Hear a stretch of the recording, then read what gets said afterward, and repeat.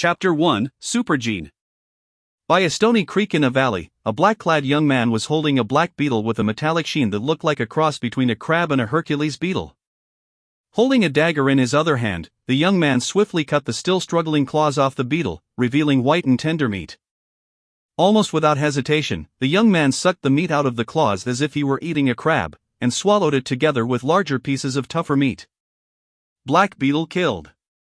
No beast soul gained. Eat the flesh of the black beetle to gain 0 to 10 geno points randomly. Black beetle flesh eaten. 0 geno points gained. A strange voice sounded in Hansen's mind, and some data also appeared. Hansen, not evolved. Status, none. Lifespan, 200 years. Required for evolution, 100 geno points. Geno points gained, 79. Beast souls gained, none. I have received 0 geno points from more than 30 black beetles in a row. I must have eaten too much black beetle flesh to evolve from it further. 0 points. When will I ever finish the first evolution and gain status? Hansen looked frustrated. Over 100 years ago, science and technology reached a very high level, and humans finally mastered space teleportation technology. Shockingly, when they tried to be teleported, they found that they were neither sent back to the past nor teleported to the future. They didn't even travel from one planet to another. A completely different world lay at the other end of the space teleport channel. A world that human beings could not have imagined. In this world, all scientific and technological means lost their function. A machine gun in this world was not even as useful as a steel knife. Missiles and nuclear weapons would not explode, same as a heap of scrap iron. No mechanical or electronic equipment would work either. All kinds of horrible creatures inhabited this world. Human beings, who used to stand on top of the food chain because of their wisdom and technology, fell to the bottom. But when people killed certain relatively weak creatures and ate their flesh, they were surprised to find that their own bodies changed considerably and evolved quickly in ways that science could not explain. What made people pleasantly surprised was that in this world, with the evolution of the body, their lifespans also increased, which was amazing news to all mankind. In the following century, more and more people entered this world called God's sanctuary, gradually became familiar with the rules of this world, hunted its creatures, and saw their own bodies evolve. The higher the degree of physical evolution, the longer the life. Theoretically, if you could continue evolving, it could be possible to live forever. In this world, science and technology became completely useless. The only things that could help humans were the most primitive fighting skills.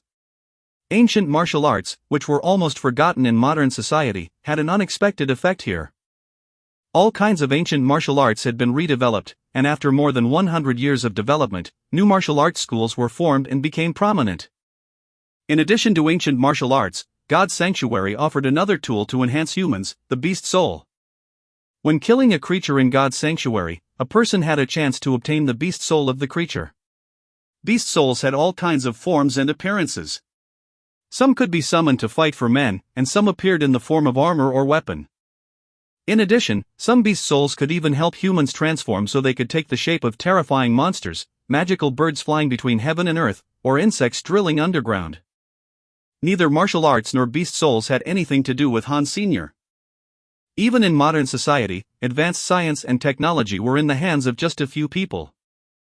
Hansen completed integrated compulsory education and entered God's sanctuary when he turned 16. What he had learned from school was no more than the beginning-level new martial arts that everyone knew.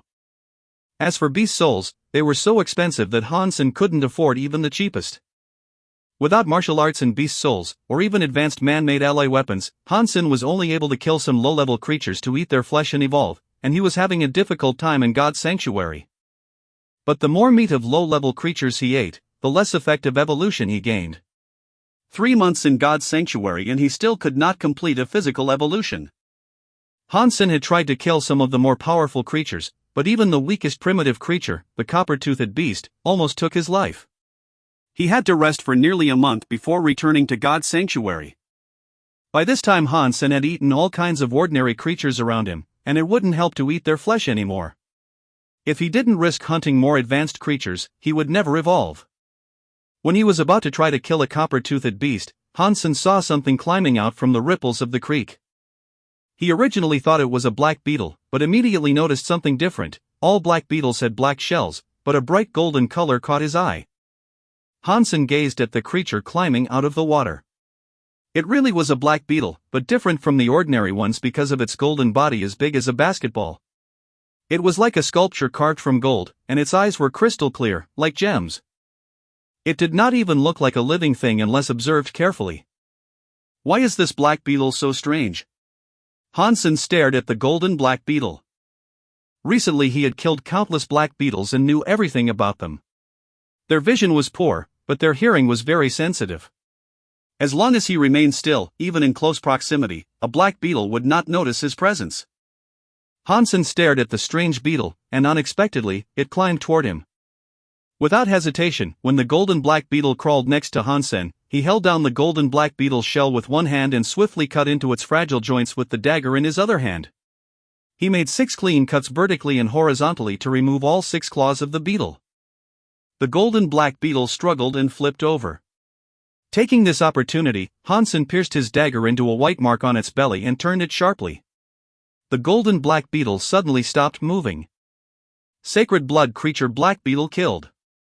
Beast soul of sacred blood black beetle gained. Eat the flesh of sacred blood black beetle to gain 0 to 10 geno points randomly. Chapter 2, Ass Freak. Hansen was stunned by the sudden voice in his head, and he could hardly believe it was true. Sacred blood creature and sacred blood beast soul, were those even real? The creatures of God's sanctuary were divided into 4 parts: ordinary creatures, primitive creatures, mutant creatures, and sacred blood creatures. Different geno points could be gained by eating flesh of creatures of different types. At that time, there were 4 God's sanctuary phases known to men. With each physical evolution completed, access to the next space would be permitted. The more powerful the geno points used in evolution, the higher the likelihood of surviving in the next space. Sacred blood beast souls were without any doubt the best beast souls. Any sacred blood beast soul could be sold at an enormous price. When Hansen finally realized what had really happened, he was almost trembling. Holding the dagger to pick open the shell of the black beetle, he filled his mouth with meat as tender as jelly. Flesh of black beetle eaten. 1 sacred geno point gained. Feeling the flesh turn to energy and hearing the voice in his mind almost brought Hansen to tears. He grabbed a claw and sucked out all meat from it, feeling waves of energy hitting his body and boiling his blood. There was not much difference between eating a sacred blood black beetle and eating a crab. After sucking the meat clean from all 6 claws, Hansen started to cut the meat inside the shell. Flesh of black beetle eaten. 1 sacred geno point gained. Flesh of black beetle eaten. 1 sacred geno point gained. The strange voice continuously sounded in Hansen's mind and made him feel on top of the world. As Hansen was cutting away, he felt his dagger cut into something hard that made a sound like metal. Hansen stopped. Black beetles and crabs are alike, they look tough, but inside their shells there would be nothing but boneless meat, so how could there be metal? He removed the dagger, pulled aside the meat that had been cut, and saw a corner of black metal. Hansen cut open all the meat surrounding it, and soon the black metal was completely exposed. At first he thought it was metal, but taking it out, he discovered that it was a black crystal the size and shape of a pigeon egg. Hansen took the crystal in his hand and didn't feel anything abnormal. The crystal was just like a beautiful, rounded black pebble. But with a closer look, there seemed to be millions of stars shining in it, creating incredible beauty.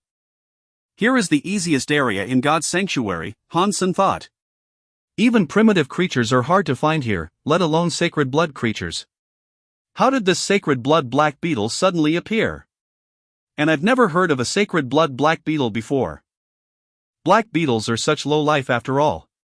And this sacred blood black beetle is so outrageously weak. Is its appearance related to the crystal? There was no clue, so he simply ate all the rest of the black beetle meat and was stuffed. He gained a total of 7 sacred geno points. 7 sacred geno points were beyond his wildest dreams. With his background, he needed to risk everything even to kill a primitive creature, let alone a sacred blood creature. The shell of the sacred blood black beetle was also precious material, so Hansen picked up all the claws and stuffed them into his pocket, together with the upper and lower shells. The shell of ordinary black beetles almost had no value, but the shell of a sacred blood black beetle would probably make a soup that could give him 1 or 2 more sacred geno points. It was the first time Hansen had eaten a sacred blood creature. Technically he could max out and get 10 sacred geno points. He already had 7 from the meat, and the other 3 should be in the shell. If he were to sell the shell, he could probably afford a nice private aircraft in Levo Interstellar Alliance with the money he received. On the way back to Steel Armor Castle, everyone was pointing at him, gloating and laughing, and no one would come near him. Everyone in the sanctuary was looking at him as if he were a monster. Normally, when an ordinary person went to the sanctuary, even if he were poor, if his martial skills were not too bad, he could always find some companions and kill a few primitive creatures together, and he would be nowhere near as miserable as Han Sr. However, in the entire Steel Armor Castle, no one was willing or had the courage to have anything to do with Han Sr. More than 3 months ago, Hansen had entered God's sanctuary for the first time. The moment he stepped outside Steel Armor Shelter, he saw a giant white wolf unicorn standing with its back towards him around the corner of the rampart. Without hesitation, Hansen grabbed his dagger and fiercely stabbed the unicorn in the ass. This stab turned Hansen and Qin Xian together into the biggest laughingstock in Steel Armor Shelter. Yes, the white wolf unicorn was not a beast, but a human like Hansen himself. She was just transforming using a beast soul. Qin Xian was also the most powerful woman in Steel Armor Shelter. She was likely to finish her first evolution with sacred geno points and embark on the path of evolution. A new guy stabbing Qin Xian's rear end became the biggest joke in Steel Armor Shelter. Although no one dared to mention this to Qin Xian's face, secretly everyone was laughing their asses off. And Ass Freak became Hansen's well-known nickname in Steel Armor Shelter. Then Qin Xian declared that whoever spent time with Hansen would become her enemy. In Steel Armor Shelter, few people could afford to be Qin Xian's enemy. Even if they could afford it, no one would risk antagonizing Qin Xian for the sake of a nobody and ass freak. That was why Hansen had such a difficult time, but he didn't really blame Qin Xian. It was his fault in the first place. He was too nervous the first time he came to God's sanctuary, plus he had never seen creatures in his previous world or Transformers before, which all led to the unforgivable mistake. Hansen was already grateful that Qin Xian did not kill him in anger. The only lucky thing was that the teleportation into God's sanctuary was always random, and there were no familiar faces in Steel Armor Shelter, so no one knew his real name. Chapter 3, Sacred Blood Armor. Hansen returned to his room, made a fire, and started boiling the black beetle claws and shells in a pot. Without tools and know-how, he could only use the most primitive methods to process the shells and extract the geno essence. The shell of a sacred blood creature would take more than an hour or 2 to cook, so Hansen covered the lid and took out the black crystal to take a closer look. Still, no clues whatsoever. Suddenly, Hansen caught a glimpse of the caged green-scaled beast the size of a civet cat in the corner of his room and suddenly had an idea. Like black beetles, this green-scaled beast was an ordinary creature. Hansen used to prey on them and bring them back to cook and eat to increase his geno points. But later, green-scaled beasts no longer increased his geno points, so Hansen didn't eat the last beast and forgot about it. Surprisingly, it was still alive. He grabbed the moribund green-scaled beast from the cage, hesitated for a moment and was about to feed the black crystal to the beast. To his surprise, seeing the black crystal, the dying green-scaled beast gathered all its strength to stretch out its tongue, roll the black crystal back into its mouth and swallow the whole crystal. There is indeed something magical about the black crystal. Hansen was stunned and found that the green-scaled beast seemed considerably more lively after swallowing the crystal, its foreclaws scratching and head moving to bite Hansen's hand, which was on its neck. Hansen threw the green-scaled beast back into the cage and carefully watched it. The beast, which hadn't fed for days, completely recovered its vitality, thrashing and scratching wildly in the cage, just like it had when it was first caught. Hansen sat across from the cage and watched the movements of the green-scaled beast. He had a guess, and if he was right, he might have obtained something incredible, something more exciting than a sacred blood creature. But Hansen was afraid he was wrong, so he could only stare at the green-scaled beast anxiously, hoping to see the change that he desired. Hansen nervously stared intently and did not realize that he was starving until he smelled bone broth from the pot. Looking at the time, he noticed almost 24 hours had passed. Rising to check the black beetle shell in the pot, he saw the golden color of the shell had been boiled off and the broth had become golden. It smelled so good that the hungry young man's mouth watered. About to scoop up a bowl of soup, Hansen suddenly heard iron breaking from the cage of the green-scaled beast. He quickly turned around and saw the green-scaled beast had bitten off an iron bar of the cage and stretched out his head from the inside. Its light green scales had now completely turned a dark green color. Its teeth had become sharp and the tips of its 4 claws were like iron hooks. The beast was about to come out of the cage. Hansen was pleasantly surprised and pulled out the dagger from his waist. He rushed to the front of the cage and stabbed the dagger into the lower belly of the green-scaled beast. With a turn of the dagger, the green-scaled beast stopped struggling. Primitive creature green-scaled beast killed. No beast soul gained. Eat the flesh of the primitive green-scaled beast to gain 0 to 10 points randomly. The strange voice sounded in Hansen's mind and left him stunned. Primitive green-scaled beast. Primitive creature. So the crystal can really make these creatures evolve. Hansen was overwhelmed with joy and did not know how to react. After a long time, he suddenly cut open the green-scaled beast with the dagger and uncovered the crystal as big as a pigeon egg. Taking no heed of the blood on it, he kissed the crystal twice and then wiped it clean, holding it in his hands like it was a great treasure.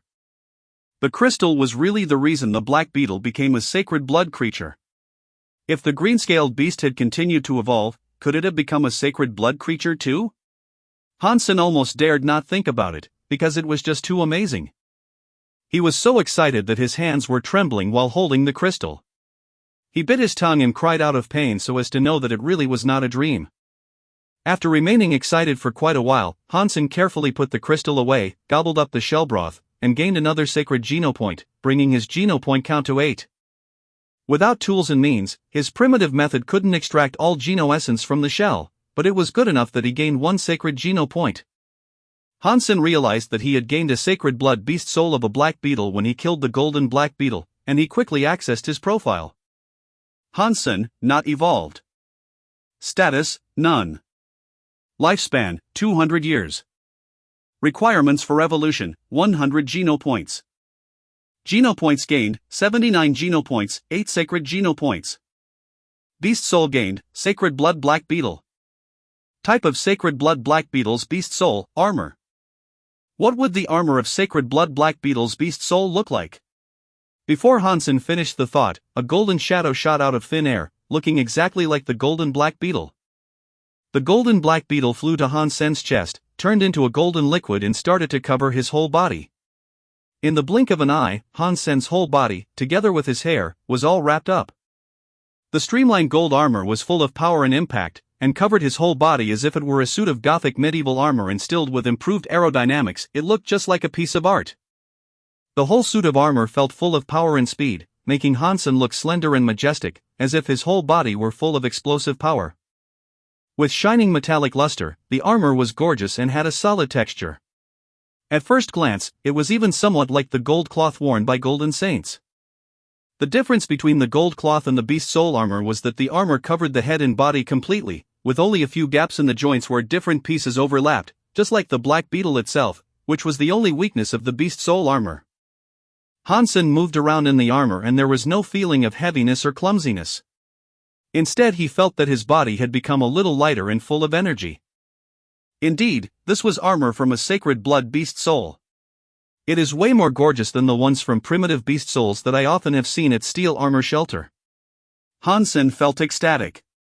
He used to envy people in armor of primitive beast souls and had never thought he would get a suit of a sacred blood beast soul one day. Chapter 4, The Old House. Yate Group President Jia Yalong completed the 3rd evolution, entered 4th God's Sanctuary, and became the 83rd human in history to enter 4th God's Sanctuary. His lifespan has reached 500 years and he has gained the status of demigod. The prodigy from Raikot Galaxy, Lang, entered 2nd God's Sanctuary with 100 mutation geno points. His lifespan has reached 300 years and he has gained the status of evolver. The Speaker of the House of Representatives, Hemingway, killed a demigod creature star of the ocean yesterday, and was the first to accomplish this feat. According to authoritative experts, in 10 years someone will complete the 4th evolution for the first time and advance into 5th God's Sanctuary. Hansen had just teleported from the steel armor shelter and the news was playing on a virtual screen. Evolver, Surpasser, and Demigod. With the black crystal, I will be able to do all that, and go even farther. Hansen shook his fist, stepped away from the teleport station, and took the maglev train home. Before he went into the yard, Hansen heard a harsh female voice. Luo Sulan, do you want to take the old house of the Hans? This house was our parents', and my 2 elder brothers and I each own a part. Now my eldest brother has passed. We won't bully you, since you are a widow, and will leave you his share. But if you want to take everything, we will never agree. That's right. The voice of a middle-aged man chimed in. The old house has always been the inheritance of our parents. All of us have rights to it, and you can't keep it for yourselves. Your family has lived here for more than 20 years, so you have already taken advantage of us in a big way. It is time to divide the inheritance. My brother has said it, a soft-pitched male voice continued. You lived in the old house for more than 20 years. We will not collect the rent, but this old house is our inheritance and has to be divided. A young woman's voice could be heard saying, we have an estimate from a lawyer, and this old house is now worth more than 3 million. We are 3 households, so we should get $1 million each. You can either give each of us $1 million and own this old house outright, or sell the house, and then we all split the money. We are okay with either option you choose. Exactly, now that our eldest brother is gone, we won't bully his widow and kids. You can give us money or sell the house, as you like, the harsh first voice began again. Brother and sister, there is no need to force me. You know our situation. We don't have 2 million, a woman said sadly. Then put the house up for sale, the harsh woman immediately said. Where would we live without a house? Hansen just graduated and Han Yen is about to go to school, the sad woman said. Sister-in-law, this is not reasonable. How are you the only one with troubles? Your kids Hansen and Han Yen are only enrolled in integrated compulsory education, while my Han Hao goes to a private school. His tuition gives me gray hair every year. Sister, you are right. We are all having a hard time and everyone needs money. Why don't we just sell the house? We could all take some, and you could afford Han Yan's education, said the effeminate voice. Anyway, you either give us money or sell the house. Your choice, the young woman said coldly. Outside the house, Hansen became furious as he listened. He pushed the door open and saw his mother shedding tears while holding his sister, Han Yen. The 5-year-old girl curled up in the arms of her mother, her big eyes full of fear. Next to them, 2 men and 2 women were all smiling indifferently. How dare you come here and ask for the old house? Hansen pointed to the fierce-looking fat woman and exclaimed in anger. Aunt, you used to be an accountant in the company and brought about tens of millions in bad debts. Did my dad not help you after you begged him? Hansen, what nonsense! Who caused bad debts? Stop lying, the skinny guy with the effeminate voice cried, pointing to Han Sr. Uncle, you embezzled the company's public funds to invest and lost a few million. Hansen pointed to the skinny guy. Did you not come to my home and get on your knees to beg my dad for help? And you, uncle, you owed so many gambling debts that you were almost forced to commit suicide. Who helped you? When you were almost beaten to death, who saved your life? Hansen pointed to the fat, middle-aged man.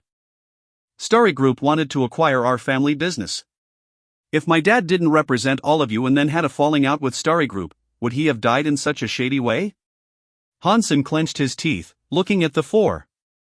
But you skipped my dad's funeral and sold the company to Starry Group upon his death. Did you give us any of the money you got from selling the company? Also, who paid for your houses when you got married? Were those houses any cheaper than this old house? Did you take care of your parents for a single day when they were alive? How dare you come here to ask for a share of the old house? Stop it. Your father only did what he wanted to do. The company belonged to my father, and we all have shares. He can't decide for us. And surely, we can spend the money of the company, Uncle Han Lei said brazenly. That's true. Your father was a dictator, and we are only getting our own money back. It does not matter what you say. Give the money or sell the house, otherwise we'll see you in court. You will lose the case wherever we go, Aunt Han Yume shouted. It's all your dad's fault. They started to accuse Hansen's late father. Hansen was shaking with anger and felt wronged for his father. When his father took over the company, it was only a small business, worth 1 or 2 million. He spent so much effort for the company to bloom and had to look after his family and make up for their mistakes. A few times the company was on the brink of bankruptcy due to liquidity problems. And he even died for the company. After his death, however, his wife and children were bullied by the relatives that he used to help. When Han Sen's father was alive, he always said that they were family and there's no need to argue. And what an irony it has become now. If they truly needed the money and had difficulties, Han Sen would just agree to give it. But all the private aircrafts they piloted here were worth more than $1 million. And they at least got 10 million from selling the company, which all fell into their pockets, and nothing was given to Han Sen's family. It was simply impossible that they didn't even have $1 million. Chapter 5, Swift Mantis. After making a fuss at Han Sen's home, Han Yume and Han Lei gave his family an ultimatum: they had to come up with the money or sell the house in 1 month, otherwise they would file a lawsuit. I'm so useless that I can't even keep the house. Luo Sulan held Han Yen, her face covered with tears. Luo Sulan was a gentle lady. When Han Sen's father was still alive, she was treated like a princess. She didn't even know how to sweep the floor, let alone do other chores. Han Sen knew how difficult it was for her to raise his sister and him after his father passed away. Don't worry, Mom. I am here even though Dad isn't. I will not let them take away our house. You take a rest and I'll consult Uncle Zhang on the matter. Han Sen called a friend of his father's, Mr. Zhang. He was the lawyer who used to work in their family business as legal counsel. Hi, Uncle Zhang? This is Sen. Is your back any better? I have a legal matter that I want to ask you about, so... Han Sen looked a little pale when he hung up. He had confirmed that his relative told the truth: they do have rights to a part of the house. And if they really did go to court, the verdict would be close to what they've asked for, to either pay them money or sell the house. Sen, what did Mr. Zhang say? Luo Sulan asked Han Sen, looking at him nervously. Don't you worry, Mom. I have checked with Uncle Zhang and there is a solution. You just make sure Yin is okay, and I'll take care of this. The house will not be taken away by anyone, Han Sen said with a smile. That's good, that's great. Luo Sulan breathed a sigh of relief. Having rested at home for a night, Han Sen took a train to the teleport station and entered God's sanctuary in the morning. Han Sen was teleported to his room at the steel armor shelter. When one was teleported into God's sanctuary, one would appear in a certain room only accessible to him or her.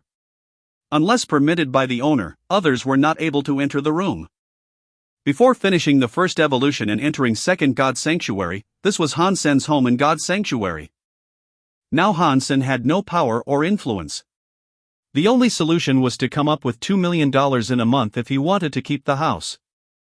Although he felt it was unfair, without power, there was nothing left to do. $2 million Levo was an enormous amount for a young man who just finished integrated compulsory education. In the past, Han Sen couldn't have earned $2 million in a year, let alone in a month.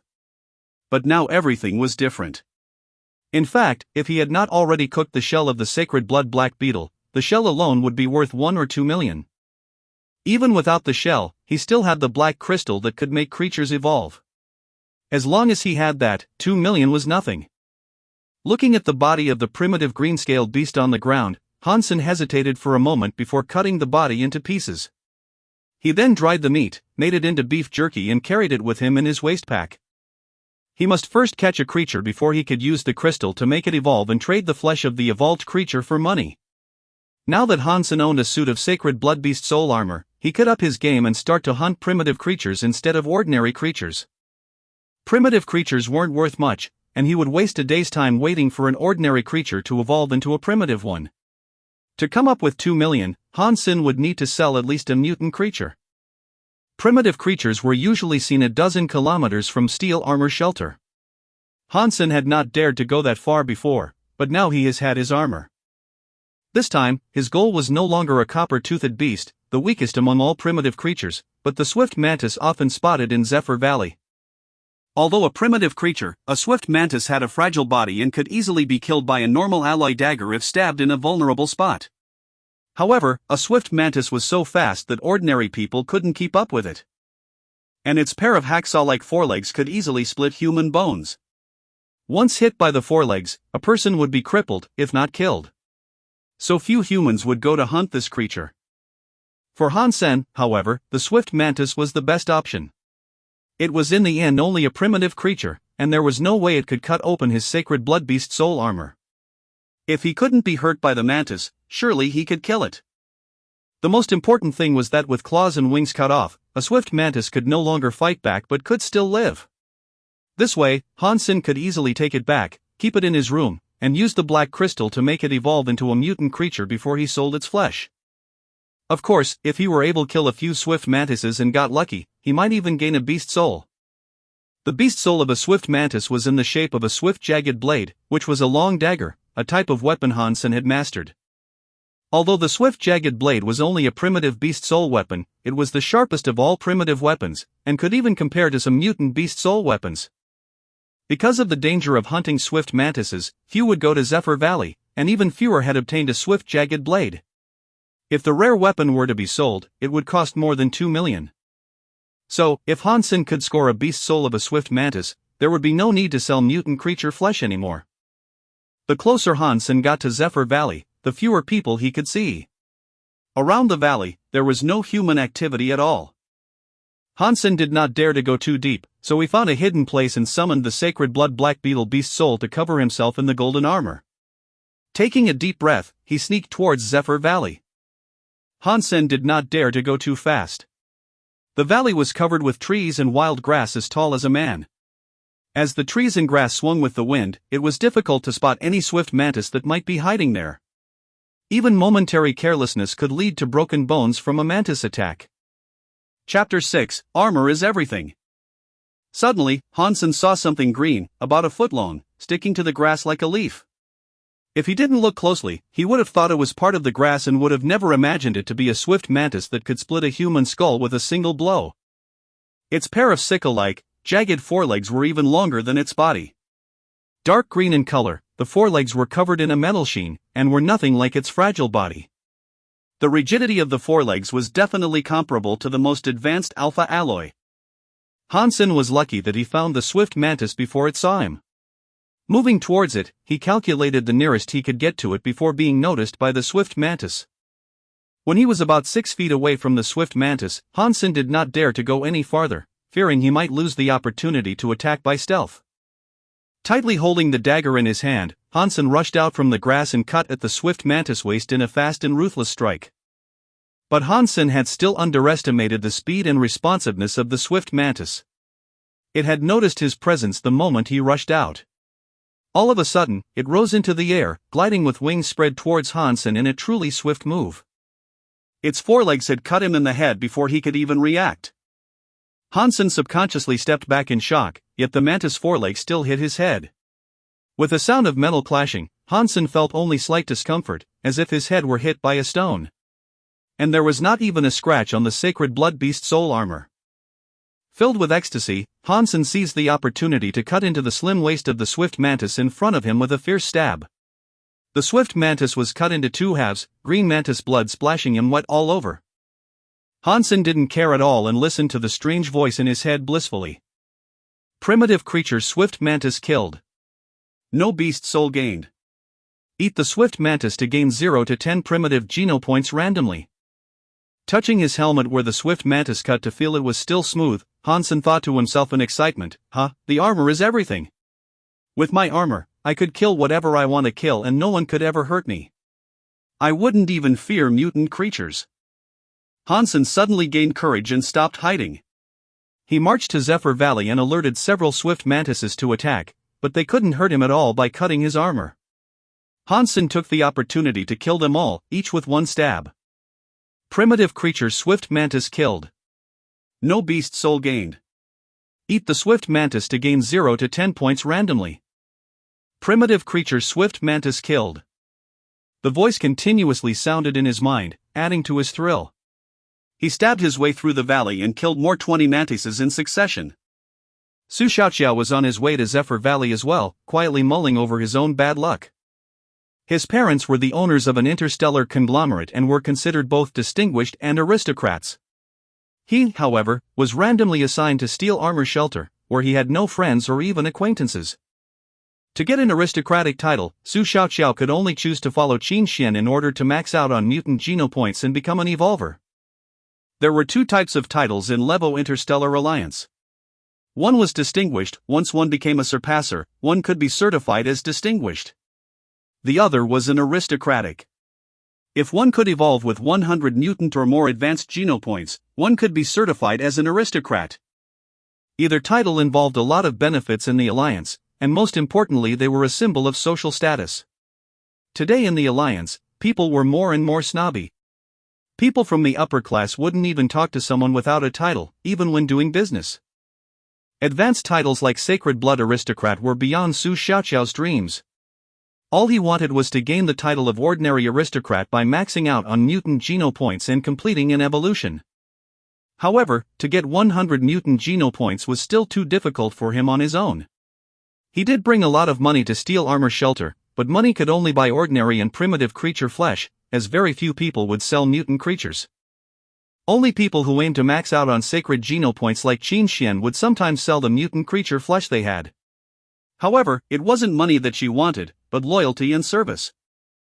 Su Xiaoqiao was now running errands for Qin Xian, exploring the places less known to people and looking for traces of sacred blood in mutant creatures to gather information for her. With the information, she could then gather a team to hunt down these creatures, and the team members would get mutant creature flesh in return. Su Xiaoqiao had been exploring for a month and found no traces of mutant creatures, not to mention sacred blood ones. Running out of supplies, he had to return to Steel Armor Shelter. When he passed Zephyr Valley, he thought there might be mutant creatures around, as the area was so sparsely populated. After he sneaked in the valley, he felt something strange. He didn't see any swift mantises, not even one. A mile into the valley, all he saw were some messy traces on the ground. Someone must have wiped out the swift mantises. Fist Guy or Son of Heaven? No. Although there are signs of fighting, there should be more damage if it were a group of people. Surprised, Su Xiaoqiao sped into the valley, wondering what had happened. As he expected, there were many green bloodstains from swift mantises along the way. He followed the bloodstains and turned a corner. What he saw stopped him in his tracks, appalled. Next to the piled bodies of swift mantises stood a golden figure. In the sun, the figure looked like a robot in gold cast armor. Chapter 7, $. Brother, you killed all these swift mantises? Su Xiaoqiao saw no one except for the guy in golden armor. The dead mantises were still bleeding, so they couldn't have been dead for long. Su Xiaoqiao couldn't believe that someone was able to kill so many mantises in such a short amount of time. Although the swift mantis was only a primitive creature, considering the sharpness of its forelegs and its speed, even those who had maxed out on primitive geno points didn't dare to provoke it. After all, there were too many weak spots on human body, and no one wanted to risk losing his life or getting severely injured from a mantis cut. There were at least 36 dead swift mantises on the ground. Even Qin Xian would need some helping hands to achieve this. Su Xiaoqiao wouldn't believe that someone could have done it alone. Want some? $1,000 Levo each. Hansen was just considering what to do with the mantises. He was on a killing spree and forgot the fact that there was no way he could eat so much mantis meat. And even if he could eat them all, only the first few could gain him geno points. 1,000 each? Are you sure? Su Xiaoqiao looked at him, surprised. Although many people were able to hunt primitive creatures, they were in short supply, especially the ones that most people had never eaten, like swift mantis.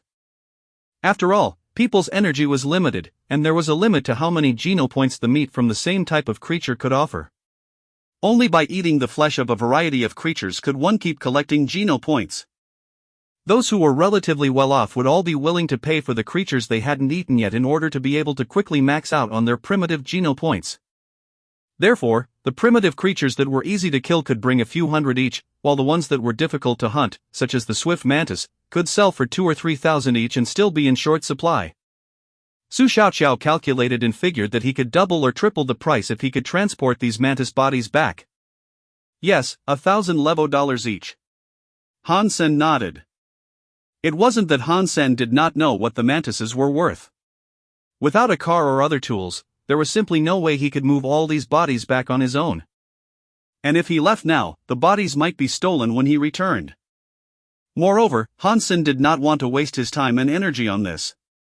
He had more important things to do, and he could take some loss of the profits. As the wholesaler, he had to leave some profit to the retailer. Sure, I'll take them all. How many are there? Su Xiaoqiao was on board. The swift mantises could bring him more than money. Primitive creatures like the swift mantis that ordinary people couldn't easily access would make great gifts. No one could refuse such a nice offer, as long as they hadn't maxed out on primitive geno points. A total of 43. I'll give you a discount and charge only 40,000. Hansen was just casually asking and did not expect this ordinary-looking guy to be so rich that he could buy them all. Su Xiaoqiao took out his wallet and pulled out 10 $10,000 notes. Brother, I'll give you 50,000 for these mantises. The other 50,000 is a down payment for whatever good stuff you may have in the future. I'll always give you a good price and would pay even higher for mutant creature flesh. 100,000 was a small amount for Su Xiaoqiao. It would even cost him as much to buy someone a fancy dinner. This person was so badass that he killed all these mantises on his own, so it was highly likely that he could hunt mutant creatures too. If it was possible to purchase mutant creature flesh from him, a few 100 million was nothing. Couldn't tell you were rich, Hansen took the money and said bluntly, looking at Xiaoqiao slightly surprised. In all honesty, money is all I have. If you have mutant creature flesh to sell, do let me know. The price is definitely not a problem, Su Xiaoqiao boasted, afraid that he might lose this great opportunity. Great. What's your name and address? I will come and find you if I have something. Hansen appreciated Xiaoqiao's generosity, and thought he might be an ideal buyer for the mutant creature he planned to produce using the black crystal. After all, the black crystal had to remain a secret. Selling the creature to one person was much better than selling it in the market in front of everyone. And he didn't even need to worry about the price since Xiaoqiao was incredibly rich. Brother, my name is Su Xiaoqiao, and that's my real name. My room number at Steel Armor Shelter is 1046. How about you? What's your name and where do you live? Su Xiaoqiao said. $. That's the only thing I care about. Prepare some money, and I'll go to room 1046 once I have something. Hansen put the money into his pocket, waved goodbye to Xiaoqiao and left Zephyr Valley. Having been through his father's death, Hansen did not want to have too many exchanges with others. He just wanted to take care of his mother and sister and do his own thing. Other people or things didn't really affect him. Brother, I'll wait for you. You must come. Remember, the price is definitely not a problem. Su Xiaoqiao shouted at the back of Hansen while waving his hand. After Hansen left, Su Xiaoqiao couldn't help but call out, "How could I get these back?" Su Xiaoqiao thought for a while and decided to carry some back in a bag and ask some friends to help him carry the rest. Fortunately, there were almost no humans in Ziyahir Valley. When Su Xiaoqiao came back with friends, all the bodies were still there. Xiaoqiao, is it true that Dollar killed all these swift mantises? Su Xiaoqiao's friends looked wide-eyed at the pile of mantis bodies. Of course. Although I did not see him hunting, there was no one else in Zephyr Valley at the time and the mantises had just died. Who else could it be? Su Xiaoqiao said. I think it must be a gang of people that killed these swift mantises, and others must have left him to deal with the bodies. I don't believe one person could kill so many mantises. He must be bragging. He was definitely bragging. None of Su Xiaoqiao's friends believed Hansen killed the swift mantises alone. Translator's thoughts. Nayabo Studio. Note, for English readers easily understanding the meaning of the word, translator team selected word dollar instead of gene by in the translation. Chapter 8, Primitive Beast Soul. Hansen didn't go back to Steel Armor Shelter after leaving Zephyr Valley. In a flash, he killed every swift mantis in a frenzy so that there were none left. Well, I'll just go hunt a copper-toothed beast. There are plenty of them near Steel Armor Shelter and there is a high chance of catching a mutant copper-toothed beast, so it wouldn't seem too suspicious if I were to produce a mutant one using the crystal. Hansen found a habitat of copper-toothed beasts and wanted to catch one that was alone. Only able to find a small group of copper-toothed beasts, Hansen went ahead and killed all of them but one, taking advantage of his tough armor. Primitive creature copper-toothed beast killed. No beast soul gained. Eat the flesh of copper-toothed beast to gain 0 to 10 primitive geno points randomly. Primitive creature copper-toothed beast killed. Primitive beast soul of copper-toothed beast gained. Eat the flesh of copper-toothed beast to gain 0 to 10 primitive geno points randomly. Han Sen's eyes widened in surprise. The 43 swift mantises and thousands of ordinary creatures he had killed didn't render a single beast soul. Now he had killed only 2 copper-toothed beasts and gained a beast soul. To get a beast soul requires pure luck. Han Sen was filled with joy. Although it was common, the beast soul of a copper-toothed beast was quite nice to have. The copper-toothed beast was one of the weakest among all primitive creatures, but its beast soul was popular. Han Sen summoned the new beast soul, and a porcupine-like shadow with bronze fangs shifted into a bronze crescent spear in his hand. The crescent spear had a bronzy sheen and a menacing look with its crescent-shaped spear head. Type of primitive beast soul of copper-toothed beast, weapon. Han Sen played with the spear for a while, looking quite fierce. He was taught basic spear skills at school. Han Sen was interested in all kinds of weapons, so he learned well. Han Sen put away his spear before he grabbed the living copper-toothed beast and went back. On his way back, he found a lonely spot to remove his armor. Looking like himself again, Han Sen went back to Steel Armor Shelter, carrying the knocked-out and tied-up copper-toothed beast on his shoulder. At the gate of the shelter, a gang of about a dozen people were marching out, all riding on different tall beast soul mounts, headed by a man wearing steel armor and carrying a blood-red sword on his back. The man was riding a triceratops-like beast soul mount, looking mighty and majestic, attracting envious glances from all around. In Steel Armor Shelter, there are 3 outstanding persons who aim to complete evolution by maxing out on sacred geno points. This man, Son of Heaven, was one of them. Han Sen didn't know his real name and identity, but he was definitely a king in Steel Armor Shelter. Carrying the copper-toothed beast, Han Sen stepped aside to let the gang pass. However, Son of Heaven stopped his mount when passing by him. Crack! Son of Heaven looked at Han Sen and slashed him on the shoulder with a leather whip. The copper-toothed beast fell on the ground, and Han Sen's clothes were ripped apart. A wound started to swell on his shoulder and back. Who had the nerve to sell you this primitive creature? Son of Heaven asked in a cold tone, looking down at him condescendingly. In Steel Armor Shelter, everyone knew that Son of Heaven was wooing Qin Xian. As Freak who stabbed Qin Xian in the rear naturally became his enemy. He was also one of the reasons why Han Sen was miserable. When learning Qin Xian was stabbed, Son of Heaven not only had Han Sen beaten up but also let everyone know that whoever would dare to do business with Han would become his enemy for life. I hunted it myself. Han Sen stared back coldly, fist clenched but standing still. Not only had Son of Heaven gained a lot of geno points, but he also had collected many beast souls. Since he had help from his gang, Han Sen wouldn't be able to touch the guy even with his best effort. Even with his sacred blood armor, he would be beaten to death before he approached Son of Heaven. God's sanctuary was different from the Alliance in that there was no law at all. Power was everything. Han Sen would only die in vain. Plus, Son of Heaven was said to be of prominent origin in the Alliance. Even if Han Sen were killed by him in the Alliance, Son of Heaven might not be subject to legal sanctions. Han Sen was not afraid of death. But if he died, what about his mother and sister? If I find out that someone dares to sell to you, I'll make sure you both die in pain. Son of Heaven looked around and rode away. As Freak, don't make trouble. Or else I don't mind teaching you another lesson. Luo Tianyang smirked at Han Sen before following the gang on a black wildebeest. Luo Tianyang, a henchman and old acquaintance in the alliance of Son of Heaven, was one of those whom he sent to beat Han Sen up. Han Sen watched the gang going away with fire burning in his eyes. He picked up the copper-toothed beast quietly and walked towards Steel Armor Shelter, with everyone watching him with derision. Stronger, I need to become stronger. With scorching anger in his chest, Han Sen knew he was far too weak to fight the gang on his own. The black crystal, however, was his biggest opportunity.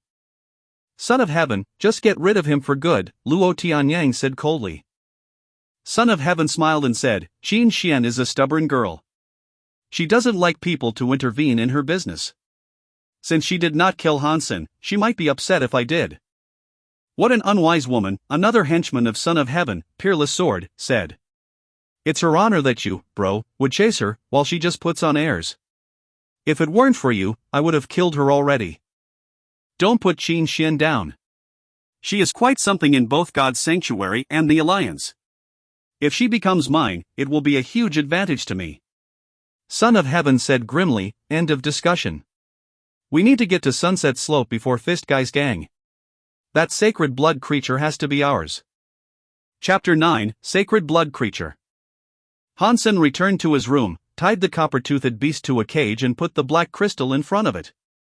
The beast gobbled up the black crystal greedily. After an entire day, Hansen noticed some changes to the copper-toothed beast. Its fur had been gray-black like a wild boar, and its fangs had been bronze. Now its fur also started to show a bit of bronze luster, and the fangs had become brighter in color. However, this was not a true mutant copper-toothed beast, which ought to look like a bronze statue. Although this one did show some bronze luster, it was still quite different from a mutant one. It seems that the evolution from a primitive creature to a mutant creature is a more complex process than from ordinary to primitive, so it requires more time than one day, Hansen pondered. After more than 2 days, its bronze color thickened, but the copper-toothed beast still didn't look like it was going to evolve anytime soon. Hansen had to let the beast evolve at its own pace, and go kill some primitive creatures for money. Plus, he could also use some primitive genopoints. Even if one didn't choose to use the primitive genopoints to complete evolution, the more primitive genopoints one gained, the stronger the body would become. And the same went for ordinary and mutant genopoints. If one could max out on ordinary, primitive and mutant genopoints, one's physical conditions would still be far beyond the average level, even without evolution. With the black crystal, it wouldn't be difficult for Hansen to max out on all 4 types of genopoints. At the moment, he wanted to max out on the other 3 before he focused on sacred genopoints. Hansen left his room and walked into the shelter, feeling slightly different. Today the streets seemed to be a lot less crowded than usual. What's going on? Hansen walked past the plaza and found fewer stalls there than usual as well. People there were all whispering something to each other. Hansen listened for a while and started to figure out what had happened. A few days ago, someone had spotted a new sacred blood creature near the Sunset Slope. Somehow the 3 gangs in steel armor shelter all found out about it and gathered at the slope, but the outcome was terrible. The sacred blood creature ran free while a lot of men were killed. Today, Qin Xian, Son of Heaven and Fist Guy had reached an agreement to hunt the sacred blood creature together. They also recruited a lot of lone wolves and smaller groups, forming the largest campaign in steel armor shelter in recent years. The 3 gangs were determined to kill this creature. Hansen suddenly had an idea, so he turned around and ran out of the city. When there was no one around, he summoned the black beetle beast soul and covered himself in armor. After running for 2 hours, he came to a stone hill west of Sunset Slope. Having finally climbed to the top of the hill, Hansen took a look in the direction of Sunset Slope. Among thousands of people fighting and yelling, there was a monster with the head of a cow, the upper body of a human and the lower body of a horse. It was holding a double-edged golden axe and pushing its way through the crowd. No one could withstand the fierce blow of its axe. Hansen happened to see the monster swinging the axe at Son of Heaven. Who even had his blood-red sword, Son of Heaven did not dare to block the axe. He stepped on his own mount and leaped back a few feet. Roar! The monster's double-edged axe hit the Triceratops-like beast soul mount and split it in 2 halves. That broke Son of Heaven's heart. A mutant beast soul mount was very rare, with the same value as a small interstellar spaceship. How is this sacred blood creature so strong? Hansen was shocked. The sacred blood creature ran and killed thousands of people in a flash, and no one was able to fight back. Even people as strong as Qin Xian, Son of Heaven and Fist Guy didn't dare to engage in a frontal attack. Hit by all sorts of alloy arrows and beast soul arrows, the monster still didn't even get a scratch. When it swung the axe, no one could get close. Such a mighty creature corresponded to Hansen's impression of a sacred blood creature. The sacred blood black beetle he killed was way too weak compared to this monster. It was only a little stronger than an ordinary black beetle and didn't even feel like a sacred blood creature. People were expecting to trap the sacred blood creature, but now a key buffer was lost as the mount of Son of Heaven was killed. The sacred blood creature was charging madly, waving the golden double-edged axe and leaving screams, blood, and limbs behind. It took it only moments to rush out of the siege to the mountain. At the foot of the mountain, it even smugly turned around and stood on its back legs, mooing like a cow before it ran into the mountain. F***K. It wants to escape. Son of Heaven furiously summoned a green eagle-shaped beast soul, which turned into a green iron bow in his hand. Then he summoned a fiery beast soul in the shape of a giant six-winged wasp as his arrow. Seeing the arrow, Qin Xian and Fist Guy exclaimed, "A sacred blood beast soul of a six-winged wasp." They had joined force with Son of Heaven in hunting the sacred blood six-winged wasp. Son of Heaven was the one who had launched the final blow. They just didn't expect him to be so lucky to have gained its beast soul. There were less than 10 beast souls known to people in the entire steel armor shelter, and many were left by those who already had evolved and gone to second God's sanctuary. Son of Heaven, stop. It's a beast soul that can only be used once. If you fail to kill it.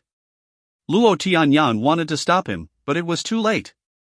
Son of Heaven had already shot the sacred blood beast soul arrow with a full draw.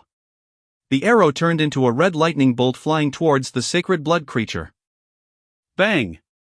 The sacred blood creature felt the imminent danger and turned around. The wasp arrow shot into its chest and exploded, bursting open its flesh. The monster fell to the ground, losing its vitality as its internal organs and blood sprayed out. How dare you kill my mount? There is no way I'd let you live after doing that, Son of Heaven yelled loftily, standing like a king, leaving everyone in shock. While proud to see the crowd being impressed, including Qin Xian, Son of Heaven suddenly saw a green shadow shooting down from the sky into the dying sacred blood creature and ended its life. A golden figure immediately rushed down from the stone hill nearby and approached the sacred blood creature. Lifting the golden double-edged axe to his shoulder, the mysterious figure ran towards the mountain in a flash. Dollar! Su Xiaoqiao recognized Han Sen's unique golden armor in no time and called out loud. Chapter 10, Bloody Slayer. Han Sen was hiding on the stone hill when the sacred blood creature charged in his direction. As he was deciding whether to retreat, he saw Son of Heaven shoot down the sacred blood creature. Anger surged in Han Sen rushed down the stone hill while summoning the bronze crescent spear. He shot the spear at the monster and hit it in the wounded chest, killing the dying creature. Sacred blood bloody slayer killed. Sacred blood beast soul bloody slayer gained. Eat the flesh of bloody slayer to gain 0 to 10 sacred geno points randomly. The voice in the back of his head brought him intense joy. He had just gained another sacred blood beast soul. His luck was too good to believe. However, Han Sen did not have time to celebrate. The body of the bloody slayer was too large for him to take away, but what he could take away was the giant golden axe. The creatures in God's sanctuary could produce certain treasures through special means. People called these treasures gears. Although gears were just like solid items and could not be summoned like beast souls, they could perform as well as beast souls if they were produced by advanced creatures. The bloody slayer was peerless when holding the golden axe, and the axe could easily break normal beast soul weapons and beast soul mounts, so it proved to be an excellent sacred blood gear. Han Sen's goal was to get the golden axe, and the beast soul of bloody slayer was completely unexpected loot. Watching Han Sen running on the mountain with the golden axe, everyone was stunned. Mother *# Kerr. Son of Heaven let out a raging roar when he realized what had happened. With a black wildebeest summoned as his mount, he rode madly in Han Sen's direction. Behind him, his gang all raced off on their own mounts to chase Han Sen, roaring and rebuking him. Han Sen did not expect the golden axe to be so terribly heavy. With 8 sacred geno points, he was already a lot stronger than before, yet he could still barely walk with the axe, not to mention run. The bloody slayer made it seem so light. How could I run off with such a heavy weapon? Hansen looked back and could already see Son of Heaven and his gang only half a mile from him. Although it was too heavy to carry, Han Sen would never leave behind such an excellent sacred blood gear. He suddenly thought of his newly gained beast soul of the bloody slayer, took a look at it and suddenly cheered up. Type of sacred blood bloody slayer's beast soul, shapeshifting. Without thinking, Han Sen summoned the beast soul of bloody slayer and a majestic shadow galloped out, looking just like the monster, only missing the giant axe. The beast soul ran towards Han Sen and was instantly integrated with him. His body was transformed into a bloody slayer and the black beetle armor changed its shape accordingly, still fully covering Han Sen's body as a bloody slayer. After all, beast soul armor was not as rigid as man-made ones and could change according to the shape of the body. After shapeshifting, Hansen felt so energetic that the golden axe was now nothing to him. Running with 4 hoofs, he also became incredibly fast. Hansen surged up the mountain at full speed and disappeared, far outpacing the gang. Everyone was speechless, as everything happened so fast. Many smirked as they watched Son of Heaven and others who were still chasing Han Sr. #T. Who was that guy? He's got some nerve jumping into the boiling pot. And what loot! In addition to the golden axe, he gained a sacred blood beast soul. Can you imagine how much it must be worth? You think you could buy a sacred blood beast soul just with money? Ha, Son of Heaven must be so mad. A sacred blood beast soul. It would have been his but was taken away. The arrow he used seemed like a one-off sacred blood beast soul. And what did he get in return for such investment? LOL. I'm just afraid Son of Heaven will lose his mind. Didn't expect there to be a sacred blood beast soul. How lucky that guy is. He could never have killed the monster alone. And a dozen sacred blood creatures may not even render a single beast soul. It just happened that he gained everything with the last hit. Who was that guy indeed? Is there such a person in Steel Armor Shelter? I heard someone call him Doll, but not sure. Doll. Interesting name. After less than an hour, Son of Heaven returned gloomily with his gang, but people already knew it was impossible to find someone on the winding mountain trails. Son of Heaven immediately questioned Su Xiaoqiao when he got back. His exclamation dollar had been a mistake. Su Xiaoqiao had no choice but to tell him everything about how he met Hansen, which wasn't very helpful since all he had was a name, Dollar. Son of Heaven didn't fully believe him, but couldn't do much as Su Xiaoqiao was in Qin Xin's gang. He bitterly led his gang back to Steel Armor Shelter and locked down the shelter, swearing to find Dollar and cut him into pieces. Most people did not learn the name Dollar, while Doll became popular. For a while, Doll, Son of Heaven, Sacred Blood Creature, and Sacred Blood Beast Soul became the most popular topics in Steel Armor Shelter. Chapter 11, Who is Dollar? Hansen was digging a pit at the foot of the mountain, planning to bury the giant golden axe there. Although he escaped the manhunt of Son of Heaven by shapeshifting into the Blood Slayer, there was a limit to how long he could shapeshift. As one of the most powerful beast soul types, shapeshifting beast souls could directly impart significant changes to a human body, which could be unbearable for those with weak genes. The stronger the creature one wanted to shapeshift into, the more geno points and bodies were needed. In general, for primitive beast souls, the number of minutes the body could withstand the shapeshifting was equal to the number of primitive geno points gained. In addition, 1 mutant geno point could support 10 minutes of shapeshifting with primitive beast souls, and in turn, 10 primitive geno points could support 1 minute of shapeshifting with mutant beast souls. Now Hansen had 8 sacred geno points, which could last him only 8 minutes for shapeshifting as a blood slayer. Even counting the ordinary, primitive and mutant genes he had gained altogether, he could shapeshift for less than 10 minutes. It was enough for escaping, but if he were to fight a gang of people, he could only kill 1 or 2 before his time was up. No one could see a sacred blood beast soul if it wasn't summoned, yet the golden axe could not be turned invisible. The person he mainly had offended was Son of Heaven, yet the campaign was a joint one, and the axe should have been the mutual gain of all 3 gangs. Hence, Hansen had pissed off all of them and could only bury the axe in that spot for the time being. If I could sell the giant golden axe, it should easily bring at least 2 million. Hansen was still excited after burying the axe. A sacred blood gear was not as valuable as a sacred blood beast soul, but still considered almost priceless. If he could sell it, 2 million would be a small amount. As for the sacred blood beast soul, Hansen had not even thought of selling. This was the bedrock of his survival and success in God's sanctuary, and it would be like killing the goose that lays the golden egg if he were to sell it. Returning to Steel Armor Shelter, he saw Luo Tianyang guarding the gate with others. Everyone who tried to enter the shelter was interrogated. Can you even see what beast souls I have?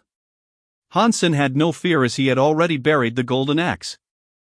A young man at the gate stopped him and wanted to do a body search on him, while Luo Tianyang said, "Why waste any time on that scumbag?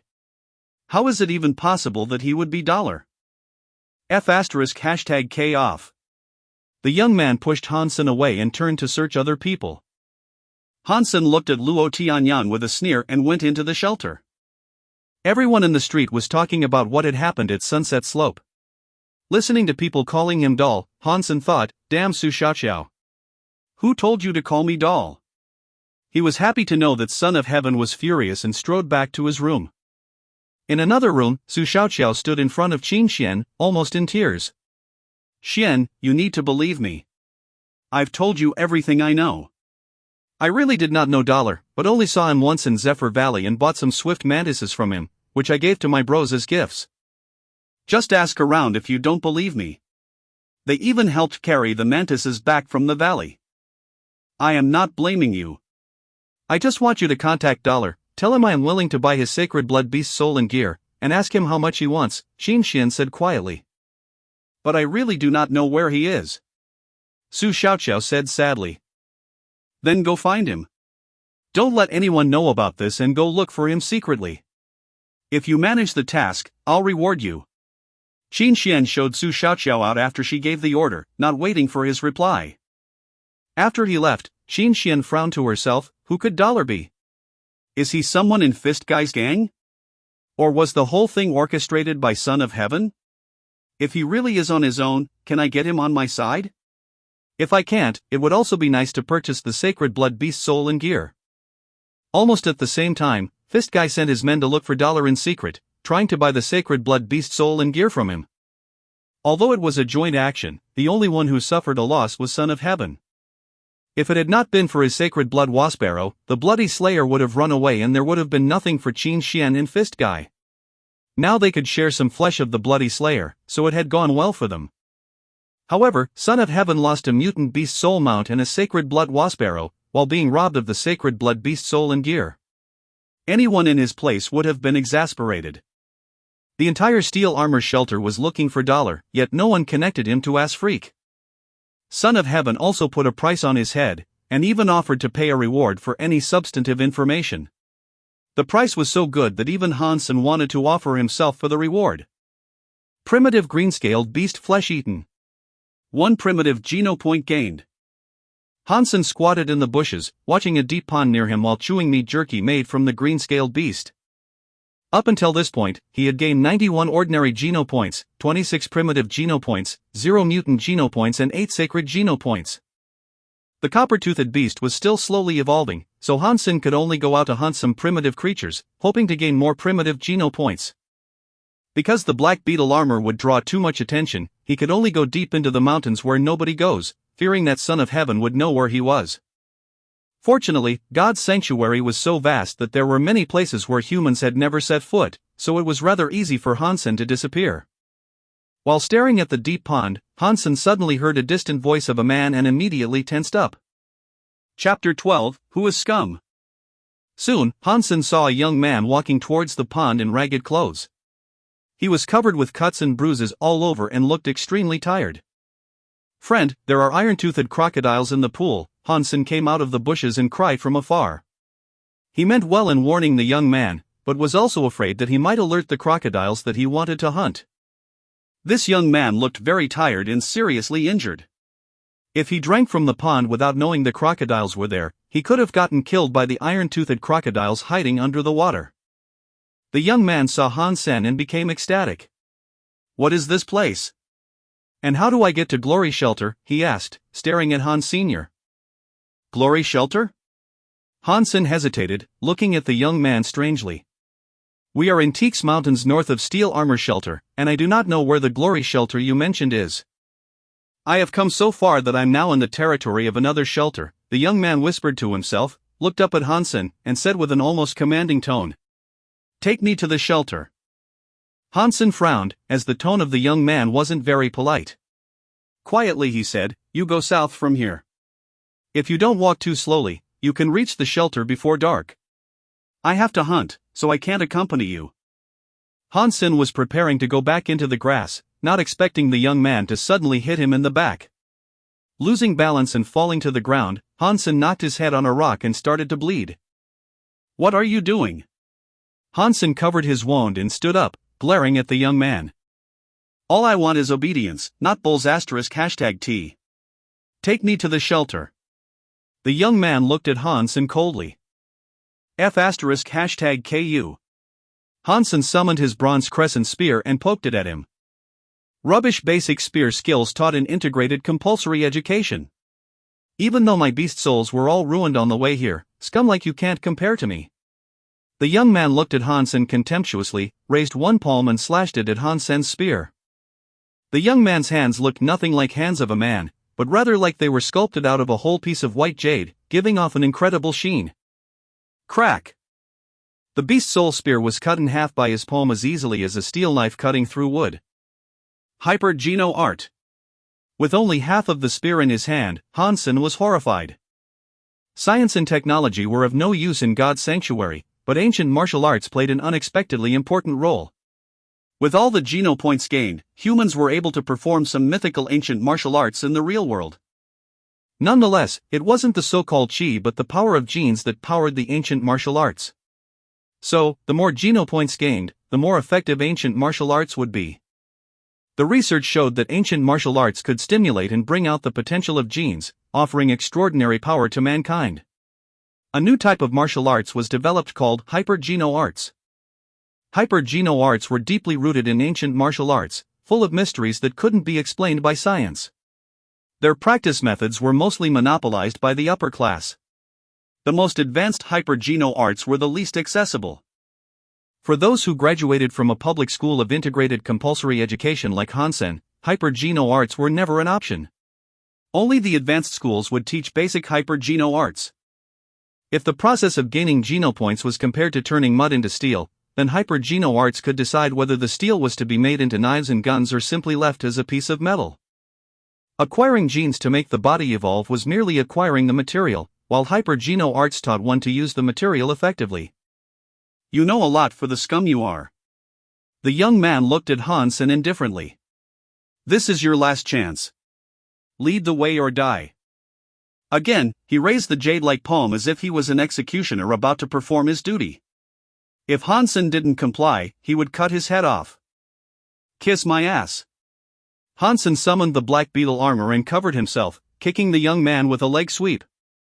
You asked for it. The young man's face darkened, his jade-like palm chopping towards Hansen's leg. Clank! Hansen's leg was knocked away, and there was a white mark on the golden armor. The young man was also forced to step back from Hansen's kick. Surprised, he looked greedily at Hansen's armor. It didn't break under my jade skin. Must be sacred blood beast soul armor then. A scum like you having such a nice thing is just a gift sent from heaven. Hand over your armor and I'll spare your life. Hansen turned around and launched another kick in rage. The young man grabbed Hansen's leg and twisted it, wrestled him down and came down hard on his back with a knee. Ah! Hansen uttered a scream, feeling his spine about to break. Scum is always scum, even with a sacred blood beast soul. The young man, named Shui Longyan, continuously hit Hansen on the back of head, knocking his head into a rock. He cried ferociously, surrender the sacred blood beast soul. It's not meant for scum like you. Asshole. Hansen's blood was burning. He suddenly raised his head and butted Shui Longyan's face with his helmet. Blood splashed from Shui Longyan's nose. He covered his nose and backed off. Hansen regained freedom and immediately summoned the bloody slayer. The moment he turned into the monstrous figure, he threw himself at Shui Longyan. Shui Longyan kept chopping at Hansen, while Hansen ignored all the attacks from his tough hands and held him down tightly, the cow-shaped head knocking on his head. Who is scum? Who the F***K is scum? Hansen knocked madly on Shui Longyan's head over and over again. Chapter 13, Jade Skin. While Shui Longyan was struggling to kick Hansen, the latter ignored him and rammed his face with the cow head. It didn't take long before Shui Longyan's body went limp. When Hansen finally calmed down, he was already dead, with his face smashed in like a hunk of meat. With the body of a bloody slayer and sacred blood beast soul armor, even those who practiced Hyper-Geno arts couldn't resist such brutal impact. Hansen let go of the body, and Shui Longyan fell to the floor like a pool of mud. Having dismissed the beast souls, Hansen felt a severe pain. It was hurting so much in a few spots that it felt like his bones were broken. Hansen dreaded to think what could have happened. He was injured so badly, even with the shapeshifting in armor. Shui Longyan's Hyper-Geno art was really quite something. If he had the same beast souls, Hansen wouldn't be a match for him. Looking at the dead body, Hansen hesitated and then searched the body. There was a wallet, with no cash but several crystal credit cards in it, deluxe ones with high credit lines. He also found a memory chip. After some thought, Hansen destroyed the wallet and credit cards and threw them, along with the dead body, into the deep pond, while keeping the memory chip. Several iron-toothed crocodiles emerged from the water and snapped at the dead body. Soon even the bones were gone. Hansen was relieved and turned away. Too injured to keep hunting, Hansen returned to Steel Armor Shelter, enduring the pain. The gang of Son of Heaven were still looking for Dollar, and the bounty had been raised. Unfortunately, no one had any interaction with Hansen, so no one would know Dollar was actually a freak. People were still talking about Dollar on the streets. Hansen went all the way back to his room and checked out the copper-toothed beast, which had turned bronze in most parts, although the shade was still lighter than a true mutant copper-toothed beast. It probably would take more time for the evolution to complete. Teleporting out of God's sanctuary, Hansen went to see a doctor. Multiple fractures of the bone were diagnosed, and it took the doctor a long time to fix all of them. Fortunately, Hansen still had the 10,000 he earned from Su Xiao, or else he wouldn't even have been able to afford the medical bills. Back home from the hospital, Hansen closed the door and inserted the memory chip into a smart gadget, trying to find out Xue Longyan's identity. Able to cross the mountains and swamps to reach Steel Armor Shelter and having practiced a hyper-geno art that looked very advanced, Xue Longyan would be a formidable opponent if he still had his beast souls with him and had not been injured. The smart gadget displayed the contents of the memory chip and Hansen only had to look for a while before he became wild with joy.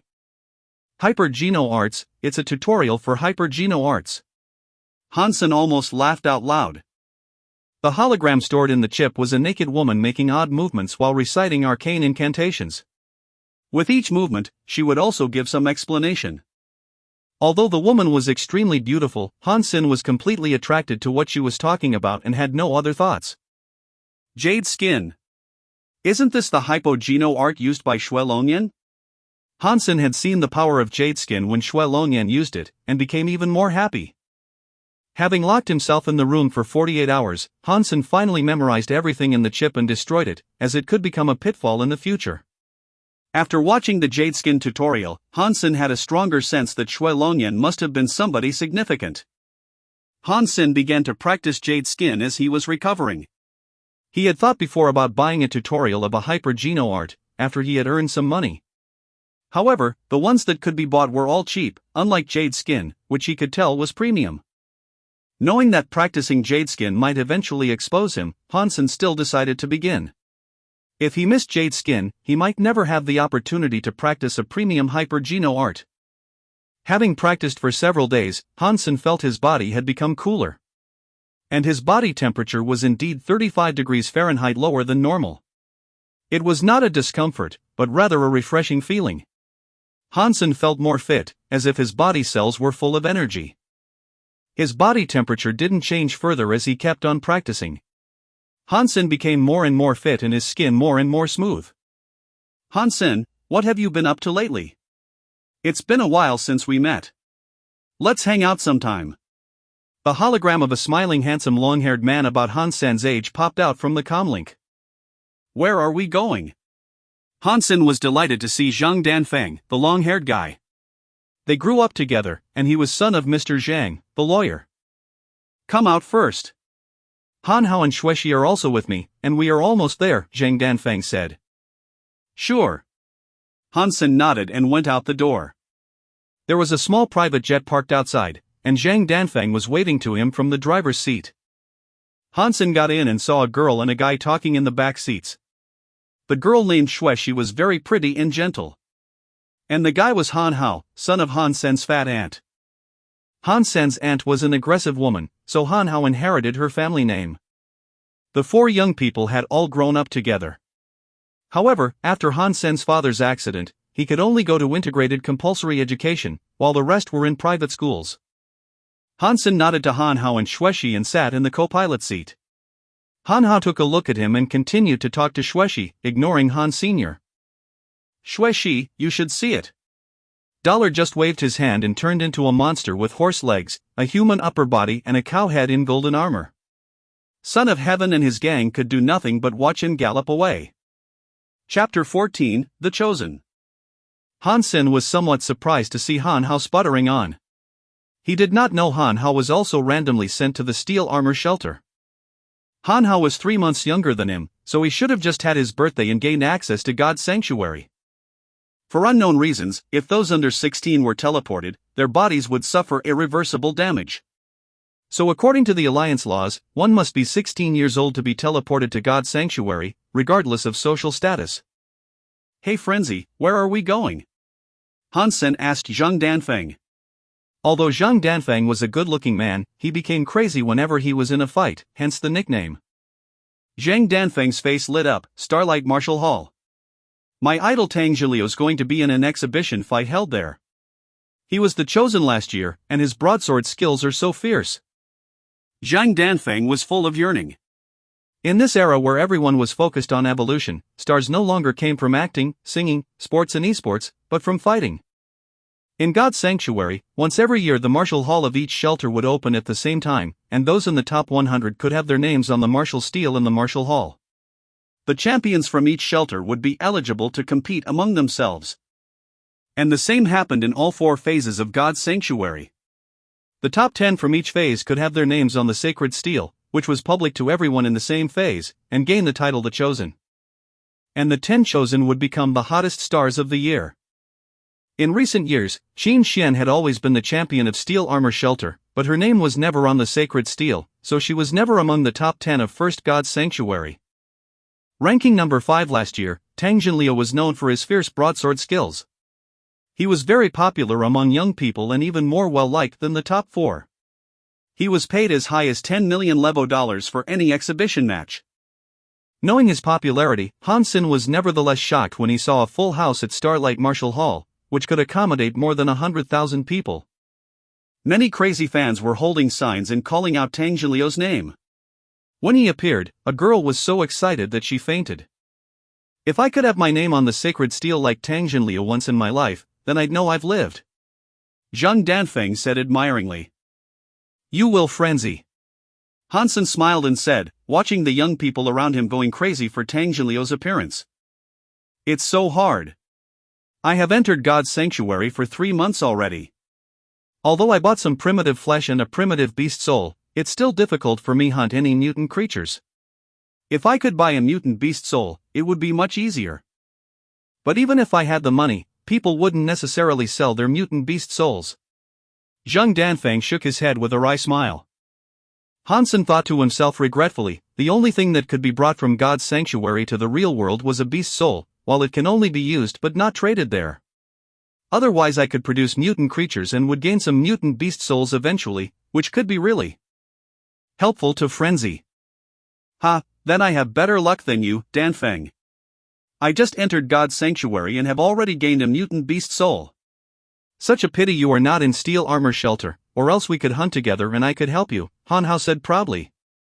"You've gained a mutant beast soul already? Tell the truth, did you hunt it or pay for it?" Zhang Danfeng cried, staring at Han Hao. "Of course I hunted it myself," Han Hao said loudly. Han Sen laughed to himself. Since he was a kid, Han Hao had always raised his voice when he lied. His parents probably bought him the mutant beast soul with an enormous amount of money. The cheapest mutant beast soul would cost millions, and good ones tens of millions. So that's why his relatives were after the old house. It was a huge expense for them. Although the company had earned a lot of money, they had probably spent it all by now. Tang Zhiliu was indeed awesome. Although it was just an exhibition fight, his broadsword skills were so swift and fierce that his broadsword almost became invisible. After watching for a while, Han Sen knew that Tang Zhiliu must have practiced premium hyper geno arts and learned his weapon skills from masters, and he was no competition to Tang Zhiliu. Tang Zhiliu won the fight and summoned a beast soul to perform, shapeshifting into a 3-meter-tall Tyrannosaurus creature and smashing a huge stone with its head, arousing a burst of screaming. Sacred blood beast soul of raging Dementor. I would do anything for a beast soul like this. Zhang Danfeng stared at Tang Zhiliu, who turned into a monster with a watering mouth. This is nothing. This beast soul is nothing like the $1 has. Han Hao sputtered about dollar as if it were himself. It would take a showdown to tell. Tang Jinliu was Danfang's idol, so he was upset to hear that. I don't know how good Dollar was, but his sacred blood beast soul was robbed from others, and it was not a chivalric act. Even if he had a great beast soul, he would not be comparable to Jinliu. Hansen blushed with shame and thought, "Oh frenzy, you didn't know what a hard time I was having. How could I let go of an opportunity like that? Not to mention Son of Heaven was my enemy." Hansen was hesitating whether or not to tell them that Dollar was himself but decided not to. It wouldn't do them any good, after all. Rate translation quality. Chapter 15, Selling Flesh. Hansen kept practicing jade skin and recovering after he returned home. Every 2 days he went to God's sanctuary to check on the copper-toothed beast. It took the beast half a month from the time it swallowed the black crystal to become a mutant creature, but it was still the size of an ordinary copper-toothed beast, while the mutant copper-toothed beasts Hansen had seen were twice that size. In addition to the size, the one he evolved into wasn't much stronger either, not even close to a true mutant one. Hansen took out his alloy dagger and slashed the beast on the neck, but caused no damage at all. It was his dagger that chipped. So it is somewhat different from an ordinary one. Hansen shapeshifted into a bloody slayer and snapped its neck by force. Mutant copper-toothed beast killed. No beast soul gained. Eat its flesh to gain 0 to 10 mutant geno points. The sound in his mind overjoyed Hansen. It might look different than a wild mutant copper-toothed beast, but it was fine as long as it was indeed a mutant creature.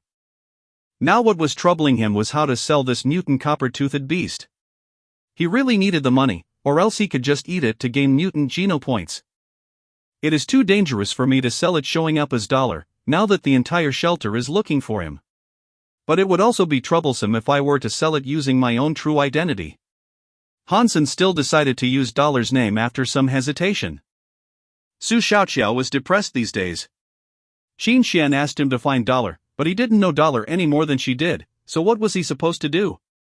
Early in the morning, Su Xiaoqiao was tripped by something and fell flat on his face. Who is this #cur that placed a stone in front of my room? He's dead if I find out.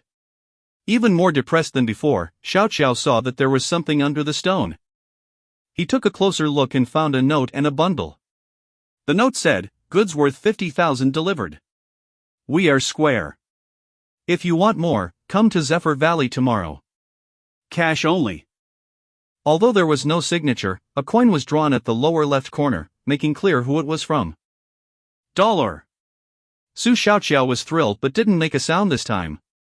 Looking around and seeing no one, he took the bundle and note and closed the door.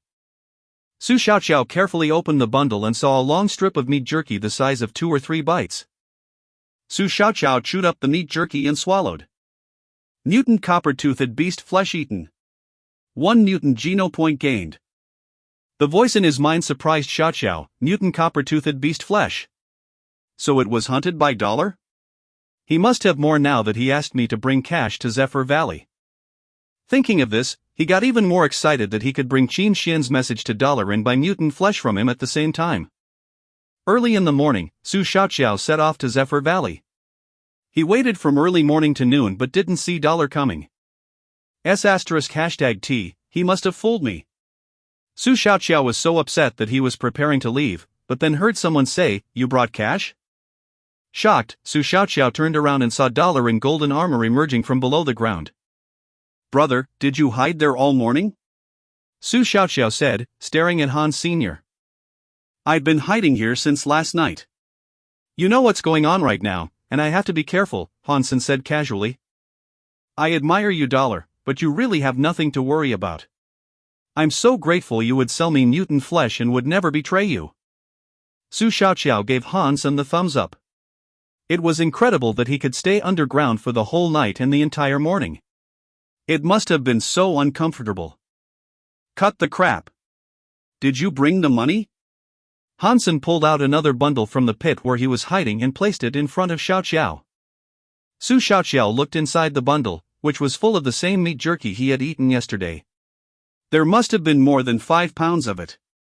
He excitedly asked, "Dollar, did you make all this from the mutant copper-toothed beast?" "Yep. An entire mutant copper-toothed beast is right here. 2 million, and no bargaining," Hansen said. Well, 2 million is fine.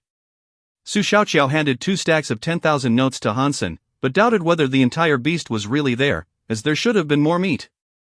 Hansen noticed his doubt, took the money and said, "This meat jerky is made in traditional ways, so it shrank a bit. Rest assured that the whole beast is here." Hansen made the copper-toothed beast into meat jerky so that no one would wonder why the beast was so tiny. "Of course I trust you." Su Xiaoqiao paused and said, "Dollar, you should know that I work for Qin Xian.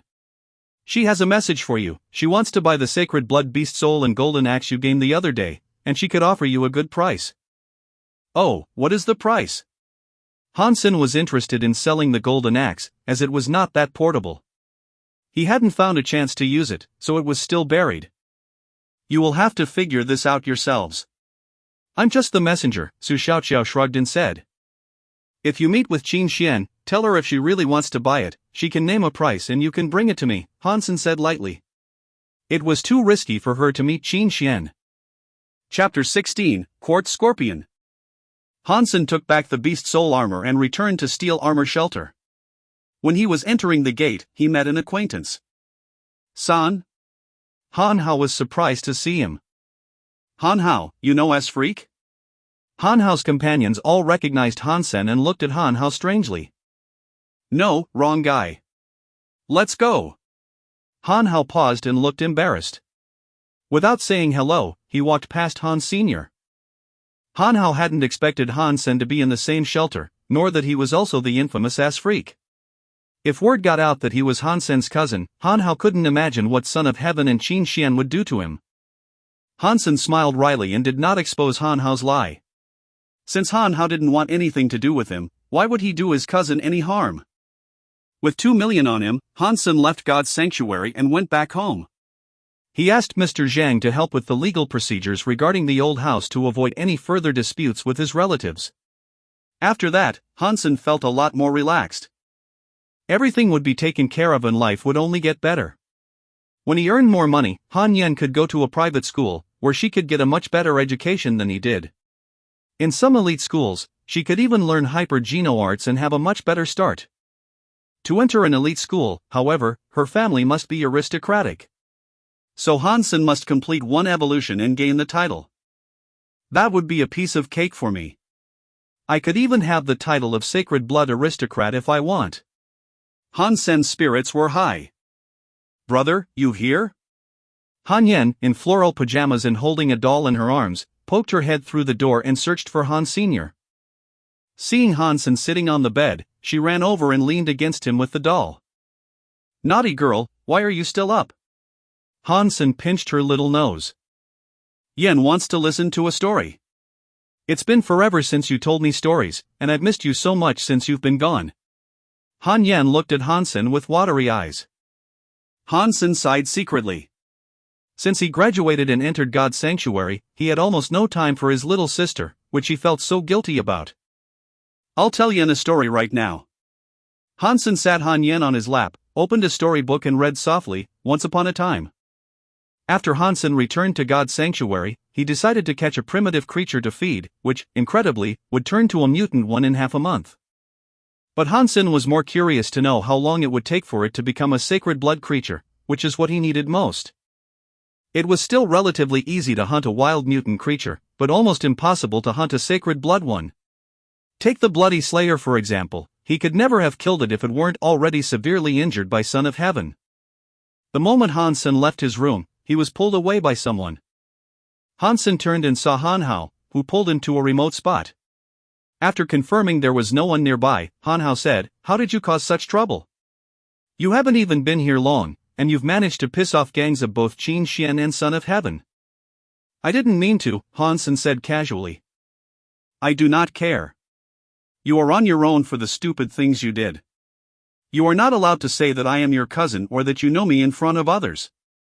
I just started here and have a bright future, and will not be destroyed like you were," Han Hao said, glaring at Han Sr. "Sure, I won't tell." Hansen knew his cousin had been looking down on him since he went to integrated compulsory education, and there was no way he would support him under these circumstances. Of course, he was not obligated to either. "That's settled then. Don't say you know me," Han Hao told Hansen once again before leaving, fearing that someone might see them together. Hansen left steel armor shelter and went all the way into the mountains. He didn't plan to hunt copper-toothed beasts anymore, as he had had enough of their meat and would no longer gain primitive geno points from it. It was another primitive creature that he was going after. He could eat several and also bring back a living one to evolve. Hansen had chosen a place called Barathrum Cave for hunting this time. It was a remote cave in the mountains, where primitive creatures, quartz scorpions, lived. Because it was so dark and narrow in Barathrum Cave, even with lighting equipment, sometimes it was still difficult to see quartz scorpions hidden in rock tunnels. If stung by these scorpions, it would take a mere 3 to 5 minutes before someone who had maxed out on primitive geno points would be poisoned to death. Therefore, few people would choose quartz scorpions as their targets. With black beetle armor, however, Hansen wasn't risking much, as it was not likely that quartz scorpions could get to him. He chose quartz scorpions because, first, it was easy to hide himself from the public in the cave. And second, a quartz scorpion was only the size of a fist, so it would be easy for him to carry their bodies back, unlike the large prey which were hard to transport. Third, if he happened to gain the beast soul of a quartz scorpion, he would also make a fortune, as it was a weapon like a military knife which was poisoned and incredibly sharp. As a primitive beast soul, its price was almost as high as a mutant one. At the mouth of the cave, Hansen made sure he was alone and summoned his armor, entering Barathrum Cave prepared. As modern lighting equipment didn't work in God's sanctuary, Hansen brought a self-made torch, with which he could only see several feet in front of him. With mica in the rocks reflecting the light, he could hardly see the hidden scorpions. Clank! Hansen soon felt a hit on his foot. He looked down and saw a deep blue scorpion the size of his fist stinging him on the feet with its tail. Chapter 17, Unexpected Encounter. Fortunately, Hansen's feet were also wrapped in armor, and the scorpion tail couldn't hurt him at all. Hansen stepped on the quartz scorpion and crushed it. Primitive creature quartz scorpion killed. No beast soul gain. Eat the flesh of quartz scorpion to gain 0 to 10 primitive geno points. Hansen picked up the dead scorpion, put it into a prepared bag, and walked further into the cave with the bag on his back. Protected by the black beetle armor, Hansen killed all quartz scorpions he saw on the way, and there were nearly 100 scorpions in his bag after he had walked for an hour. Georgie Porgy, Pudding, and Pie kissed the girls and made them cry. When the boys came out to play, Georgie Porgy ran away. Hansen collected the dead scorpions as he was humming a nursery rhyme. His mother had to work to support their family, and he was the one who took care of Han Yen. That's why he was used to humming nursery rhymes. Dollar? Hansen heard the other name he had given himself when he was on a spree. Shocked, he peered in the direction where the voice came from. In the cave sat a woman in her 20s leaning against stalagmites, looking at him surprised. Qin Xian! Hansen exclaimed. Not expecting to see this woman here, Hansen turned around to run. Since he had stabbed her in the rear, he had had nightmares about it. Don't go. I don't care about the grudge between you and Son of Heaven. And even if I wanted to look for trouble, I wouldn't be able to, Qin Xian quickly said. Hansen paused and looked back at Qin Xian, whose ankle was swollen and badly bruised. Clearly, she had been stung by a quartz scorpion. It suddenly hit Hansen that Qin Xian must have so many treasures on her since she had been in steel armor shelter for years and wished to evolve with the maximum sacred geno points. She must have sacred blood beast souls and very many mutant beast souls. At this point she was injured, and it looked quite serious. She had so many geno points that the scorpion poison might not kill her, but her ability to fight surely had suffered, or at least she couldn't move her injured leg. Although I was the one who stabbed her, she hit me back right away and has been ruthless to me ever since. If I could blackmail her right now, that would be some compensation for my suffering these months, Hansen thought, leering at Qin Xian. As if she could see through him, Qin Xian summoned a beast soul in the shape of a purple butterfly, which turned into a purple dagger in her hand. You know the name of this dagger? Qin Xian asked him with a smile. I don't. Hansen noticed the gleam of the dagger, but she couldn't have summoned it for its beauty. It must be at least a mutant beast soul and even possibly a sacred blood beast soul. This dagger is the beast soul of a malicious butterfly, and it is envenomed with strong poison.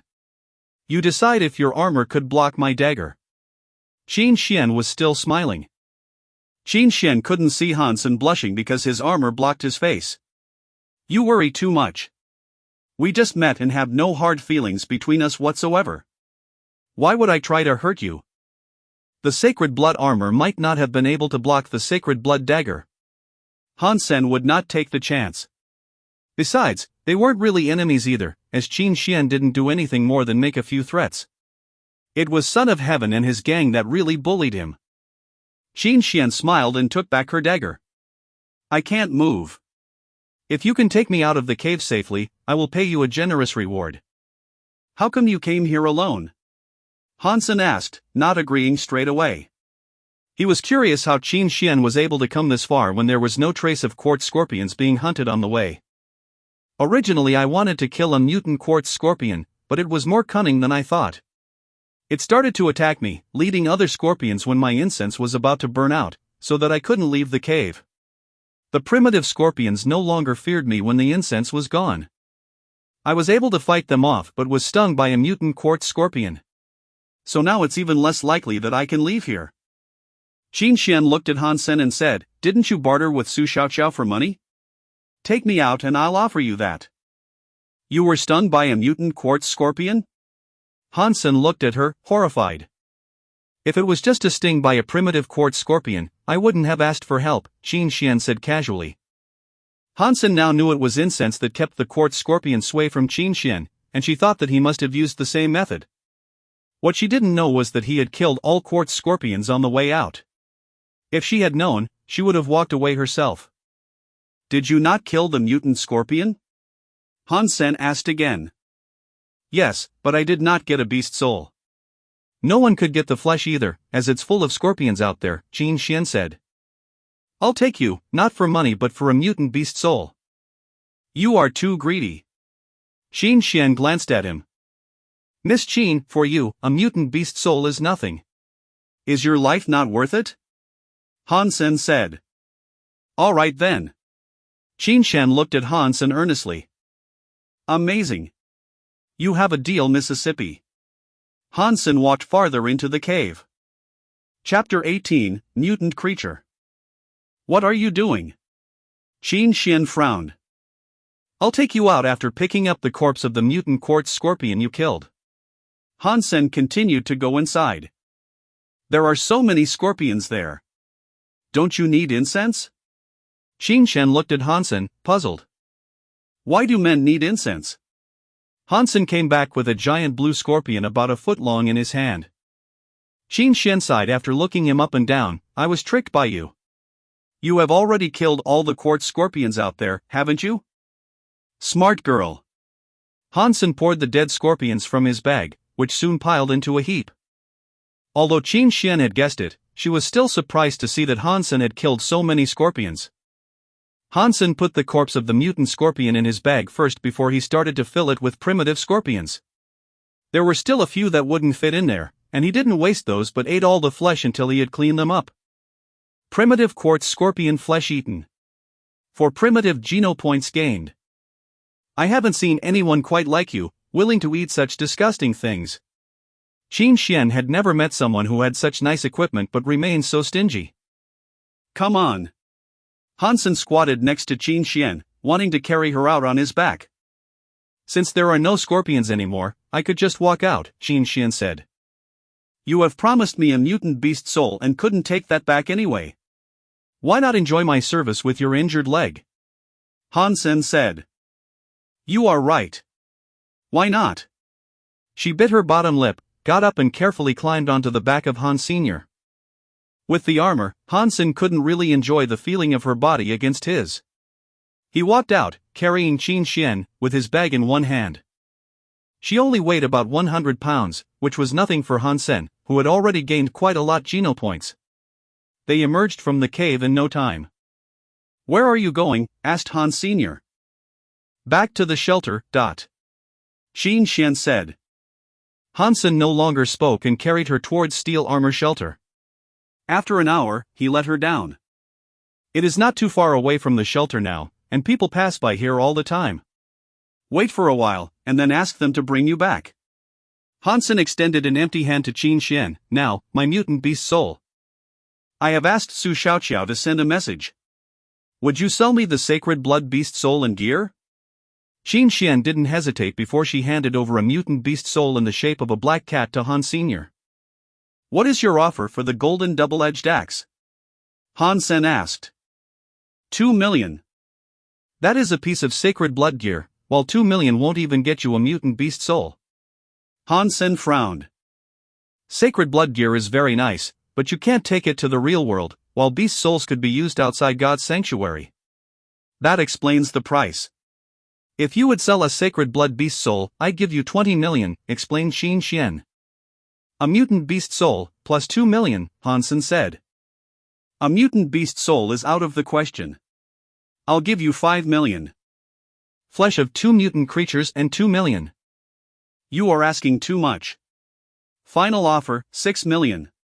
After all, you can't take it outside, Qin Xian said. Okay, get the money ready. I will tell Xiao Xiao when and where we trade, Han Sen said and left with his bag. You really would not consider selling the sacred blood beast soul? 20 million is just a tentative offer. We could discuss further, Qin Xian said to his back. No way. Han Sen left without pausing. Qin Xian looked at him leaving and thought, his armor was tougher than the quartz scorpion sting. It must also be a sacred blood beast soul. Who was he? He doesn't look like a soldier. She had no clue. Han Sen went back to his original look and returned to the shelter with his bag. There was no one guarding the gate anymore. They had searched for dollar for so long and found nothing, so they had to give up. Coincidentally, Han Sen ran into Han Hao and his friends again. Nice to see you again, ass freak. You have a full bag with you. How many mutant creatures did you hunt? A young man ridiculed him. 1. Han Sen replied calmly. Ha, you are funny. Could you even hunt primitive creatures? It must be full of black beetles there, laughed the young man, leading everyone to burst into laughter. No one believed Han Sen could get a mutant creature. Han Hao, don't mistake him for anyone. If you knew him, you'd forever have bad luck. A young man patted Han Hao on the shoulder. No way I'd know, ass freak. Han Hao looked embarrassed. Han Sen ignored them and carried his bag back to his room. He saved the mutant quartz scorpion and was going to sell Xiao Xiao all the rest. Although he could evolve a creature into a mutant 1.5 months with the black crystal, he'd rather use the crystal to get sacred blood creatures. Chapter 19, The Distinguished and Aristocrats Only. In the middle of the night, Han Sen placed a bag of dead quartz scorpions and a note at the door of Su Xiaoxiao's room before knocking a few times. Then he hid in an alley close by and made sure Xiao Xiao took the bag and note inside. It turned out to be a nice collaboration, and Han Sen got the 6 million promised by Qin Xian and another 80,000 for the scorpions. He went back to his room with boxes of cash and almost jumped with joy. Even when his father was still alive, he had never seen so much money at once. Han Sen left God's sanctuary with the money, since the only thing he wanted to do right now was to share the joy with his mother and sister. Their adversity had finally ended. The 2 million he earned before was all used on solving the issue of the old house, and he could eventually have the 6 million to himself, which was a totally different feeling. Although the money was not even enough for the rich to buy a luxury airplane, for Han Sen it was already the most money he had seen in his life. Mom, Yen, I have something to show you. Han Sen pulled them into his room and poured the cash onto his bed. Where did you get so much money? Luo Sulan was first frightened instead of being surprised, fearing that her son might have done something dangerous. Mom, I was lucky to have killed a mutant creature and gained the beast soul, so I traded it for this money. Han Sen did not dare to tell the truth, afraid that Luo Sulan might get worried. He didn't dare to leak anything about the black crystal, as the precious stone may land its innocent possessor in jail. His whole family could be wiped out if word got out. Luo Sulan said ruefully, Son, you should not have sold it. It could be of great help to you, and we could always get by. Mom, no worries. I will have another chance. I've eaten the mutant flesh and gained mutant geno points. In the future, it'll be much easier for me to hunt, and everything will get better. But Luo Sulan still felt bad, as it was not that easy to kill a mutant creature. For ordinary people, it would be great luck to hunt one, just like winning the lottery, so there may never be a second time. Yen is about to start school, and I'm not letting her to go to a public one like I did, Han Sen said. Luo Sulan looked at her children with tears in her eyes. It's all my fault. I didn't take good care of you. Mom, you are a great woman, and you were the one who raised us. Let me contribute a little as well. Hansen picked up Han Yen. Yen, let's go out to eat. You can have whatever you want today. Han Yen's face lit up. I want to eat sapphire ice cream. Sure, let's go have sapphire ice cream. Hansen pinched Han Yen's small nose. Sapphire ice cream is too expensive. You don't need to splurge with the money. Save it to buy some meat. Just once. Hansen went out, holding Luo Sulan's hand. Don't tell others you have hunted a mutant creature or you sold a mutant beast soul. I don't want anything bad to happen to you. Luo Sulan urged her son. Since Hansen's father had the accident, Luo Sulan had changed. She no longer wanted Hansen to be in charge but just to be safe. Mom, relax. I will not say a thing. You keep the money and decide what to do with it. Hansen went out of the house holding his sister with one hand and his mother with the other. Sapphire ice cream was famous throughout the alliance and was also very expensive. Even the cheapest type cost more than 10,000. Their neighbors' kids were always having sapphire ice cream. And Hansen also had tried it a few times when he was younger. However, when Han Yen was born, they were already bankrupt, so they couldn't afford such luxuries anymore. Having the impression that the ice cream was delicious, Hansen could no longer remember what it tasted like. When the three came to Sapphire, all the seats were taken, and there was a long line to buy ice cream. Let's go upstairs. Before Hansen entered the store, he saw through the window that the second floor was almost empty, so he thought the ladies could go upstairs and have a seat while he would stand in line alone. At the stairs, he was stopped by a waiter. I am sorry, you cannot go up, the waiter said. Why? Aren't there any seats upstairs? Hansen frowned. Contemptuous and impatient, the waiter pointed to a notice on the wall. You should have heard about our rule even if you have never had our ice cream before. Hansen looked at the notice, which said, the distinguished and aristocrats only, and understood what he was referring to. So the second floor was an area exclusively for people with privileges, and ordinary people weren't even allowed to enter. No wonder the second floor had much better decorations yet was so empty. We don't need to sit down. We'll just wait here, and you go get Yen ice cream, said Luo Sulan, trying to spare Hans Sr. I'm going. Hansen smiled and went to the back of the line. He seemed to be indifferent, but was suddenly possessed by an aspiration. What's so special about the distinguished and aristocrats? Soon I shall have it all and more. The stupid notice will never get in my way again. There still were no empty seats when it was his turn to buy the ice cream, so Hansen had to order takeout. Before leaving, he took another look at the notice, the distinguished and aristocrats only. Chapter 20, Her. The next morning, Hansen was on the train going to the teleport station, with many passengers sharing his destination. Most people could not afford a teleport device, so they had to enter God's sanctuary using a public teleport station. Today, the conductor seemed to be in a bad mood. While Hansen was deep in thought about what to do in God's sanctuary, a violent shake of the train left everyone who was standing falling to the sides. Since he wasn't paying attention, Hansen also involuntarily staggered a few steps forward and fell on something soft. Subconsciously wanting to see something to regain his balance, he felt strange because what he was holding on to was even more soft and tender. Then he found that he had bumped into a woman in military uniform, and his hands were on her chest. Bastard! The woman scowled and elbowed him fast and hard. If she were to succeed, Hansen would have lost half his face. He subconsciously raised an arm to block the hit, felt a strong hit on his arm and involuntarily stepped back several steps. The woman turned around and viciously stared at Hansen. She exclaimed with just one look, "You ass! Qin Xian!" She didn't finish her sentence, but Hansen cried in fear. This woman in uniform happened to be the woman from whom he had gotten the nickname as Freak. Hansen did not expect Qin Xian also to be on Roka Planet, and it seemed that she had enlisted in the army. Being in the military was nothing uncommon in the Alliance, as all legitimate residents of the Alliance needed to serve at least 5 years when they turned 20. When Hansen turned 20, he would also become a soldier, if there were no special reason for him not to serve. Qin Xian recognized Hansen, but didn't initiate a fight. She just looked at him with a cold and slightly disgusted look. Hansen thought ruefully, she must think I'm a pervert now. I don't even blame her. I did stab her in the bottom and now. If I were her, I'd assume the same. There are so many planets in the Alliance, how is Qin Xian here as well? And what are the chances that I would meet her and did this to her, Hansen thought plaintively. There was no way around it, he would have to let the situation play itself out. In the Alliance, wounding others was not allowed. Qin Xian did not want to make a scene, so she just glowered at him and didn't move further. Hansen had goosebumps from her staring and immediately got off the train once he reached the teleport station.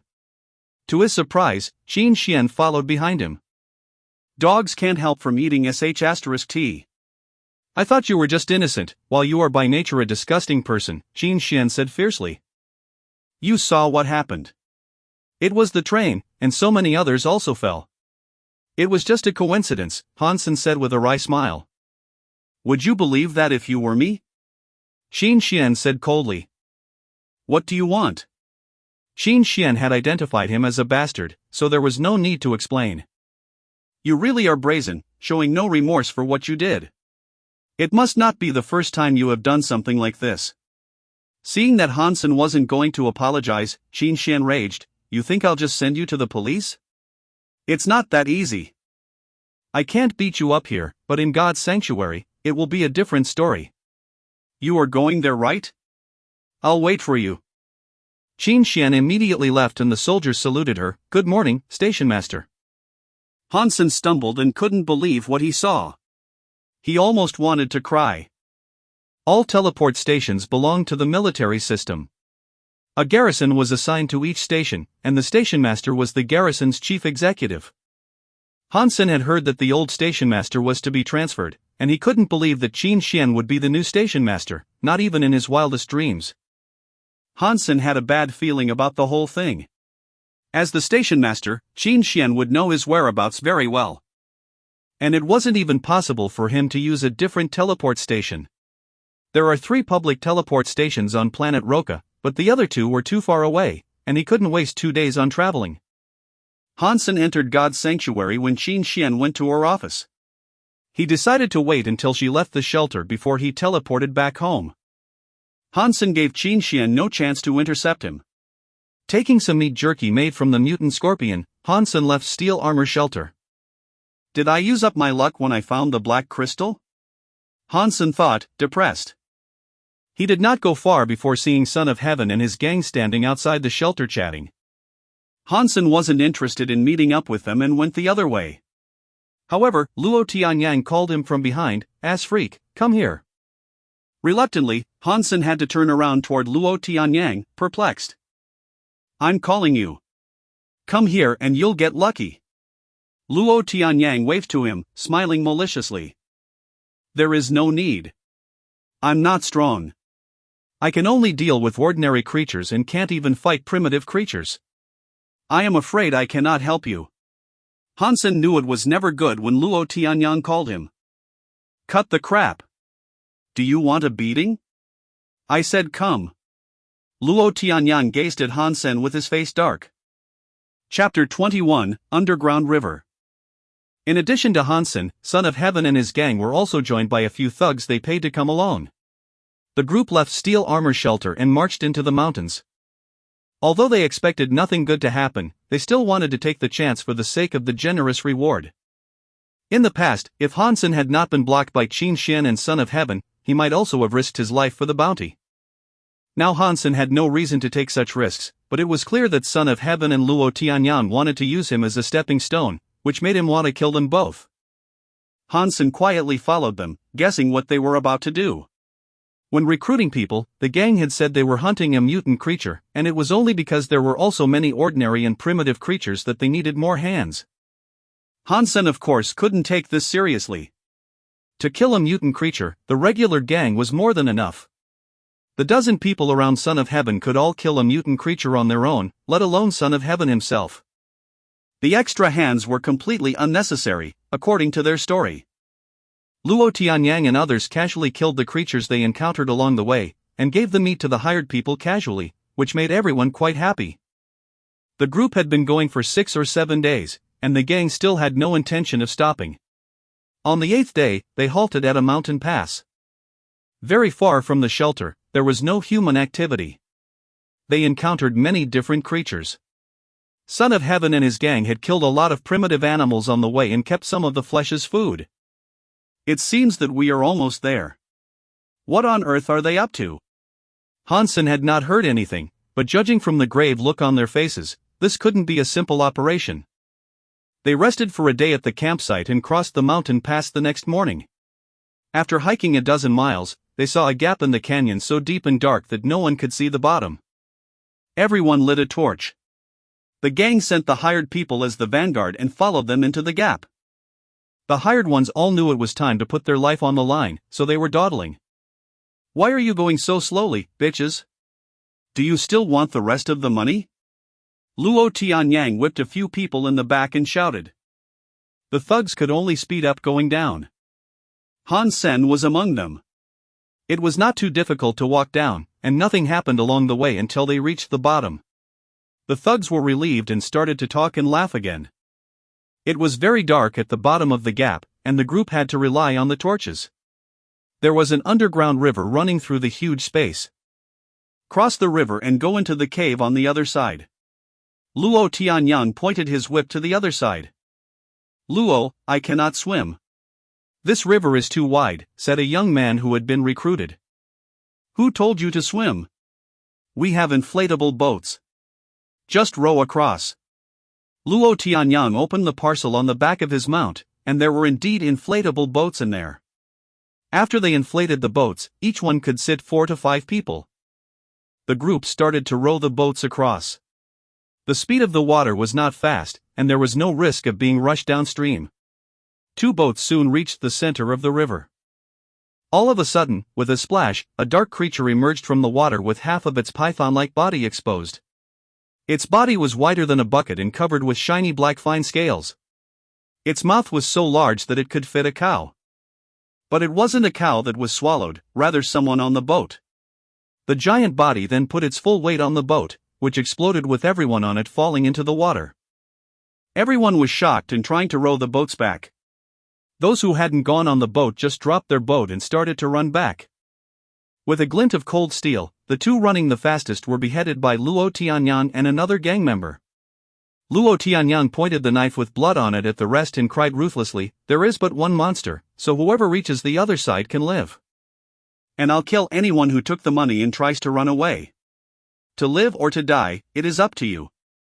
Everyone was intimidated by Luo Tianyang's vicious act and started to row towards the other side.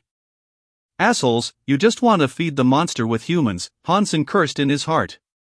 Those who fell into the water before were trying to swim to the other side but were suddenly pulled into the water by something.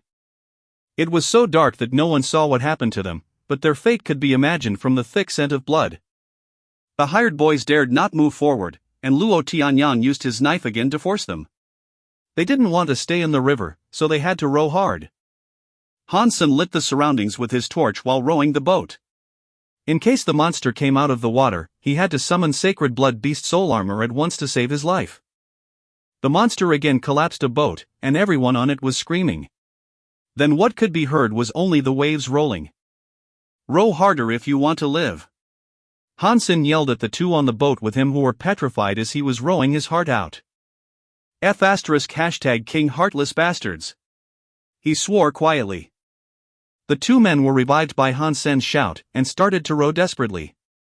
From time to time there were screams and splashes. Countless men must have been buried in the snake belly. Chapter 22, Broken Egg. There was no doubt that this giant snake was a sacred blood creature. Aquatic creatures were hard enough to kill, let alone a sacred blood creature. With his normal gang, Son of Heaven didn't even dare to hunt it, but was only trying to fill out the group, so that they could safely reach the other side. Hansen took a look at the other side as he was rowing. After they passed the middle of the river, the torch could light up the other side a little bit. Since Hansen had started to practice jade skin, his body function seemed to get a lot better. Vision was also a lot stronger than before and he seemed to have gained night vision as well. Now he could clearly see a cave 6 to 9 feet wide on a cliff. Although there was no path, the cave must have been the gang's destination. Hansen was looking at the cave when he heard a loud splash. His heart sank as he saw the giant snake popping out of water less than 6 feet from their boat, its mouth moving towards the boat and its fangs showing. Without thinking, Hansen jumped into the water and summoned his armor underwater.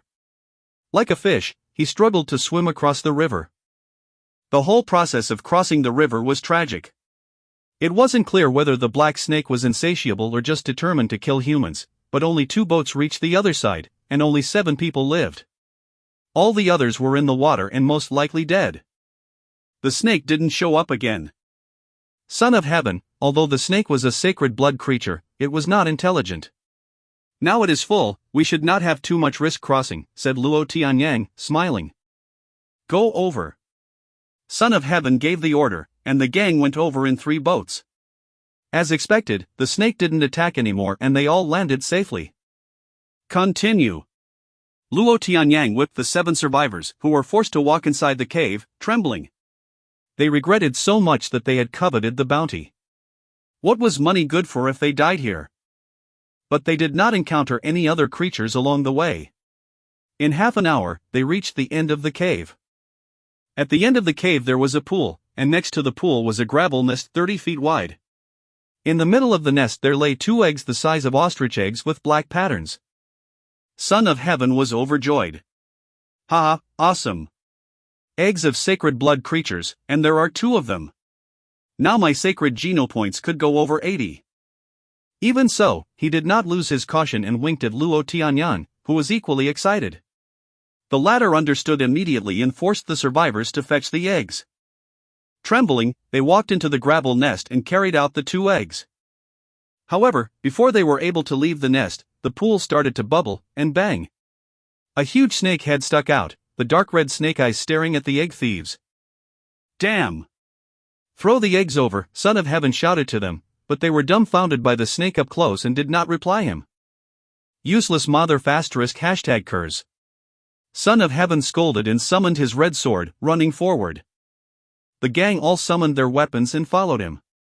Rushing in front of the survivors, Son of Heaven grabbed the eggs and ran towards the mouth of the cave. The snake was originally concerned about its eggs and didn't move. Seeing Son of Heaven running away with them, it went into a rage and left the pool, chasing the gang madly. Block it, cried Son of Heaven, while he kept running without pause. Luo Tianyang was even more ruthless. He grabbed 2 shivering survivors and threw them at the snake. Catching one in the mouth, the snake swallowed him without chewing. The rest of the gang all followed suit, using the survivors as human shields, which temporarily resisted the snake's attack. They took advantage of it and retreated. Son of Heaven ran fast, holding the 2 snake eggs. It took him no time to arrive at the mouth of the cave. When he was excited, a golden fist appeared in front of him and hit him on the face. He hadn't expected someone hiding behind the cave mouth and was unprepared for the attack. Blood spilling and nose crooked, he fell back with his hand covering his face. The 2 snake eggs suddenly flew out from his arms. A golden figure jumped up, caught 1 egg with each hand, and ran toward the river. Dollar! Son of Heaven fell to the ground, clutching his face. He immediately managed to climb up, saw the unique golden armor and recognized who it was. After jumping in the water, Hansen had swiftly swum to the shore in the chaos, and instead of going into the cave, he hid behind a boulder and waited until the gang entered the cave. He then followed them and watched. When he saw Son of Heaven running with the eggs, Hansen gave him a hard punch and captured the eggs. Hansen just regretted that his bronze crescent spear had been ruined by Shui Longyan, or he might have been able to kill Son of Heaven with this secret attack. Hansen reached the river and suddenly saw waves roaring. A huge black-scaled snake appeared from the river. *#K. There is another one? Hansen looked back and saw the other snake chasing the gang. Dollar, you are so *#Ked. Son of Heaven hated Dollar's guts and gloated that he was stopped by the snake. Hansen quickly had an idea as the snake in the river glared at him. He pushed hard with his right hand secretly, and then threw the snake egg at Son of Heaven. Catch! We will each keep 1 egg, and let's deal with the snakes together first. Who agreed to that? I will get both eggs and kill you. Thinking Hansen was terrified, Son of Heaven sneered and caught the egg, but the egg broke when it hit him and the egg was all over him.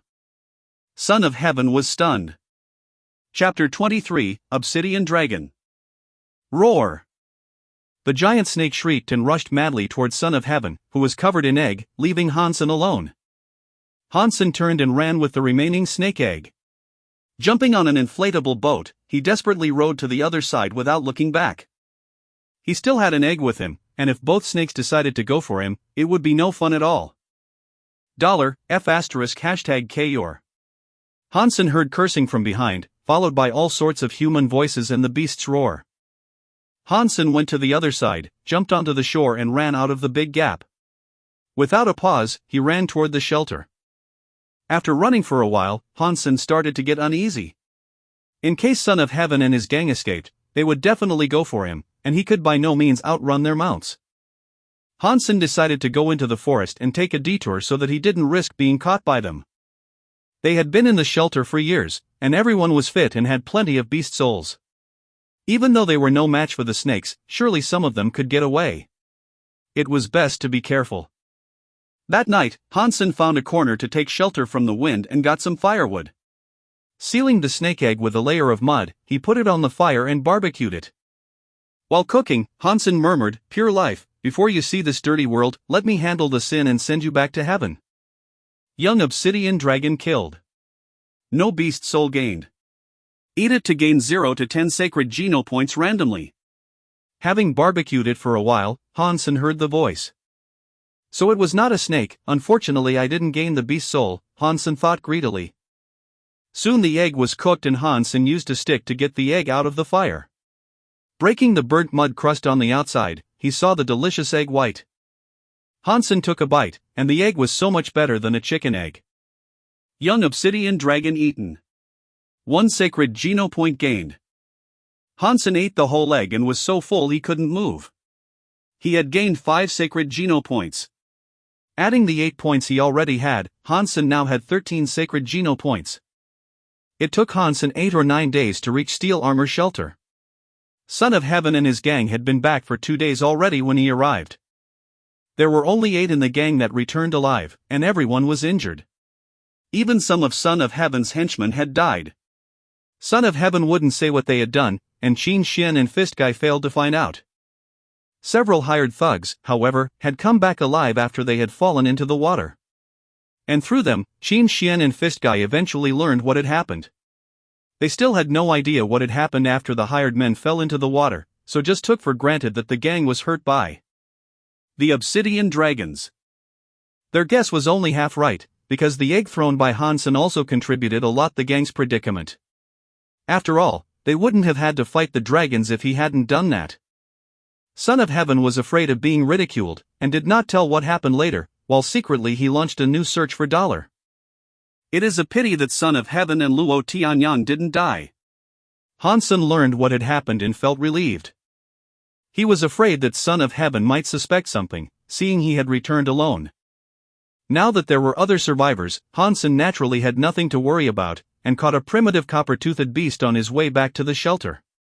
If Son of Heaven and his gang came to interrogate him, he could just say he was rushed downstream and got lucky.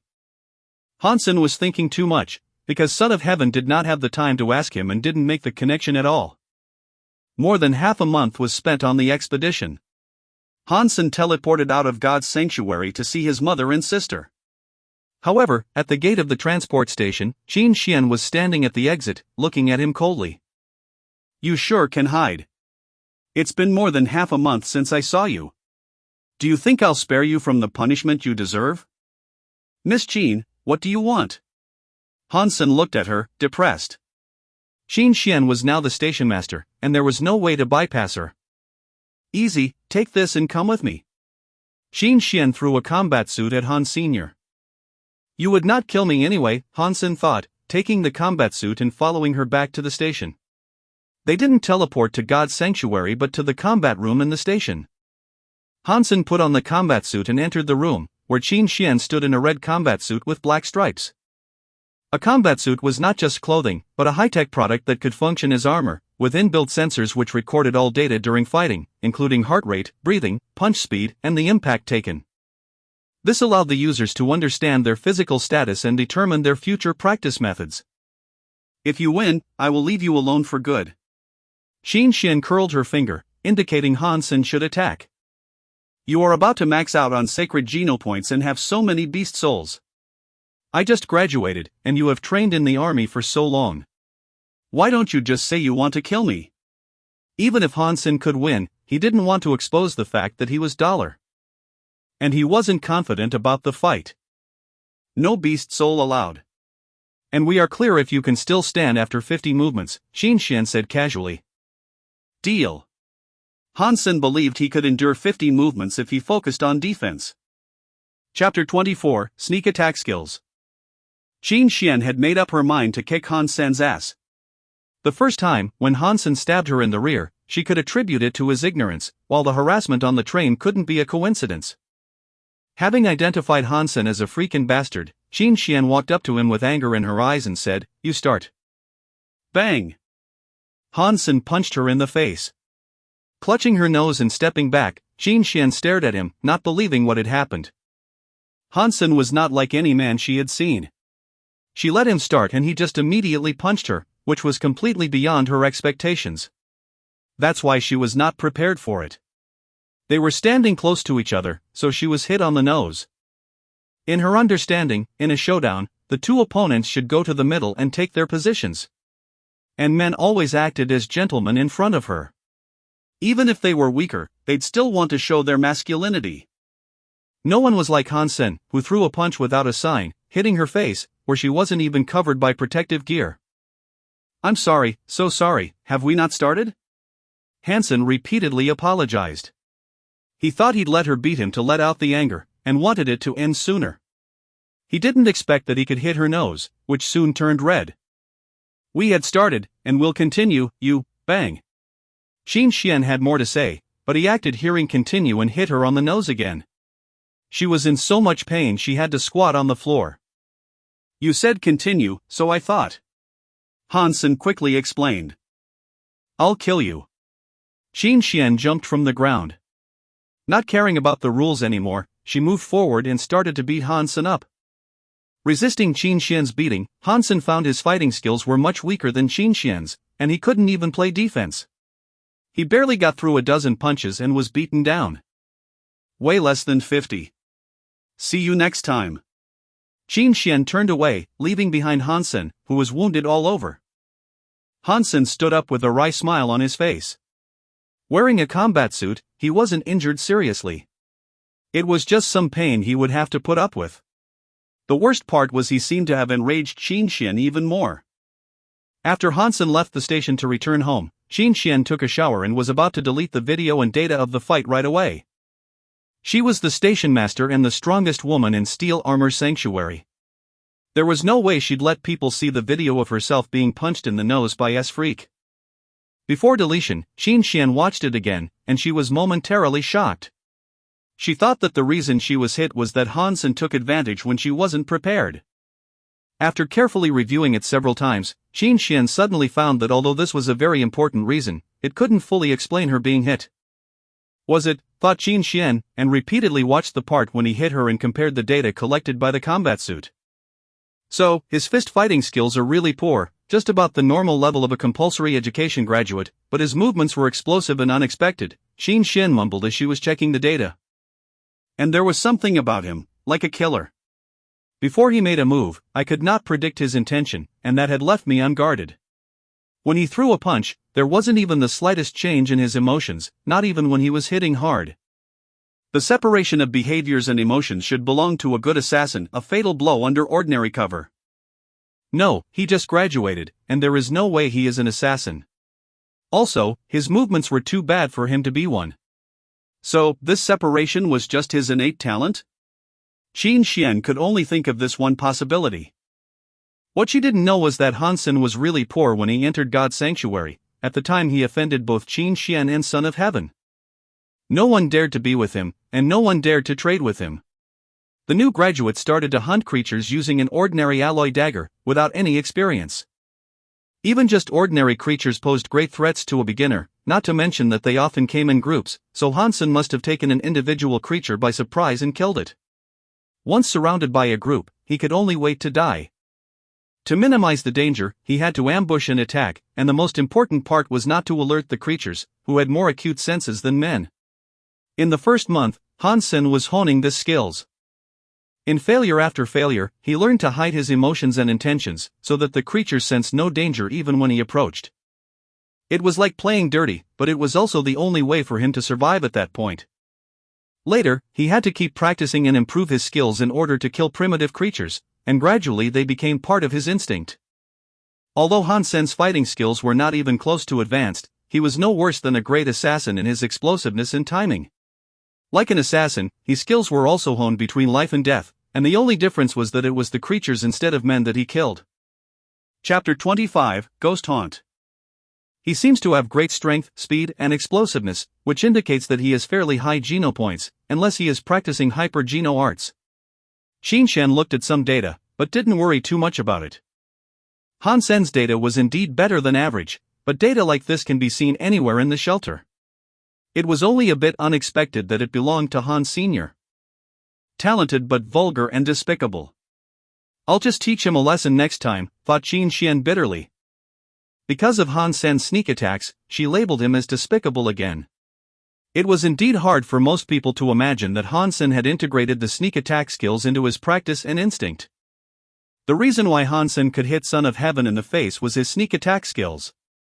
Or else someone like him could never hit Son of Heaven, who had great geno points and hyper-geno arts. Sneak attack didn't sound good, but it was practical. When he got home, Han-sen had dinner with his mother and Han Yen. The next day, he did not go to God's sanctuary but took the train to a martial hall. Han-sen had only learned basic martial arts in the past, and those were designed for people who had no geno points. As one started to gain geno points in God's sanctuary, one became stronger in general. With the practice of hyper-geno arts, the body had become even more unique, and this difference allowed people like him to practice certain martial arts that normal people could not practice. These martial arts can be learned at martial halls as well as at advanced colleges. And martial masters who worked at martial halls taught these for a living. Unlike in ancient times, these martial masters did not rely on their inherited fame, nor did they want to leave legacies. Their only goal was to make profit. So, the more money a student spent, the better martial arts were taught. Martial arts all had certain requirements for physical conditioning. If the requirements were not met, it wouldn't be possible to practice. In the past, Han-sen had no money and no significant enhancement in his physical conditioning.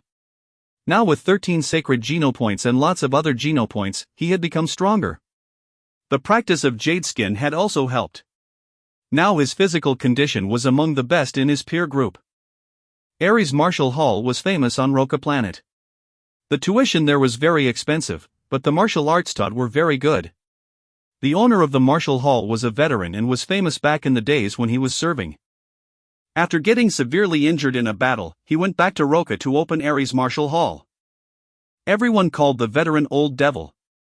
As long as you paid enough, he would teach you anything, and you could indeed learn some really good skills. Young man, want to learn something? We have elementary classes, intermediate classes, advanced classes, and special classes here.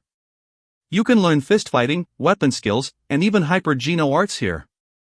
For an elementary class, you could choose to learn a martial art that I define as elementary for $10,000.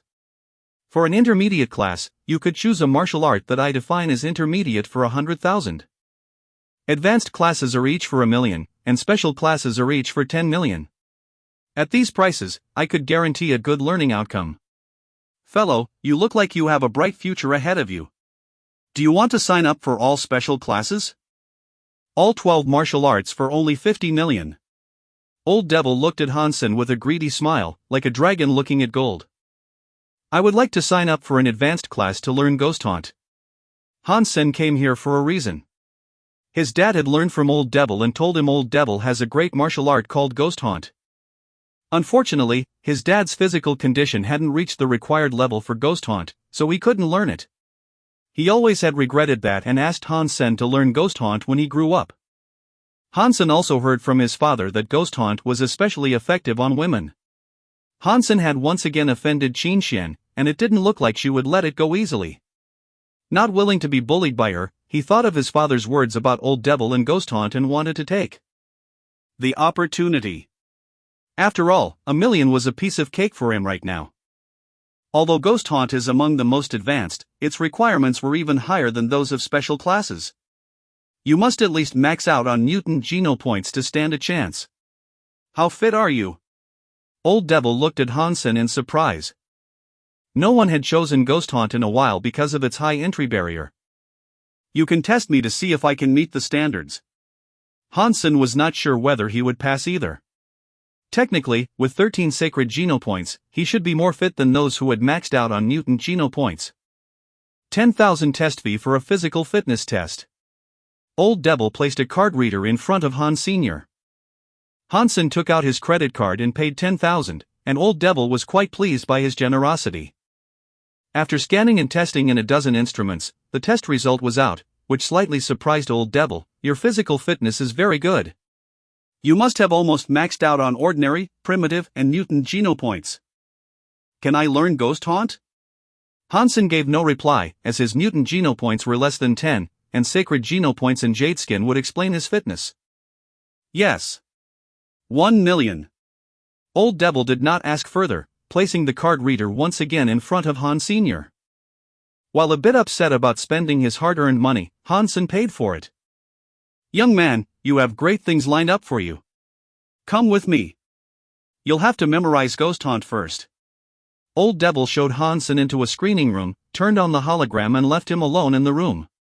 It was Old Devil himself practicing Ghost Haunt in the hologram. Hansen looked for a while, and his eyes widened. He thought to himself, wow, so that's what you mean by especially effective on women, Dad. Chapter 26, Mutant Three-Eyed Cat. Ghost Haunt should really be called Skin to Skin, as all movements were aimed at one thing, which was to stick on the opponent. Wrapping, blocking and winding, all sorts of movements allowed the body to act like a snake to tightly trap the limbs of the opponent, so that there was no way for the opponent to attack. If the opponent was a woman, with the practice of Ghost Haunt, one would be able to feel her up. If it was a normal woman, she would feel overwhelmed in just a few movements. If I were to use Ghost Haunt to fight Qin Xian, she would consider me even more of a pervert. Hansen suddenly regretted picking this martial art to learn. However, the tuition was non-refundable. Well, I'll just learn it first and see. Hansen calmed down and started to carefully watch and memorize Ghost Haunt. With a closer look, Hansen found that the martial art was not so nasty as it had seemed at first. There were indeed a lot of advanced skills, especially in wrestling in close combat. Many were very practical and could save a life at critical moments. It did indeed have high requirements for fitness, especially for flexibility. Even for those who had maxed out on mutant geno points, it would be somewhat difficult to meet the requirements. The reason Hansen was able to pass, in addition to his sacred geno points, was jade skin training, which had greatly enhanced his flexibility.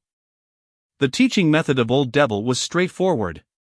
You could learn the movements from his pre-recorded hologram, and then he would correct you where you made mistakes and remind you where you should be more careful.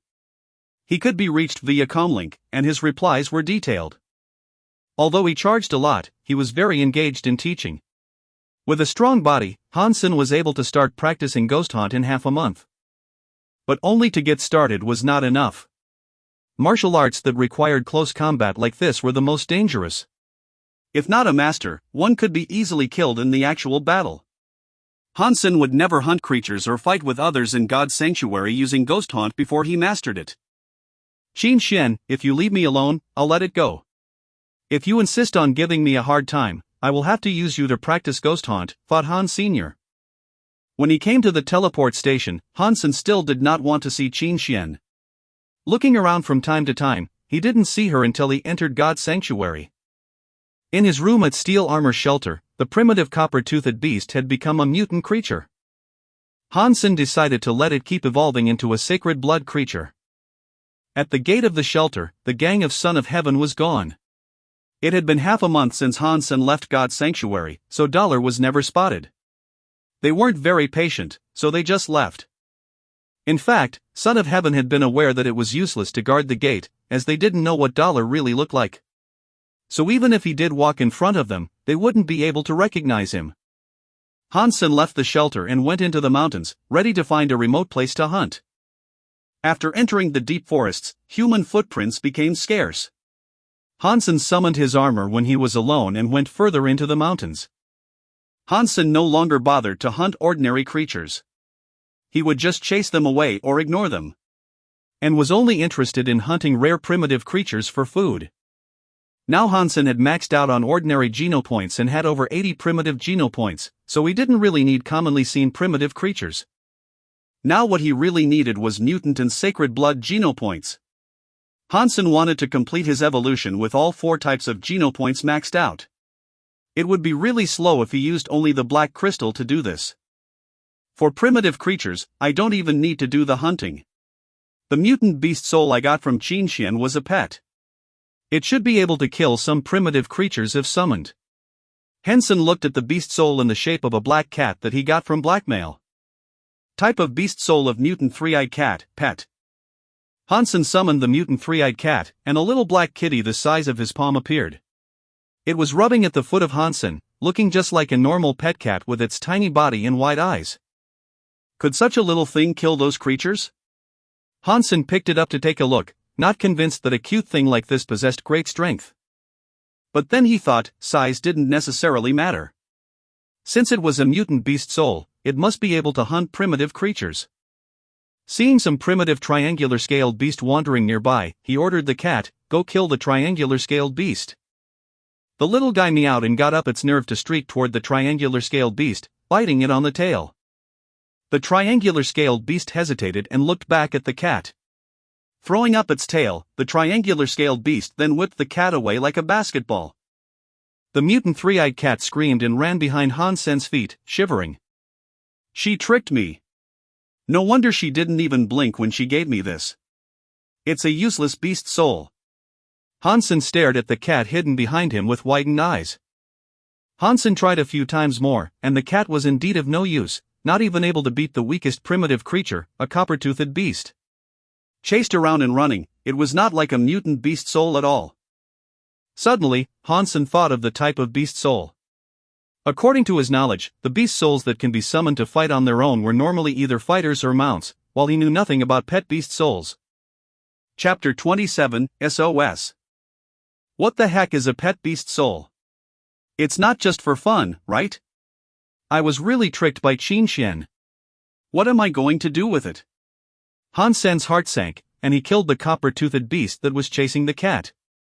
When he was about to take the cat back, it started to meow around the body of the copper-toothed beast with its mouth watering. Go ahead. Hansen looked at the mutant three-eyed cat curiously. Normal fighter beast souls and mount beast souls didn't have to eat, and they could just recover in a vacuum once injured. Receiving the approval from Hansen, the cat rushed to the corpse and started gnawing, but it was clear that its teeth and claws were not sharp enough to break down the skin. Depressed, Hansen peeled the skin off, sliced the meat with a dagger and fed it to the cat. And this little thing sure could eat. The copper-toothed beast was at least twice its size and had managed to eat all the flesh. Lying on the ground with a full belly, the cat could barely move and Hansen was almost worried about it. Helplessly shaking his head, Hansen took the cat back and decided to research the use of a pet beast soul on Skynet when he got back home. Mutant creatures were not so easy to find. Hansen had been in the mountains for more than half a month, and did not encounter any mutant creatures. He did find quite a few primitive creatures new to him and now had more than 90 primitive genopoints. Hunting alone in the mountains was quite boring, so Hansen would summon the cat to play with and feed for fun when he was resting. The protection from the black beetle armor allowed him to practice ghost hunt even when hunting primitive creatures. Although he was still not skilled at it, he noticed the strengths of this martial art, especially in wrestling. It was very easy to use, and would incapacitate the creatures in a short time. However, close combat can be dangerous, and there were a few times when he used the wrong movement and could have been killed by the creatures. For over a month in the mountains, he had not found a single mutant creature, while he made a lot of progress in using ghost hunt. Later, Hansen no longer needed to rely on his armor when hunting primitive creatures. One of his biggest gains was that he finally maxed out on primitive genopoints. Thinking of the fact that he was struggling for ordinary genopoints just a few months ago, he was suddenly in a great mood and started to make a fire and barbecue some meat. Help! Help! Hansen was sharing the barbecue with the mutant three-eyed cat he named Meowth when he saw a guy in ragged clothes running toward him, crying for help. He quickly got up and looked over there. With just one look, Hansen abandoned the meat on the ground, took back Meowth and started to run. "Buddy, please help me. I'll give you money, however much you want," cried the man while running. "You can keep your money." Hansen did not turn his head and ran desperately. You first needed to be alive to spend money, and there were at least 100 mammal-beasts chasing him. Although mammal-beasts were only primitive creatures, they each weighed more than a dozen tons and had the toughest skin. If hit or trampled by one, his internal organs would probably be shattered even with his armor on, not to mention there were so many of them. Even if Qin Xian, Son of Heaven and Fist Guy were all here, they'd have run under such circumstances. "Buddy, not so fast. Give me a hand and I will thank you." Behind Hansen, the man was out of breath. "I'm in danger as well. Just pray." After running for a while, Hansen saw a cliff ahead of him with green vines hanging, grabbed a vine and started climbing up. The benefits of the gained Geno points and practice of Ghost Haunt were showing. Hansen was in the air with just a bit of climbing and jumped on a large stone platform extending from the cliff. Seeing Hansen climbing up, the man also ran over and wanted to follow him. The man was either too weak or too tired, so he slipped down after a few tries. "Buddy, help!" With the mammal beast less than 30 feet from him, the man was about to cry out. "Hang on!" Hansen grabbed the vine the man was holding on to and started pulling hard. Overjoyed, the man climbed with all fours, leveraging Hansen's strength. When he was 30 feet from the ground, he heard mammal beasts running into the cliff. Hansen and the man felt as if even the mountains were trembling. With pulling and climbing, the man was finally on the platform.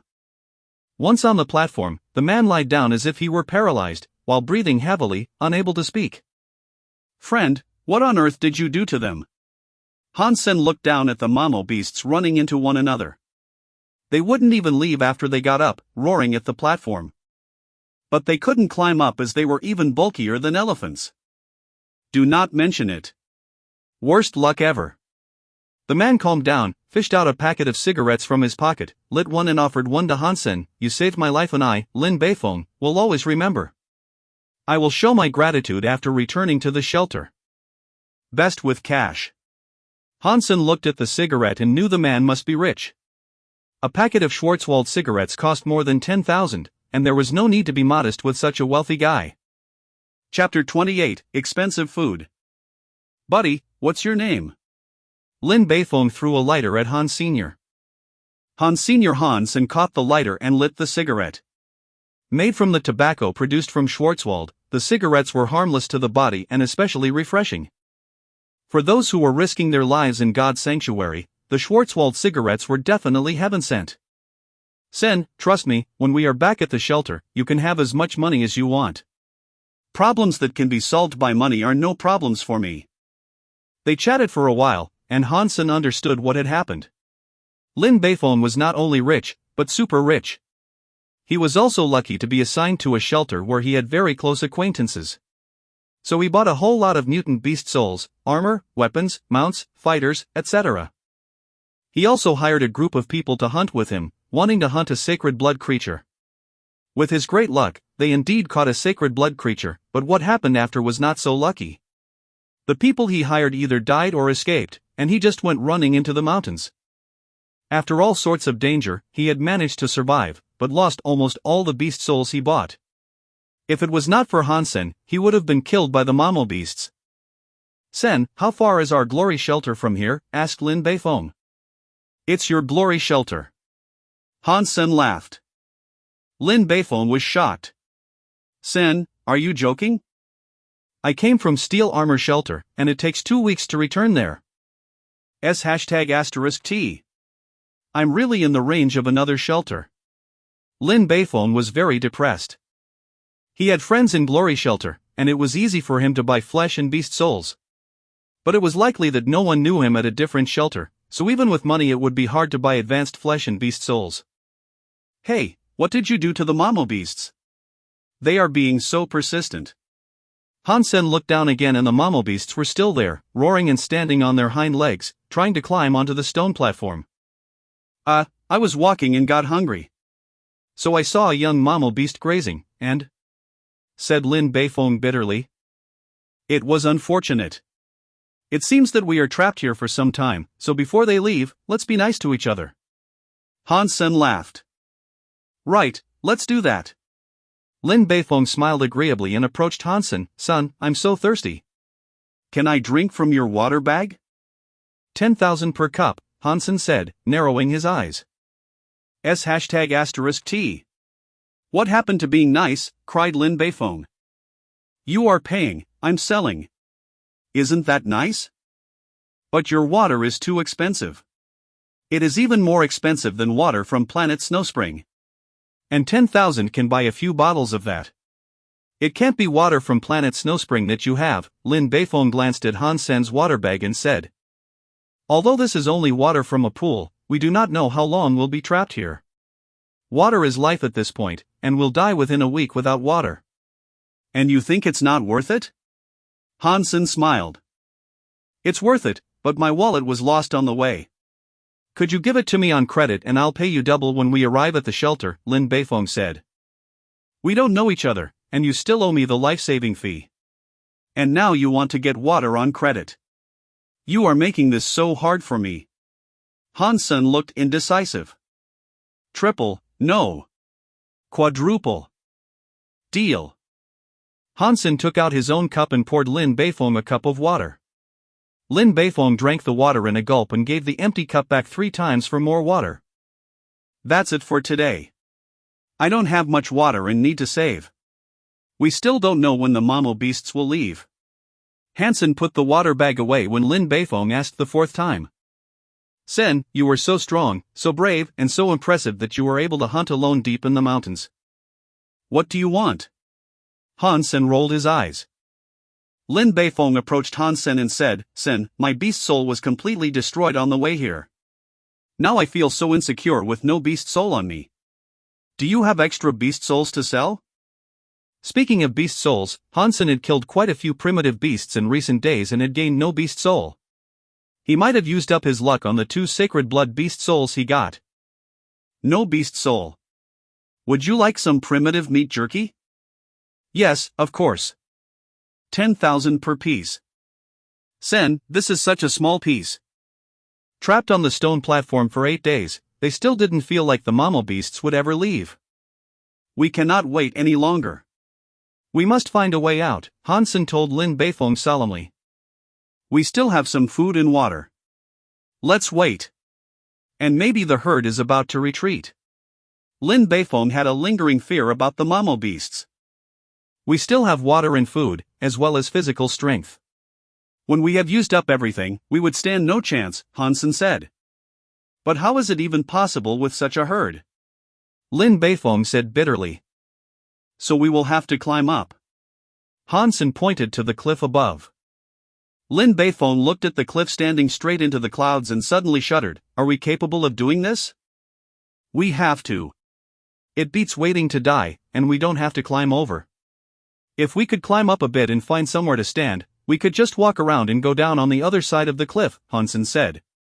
Sen, I agree, Lin Beifong quickly said. Great.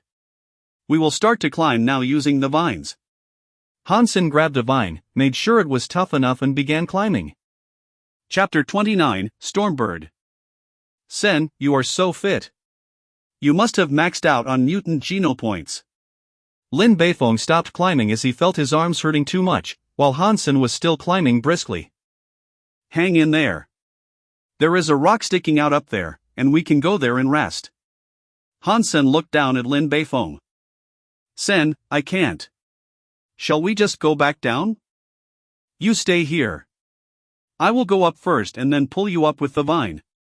Han-sen started to climb with all fours, and he was so fast it looked like he was walking on the ground, which stunned Lin Beifong.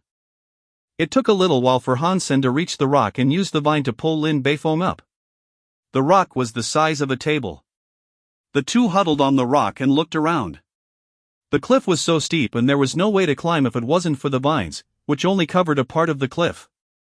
Sen, let's stay here for 2 days and maybe the Momo beasts will leave if they don't see us. The cliff is so steep and I'm not as fit as you. I really can't go up, Lin Beifong said anxiously. Well, you just rest here, and I'll go see if there is a way out. If there is, I'll come back for you. If not, then we could just wait for the mammal beasts to leave, Hansen said and got up to climb. Sin, you will not abandon me? Lin Beifong grabbed Hansen's clothes like a little girl. Don't worry. How can I abandon you when you owe me so much money? Hansen patted Lin Beifong on the shoulder and climbed away. Because he had practiced ghost haunt, Hansen was particularly good at climbing. As he was much stronger now, it wasn't too hard for him either. Hansen climbed for a few hundred feet and still saw nothing but the cliff. The vines continued to go up, and he was wondering where their roots were. Hansen felt a little tired and was thinking about going down. But with another look, he felt like there was a rock sticking out above him. I'll climb up to the rock above and have a look. If there is no way out, I'll just go down to eat and drink. Maybe we could outrun the mammal beasts, Hansen decided, and kept climbing. The stone was farther and larger than Hansen had imagined. It was half the size of a basketball court. When he got on the stone, Hansen's eyes suddenly widened. On the stone was a nest made with tree limbs and vines. It looked like a huge swallow's nest, almost taking up a better half of the stone. An egg at least 3 feet tall lay in the nest. Wow, such a big egg. How big would the creature that laid it be? Hansen shuddered. The creature was not here now, but he dared not think what would happen if it came back. Being big did not necessarily mean it was advanced. Mammal beasts were huge but merely primitive creatures. However, the ability to make a nest and lay an egg on the cliff proved the creature was no average creature. It could very likely be a sacred blood creature. If the egg belonged to a sacred blood creature, Hansen would not want to miss it. After some hesitation, Hansen approached the egg and cut a hole in the eggshell with the tip of his dagger. Fishing out a straw from his pocket, he stuck it in the hole and started sucking. Suddenly the sweet juice filled Hansen's mouth. Sacred blood creature Stormbird's egg eaten. No sacred geno point gained. Although no sacred blood geno point was gained, the fact that the egg was indeed a sacred blood creature left Hansen in joy. It was such a huge egg, with at most only 10 sacred geno points, that he was not surprised that he hadn't gained a point with just a mouthful. And he already had some sacred geno points and couldn't have all 10 points, so he can only get 6 or 7 if he was lucky. But sacred geno points were so hard to get that even just a few more would help. Hansen was desperately sucking the liquid with the straw that he used to drink from his water bag when he was hiding from the creatures that he didn't have to move. It was unexpectedly handy as well for sucking the egg juice. The egg was so big that when Hansen finally heard the cue that he was gaining 1 sacred geno point, he was so full that he could drink no more. Hansen pulled out the straw, and then sealed the hole with mud. Putting the straw back, he descended using the vine. Sen, what took you so long? Is there a way out? Seeing Hansen coming from above, Lin Beifong, who had been worried sick, asked immediately in a low voice so as not to alert the mammal beasts below. No. It is as steep as a mirror, and we have nowhere to go. Hansen shook his head. Then we have no option but to wait for the herd to leave, Lin Beifong said disappointedly. It's all right. We still have some food and water left. Hansen was really taking his time now as he couldn't finish drinking the raw egg anytime soon, and he wouldn't leave before that. They huddled on the stone to spend the night, and the next morning Hansen climbed up to eat more egg. He made sure there was no creature in the nest before he went up and broke the seal to drink from the egg. Sin, why are you climbing up again? Lin Beifong wondered when Hansen came down. There are sacred blood creatures above, and I was having a feast up there. Do you want to go together? Hansen laughed. You can keep it. Lin Beifong glanced at him and didn't believe a word he said. Even if there really were sacred blood creatures, Hansen was more likely to be their food. Chapter 30, An Empty Egg. Hansen climbed up every day to steal some egg juice and never met a sacred blood creature returning to the nest. Hansen thought the egg's parents might have been hunted already. But to be safe, every time he finished drinking from the egg, he would return to where Lin Beifong was instead of staying inside the nest. Lin Beifong just assumed that Hansen was going up to find a way. When they had waited for 2 or 3 days, Lin Beifong looked down, and with the fog he wasn't sure if the mammal beasts had left. Sen, how about we go down a bit and check if they have left? Lin Beifong couldn't handle the heat during the day and coldness at night on the cliff anymore. Let's wait for 2 more days to be safe. If they see us now and guard the place for another week, we will run out of food. Hansen's geno points were higher, so he had heard the mammal beasts leaving the previous night. But he didn't want to go now, as he hadn't finished the egg. Lin Beifong felt that made sense, so he held on.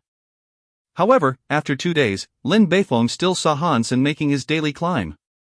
The vines only covered a small part, and if Hansen was just exploring the way, he should have done that already, so why did he keep climbing?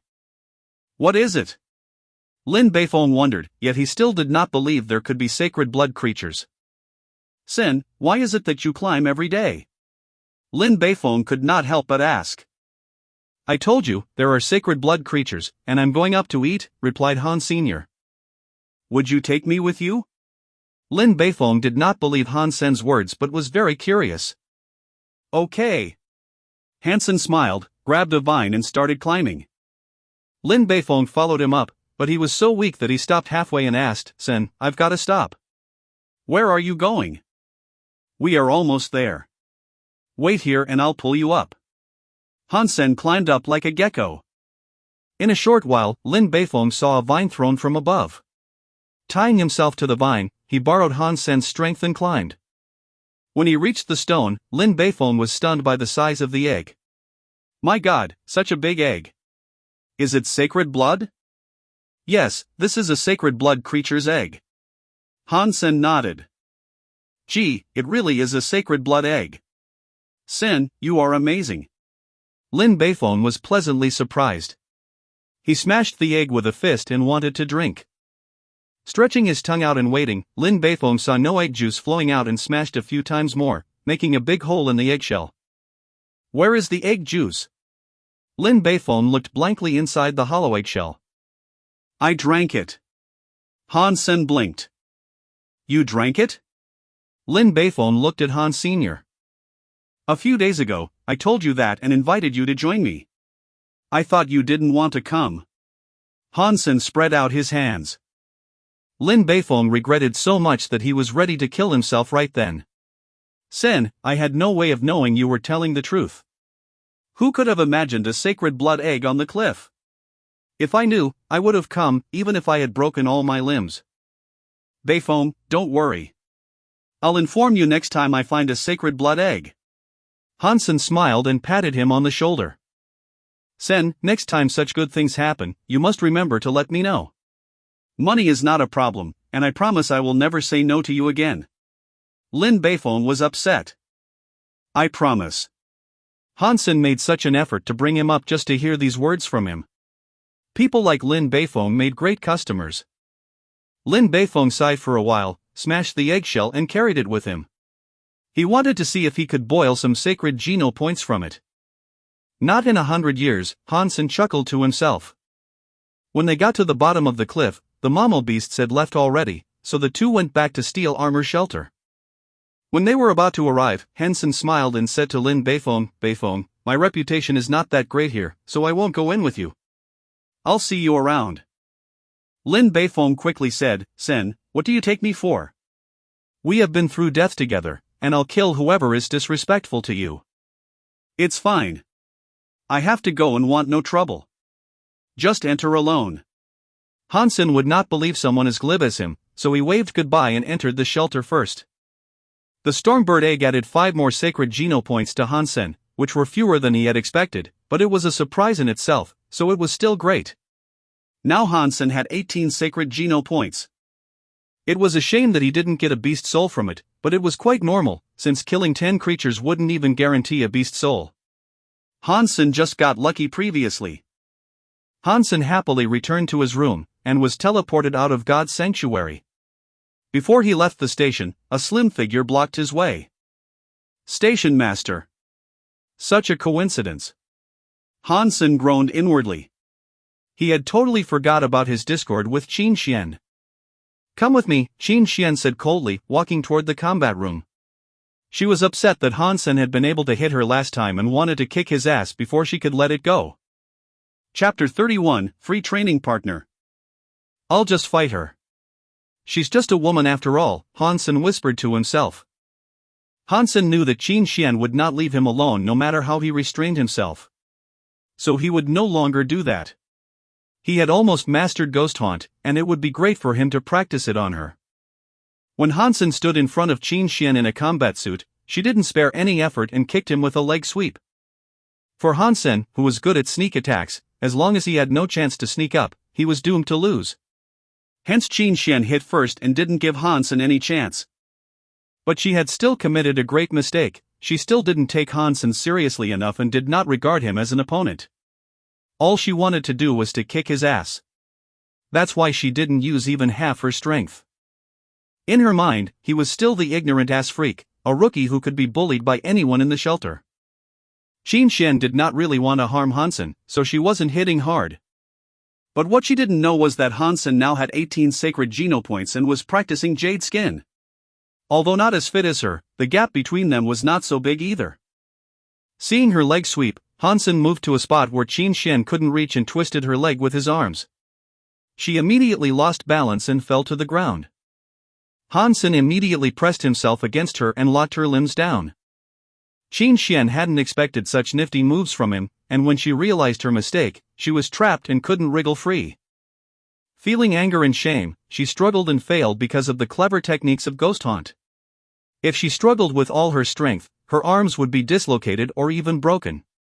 Trapped by Hansen, she blushed and still couldn't believe Hansen had taken her with the first move. She wanted to teach him a lesson, and everything went wrong. "Station Master, did I win?" Hansen was secretly pleased. "I did not expect old devil's teaching to work. I even beat Qin Xian." "You will never win." Qin Xian raged and refused to throw in the towel. If it was anyone else, it might be fine. But for this despicable-ass freak, she would not bow her head. Qin Xian roared and shapeshifted into a golden lion taller than a man. Hansen was thrown off her instantaneously, and the lion swooped down at him. "Foul! We have agreed not to use any beast souls," Hansen quickly shouted. Qin Xian paused as her lion paw was about to hit him. She did promise last time that she wouldn't use beast souls. But under the circumstances, she had completely forgotten about it. "Alright, no beast souls." Qin Xian secretly blushed, took back her beast soul and launched an attack with her fist.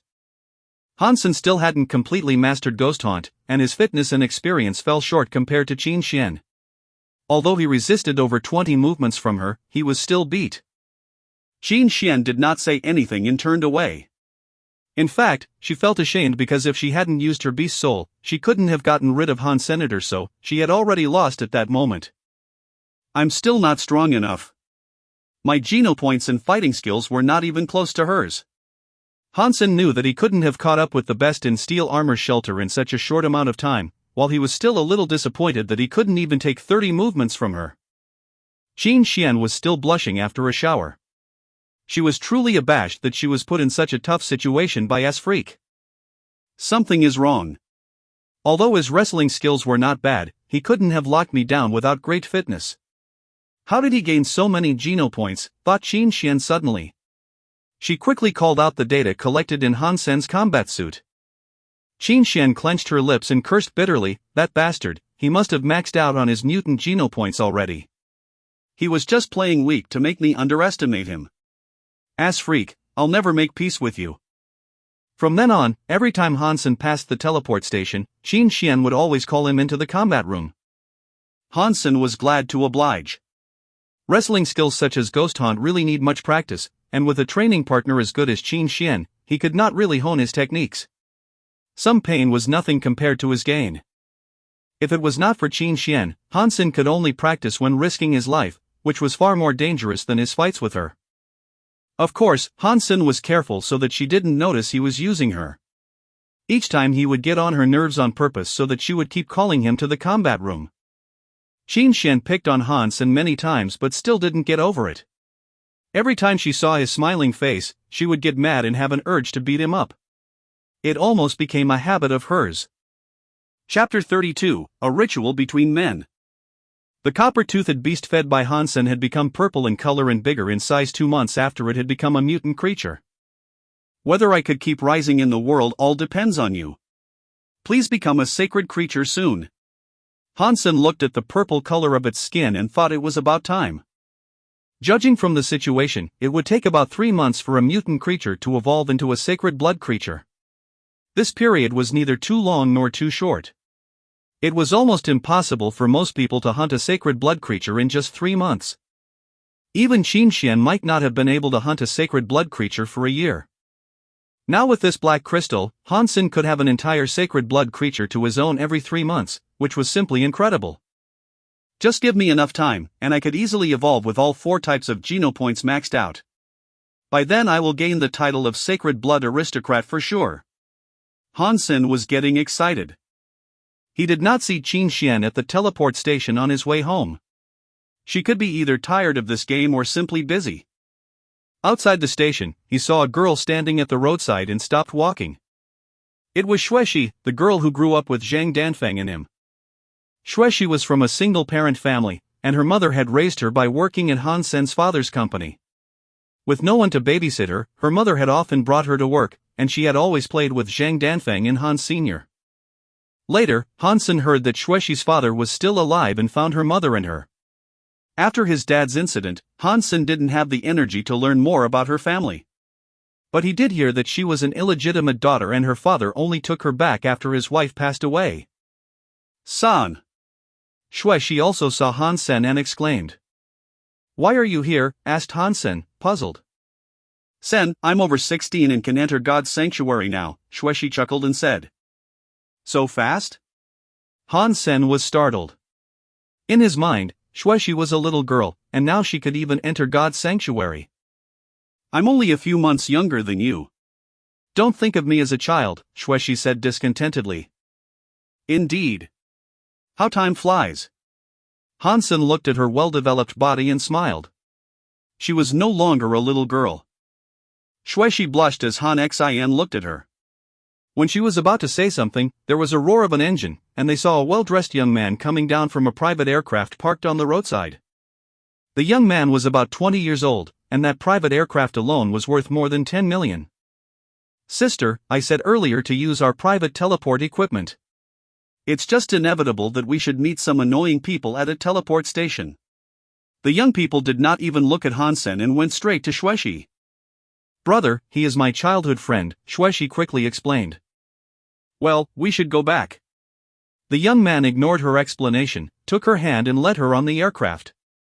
"Sen, I'll come back," Xuexi said to Hansen softly before she went. The young people returned to warn Hansen, "People like you aren't worthy to be her friend.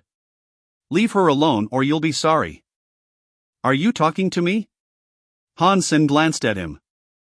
"You don't believe what I said?" The young man suddenly stepped forward, and quickly hit Hansen's lower abdomen with a knee. He was very close to Hansen, and he was incredibly fast. His knee suddenly came toward Hans Sr. Hansen looked calm, but secretly sneered. Nothing is better for wrestling than ghost haunt. Even Qin Xian dares not let me get close now. Leaning to one side, Hansen avoided his knee and stuck a leg behind his leg on the ground. Hansen also clamped the young man's neck and pulled hard. Bang! The young man suddenly lost his balance and fell to the floor. Lying on the ground, he looked at Hansen in shock and forgot to get up. He didn't expect his hit would be in vain, and couldn't believe he was pulled down by Hans Sr. "Sen, what happened?" Seeing things going wrong, Xuexi ran down from the aircraft and quickly helped the young man up. "Nothing, just a ritual between men. It is late and I need to go. Let's eat together sometime." Hansen smiled, waved goodbye and went to the train station. "Brother, you all right?" Xuexi asked the young man. "Interesting, really interesting." The young man watched Hansen leaving with a strange smile. Seeing the young man smiling, Xuexi was suddenly anxious. "Brother, don't pick on him. He didn't mean it. He could make me fall even when he didn't mean it." "If he meant it, then would I, Fang Jingqi, be killed?" he said with his eyes narrowed. "Brother, that's not what I meant." Xuexi panicked and did not know how to explain. "No worries, sister." As he said, it was a ritual between men and I shall return the favor. Fang Jingqi stared frantically in the direction where Hansen went. "In a few days, please invite him to dinner at home." "What?" Xuexi looked at Fang Jingqi and could not believe her own ears. Chapter 33, Polar Night Forum. Hansen didn't go far to hunt these days. He was on his own, so unless he went somewhere no one would go, it wasn't likely he could find mutant or sacred blood creatures before the gangs of Qinxian, Son of Heaven or Fist Guy did. Hansen went on the Skynet and logged into a forum called Polar Night whose members were people from different planets currently struggling in God's sanctuary. Here, people from the same shelter could exchange information and needs. Although the Alliance had a similar official site, it was much easier for people to go on Polar Night because all you needed was a username. On the official site, you'd need to register with your real identity. Not wanting anyone to know his identity, Hansen went to the section of Steel Armor Shelter, where there were a lot of posts, roughly 1,000 or more per day. He went through the postings, most of which were buying or selling information, and then there was some recruiting information. For example, the rich would spend money to hire some people from the same shelter to protect or help the child. Recently, Hansen's luck had been poor. Not only couldn't he find any mutual creatures or sacred blood creatures, he also failed to gain any beast souls. So, he decided to work for money. Hansen browsed for a while and saw a job posting that paid well. He was surprised to see it was Lin Beifong who posted it. Hansen hadn't seen him since the last time they met. It was unexpected that he had also posted in Steel Armor Shelter. Lin Beifong was not only recruiting good men, but also making offers for beast souls and mutant creature flesh. He wanted all the good things, and was willing to pay for them. People who answered his thread were mainly just onlookers. After all, the demands for mutant creature flesh and beast souls were so high that no one would sell easily. Hansen browsed a while and turned to other threads, and soon he found a satisfactory job. There were several young people who had just entered God's sanctuary hiring a skilled hunter to help them kill primitive creatures. The requirement was to be able to deal with 10 primitive creatures and protect them at the same time, alone. In a word, this was a babysitting job, watching these rookies fight primitive creatures and save them when they encountered danger. This job was not difficult, but quite troublesome. Generally speaking, the experienced would not take such a job. But these young men were paying well, 10,000 to protect them each day, and one contract was for at least half a month. Hansen sent a text message to the number they had left and didn't leave voicemail or send an image of himself. He didn't want his personal information to leak out, and that was why he had chosen Polar Night. He could have gone to the official site, where everything was regulated and protected by law, but he would need to sign the contract with his real identity. After a while, he received a reply, which said they had to see how well he could fight before deciding to hire him. Hansen had no problem with that and agreed to meet at a certain time and place in Steel Armor Shelter. After agreeing to meet, Hansen did not close the window but continued to browse the trading section. After his bronze crescent spear was destroyed, he had wanted to hunt himself a weapon beast soul, but he had had no luck with a beast soul at all. Hansen wasn't trying to buy a weapon beast soul but a man-made alloy bow and arrow. Alpha alloy weapons could now easily kill primitive beasts, but not mutant creatures. They were not cheap either, and normally even more expensive than primitive beast souls. Hansen could use most of the weapons, but he had worked hard on archery since he had planned to hunt alone at a distance before he entered God's sanctuary. But he overlooked something. He couldn't afford any good bow and arrows, and without those, he couldn't even pierce the skin of any creature.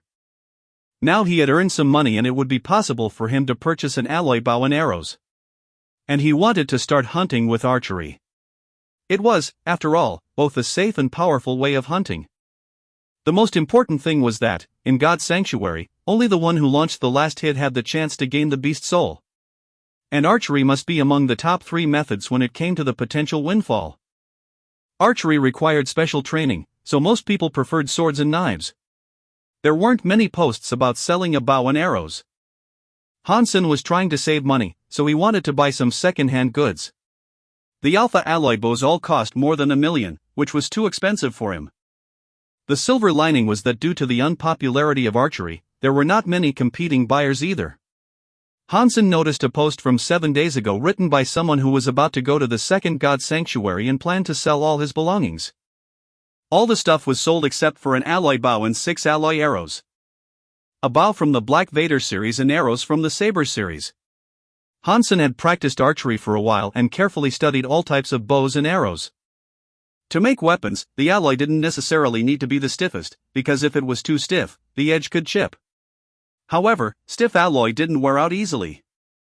Bows and arrows were no exceptions. There were 3 types alloy used in a Black Vader bow. 2 were mixed to make the bow itself in order to guarantee its flexibility and stiffness at the same time. And the alloy used in making the string was even more special, its manufacturing methods. Monopolized by a few interstellar metal production companies.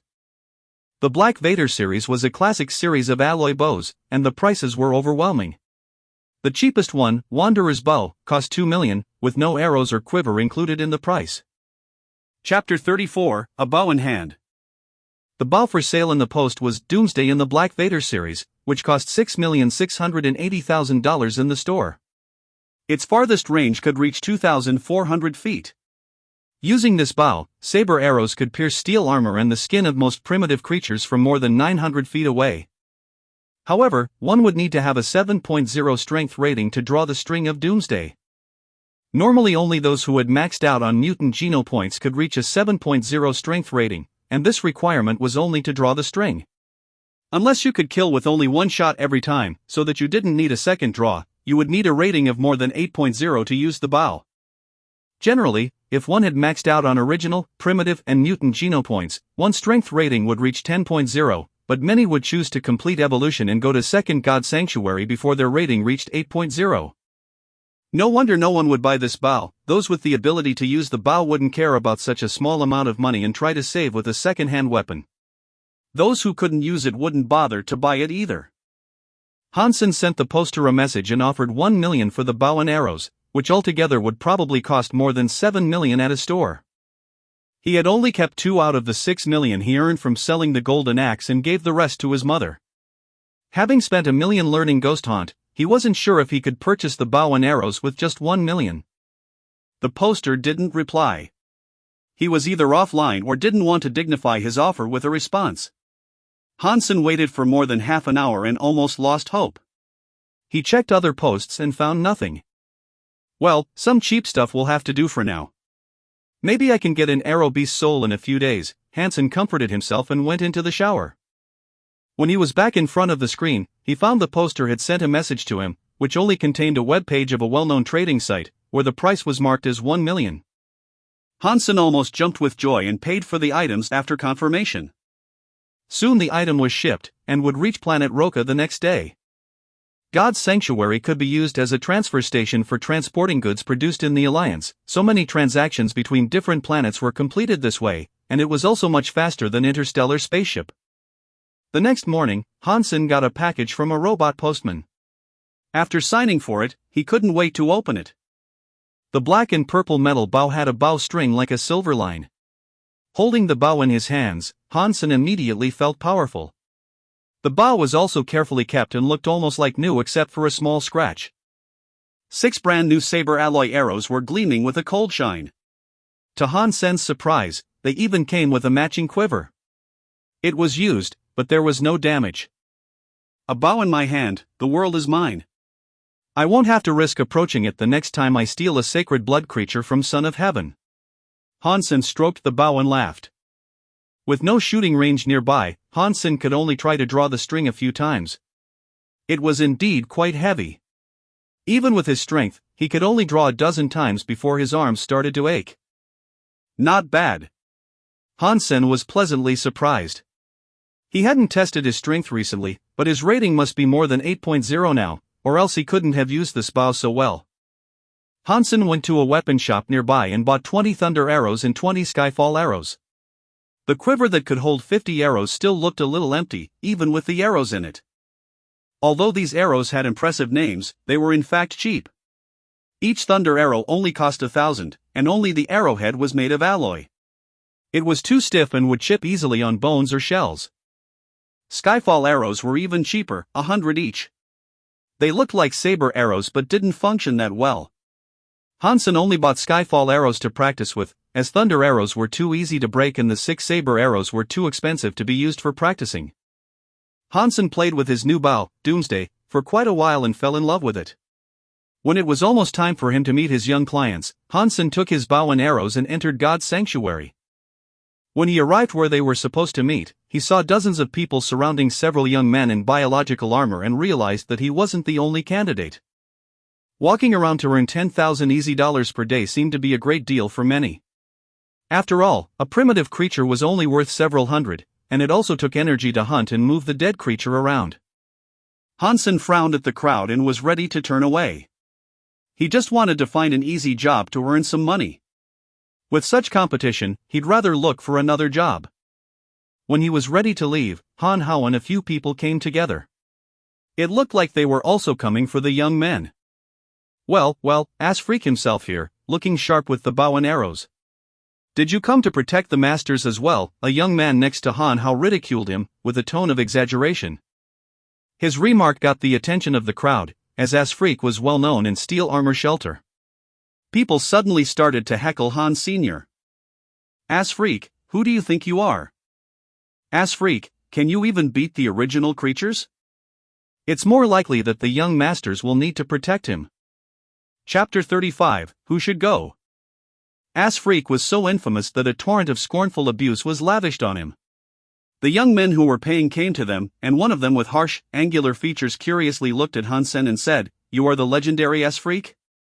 Yes, Hansen answered casually. He did not think it was a bad thing, because in the entire steel armor shelter, he was the only one who had ever stabbed Shin in the butt. This was a kind of achievement in a sense. The young man was obviously curious about Han's senator. Suddenly he said, "You are also here for the job?" Hansen nodded. "If you don't like the idea, I can go right now." "No, if you do not have any questions, we can sign the contract right here," the young man quickly said. A roar went up in the crowd as they heard the young man's decision. Even the young man's friends looked surprised. They pulled the young man to the side and said, "Yuan, that's Freak. What are you going to do with him?" "That's right, Yuan. If we are in danger, he will probably run even faster than us. It's just a waste of money." "I've hired him, and you can choose the rest," the young man named Yuan insisted and signed the contract with Han Sr. The others didn't say much after that and selected several more candidates who looked experienced. Han Hao showed them his mutant beast soul weapon and was chosen. The two coming with Han Hao showed some skill and got the job as well. "Freak, you got lucky thanks to your young master's kindness and curiosity," Lu Feng, one of the two, said when walking past Han Sr. "My luck has always been good," Hansen said faintly. The clients had selected 10 experienced men to protect them in hunting primitive creatures. With such a team, they could even hunt primitive creatures by herd. Those who had been hired were in a good mood and tried to flatter the clients all the time. They clearly understood the background of these young men who were paying them. The clients actually had very good fighting skills, and they must have graduated from posh schools. Although they had just entered God's sanctuary, their fitness and skills were much better than Han Sen's when he had just arrived. They were only lacking the experience of hunting.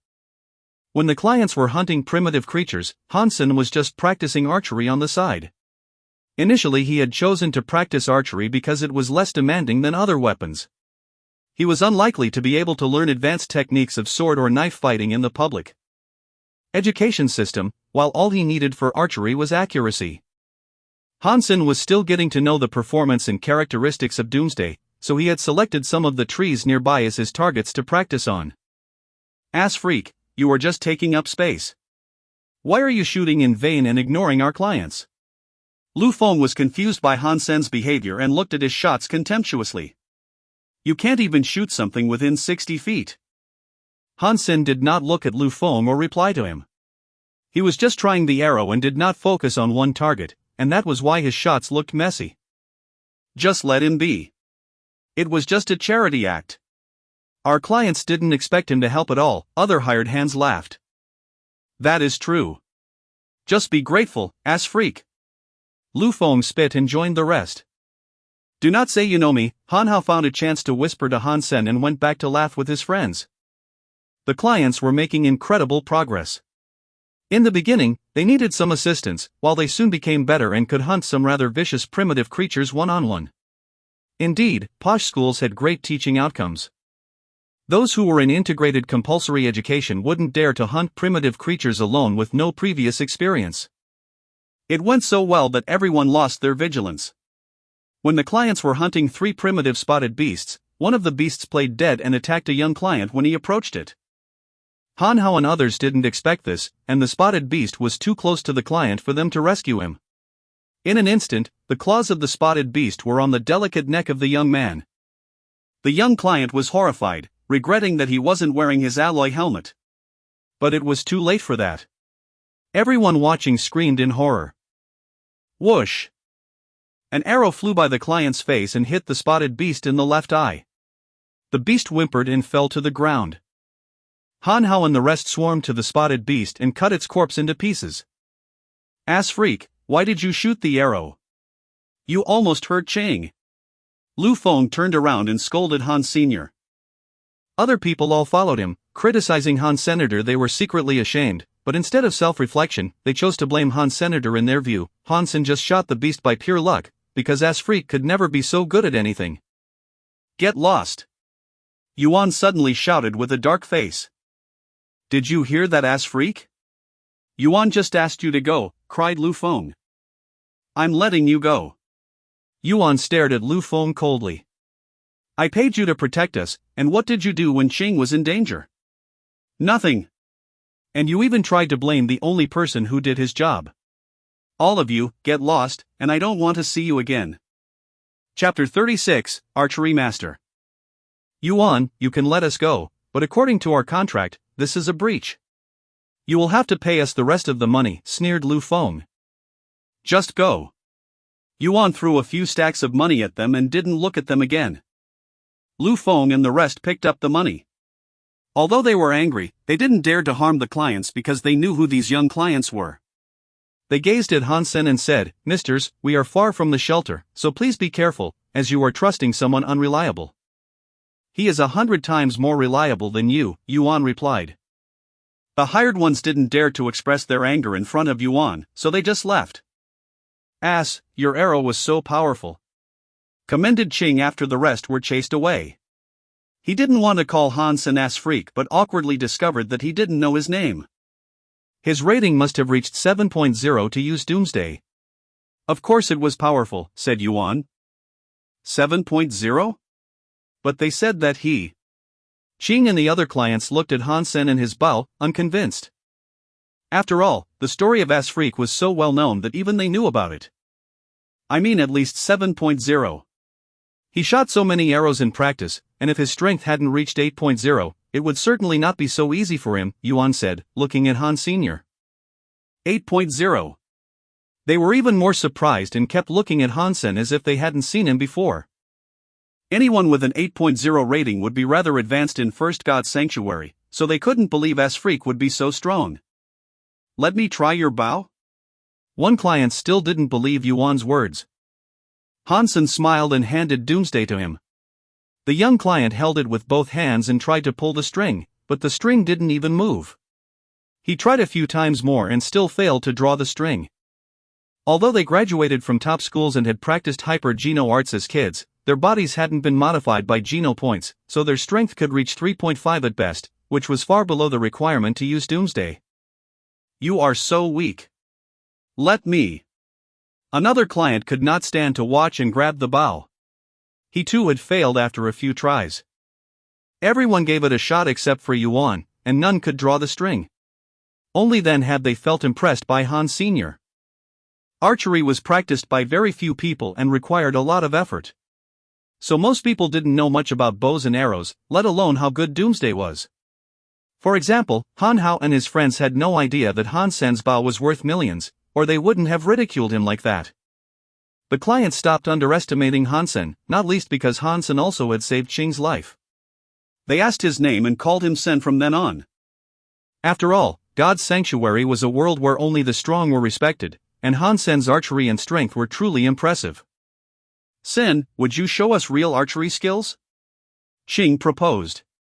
All the other clients looked at Hansen with great anticipation. My archery skills are just ordinary, Hansen laughed. Don't be modest. When one is being too modest, one is actually proud, Qing said. Okay, I will try to shoot then. Hansen also itched to exercise his skills. Since he received Doomsday, he hadn't tested its limits yet. The clients were overjoyed. Hansen looked around and walked to a hillside. He aimed at something and slowly drew a saber arrow. As he drew the string, blue and swollen veins popped on his arms. The arrow left the string in the blink of an eye and disappeared in the woods. Did he miss? Sheen and others didn't hear any prey being hit and thought he had missed. It is too far away. The woods must be at least 400 yards from here. It is understandable to miss, said Ching. Come on, let's go and find out, Hansen said and walked down the hill into the woods. The clients followed with suspicion. 100 meters into the woods, they saw a spotted beast nailed on a tree with an arrow through its head. No wonder we did not hear a thing.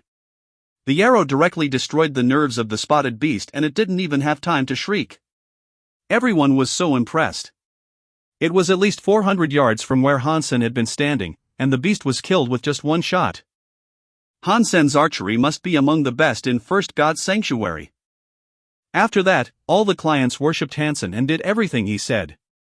Hansen protected them for half a month and received 150,000 in cash. The clients wanted to sign a long-term contract with Hansen, but he declined. He was only short of money at the moment. In the long run, he still needed to focus on his own evolution. Hansen returned to Steel Armor Shelter alone and was stopped by those who had been chased away by Yuan at the gate. These men were led by Lu Feng, and Han Hao was also among them. Ass freak, you have really pissed me off. How can you make it up to me? Asked Lu Feng, cracking his knuckles while slowly approaching Han Sr. Chapter 37, Whose Broadsword? A crowd of spectators started to gather. They were used to seeing Hansen getting bullied. How do you want me to compensate you? Said Hansen calmly, watching Lu Feng approaching him. Let me kick your ass, Lu Feng said, throwing a punch at Hansen's face. Lu Feng's punch was fierce and fast. If Hansen was hit, his nose would be smashed. When everyone was thinking that he would suffer, Hansen leaned his body and dodged the punch. Meanwhile, he tripped Lu Feng with his leg and made him fall on his face. Lu Feng fell so hard that his nose was bleeding and his eyes were watering. Burning with anger, he drew his alpha alloy broadsword from the sheath and slashed it toward Han Sr. Little scum. How dare you resist? I'll kill you. Han Hao had mixed feelings watching this. Although he despised Hansen was still his cousin, and Han Hao felt terrible watching him being bullied and perhaps getting killed. But if he helped Hansen and people knew him to be the cousin of Ass Freak, how could he stay at Steel Armor Shelter? Having hesitated for a while, Han Hao turned his face to the side, deliberately avoid seeing Han. Senator Han Hao thought that he would immediately hear Hansen's screams, but the screams he heard were not from Hansen, but from Lu Feng. Han Hao quickly turned to see what had happened and couldn't believe his own eyes. Lu Feng's alpha alloy broadsword was now in Hansen's hand and Lu Feng himself was pinned to the ground with his arm twisted behind himself, screaming while too scared to struggle. Han Hao did not see how it happened, but others all saw clearly. They were so surprised that they stood there with their mouths wide open. When Lu Feng slashed his broadsword at Hansen, everyone thought Ass Freak was doomed. But as soon as Lu Feng wielded the alpha alloy broadsword, Hansen grabbed his hand and twisted, bringing Lu Feng to his knees. Hansen then knocked his back with a knee and held him down to the floor. No one could believe that Ass Freak would have such fine movements and were all in a daze. There was no sound except for Lu Feng's screams. What are you doing? Kill this bastard. Ouch. Lu Feng shouted to the onlookers while screaming. Crack. His arm was broken by Hansen before he could even finish the sentence. Covered in cold sweat, Lu Feng was deathly pale. Lu Feng's friends saw this and rushed to Hansen, raising their weapons. Hansen was still holding Lu Feng's alpha alloy broadsword in his hand, and used it to block the first alloy weapon swung at him. To his surprise, the weapon was cut in half by Lu Feng's broadsword instantaneously. This dumbass had a really nice alpha alloy broadsword. It's at least worth 1 or 2 million, Hansen thought and decided not to give it back. In a short while, all the other weapons were cut off by Hansen, and their owners were scared off. No one dared to attack Hansen anymore. Han Hao was stunned, almost thinking he was in a dream. Lu Feng had a strength rating of 6.7 and a nice weapon, so he enjoyed quite a lot of attention in Steel Armor Shelter. Although Han Hao had a mutant beast soul weapon, he knew he could not match Lu Feng. All of a sudden, Lu Feng became the one lying on the floor without his weapon, while Hansen became the winner. The change was so drastic that Han Hao couldn't process it. Hadn't he been isolated by both Qin Xian and Son of Heaven since he entered the shelter? Didn't he fail to hunt even a primitive creature? Didn't he? Han Hao looked at Hansen blankly, with a variety of complex emotions entangled in his mind. Hansen did not continue the fight with the rest, but went back to take Lu Feng's sheath away, hung the sheath on his own belt, and returned his new broadsword to his new sheath. "The next time you want compensation, just come to me," said Hansen as he strode toward the gate of steel armor shelter. The onlookers all looked at him as if it was the first time they saw him. "Stop!" Someone approached riding a beast soul mount when Hansen was about to enter the gate. It was Luo Tianyang, son of Heaven's henchman. "Luo, as freak broke my arm and seized my broadsword." "You have to avenge me," shouted Lu Feng in delight at the sight of Luo Tianyang. "Douchebag." Luo Tianyang first glanced at Lu Feng and then at Han Sr. "I was wondering who was so daring to hurt my guy." "So, it was you, scum." Luo Tianyang took out his alloy whip and whacked it at Han Sr. Hansen paused and wielded his broadsword at the whip. When the two weapons collided, Hansen and Luo Tianyang both shuddered. Luo Tianyang suddenly shouted, "How come you have such strength?" Luo Tianyang's own strength rating had reached 9.6. Although with this whack he did not use all his strength, Hansen must have had at least an 8.0 rating to be able to block his whip, which he could not believe. Chapter 38, My Guy. This person must die. Luo Tianyang suddenly had an urge to kill Hansen and was about to raise his whip again. When he looked at Hansen, however, he stopped and his whole body became tense. Hansen had put away the broadsword and held Doomsday in his hands. Drawing the string to the fullest, he pointed the arrowhead at Luo Tianyang. Although Luo Tianyang did not recognize Doomsday, thanks to his rich experience of fighting, he could smell danger from Hansen and his bow and stayed completely still. The two were into a deadlock. Luo Tianyang did not dare to move, and Hansen did not have the confidence to kill Luo Tianyang with only one shot. Even time seemed to stand still. The onlookers were completely shocked. When Hansen beat Lu Feng and his friends, they simply couldn't believe it, and now he was even well matched with Luo Tianyang? Luo Tianyang was one of Son of Heaven's henchmen, his strength rating was near 10.0, and even he didn't dare to move with Hansen's arrow pointed at him. Anyone with a strength rating of more than 9.0 would be among the top 100 in steel armor shelter, where there were more than 100,000 people. That someone like this could be scared by Hansen was an overwhelming fact to all. No one knew how Hansen could gain such strength when isolated by both Qin Xian and Son of Heaven. "Hansen, put down your bow," said Qin Xian, leading her gang, who were all riding beast soul mounts.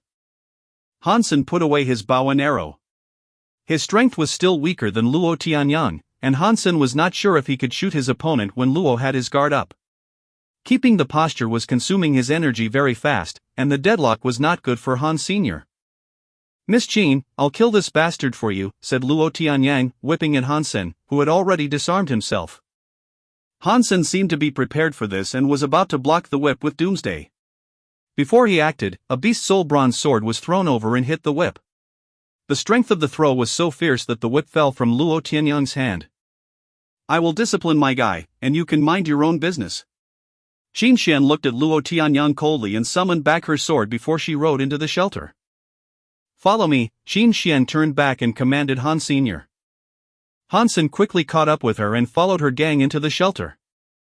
The entire steel armor shelter was suddenly in an uproar.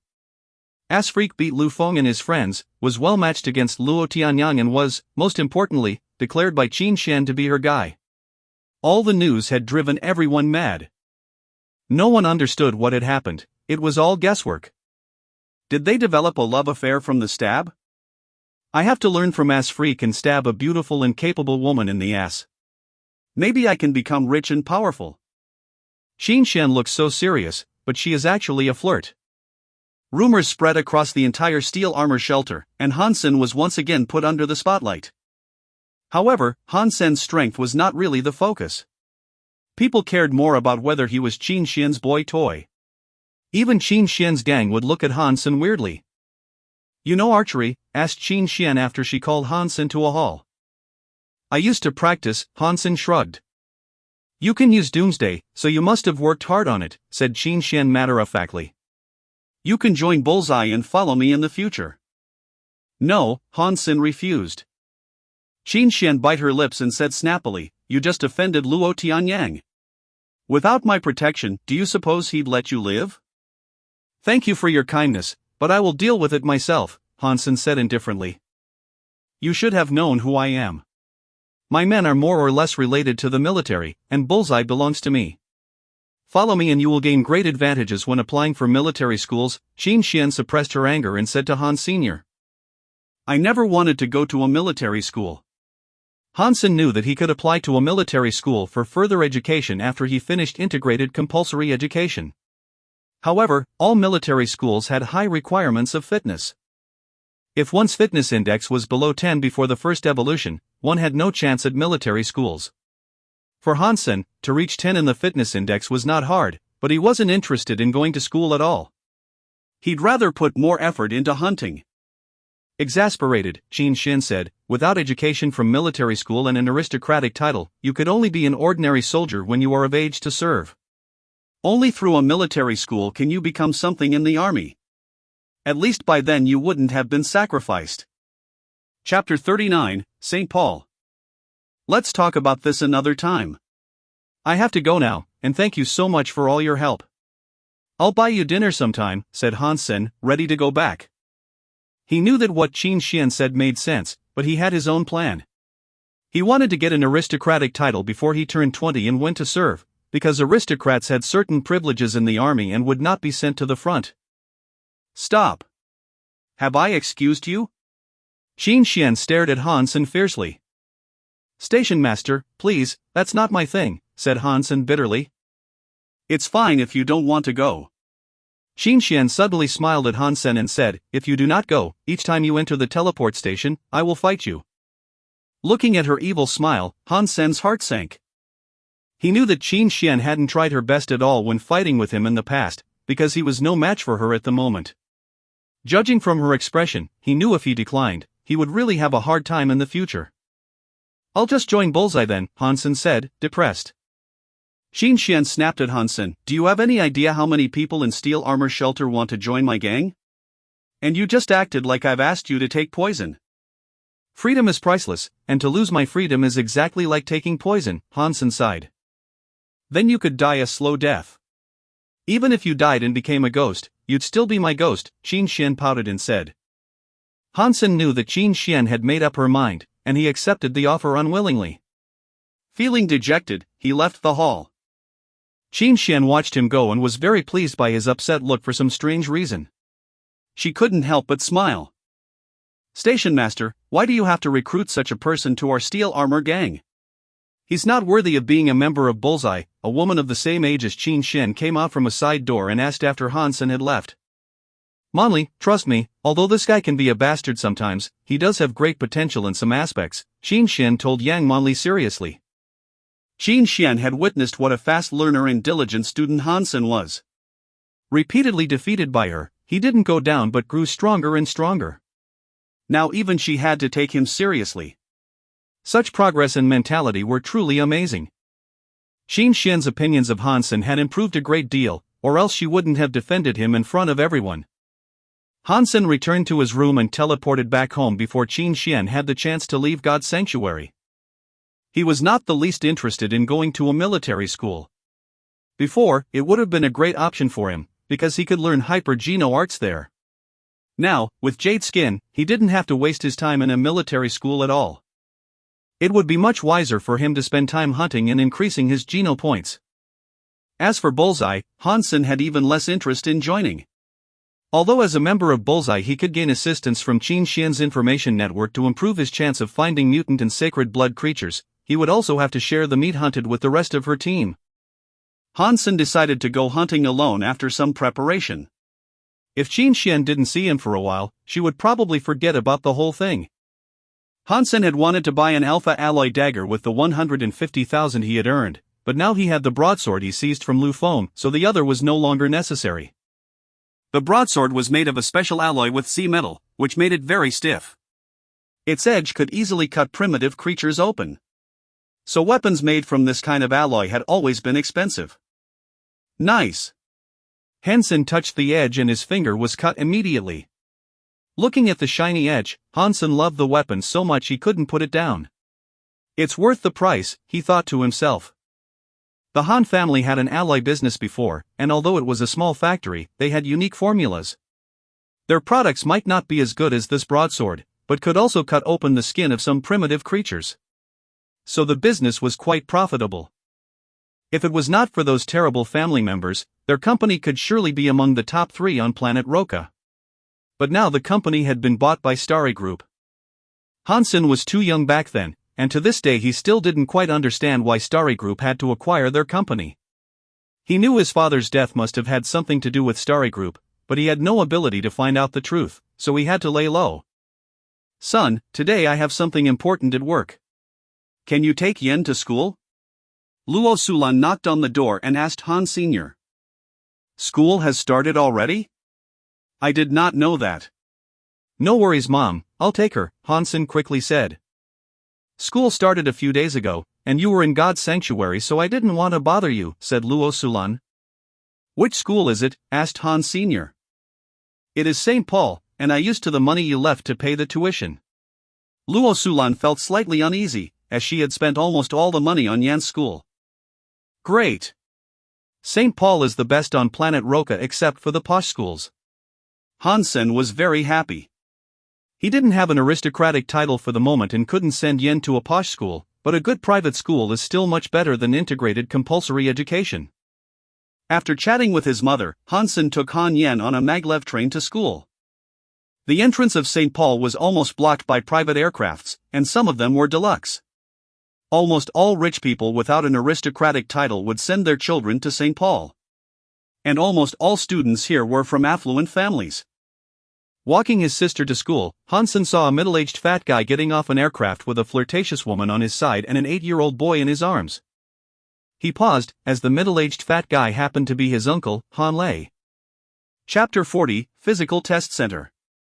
"What are you doing here?" Han Lei was surprised to see Hansen here. "Taking Yen to school," replied Han Sr. "Yen is coming to St. Paul?" Han Lei looked at Hansen and Han Yen, unconvinced. "Since a few days ago," Hansen said, ready to walk Han Yen into the school gate. Han Lei thought for a while and ran in front of Han Senator. He grabbed Hansen's wrist enraged. "I knew it. My elder brother managed the company for so many years, he must have embezzled lots of money. You were just lying to me about not being able to come up with 2 million, while you are now spending millions to send Yen to St. Paul. I'm telling you, this money belonged to the whole family, just like the house. We must split it, or I'll..." "Or what? What can you do about it?" Hansen looked at Han Lei coldly. He was completely disappointed in his relatives and wouldn't give them a cent more. "Boy, watch it. I'm your uncle." Han Lei flinched with Hansen watching him, but he didn't plan to let Hansen walk free. "Uncle?" Hansen smiled dismissively. "Well, please go home and review the legal documents we signed and see if you have the right to anything we own. From now on, do not think you can take a penny from us ever again." The reason why Hansen gave them 2 million so promptly was to draw a line between his relatives and his real family. To get the 2 million, his relatives all signed a document prepared by Mr. Zhang which made it impossible for them to take anything from Hansen's family in the future. "That is fraud. I'll go find your mom right away. How dare you hide money from us?" cried Han Lei angrily. "Uncle, don't even think about it. I have the right to kill a trespasser." Hansen looked at Han Lei gloomily. "Little brat, how dare!" Han Lei threw a punch at Hansen furiously. With a blank expression, Hansen grabbed Han Lei's arm and threw Han Lei over his own shoulder. Han Lei shouted out in pain. "Uncle, if you want to die, welcome to our house." Hansen stared at Han Lei coldly. Han Lei opened his eyes wide, as if he didn't know Han Senator. The look on Hansen's face had terrified him. Han Lei was an evolver, although just by maxing out on primitive geno points. He didn't really do much in Second God Sanctuary, but he was still an evolver. It was abnormal that Hansen, who hadn't evolved at all, could give him a shoulder throw easily. His nephew suddenly looked like a different person. Hansen suddenly smiled and pulled Han Lei up. "I'm sure my aunt doesn't know about this woman and child. I think I should talk to her," Hansen whispered, while Han Lei was still shocked by his sudden change. "You think my wife will believe you?" Han Lei said madly. That doesn't matter, as long as she believes this. Hansen showed Han Lei the comlink on his wrist. He turned the video camera on the moment he saw Han Lei. You. Shocked, Han Lei reached to grab the comlink. Hansen only moved slightly to make Han Lei fall again. Uncle, we can negotiate a price, and I can sell you this.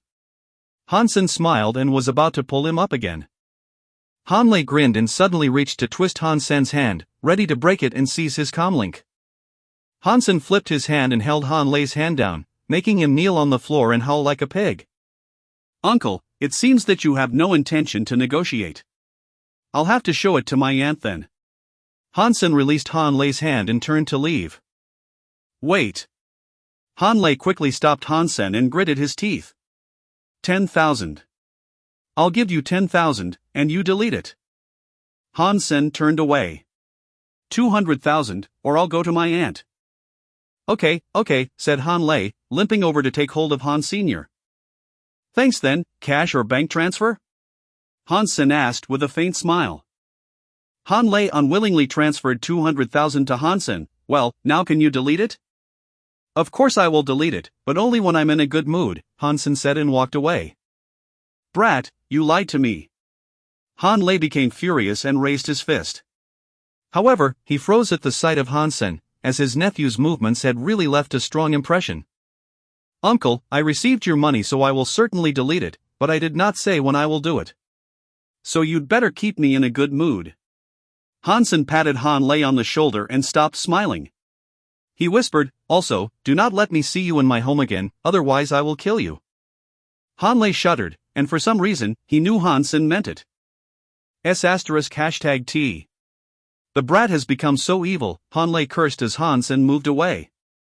Ashamed that he was terrified by a boy, Han Lei was still nervous deep down and changed his mind about going to Hansen's home. After sending Yen to school, Hansen was in a great mood. On his way back, he saw a physical test center and went in, wanting to know his current physical fitness level. Chapter 41, Home Run. In the unevolved test hall of the physical test center, Zhao Basan looked at A-level displayed on the virtual screen and was secretly feeling proud of himself. In order to get A-level in the test, an unevolved person must reach more than 10.0 in at least 100 items, including strength, speed, quickness, leaping ability, muscle toughness, bone strength, and organ function. With A-level fitness, one was also very likely to be admitted into a military school, as long as one didn't make a huge mistake during the entrance exam. In his fantasy, Zhao Basan had already graduated from a military school with stellar scores and become a captain of an interstellar warship, directing battles in the space and receiving respect and worship after all his victories. I didn't do that well in the live combat test. If I had done better, I might be assessed at AA level. Maybe I'll try again. Zhao Basan went back, but found the test hall he had used was occupied. Zhao Basan thought the testing process was quite short, so he decided he might as well wait there. But after he had waited for quite a while, the person inside still hadn't come out. So slow. This person inside must be stupid? If I had gone to a different hall, I would have finished by now. Zhao Basan was quite upset but not willing to give up. Zhao Basan gave it some thought and paid to observe the test. Suddenly, a holographic image was projected in front of him. I wonder how dumb this person could be to take so long. Zhao Basan looked to the golden figure in the holographic image. That person in the image was about to take the final test, the robot channel. The robot channel was the last part of the entire test. In the 300-foot-long one-way channel, one had to beat a combat robot with biochemical alloy shell every 6 feet, and the performance of combat robots was stronger and stronger toward the end. As an unevolved, being able to cross the 180-foot line was pass, 210-foot line was good, 240-foot line was excellent, 270-foot line was advanced, and going all the way was super. Zhao Basan had earned a good score himself, but he might be able to pass the 240-foot line if he put in more effort. This is weird. How come it took him so long? Zhao Basan felt strange, as all the tests before this one should have taken the same amount of time. What he didn't know was that Hansen actually took each test twice, the first time without beast souls and the second time with beast souls, so as to know his abilities under different circumstances. That's why it took Hansen so long. In fact, Hansen had already been through the robot channel twice.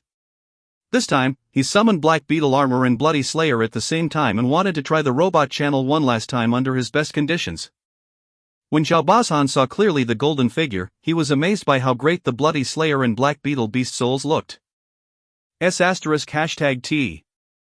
This guy wants to use beast souls to take the robot channel test. Well, even so he could hardly go all the way, unless... While Zhao Bazhan was still thinking, the majestic golden figure had rushed toward the robot channel. Boom! What happened next rendered Zhao Bazhan speechless. The golden figure ignored all combat robots trying to block him and forcefully went through with his strong body. The combat robot, which was much heavier than the man, was knocked away immediately. The golden figure was like an armored vehicle, brutally hitting his way through the combat robots. Even the robot's biochemical alloy shells were smashed. Nothing could stop that figure. 30 feet. 60 feet. 90 feet. 180 feet. 210 feet. 240 feet. Zhao Baoshan knew that the performance of the combat robots placed behind the 240-foot line was beyond the ability of average unevolved persons. But they were smashed by the golden figure as if they were a pile of clunkers. The robot channel that was viewed as a cruel test by most unevolved became an easy path for the golden figure. Unmatched strength.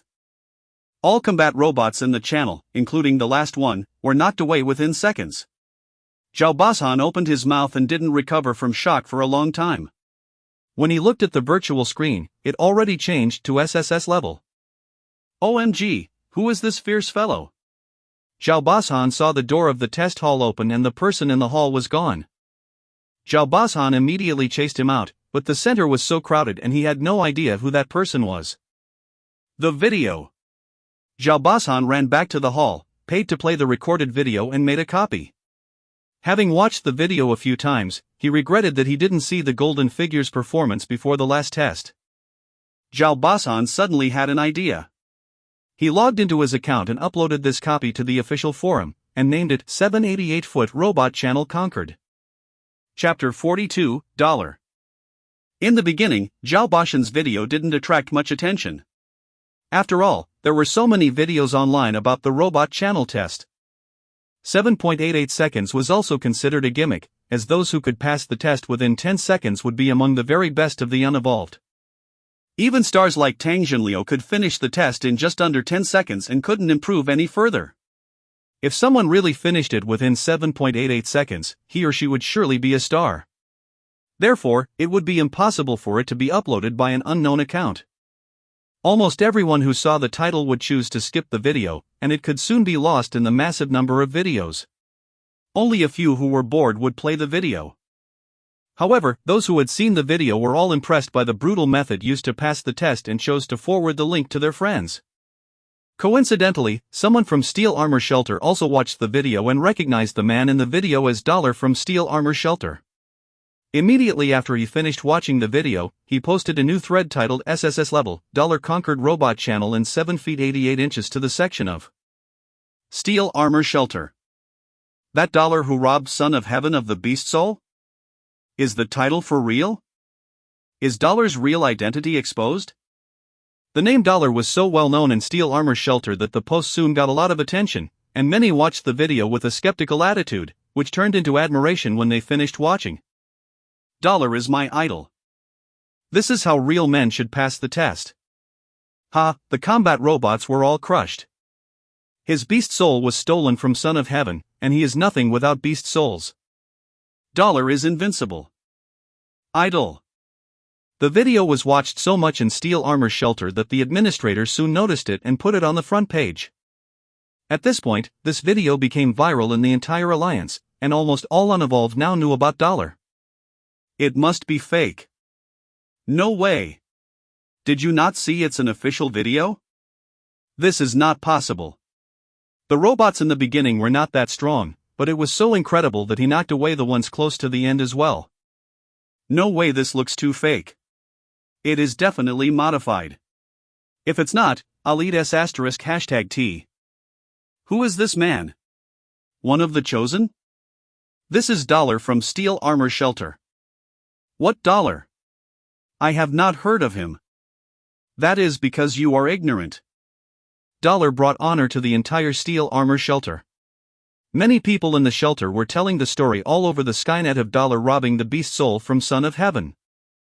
Jinliu, come and look at this, a good-looking young man waved to Tang Jinliu, who was training. Lin Feng, what is it? Tang Jinliu approached the young man while wiping his face with a towel. Taking a look at the video the young man was watching, he commented, 7.88 seconds, robot channel conquered. This is crap. It took me 10 seconds. How can anyone finish it in 7.88 seconds? Tang Jinliu played with his hair casually. Just watch this. Lin Feng played the video. No way. This can't be. Who is this guy? Where is he from? No idea. But according to my analysis, he must have maxed out on all Geno points except for sacred Geno points. He also has practiced advanced hyper Geno arts. His armor and shapeshifting beast souls were all sacred blood. Lin Feng paused the holographic video and continued to analyze. His shapeshifting beast soul is fast and. Enough with the analysis. I just want to know who he is. Finally, all the top guys have gone to second God Sanctuary, and I now have a chance to rank second among the chosen. And now here's this guy. Tang Jinliu gritted his teeth. Find out who he is. I'll have him killed before he can ruin my chances. Lin Feng rolled his eyes. First, this video is from the official physical test center, so there is no way you could find out his identity. Second, someone with this fitness level must be from a prominent family or even have something to do with the military. You think you dare to have someone like that killed? Ahem, I was just expressing my anger. Don't take me seriously. Tang Jinliu was embarrassed. Who could he be? Lin Feng frowned, staring at the golden figure in the video. There were many who shared Lin Feng's question and wondered about the background of Dollar. Due to the limited information available, no one had any clue. Some people also tried to ask Zhao Basan, the poster of the video. However, Zhao Basan had no idea who that man was. So, all people knew was that Dollar took the test on planet Roka. But interplanetary travel was so convenient that many people were even working on a different planet from where they lived. Hence, no one knew whether Dollar was passing by or lived there. Plus, there were 12 billion people on Roka, so it was impossible to locate a single individual anyway. Chapter 43, Age Difference. While everyone was discussing who Dollar was, Hansen was practicing archery alone in a waste factory near his home, avoiding entering God's sanctuary in case Qin Xian would send him to bullseye. If I had not used beast souls, my strength would only have been rated 9.1 due to the lack of mutant Geno points. If I could max out on mutant Geno points, my rating would reach 12, secretly calculated Hansen while he was resting. The improvement in physical fitness levels got more and more difficult as he became stronger. Hansen had checked the data. Those who had maxed out on all 4 types of Geno points could have a rating at 15. If they were also practicing hyper Geno arts, then their number might reach 17 or 18, which was the limit for the unevolved. For individual indicators such as speed, there was the same limit. An average person would be considered a genius with a rating of 15. Some indicators could be further improved to 17 or 18 with the practice of hyper Geno arts. Maxing out on all 4 types of Geno points was incredibly difficult, and there might not even be anyone who could achieve this in several years in a shelter. At that time, Qin Xian was the only one who had any chance of maxing out on all 4 types of Geno points. As Hansen was thinking, suddenly his comlink rang. He took a look, and it was a strange number. Hansen hesitated and took the call. The holographic image of Qin Xian popped out. She looked at Hansen coldly and said, "If I do not see you in front of me in an hour, then you better pray I will. Never see you again." Qin Xian hung up immediately and her holographic image also disappeared. How did she know my number? I have not told her. Hansen helplessly got up and went to the teleport station. Qin Xian was the station master, so there was no way he could avoid her. I am a dignified man, and I fear nothing. Hansen came to the teleport station and cheered himself up. Come here, Qin Xian spat out as she saw him coming. Station master, I was busy with some family business and. Hansen forced a smile and tried to explain when he saw Qin Xian's grim face. Busy playing archery every day in the waste factory? Qin Xian didn't even blink. Station master, stalking is not a good idea. I understand what you want, but our age difference is more than 3 years. Even if I'm willing, my mom. Han Sen joked. Qin Xian, who was walking ahead, was pissed off but didn't turn back. Entering the combat room, she threw a combat suit and some protective gear in front of Han Sen and said sharply, "Put it on." Han Sen suddenly felt something was very wrong. Qin Xian had never given him protective gear before, and this was certainly a red flag. Han Sen wanted to run, but Qin Xian had already anticipated his thought and locked the door of the combat room before he even moved. Station master, don't do this. We must talk this out. I never thought age was an issue. I'll bring you home right. Don't come close. Han Sen kept backing off while Qin Xian gritted her teeth and approached him. Damn you. Qin Xian raised her fist and threw a punch at Han Sr. She was really mad this time. She had finally persuaded Yang Monli to let Han Sen join Bullseye, but Han Sen had completely disappeared in recent days. Han Sen felt a lot more pressure than usual, and his arms went numb after blocking 2 punches from her. When Qin Xian was ready to beat him senseless, the holographic image of Yang Monli popped up from the comlink in the combat room. Station master, Starry Group sent someone to discuss killing the sacred blood creature, Yang Monli said.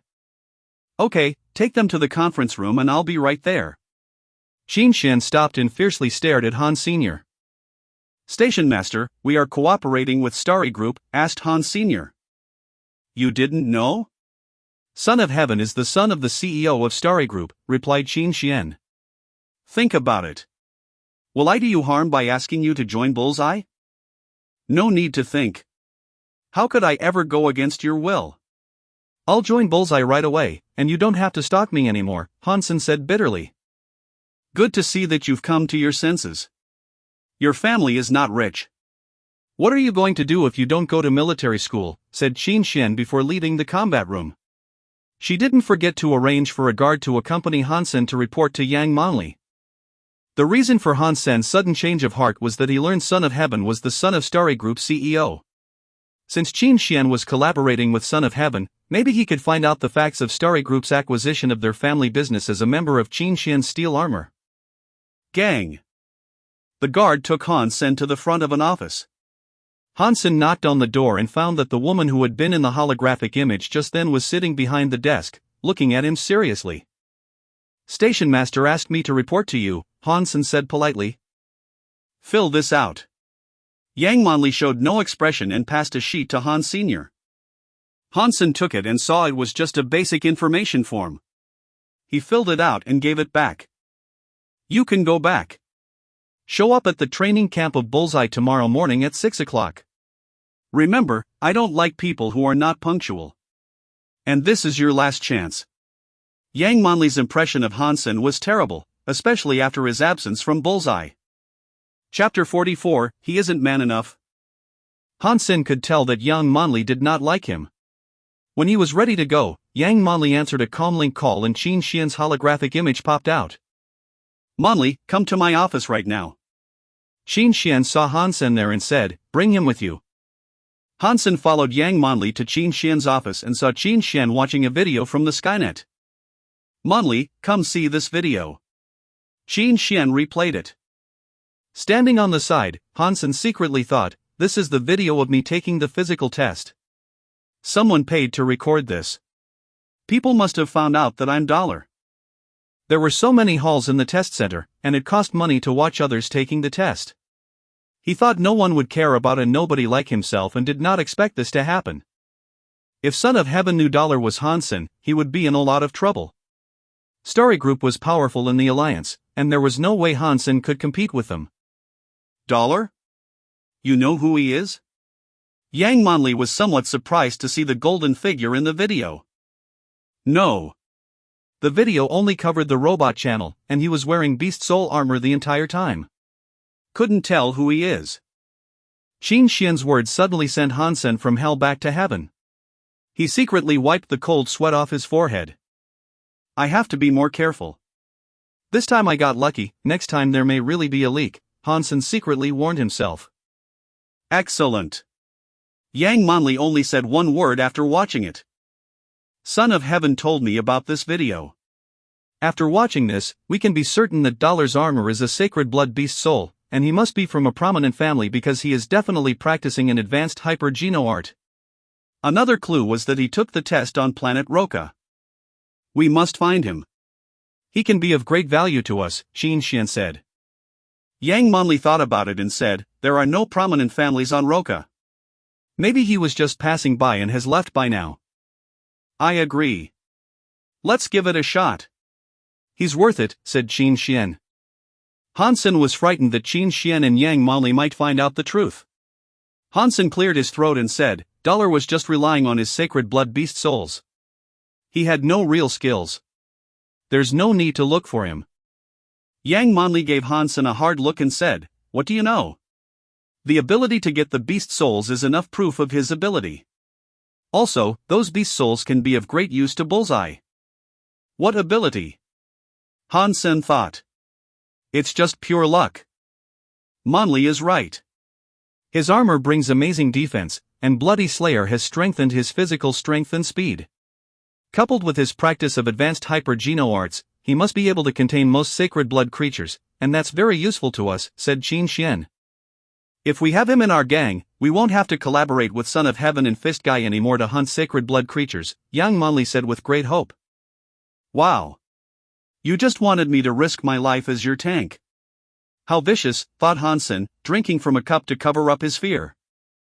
Agreed. So, do your best to find him, Qin Xian nodded. But since he's from a prominent family, even if we find him, he may not be willing to join us, Yang Manli sighed. Qin Xian blinked and joked, I know you like a strong man like him. Try to seduce him. Ahem. Hansen choked on the water he was drinking. Yang Manli gave Hansen a fierce glare, and Hansen quickly took another sip from his cup. I don't mind seducing him. I'm only afraid he isn't man enough. Ahem. This time, Hansen choked so hard that he was almost in tears. Yang Manli looked at Hansen with disgust. Fortunately, Dollar won't be a scum like him. Hey, yelled Hans. Senator Yang Manli shut the office door and completely ignored him. Station master, your minion is too arrogant. I'm your guy and she shouldn't talk to me like that, Hansen said with anger. Transfer me to another team. I don't want to be in Bullseye where she is the leader. Hansen was a little worried that Yang Manli would see that he was Dollar if he stayed close to her for a long time. Qin Xian patted Hansen on the shoulder. You were a scum, but you can change. Follow Manli's lead. Although you may never be like Dollar, you could stop being a scum. There is still hope. Sending Hansen out, she did not give him a chance to speak again. Hansen left the teleport station, went back home and checked out the video on the Skynet. He then found out that the video had more than 100 million hits. Hansen made sure that he couldn't be identified from the video and felt relieved. Seeing the compliments under the video, he was quite pleased with himself. Looks great indeed. Chapter 45, 1,000 Arrows. The next morning, Hansen entered God's sanctuary and saw the copper-toothed beast had become purple all over except for the tip of its tail. He was happy to know it was about to become a sacred blood creature in a day or two. Watching the beast over and over again, Hansen left for the Bullseye training camp. When Hansen arrived, he met an acquaintance. Su Xiaoqiao. Hansen was surprised to see Su Xiaoqiao, who was wiping the bows and arrows at the shooting range. Ass freak, how do you know me? Su Xiaoqiao was also surprised. How do I not know you? Everyone was calling Dollar Doll because of you. Hansen smiled while secretly hating Xiaoqiao. Thanks to him, Hansen had such a strange nickname. Su Xiaoqiao was very proud. If it wasn't for me, Dollar wouldn't be as popular as he is now. Good job. Hansen gave him a thumbs up, while thinking, you little bastard. Brother, why did you choose to enter Bullseye? Su Xiaoqiao asked Hans Sr. Because you can stand away from the creatures to reduce risks. Safety first, laughed Hans Sr. Great minds think alike. Su Xiaoqiao felt like he finally met someone who understood him. The only good thing about Bullseye is safety. I wouldn't come here in a million years if it wasn't for this. The team leader Manli looks great, but she is a sadist. You know what we call her behind her back? Nazi. Su Xiaoqiao and Han Sen suddenly shuddered as they were talking. They turned back and saw Manli standing near them. She must have heard everything they said. Han Sen and Su Xiaoqiao were petrified. Su Xiaoqiao quickly put on a smile. Manli, I was just teasing the new guy. In fact, you are so charming that. Use a 7.0 practice bow. You each have to shoot 1,000 arrows. Don't leave until you are finished, said young Manli coldly and turned away. My God! 7.0 practice bow, 1,000 arrows? Why doesn't she just kill me? Su Xiaoqiao's smile collapsed. She won't be here anyway. She wouldn't even know how many arrows we shoot, said Han Sr. Brother, you are too naive. Of course Nazi has thought of this. There are people who are in charge of counting arrows. You can't shoot standing over the line. Nor can you miss the target, Su Xiaoqiao said in desperation. We will take our time then. She didn't say when we have to finish. Han Sen patted Su Xiaoqiao on the shoulder. With a strength rating of 9.1, 1,000 arrows with a 7.0 practice bow could be a difficult task, but it wasn't the end of the world. However, for Su Xiaoqiao, who only had a strength rating of 7, it was different. If he was going to shoot continuously, 100 arrows could kill him. The two took the practice bow and started. Standing next to Su Xiaoqiao, Han Sen was shooting at a slow pace. The other members of the Bullseye team were all gloating at them. Several Bullseye members carried a few bundles of practice arrows, and one of them said to Su Xiaoqiao, Xiaoqiao, keep practicing. We will hunt the sacred blood creature tomorrow. Another sacred blood creature found? When? Why didn't I know? Su Xiaoqiao said with wide eyes.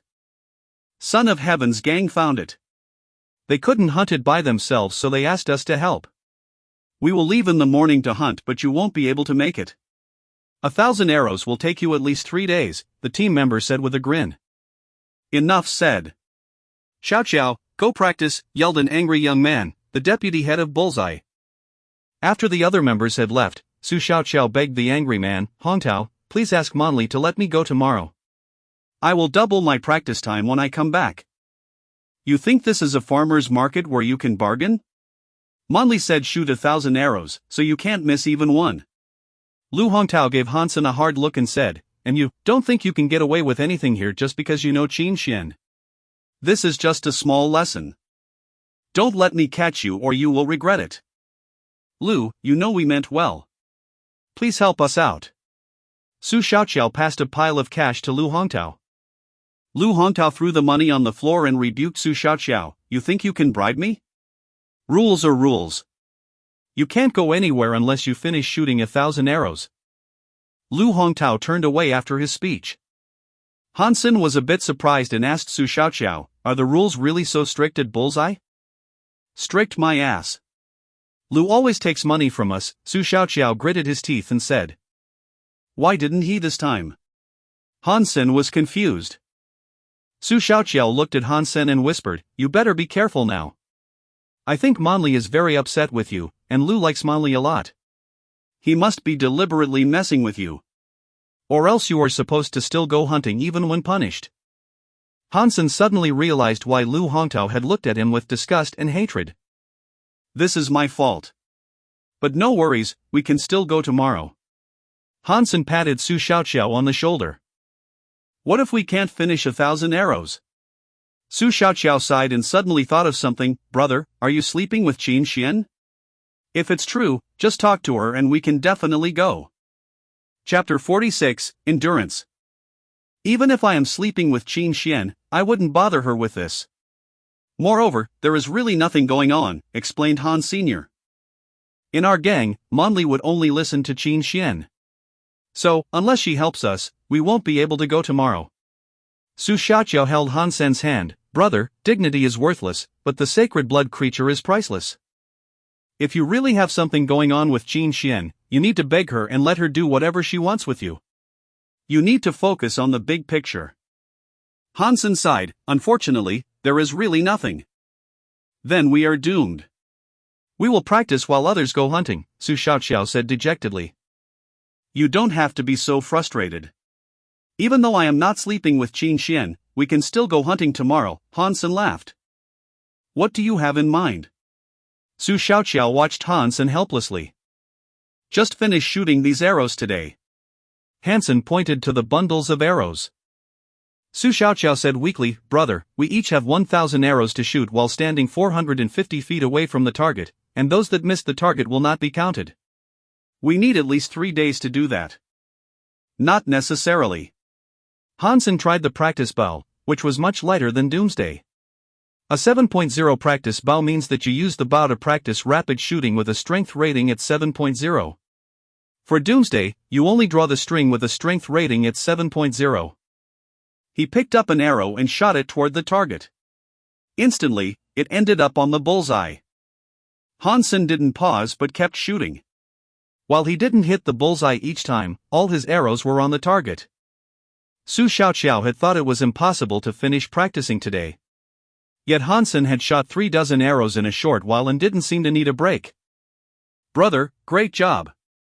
10 arrows in a row with a 7.0 bow, praised Su Xiaoqiao. Any archer knows that rapid shooting consumes a lot of energy and a normal archer can only shoot a dozen arrows in a row while those who shoot 2 dozen arrows in a row must be a lot stronger than what the bow requires. Hansen just smiled and said to Su Xiaoqiao, don't just stand there. Let's finish the 2,000 arrows and go hunt the sacred blood creature. Ignorant, Lu Hongtao, who was supervising them, said with contempt. Being able to shoot 3 dozen arrows was impressive, but 1,000 arrows was not so easy. Even if Hansen had a strength rating over 8.0 or 9.0, he couldn't keep shooting at this pace. His arms and fingers would be wasted, so there was no way he could join the hunting tomorrow anyway. Hansen also knew that shooting for a long time required more than just strength. However, he discovered that his muscles were incredibly tough and resilient. After shooting 2 dozen arrows, his muscles got slightly sore. But as he shook out his arms, he felt fine again. Even if he used his muscles for a long time, his body would stay cool and strong. Hansen knew it wasn't because of his geno points, but his practice of jade skin. 1,000 arrows with the 7.0 practice bow was not hard for him. He had enough strength and endurance to do the task. Hansen kept shooting, while the man counting arrows was thunderstruck at the sight of 4 dozen arrows thickly dotting the target. This guy is out of this world, he whispered. Who are you talking about? Someone heard his whisper and asked. Ass freak. He shot 4 dozen arrows and didn't even pause, the man counting the arrows said. Ass freak? For real? Come and see if you don't believe me. Soon a few bullseye members came to watch Hansen shooting. After watching for a while, everyone was stunned. Wow, all 3 targets we are full. That was all him? Yeah. Xiaoqiao only shot a dozen arrows and hasn't even filled 1 target. No way. That must be a 4.0 practice bow. You can't even tell the difference between a 4.0 bow and a 7.0 practice bow? They look nothing alike. The man counting rolled his eyes. More and more bullseye members came around. Lu Hongtao could not help but stand up, staring at Hansen, who was still shooting. More arrows. Hansen hadn't had such fun with archery in a long time. When he was practicing alone, he could only shoot the few arrows he owned and then stop to collect the arrows from the target himself. Now he could shoot as many as he wanted and as long as he wanted. Buddy, great job. This is the 2nd bundle. Su Xiaoqiao untied another bundle of practice arrows, grabbed a bunch of arrows and stuck them in Hansen's quiver. Just started warming up. Hansen smiled and shot another arrow. Brother, if you shoot all the arrows and we can go hunting tomorrow, I will do anything for you. I'll even do your laundry, cried out Su Xiaoqiao. Forget about laundry. How about cash, laughed Han Sr. Talking about money would hurt our friendship, replied Su Xiaoqiao. Hansen paused every 50 arrows and used only his right hand to draw the string, instead of using both hands in turn. Chapter 47, Z Steel Arrow. What is the noise outside? Yang Manli heard it getting more and more noisy outside her office as she was reviewing the data of the sacred blood creature sent from Son of Heaven. Yang Manli asked twice, but no one answered. She frowned and went to find out. Almost the entire bullseye team was at the shooting range, cheering from time to time. Yang Manli took out a telescope. Most of high-tech products lost their function in God's sanctuary, but primary instruments like the telescope still worked. Yang Manli, starting to feel skeptical, put down the telescope and went to the shooting range. Ass freak, a real man, he's been going at this pace for so long. His endurance is invincible. I think 1,000 arrows was too light a punishment for him. He can probably finish before dinner. The Bullseye team saw Yang Manli coming over, and quickly ran back to training. They were not afraid of Lu Hongtao, but terrified by Yang Manli. Those arrows were all shot by him? Yang Manli asked Lu Hongtao. Except for target 9 and target 10. Lu Hongtao felt somewhat reluctant to answer her. I see. Yang Manli did not say anything and turned back to the office. Lu Hongtao did not know what Yang Manli was thinking and quickly asked, Manli, the punishment is too mild and it would set a bad example. Should we add another 1,000 to their punishment? No. Yang Manli left. Back in the office, Yang Manli took out Han Sen's profile and reviewed it. Great endurance, good genopoint counts, strength rating is probably at 9.0. Integrated compulsory education graduate with excellent scores. Yang Manli carefully read the profile, pondered for a moment and muttered, I'll give him a chance, even just for the station master. Han Sen stopped after 500 arrows and rested for 2 hours before he resumed shooting. Although he could continue, he was afraid to scare everyone, so he took a break. By midnight, Han Sen and Su Xiaoqiao had shot 2,000 arrows. Han Sen had become famous in Bullseye and all members had changed their view of him. Anyone who could shoot 1,000 arrows in a day deserved respect. Sen, I'm not easily impressed, but you are amazing. Although most of the arrows were shot by Han Sen, Su Xiaoqiao was also sore and tired. He put his arm around Han Sen's neck and gave Han Sen a thumbs up. Don't mention it. Do you know what kind of sacred blood creature we are going to kill tomorrow? Asked Hansen. I'm so handsome that Manli's assistant couldn't resist my charm and told me everything, Su Xiaoqiao said triumphantly. So what is it?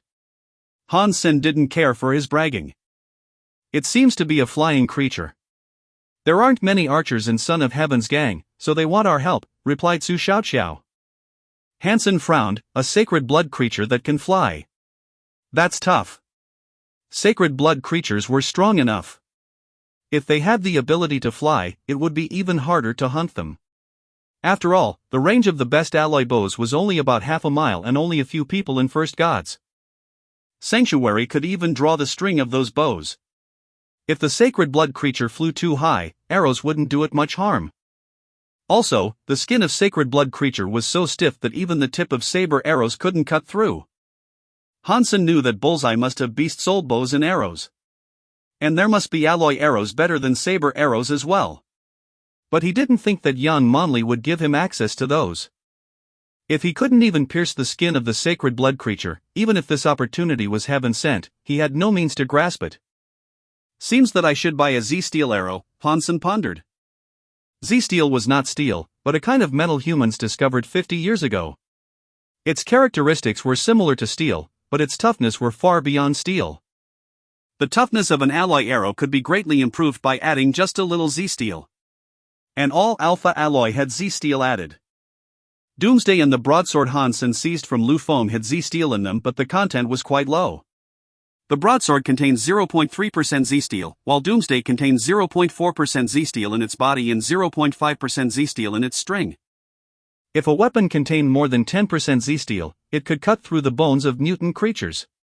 And if a weapon contained more than 60% Z-steel, it would be as strong as the bones of sacred blood creatures. However, Z-steel was extremely rare and therefore, its price was quite high. The Alliance also had strict control over its production, so any alloy with more than 1% Z-steel would be hard to find. Although the tip of saber arrows contained a little Z-steel, it would not exceed 0.1%. Hence to hunt a sacred blood creature with saber arrows was next to impossible, even if he could shoot the arrows directly into a wound. Hansen's ideal arrow was the Z-steel arrow, which was 1% Z-steel.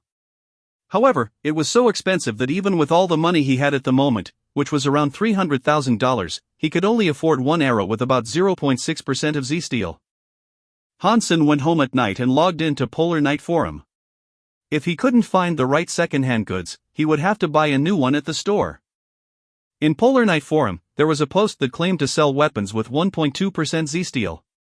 Hansen noticed that the post was from an owner whose store had no license or legal permit. On the web page of the store there were only holographic images of the products and a comlink number. Chapter 48, Team Effort. Hansen took a closer look and saw that there were holographic images of weapons in the making, which proved that the weapons were all handmade. After reviewing the images, Hansen dialed the number on the web page. Someone answered, but didn't allow video chat. Hansen could only hear his voice. "How can I help you?" the owner asked in a low male voice. "I saw on the forum that you sell weapons. Do you have arrows with higher percentage of Z-steel?" Hansen did not expect that the content of Z-steel could really reach 1.2%. He'd be happy if it reached 0.8%. "I have 2 arrows made by myself. 1.2% Z-steel. 300,000 each," replied the man. "I want one." "Where can I check it out?" asked Hans Sr. "I'll tell you the address." The man gave him an address and hung up. Hansen followed the address to a red light district. Although it was already the middle of the night, the streets were still crowded. Hansen waited for a while at the agreed spot and saw someone waving at him across the street. Hansen warily walked over to him. "You want to buy an arrow?" asked a guy in sunglasses and hoodie. Hansen could only tell he was a middle-aged man. "Yes," Hansen nodded. The man took out a box and placed it in front of Hansenator. He opened it up and there was a black steel arrow inside. "Can I test it?" asked Hans Sr. "Suit yourself," replied the man casually.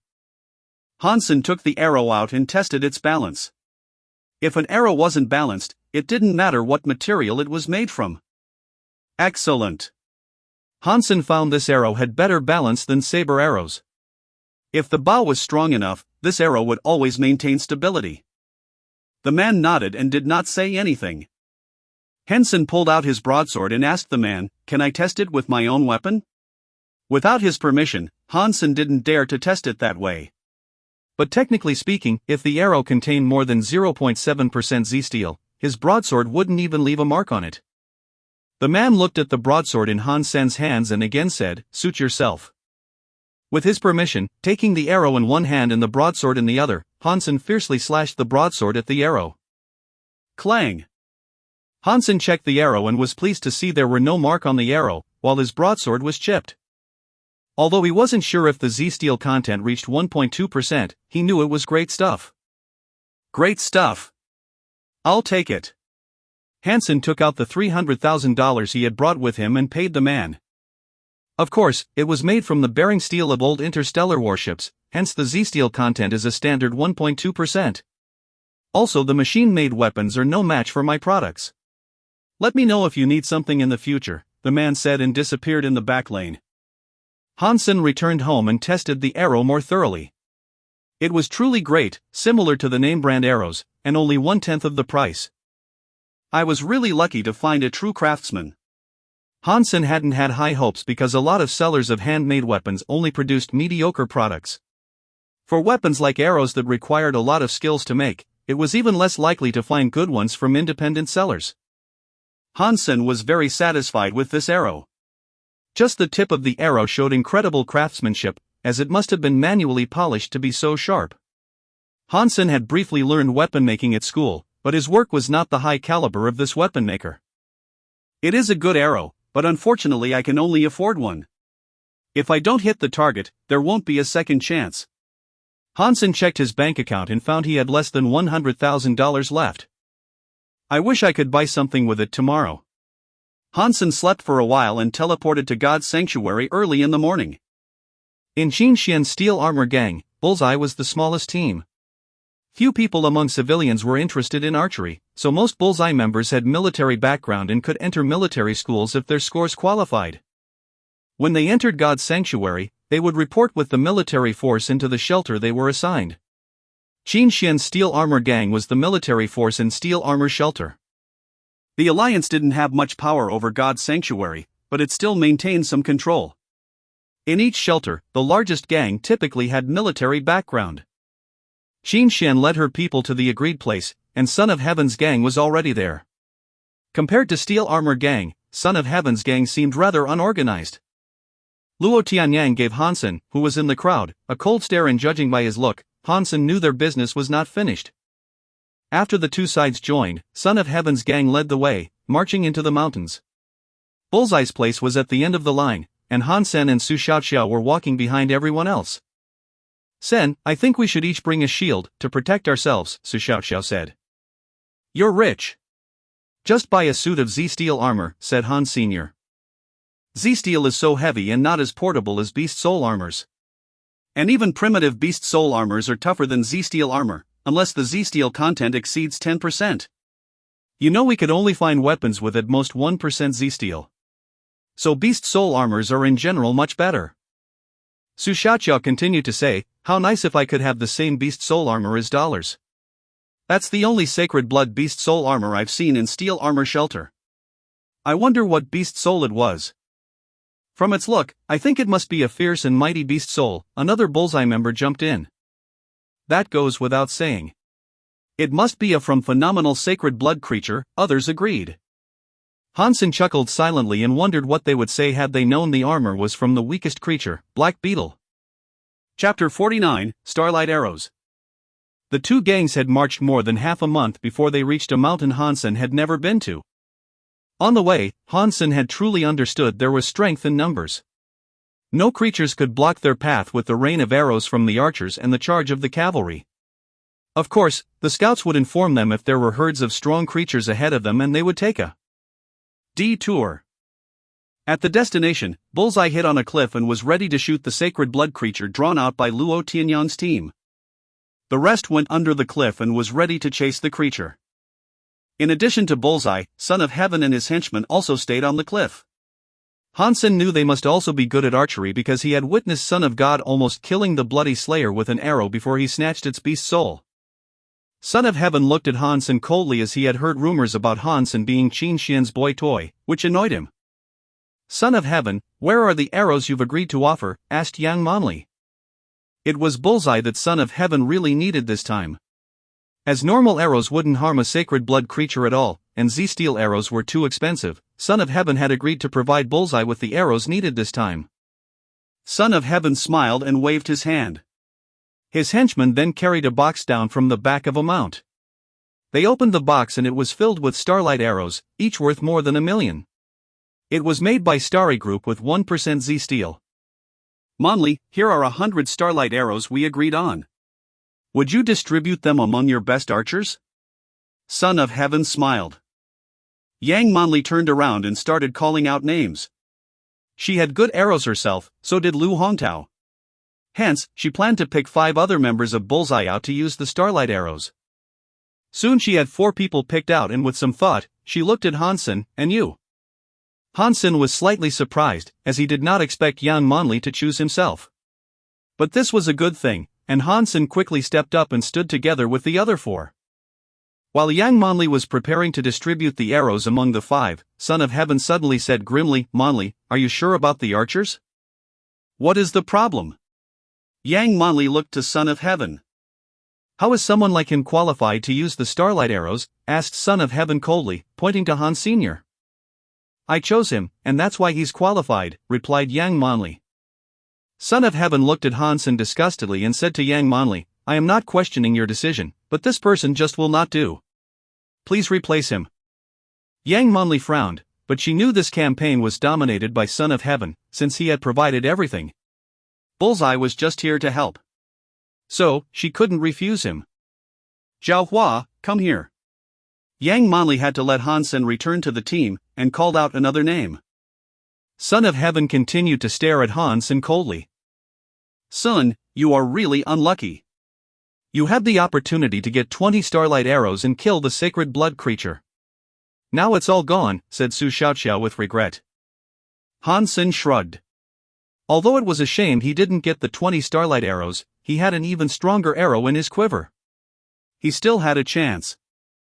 The archers each took position on the cliff and prepared their bows and arrows, waiting for the Sacred Blood creature to fly out from below. Hansen and Su Xiaoqiao found a comfortable spot, and Son of Heaven suddenly walked over and said, "What are you useless scums doing here? Go away." Then, Son of Heaven's henchmen shoved Hansen and Su Xiaoqiao aside.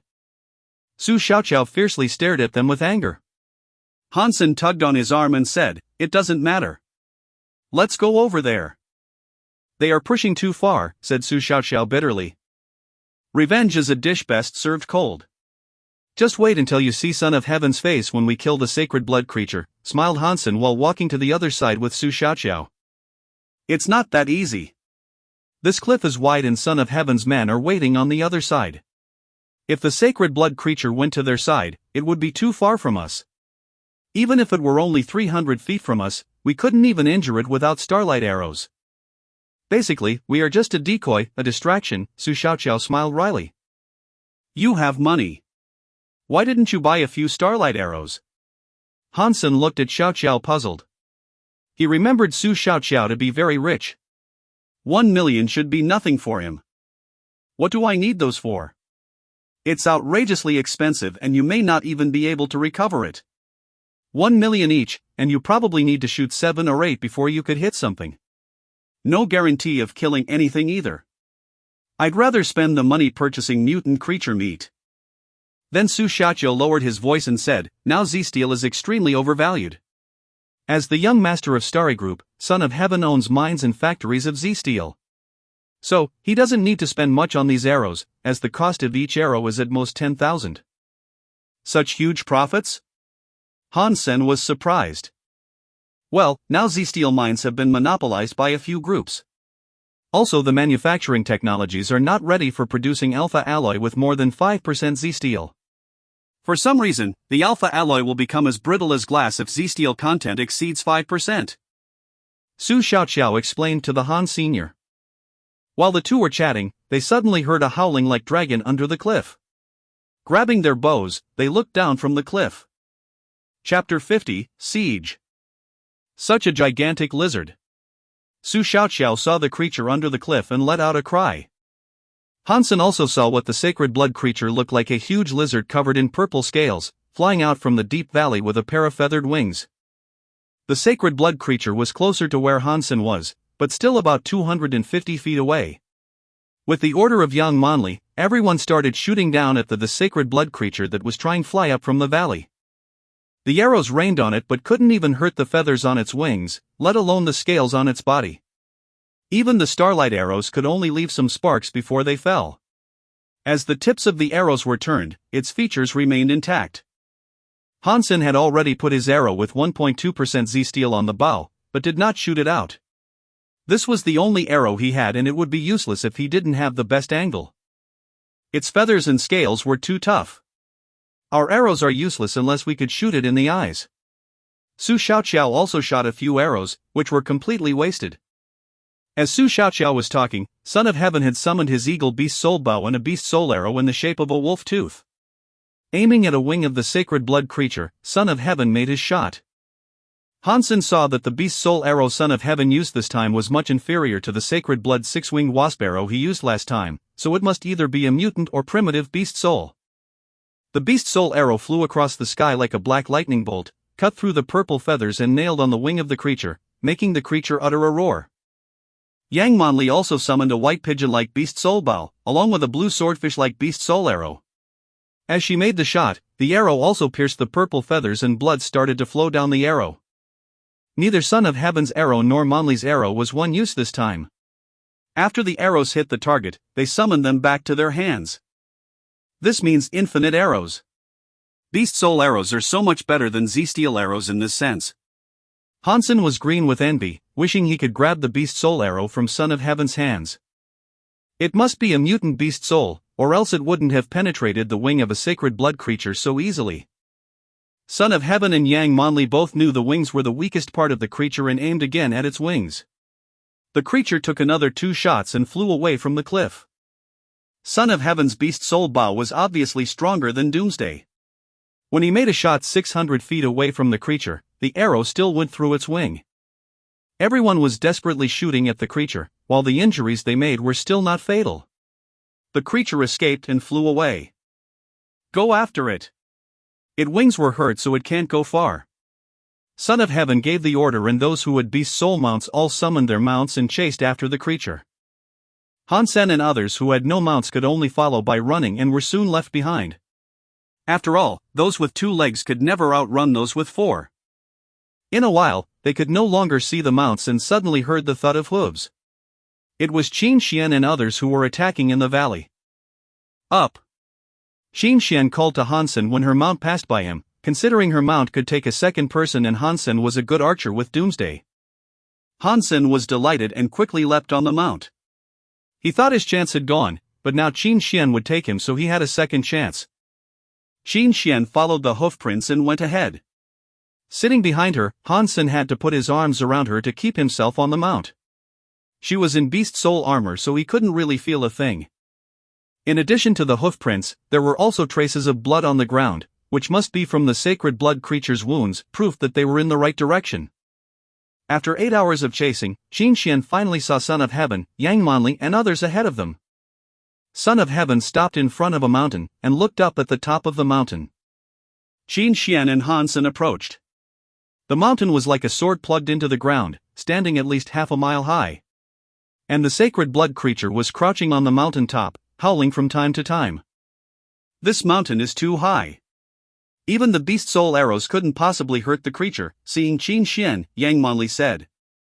Son of Heaven also looked to Qin Xian and saw Hansen sitting behind Qin Xian with arms around her waist. Suddenly he had an urge to kill Han Sr. We must try to climb up to kill it as soon as possible, or we can chase it down.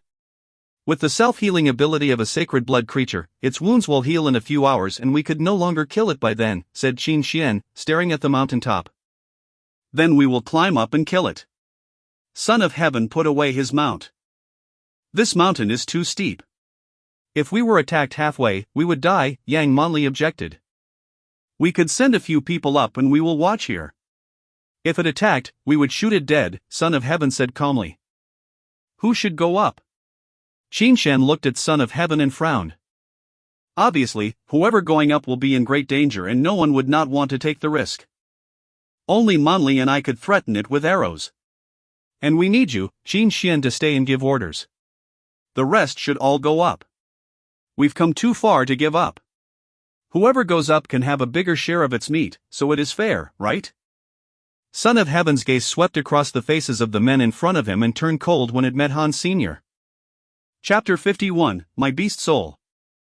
Son of Heaven's proposal was a risky one, but it was indeed their best chance to kill the sacred blood creature. The creature was now lying on the mountaintop bleeding, its wings hardly moving.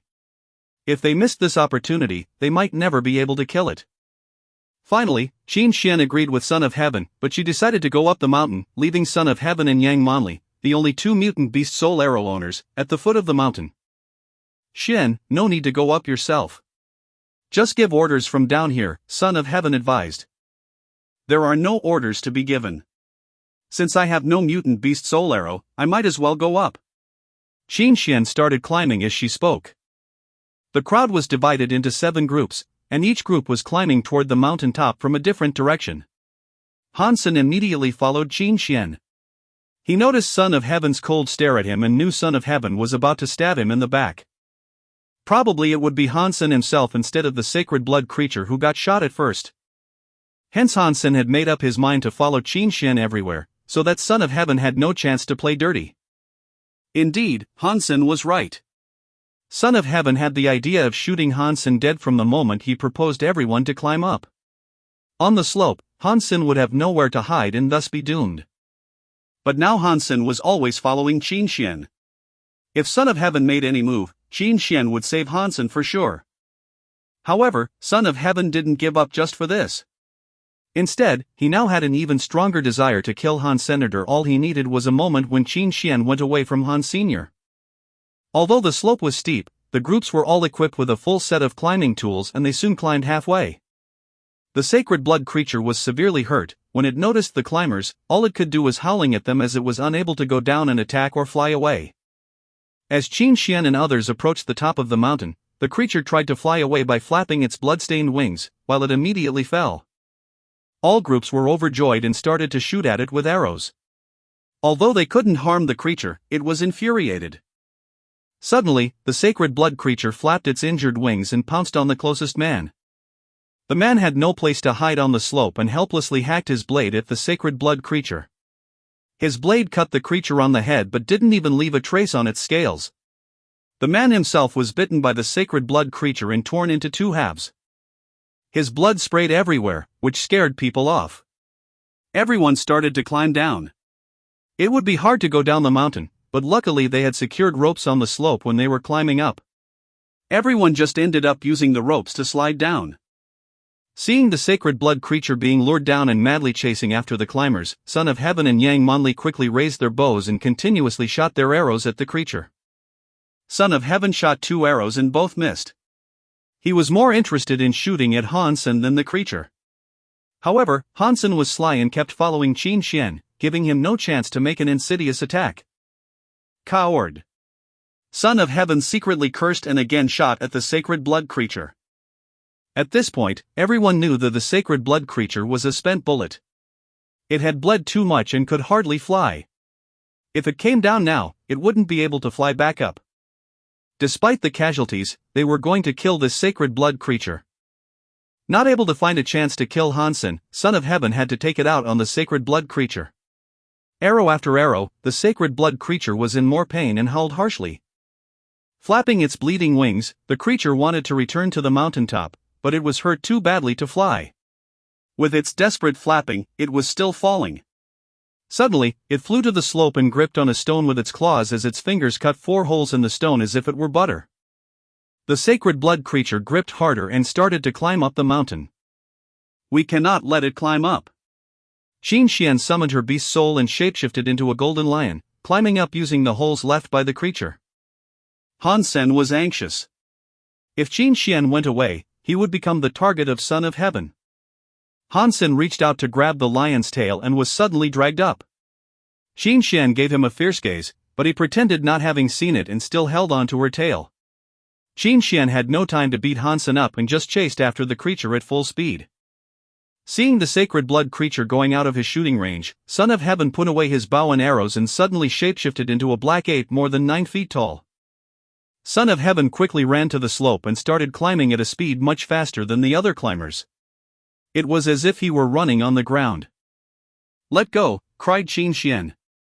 She couldn't keep up with the sacred blood creature as Hansen was tugging at her tail. Hansen quickly let go of her tail. Son of Heaven was in a rush to kill the sacred blood creature, so he had no time to harm Han Sr. Son of Heaven is a real asshole. He has such a strong mutant beast soul, yet he still sent us up and put us in danger. Hansen felt jealous as he saw the ape climbing up at an incredible speed. He did have the bloody slayer, but its strengths were its galloping speed on the ground and the dexterity of its human hands. For mountains as steep as this one, the bloody slayer could never climb up with its 4 hooves. Son of Heaven soon went ahead of Qin Xian the golden lion and was directly behind the sacred blood creature. The creature that was already on the mountain top clawed at Son of Heaven as it saw him. Chapter 52, Purple-Winged Dragon. Hansen found a place that was not so steep and held Doomsday in both hands while watching the fight on the mountaintop. Pulling out a skyfall arrow from his quiver, he shot it at the sacred blood creature. He barely hurt the sacred blood creature with his arrows and 2 were shot at Son of Heaven who was fighting the sacred blood creature. Of course, skyfall arrows wouldn't hurt Son of Heaven either. It was so badly made that it wouldn't even pierce the skin of mutant creatures. Hansen was just warming up. After all, he only had 1 Z-steel arrow and wanted to make sure he would succeed with it. Damn it! Do not shoot if you don't know how to use your bow. Put away your useless arrows, growled Son of Heaven who had been shot twice by Han Sr. Qin Xian rushed to the top and started to attack the sacred blood creature. Others also climbed back to the top and started shooting at the creature. Although the sacred blood creature was dying, it was still powerful.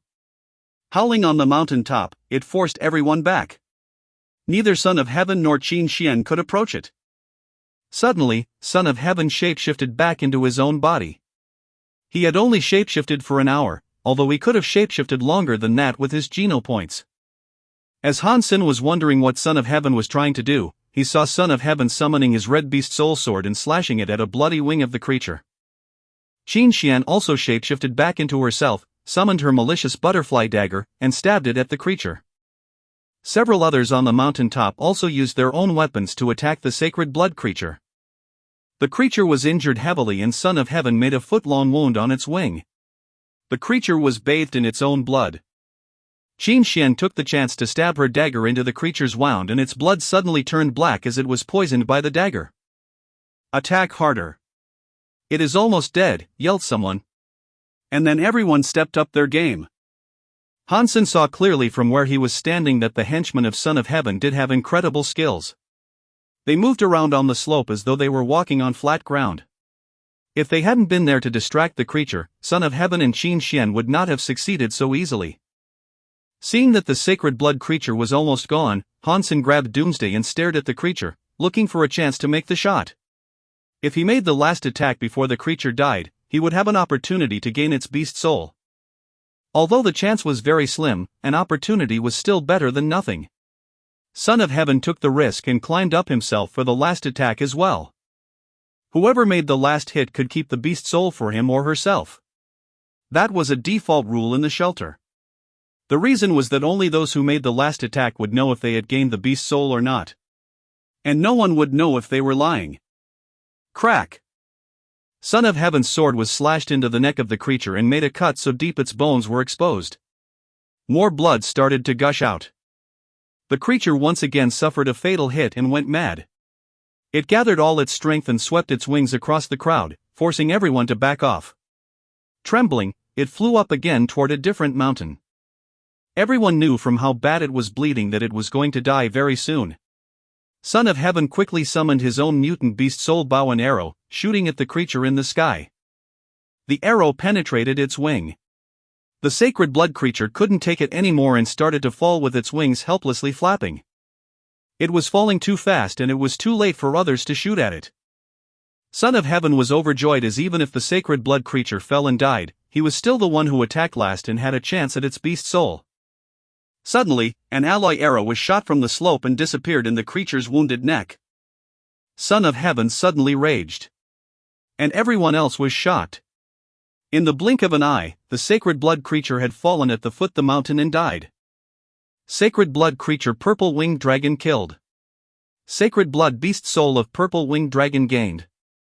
Eat the flesh of purple winged dragon to gain 0 to 10 sacred blood geno points randomly.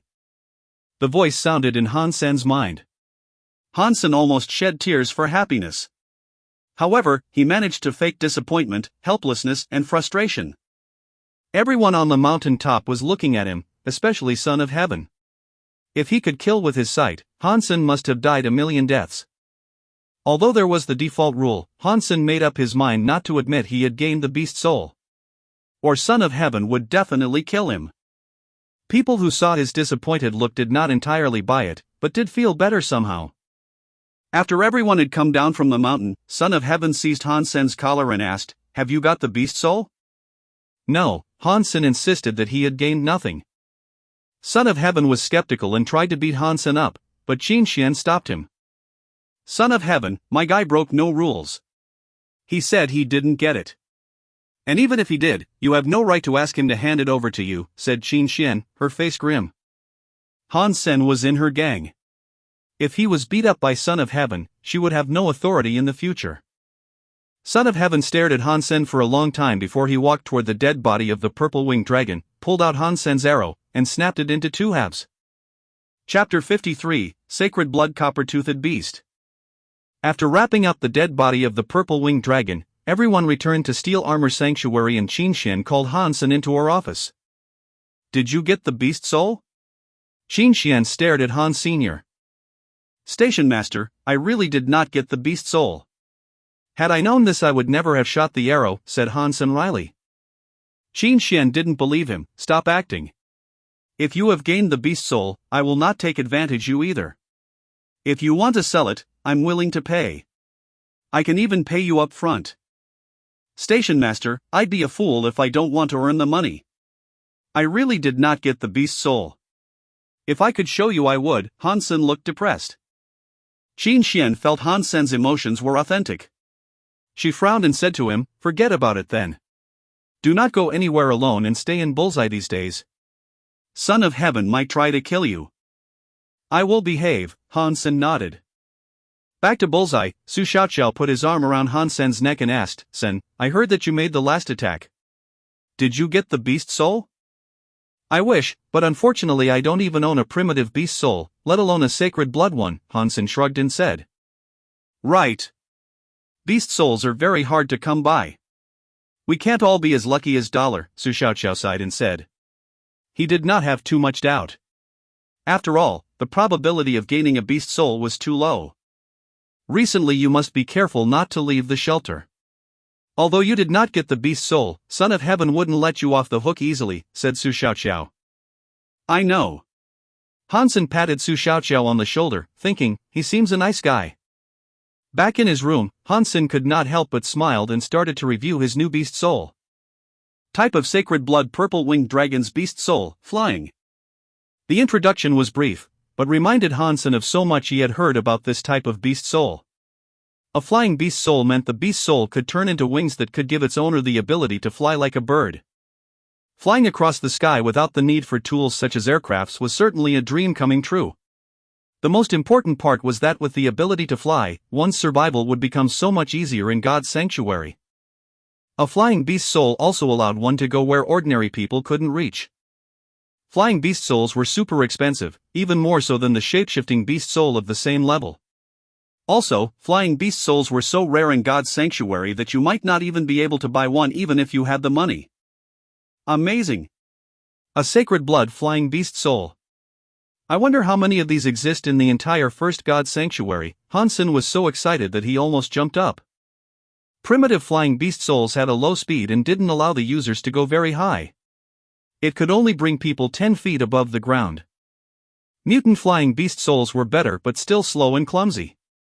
Sacred blood flying beast souls were much better than the others. But Han Sen had never seen even mutant flying beast souls in Steel Armor Sanctuary. Of course, this had something to do with the fact that there were less flying creatures near Steel Armor Shelter. The room was too small for Han Sen to summon the wings.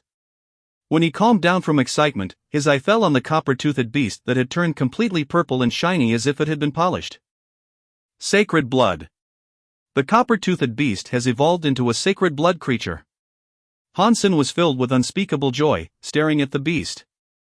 For 3 months, Han Sen had been anxious about the result, but now he knew it for sure. Every 3 months, he could have a creature evolved into a sacred blood creature. If the words got out, everyone would go crazy. Like today, it was so hard for such a huge group of people to hunt a purple-winged dragon. And after it was killed, every member in the group would share its meat. Son of Heaven's gang would have a bigger share, and Qin Xian's gang would have the rest. After everyone got their own part, how many geno points can a small part of the entire body offer?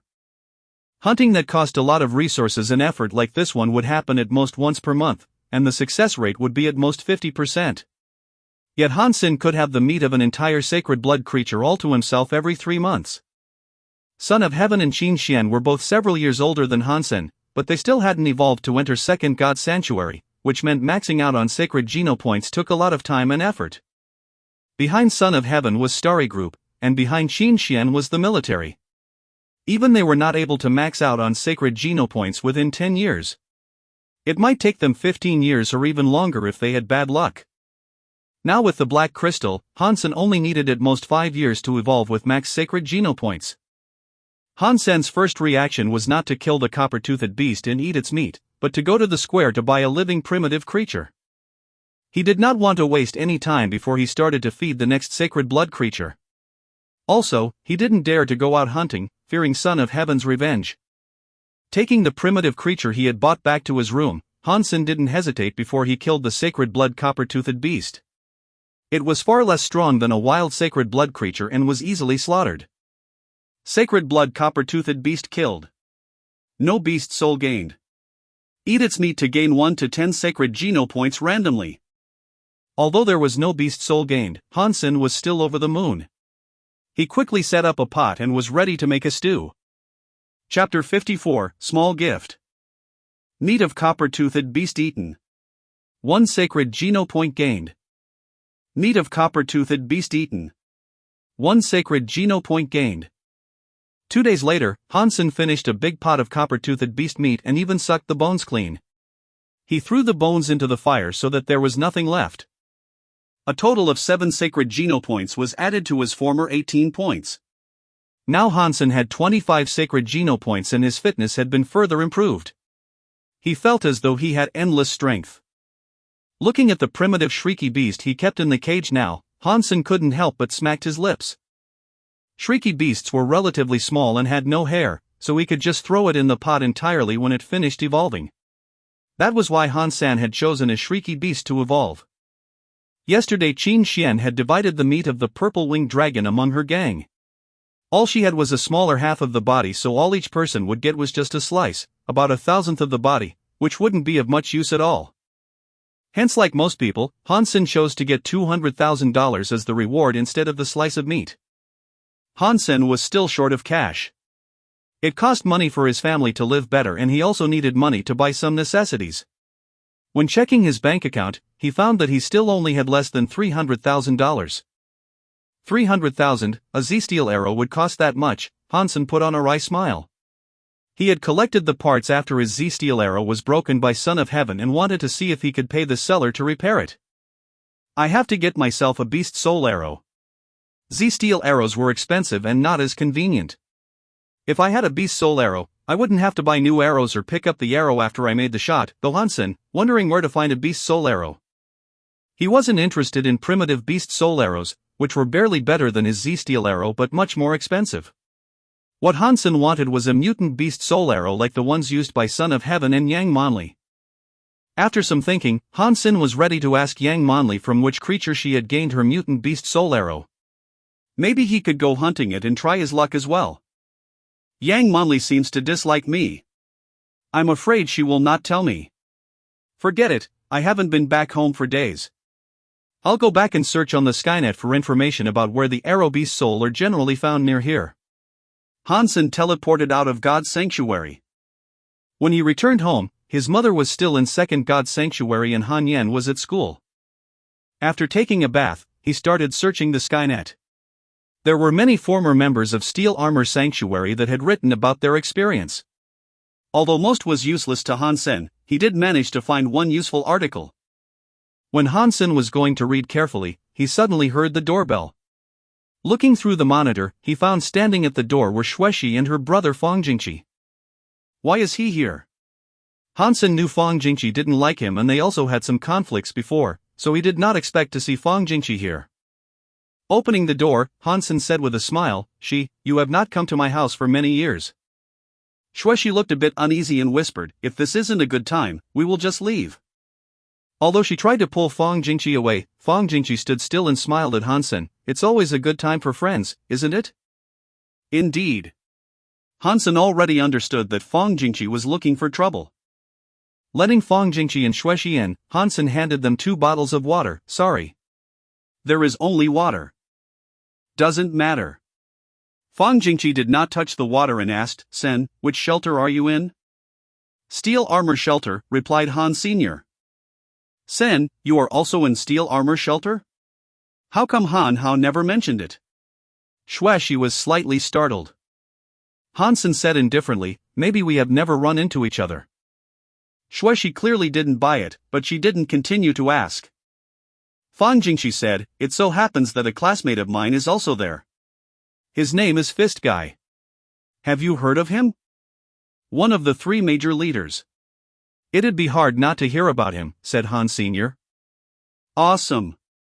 Fang Jingqi smiled at Hansen, "Last time you treated me with a ritual, so today I have a gift for you. Not sure if you are interested." "I don't like gifts. Your visit has already made me a happy man." Looking at Xueshi's upset face, Hansen shook his head and said he didn't want to cause any trouble and put her in a difficult place. "A mutant beast soul. Are you still not interested?" asked Fang Jingqi slowly. "A mutant beast soul."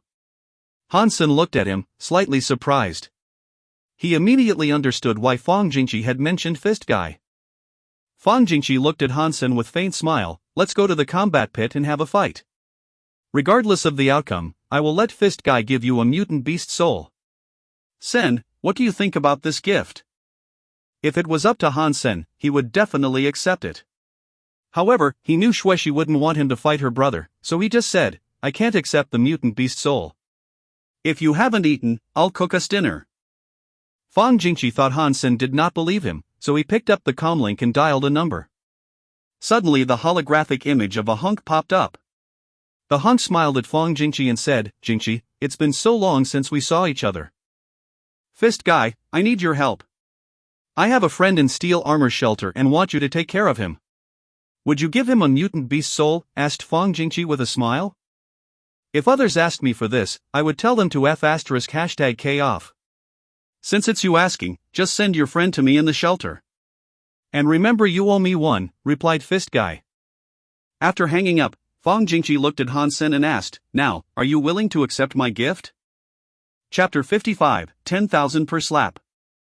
Hansen knew Fang Jingqi had misunderstood him. He smiled back at Fang Jingqi, "Let's not to go to the combat pit. Would you play a small game with me here at home?" Shueshi shot Hansen a look of disapproval, but this time Hansen did not respond to her.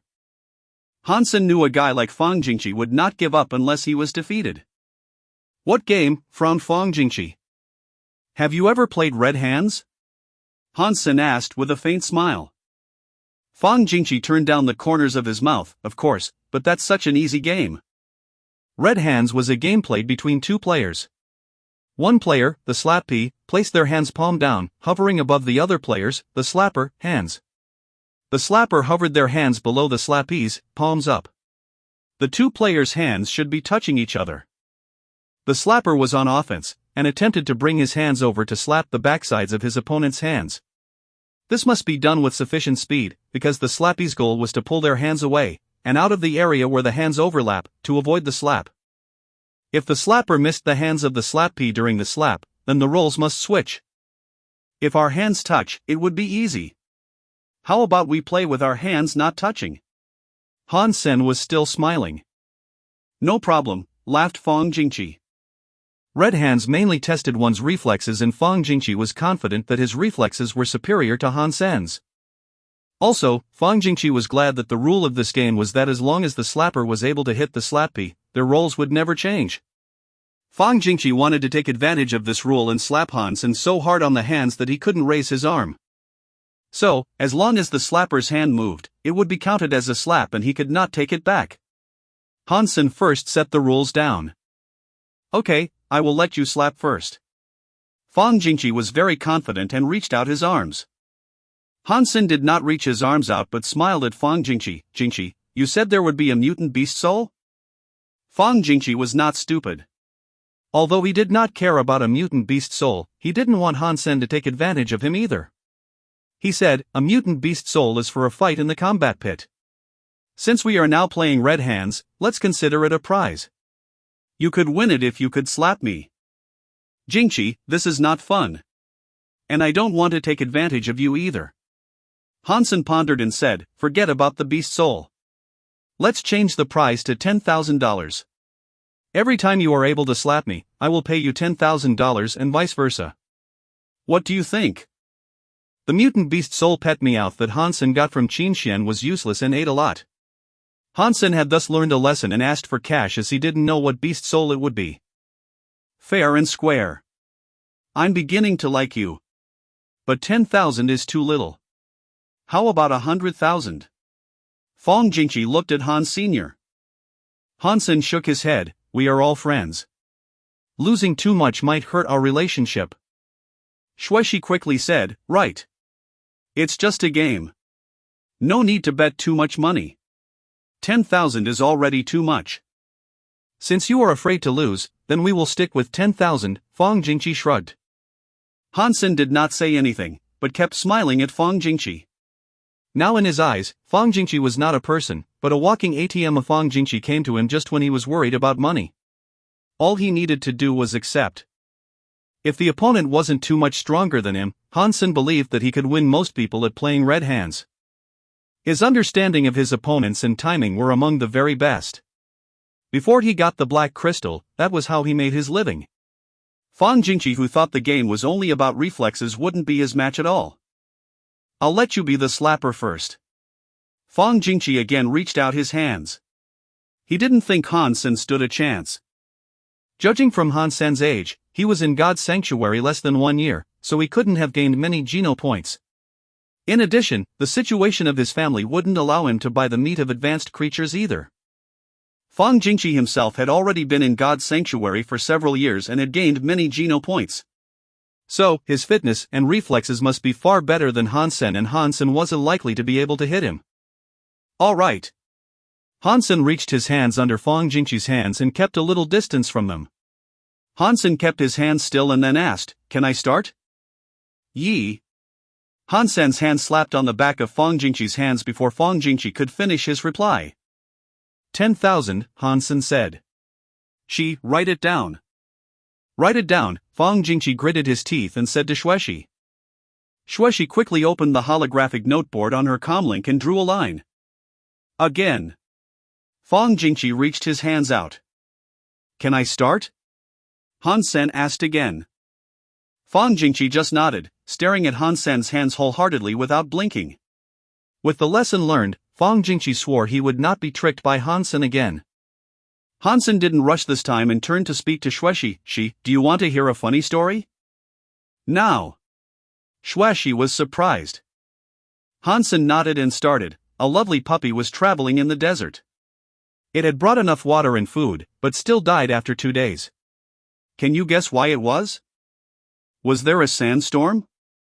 No, the weather was fine. Because it was lost? There was plenty of water and food, so it would not die even if it got lost, Hansen said. I cannot guess. Why did it die? Xueshi didn't want to guess anymore because she was nervous about the result of Red Hands. Because that cute puppy could not find a utility pole in the desert, so its bladder exploded, laughed Han Sr.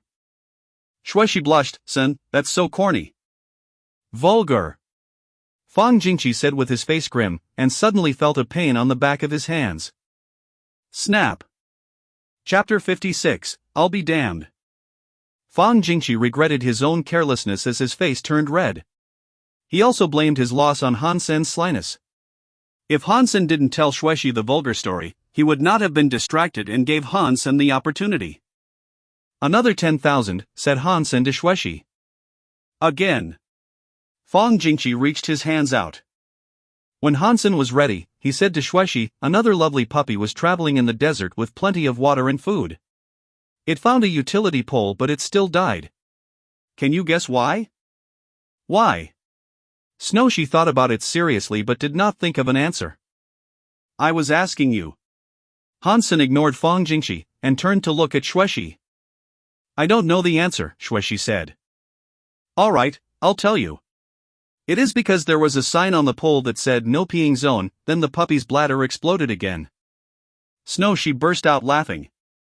Fang Jingqi knew that it was Hansen's trick to get him distracted, but he couldn't stand Hansen ignoring him and said to Hansen, would you rather tell stories then? Snap. Hansen's hands once again slapped him on the back of his hands, which had turned red after 3 slaps. However, Fang Jingqi's face was redder than his hands. Come again. Fang Jingqi gritted his teeth and stretched out his arms again.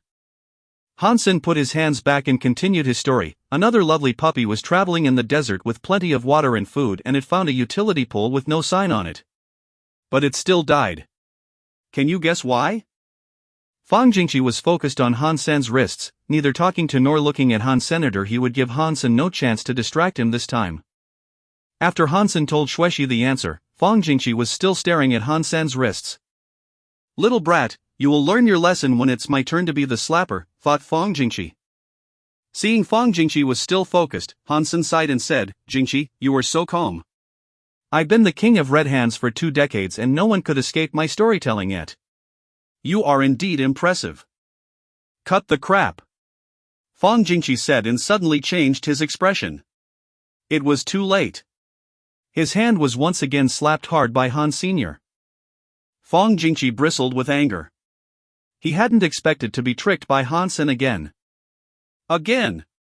Fang Jingqi clenched his teeth and squeezed the word out, making Xueshi anxious on the side. Hansen put his hands in position and didn't tell a story this time. He said to Fang Jingqi with a faint smile, did you think I won just because you were distracted? Fang Jingqi ignored Hansen, as if he couldn't hear anything Hansen was saying. I won't move even if the sky collapsed. Fought Fang Jingqi, determined to win this round and kick Hansen's ass. When he became the slapper, he'd be the one telling Shueshi stories and hitting Hansen on the hands. Having noticed Fang Jingqi was still focused, Hansen sighed and said, "Jingqi, you are indeed a genius in playing red hands. I will now focus and use up to 30% of my skills to deal with you."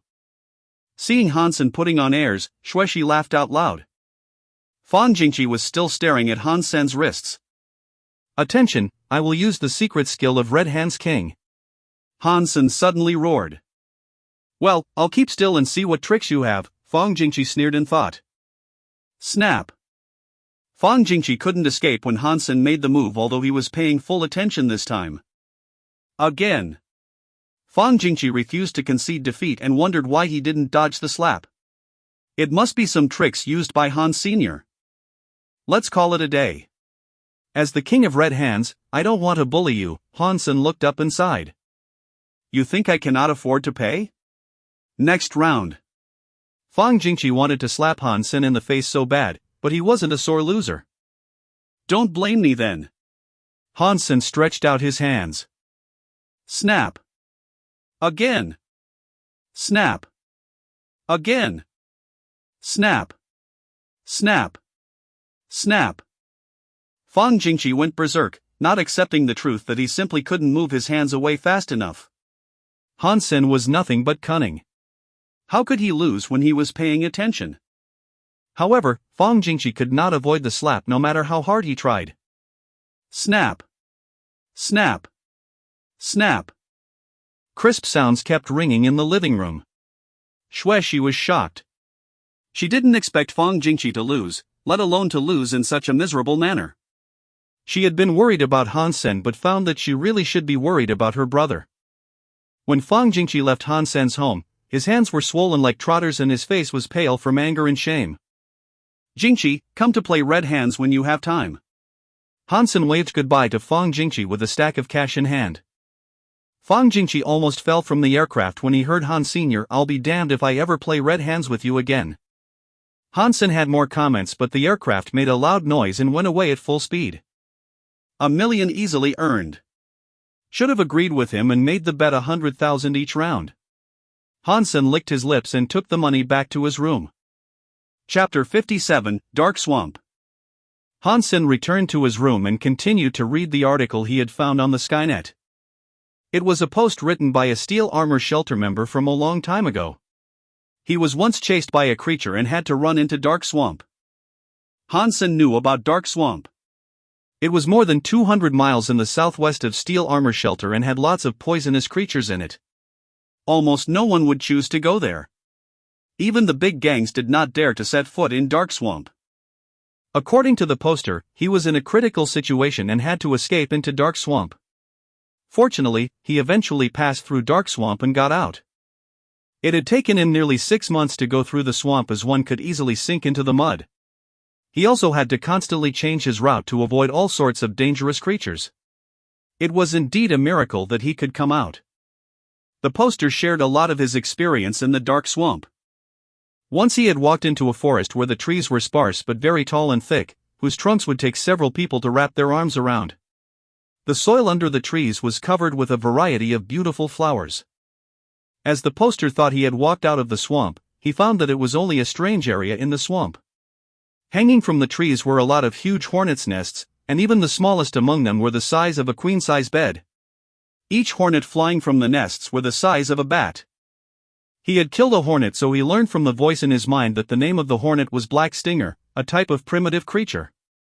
And he was lucky to get its beast soul, which was in the shape of a sharp and poisonous arrow.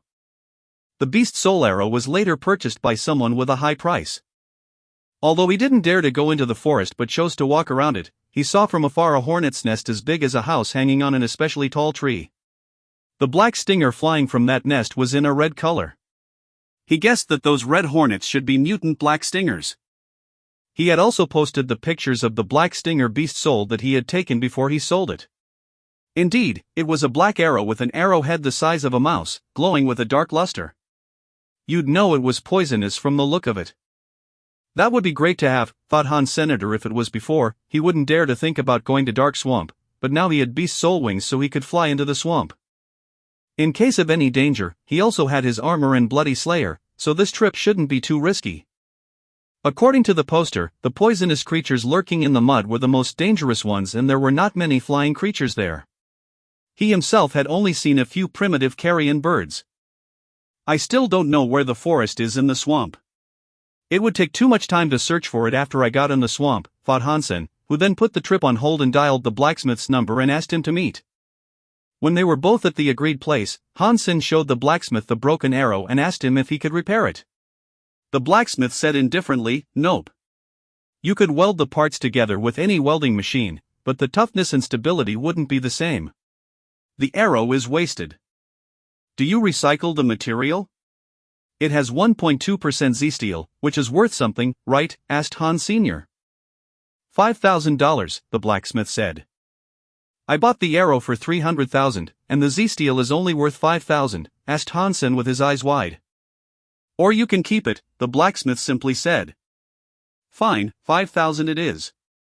Hansen secretly vowed to gain himself a beast soul arrow, as Z-steel was not economical at all. He had already known from Su Xiaoqiao that the manufacturing cost of Z-steel was in fact not high and it was only expensive because of the monopoly.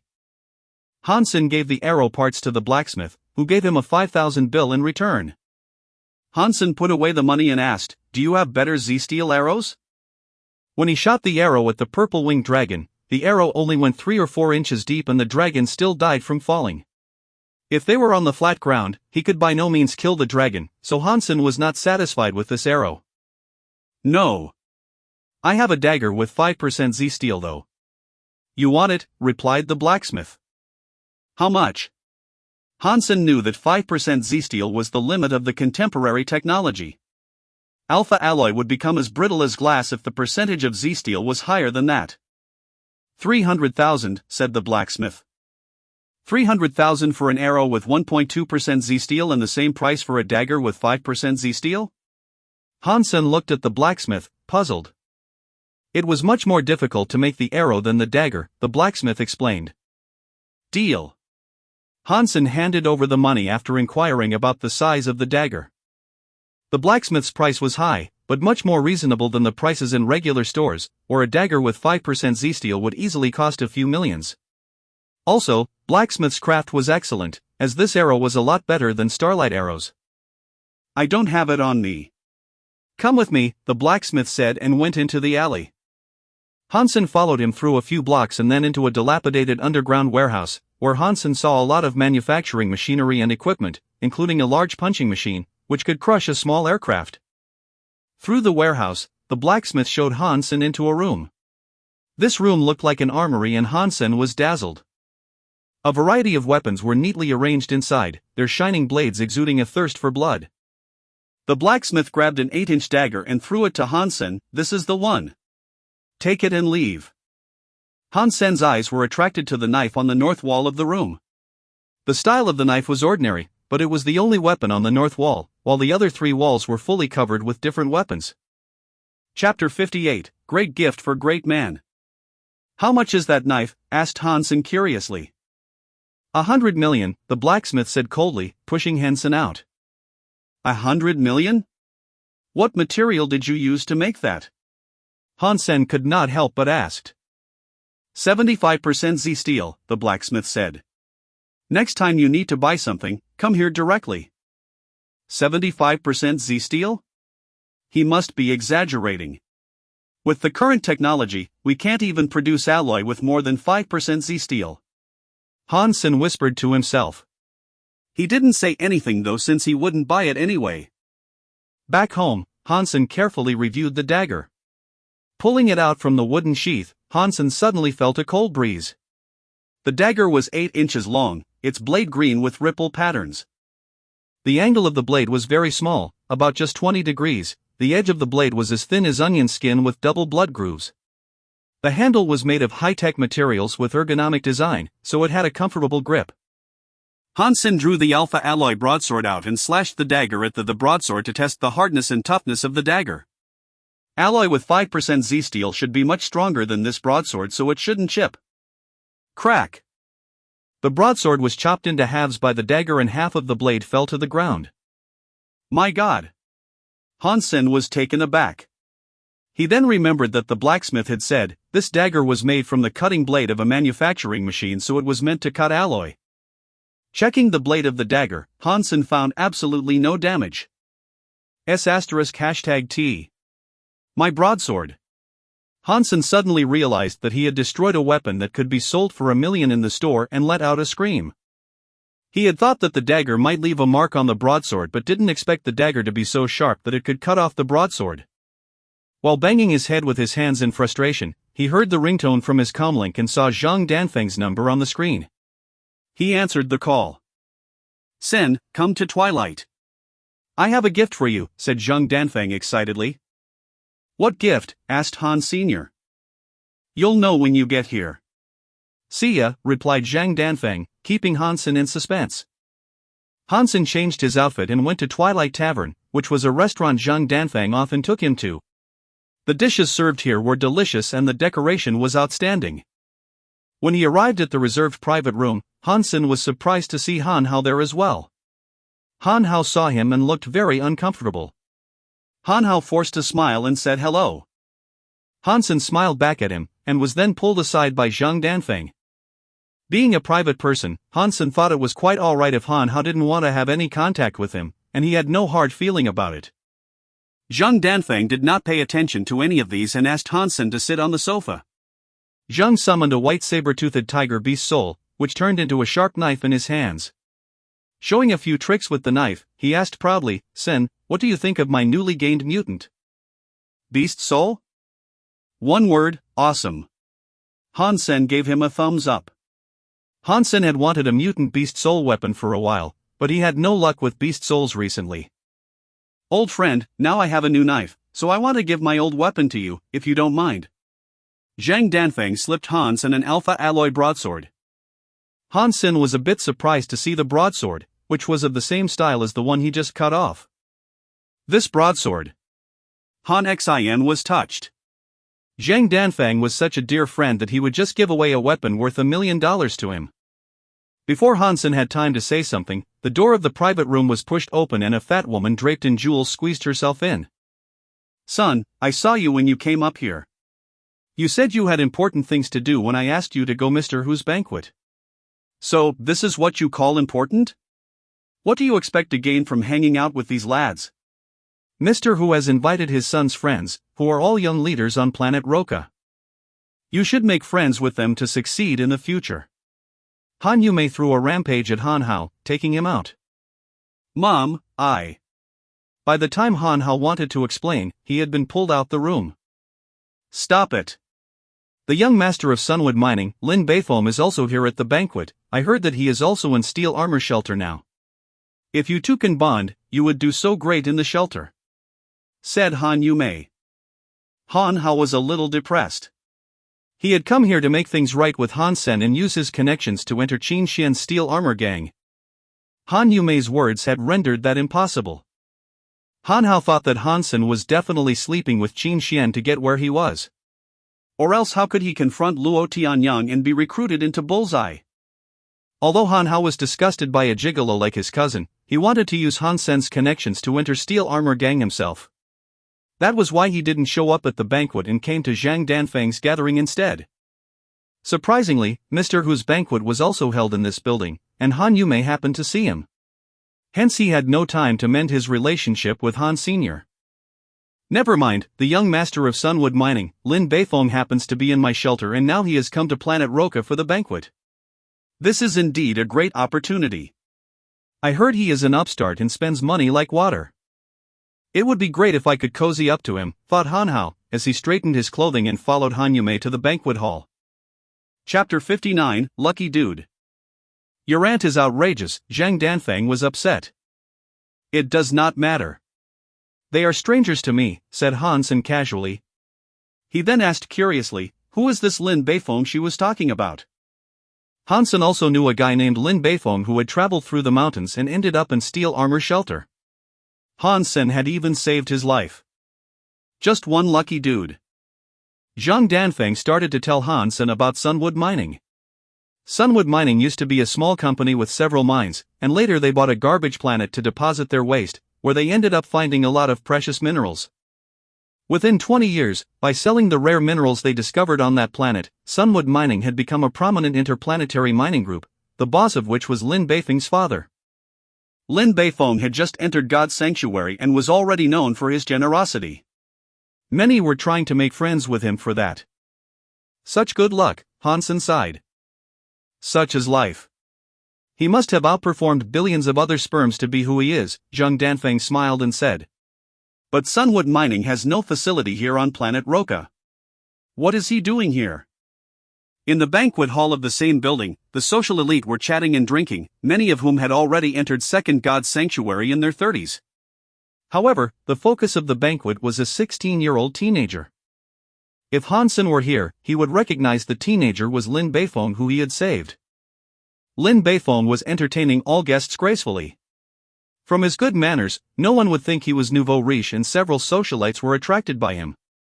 Han Yume and Han Hao had wanted to speak with Lin Beifeng, but they found no chance as there were too many people who were more powerful than them at the banquet and everyone wanted to talk to Lin Beifeng.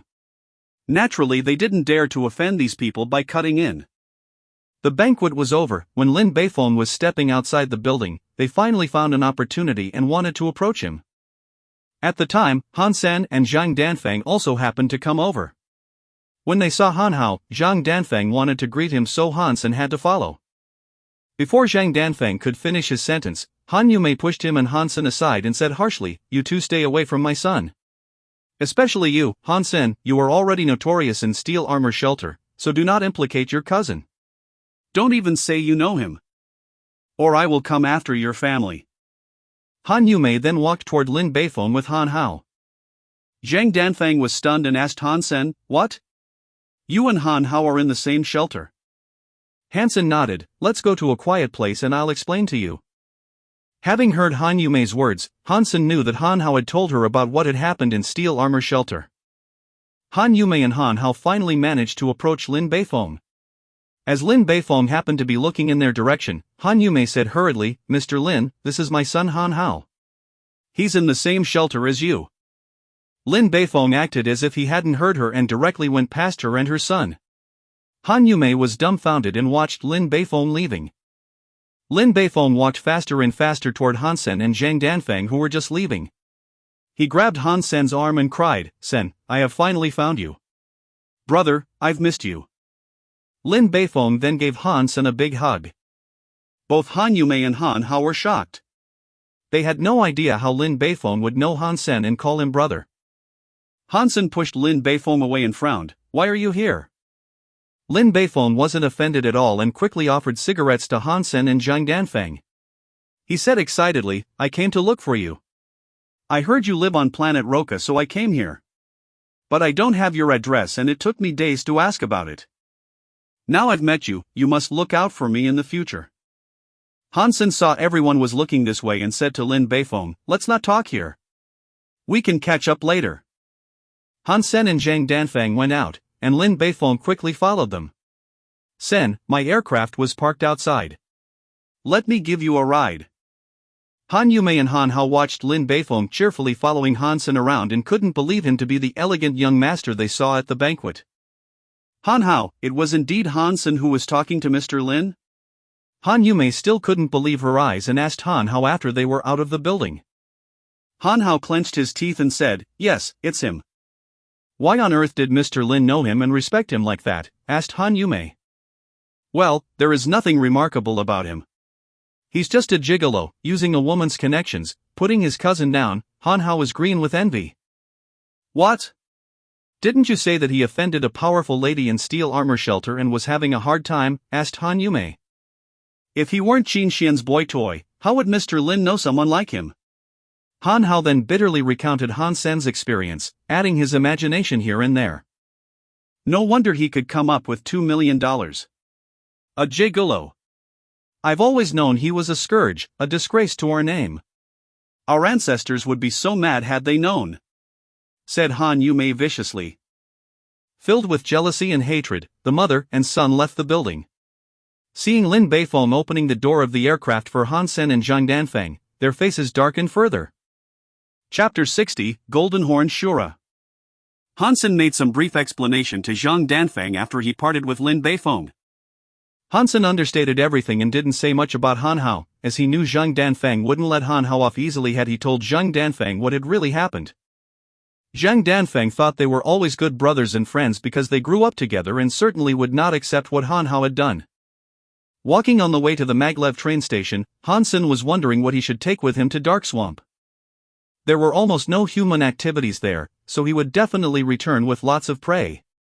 Even if it weren't for the beast soul arrow, Hansen would still want to go there. He now had sacred blood beast soul wings, and the swamp that might be dangerous to others was easy for him. Hansen suddenly heard a glitch sound and all the lights started flashing. Surprised, he looked up and saw a meteor-like fireball quickly falling from the sky toward his direction. Warning! Warning! Unidentified flying object detected. Bang! After the alarm of the planet's defense system sounded for a few times, the fireball hit a tall building followed by an explosion. It turned dark as the electricity was out. Even the earth seemed to have shaken a bit. Hansen looked up to the collapsed building and saw a strange spherical aircraft crashed into the building with half of its body sticking out, surrounded by burning flames and thick smoke. People were screaming, crying, and running around. This area was a school district and the building hit was a school's main building. Those running from the building were mostly students about 10 years old. Because it was a public school in the integrated compulsory education system, it was not equipped with a good security system. After the explosion, there was no immediate response. The electricity had been cut off for some reason and the automatic fire protection system was also paralyzed. In the dark, people could only see the fire at the impact site. Hansen saw the appearance of the aircraft and suddenly clenched his fists. He had seen aircrafts like this one before. A spherical aircraft was beyond current human technologies and could only be produced by the only enemy of mankind in the interstellar era, Shuras. Shura was the name given to them by mankind, and their true name could only be described in their own language.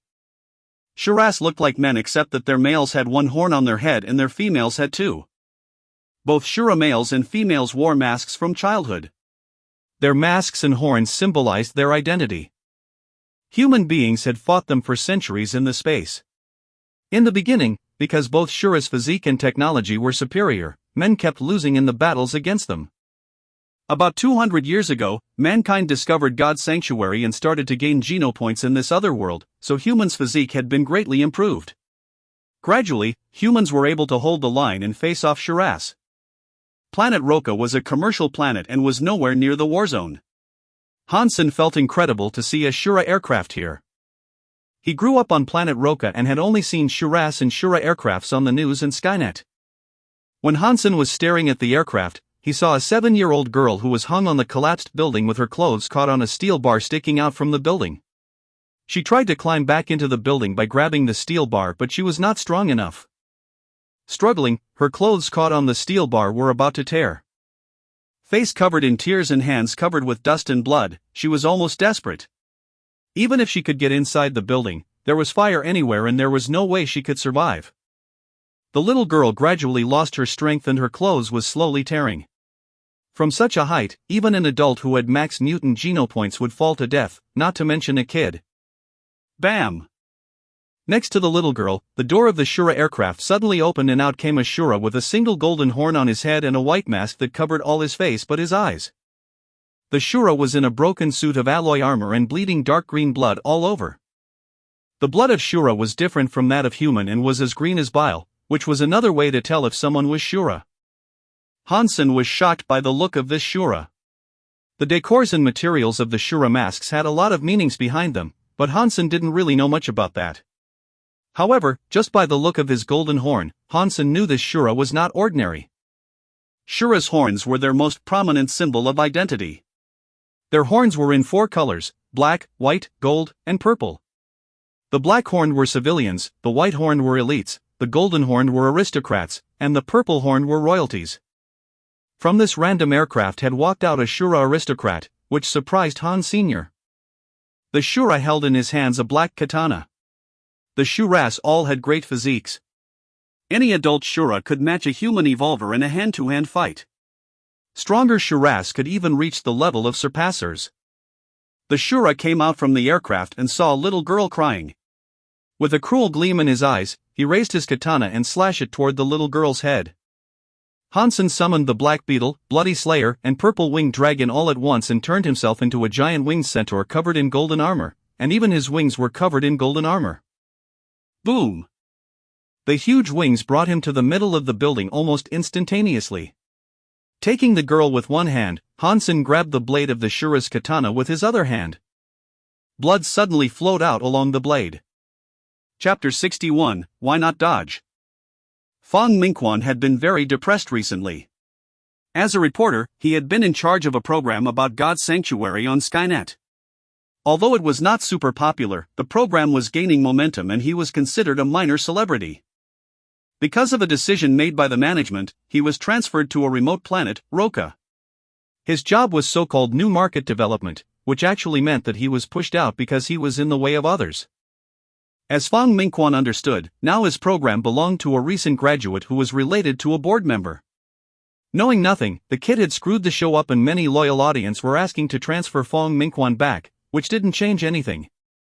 Fong Mingquan knew clearly that he could never go back. Planet Roka had very few resources and was far away from the economic center, so there was really no breaking news to be covered. For the few months he had been here, Fong Mingquan were wasting his time doing interviews of minor celebrities who thought too highly of themselves, which completely disgusted him. How can I leave this #T-hole? Fong Mingquan was wandering aimlessly in the street, holding a small metal jug and sipping liquor from it from time to time. Although he was upset, Fong Mingquan still kept looking around out of professional habits. Suddenly, darkness fell and there was a huge explosion and fires.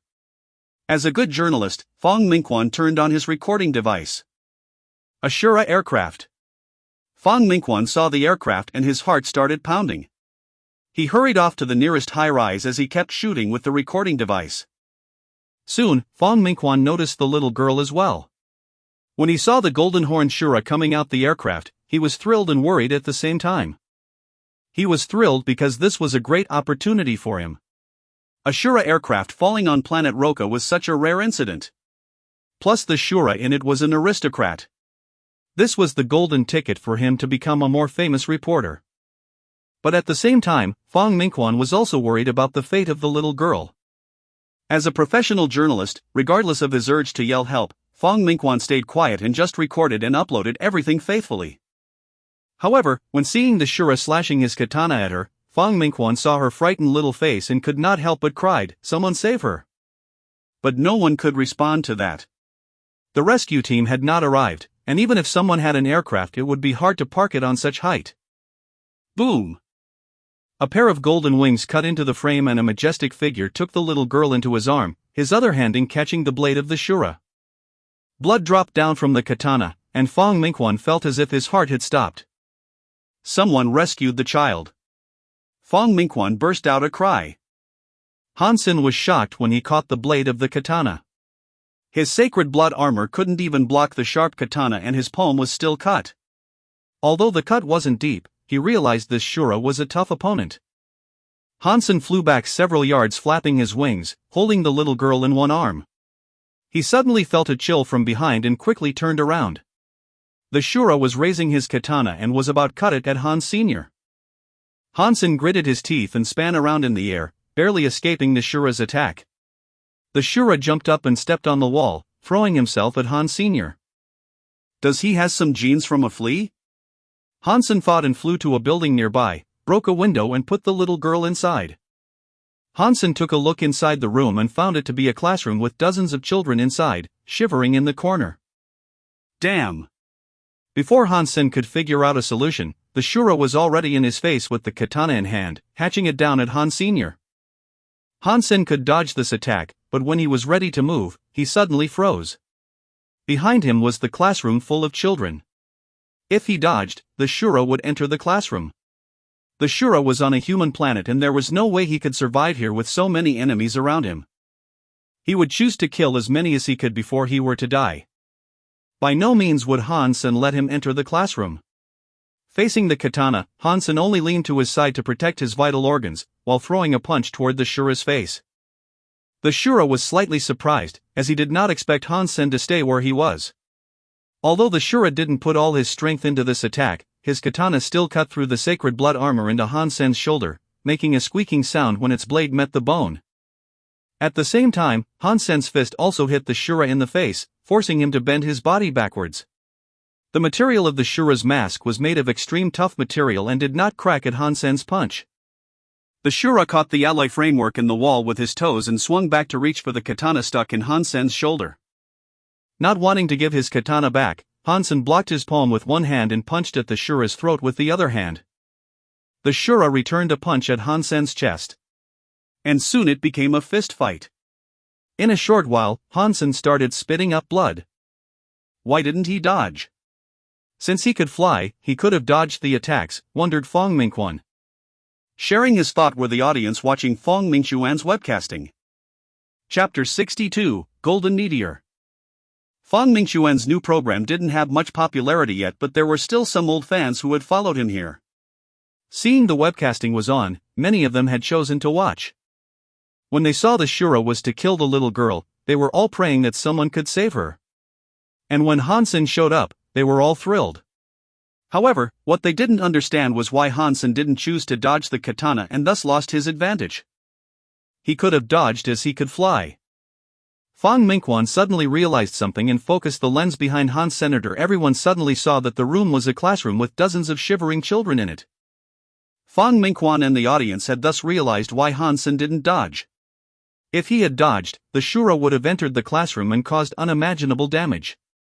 Although the Shura was stopped outside the classroom, Hansen had been severely injured in the shoulder and were still bleeding, which rendered him the losing side.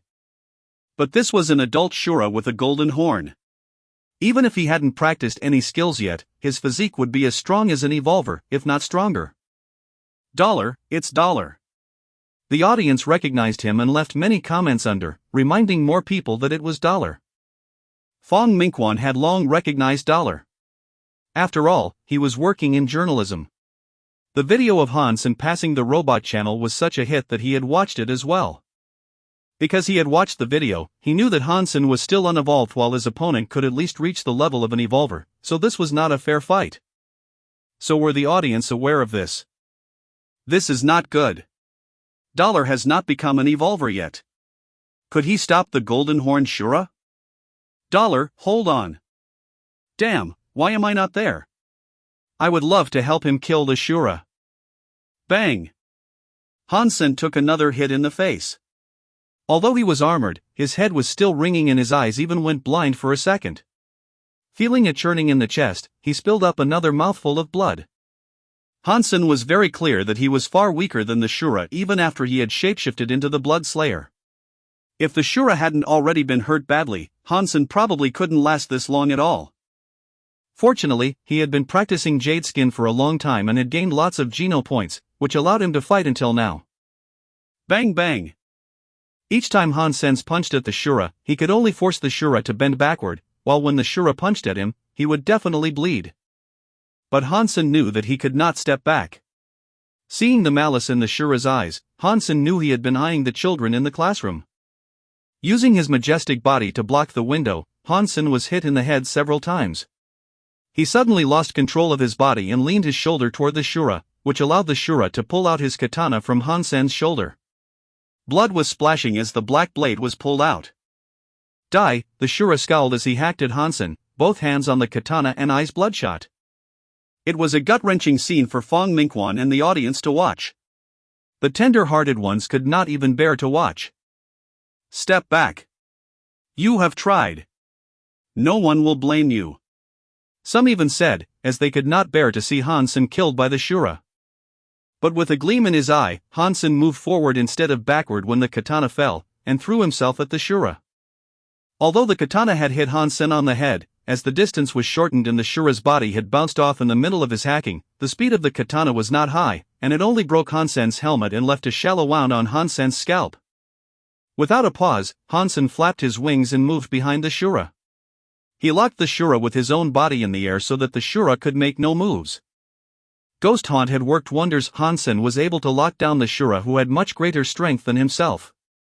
As he knew his shapeshifting time was almost up and his body would probably suffer permanent damage if he went over the time limit, Hansen tumbled upside down with the Shura locked between his arms and jumped, speeding up toward the ground with his wings moving. You are crazy. cried Dashura, with horror in his voice. At this moment, everyone seeing this was stunned and the comments online had stopped. Fong Mingxuan's lens followed the golden meteor falling rapidly toward the ground. Because other buildings had blocked the view, the golden meteor disappeared at the 6th floor of the building. All that could be heard was a bang, followed by silence. After a long time, a new comment appeared, $? Then there was a burst of comments, which were posted so fast that the words became a blur. Not in the mood to check the comments, Fong Mingquan desperately ran to the spot that Hansen was falling to. He could vow that this was the fastest he had ever run in his life. When Fong Mingquan got there, there was already a crowd. The Shura was on the floor with his limbs twisted and there were even spider cracking on the pavement made of high-tech materials. But he did not find the majestic golden figure here. $? Dollar did not die. Where did he go? As the comments were posted under the webcasting, Fong Mingquan looked around and asked people nearby and no one had seen $. The spot was in an alley and no one was here before they fell. Chapter 63, Angel $. Fong Mingquan didn't find $. And stopped looking. He returned to his studio in excitement and started to edit the footage he took. My future's on this video. Fong Mingquan stayed up all night editing the footage. This was definitely an exclusive headliner. With the webcasting last night, word would get out and the edited video was sure to go viral. It was the desire for success and the admiration for $. That drove him to edit the video so fast. Fong Mingquan thought that this must be his best work since he first became a journalist many years ago. On the Skynet, Fong Mingquan saw a lot of messages asking him about the webcasting yesterday. At that time, power was out and no monitoring camera was working. There were some individuals who tried to film the incident, but their work was either from a bad angle or too blurred, and could not be compared to his professional work. Fong Mingquan took a deep breath, named the video the one and only, $Our Angel, and then clicked upload. After uploading it, Fong Mingquan didn't look at the screen anymore but sat down and lit a cigarette. He kept smoking and remained silent. Fong Mingquan did not even dare to look at his watch, as he was afraid to know the time, which was the most important thing in journalism. He knew very well that when the video was uploaded, his comlink would ring, but how successful his video was would depend on how long it took for the comlink to ring. If it takes half an hour, then it means it's phenomenal. If it takes 1 hour, then it's probably just so. If it takes more than 1.5 hours. Fong Mingquan heard a ringtone when he was still counting. Fong Mingquan suddenly rose to his feet and stared at his comlink on the desk. A familiar number was flashing on its screen. 8 minutes and 43 seconds. Fong Mingquan clenched his fists and teeth excitedly, crumpling the cigarette case in his hand. Fong Mingquan only started to relax after 3 minutes. Ignoring the ringing comlink, he lay on the couch and watched it ring as he smoked. He enjoyed this feeling, for only at times like this did he feel alive. The one and only, $Our Angel didn't have voiceover and was less than 3 minutes long. It started with the little girl when she was about to fall. Her frightened face with tears, her widened eyes, and her blood-stained little hands grabbed people's attention from the beginning. The next moment, when people were still worried about the danger facing the little girl, out from the aircraft walked not her savior but death itself. When the Shura wielded his katana at the little girl, no one could sustain their anger and despair. Suddenly, a golden figure appeared in the scene. The huge golden wings looked like they belonged to an angel. When the little girl was taken into his strong arm covered in golden armor and the katana was stopped by him, everyone was overjoyed, their eyes welling up with tears. The following scenes were carefully edited. The Shura and Hansen exchanged some blows and Hansen broke a window so he could carry the girl into a room. The Shura was attacking Hansen frantically but the latter did not dodge or run back. Fong Mingquan inserted the scene of dozens of students shivering in the classroom here so that everyone would understand why Hansen had chosen to stay there. Fong Mingquan refined the fighting scenes and highlighted Hansen's selflessness and bravery. He also edited out the less impressive scenes. While in fact Hansen was miserable and much weaker than the Shura, in the video it looked like it was just a tough luck loss. The final scene was the suicidal fall. The entire video was very smooth. With the passionate background music added by Fong Mingquan, all the viewers wanted to fight the Shura themselves, even if it meant risking their lives. And the female viewers were covered in tears after watching the video. This video really went viral. In just a few hours, the entire alliance knew about it. And the hits had climbed up to a few 100 million. A strong and cruel Shura aristocrat, a golden angel, and the little faces that were full of fear all formed a story that moved every viewer in less than 3 minutes. Dollar's name was famous now in the entire alliance, as this video was far more popular than the video of Robot Channel, which did have its limitations. Men and women, young and old, everyone was spellbound by this video, and Dollar had become a bigger hit than the 10 chosen this year. This kid has some guts, just like me when I was his age. #K Shuras. Poor children, they are lucky, because there's an angel guarding them. Dollar, you are my one and only. Dollar, you are my angel. More people were concerned about Dollar's life and death, because the video did not include the result and ended with a bang from the fall. Everyone was concerned whether Dollar and the Shura had both died, but Fong Mingquan did not plan to publish that, as other reporters must have written about it already and it would not make a difference whether he wrote about it. In the meantime, the hero was also watching this video edited by Fong Mingquan. Chapter 64, Shura's Martial Art. That's really me? Hansen couldn't believe he looked so good. The way the video was edited made him blush a little. At that time, he was only doing what he could to help the children out. Although the fall in the end looked tragic, he was in fact able to kick the Shura off him and fly away when they were about to hit the ground. It was not quite as risky as it looked. The Shura was already badly injured and had died from the fall. Hansen knew that he just got lucky. If the Shura hadn't already suffered severe injuries, Hansen would probably have fled or died. Moving his body around, it still hurt so much that Hansen had a hard time breathing. He didn't dare to go to the hospital, but luckily it wasn't too bad, for none of his vital organ was hurt. Having taken some medicine, he was recovering slowly but steadily. Hansen had gained something from it as well. The katana belonging to the Shura was taken home by Hansen, which was so much better than the weapons made by human. Shuras were much more advanced in making alloy weapons than human. Hansen had heard since a long time ago that Shura's katanas were awesome. Even the Blackhorn Shuras used better katanas than Z-steel weapons. Now what Hansen had was a katana from a Golden Horn Shura, which should be the best of the best. There was simply no product of the same level as this katana. Hansen wielded the katana and felt that it was frighteningly sharp as it felt as if it could break the air. Hansen no longer dared to try the katana out with any weapon, for he knew the katana was probably even sharper than his Z-steel dagger. The video was so widespread that Hansen was also worried that people might recognize the katana and thus himself to be Dollar. So he had decided to make some changes to the katana, which were mainly to change its color. He spray painted the katana in a golden color so it looked as if it were made of brass. He also ordered a cheap but flamboyant sheath on the Skynet so no one could tell it was a Shura katana when it was in the sheath. In fact, Hansen did not intend to use it in front of others. These were just precautions he took. Hansen had also wanted to replace the hilt of the katana to make it even less recognizable, but was unable to remove the hilt. However, he found a bead embedded in the hilt and took it out. To his surprise, the bead was hollow. Inside the bead, there turned out to be a small memory chip. Hansen inserted the chip into his device, trying to figure out what was stored there. What he didn't expect was that there was a Shura's martial art recorded in the chip, which was called Bladestorm. The description said it was the top secret of a Shura aristocratic family. Can a human learn Shura's martial arts? Wondered Hansen after reviewing Bladestorm. He was convinced that he could learn it as long as his physical fitness level was high enough. Hansen started to try and practice Bladestorm and didn't encounter too much obstruction, which meant his physique had reached the prerequisite of Bladestorm. Bladestorm sounded like weapon skills, but it could also be used without any weapon. The key was to fully explore the potentials of one's body in order to launch swift and powerful strikes.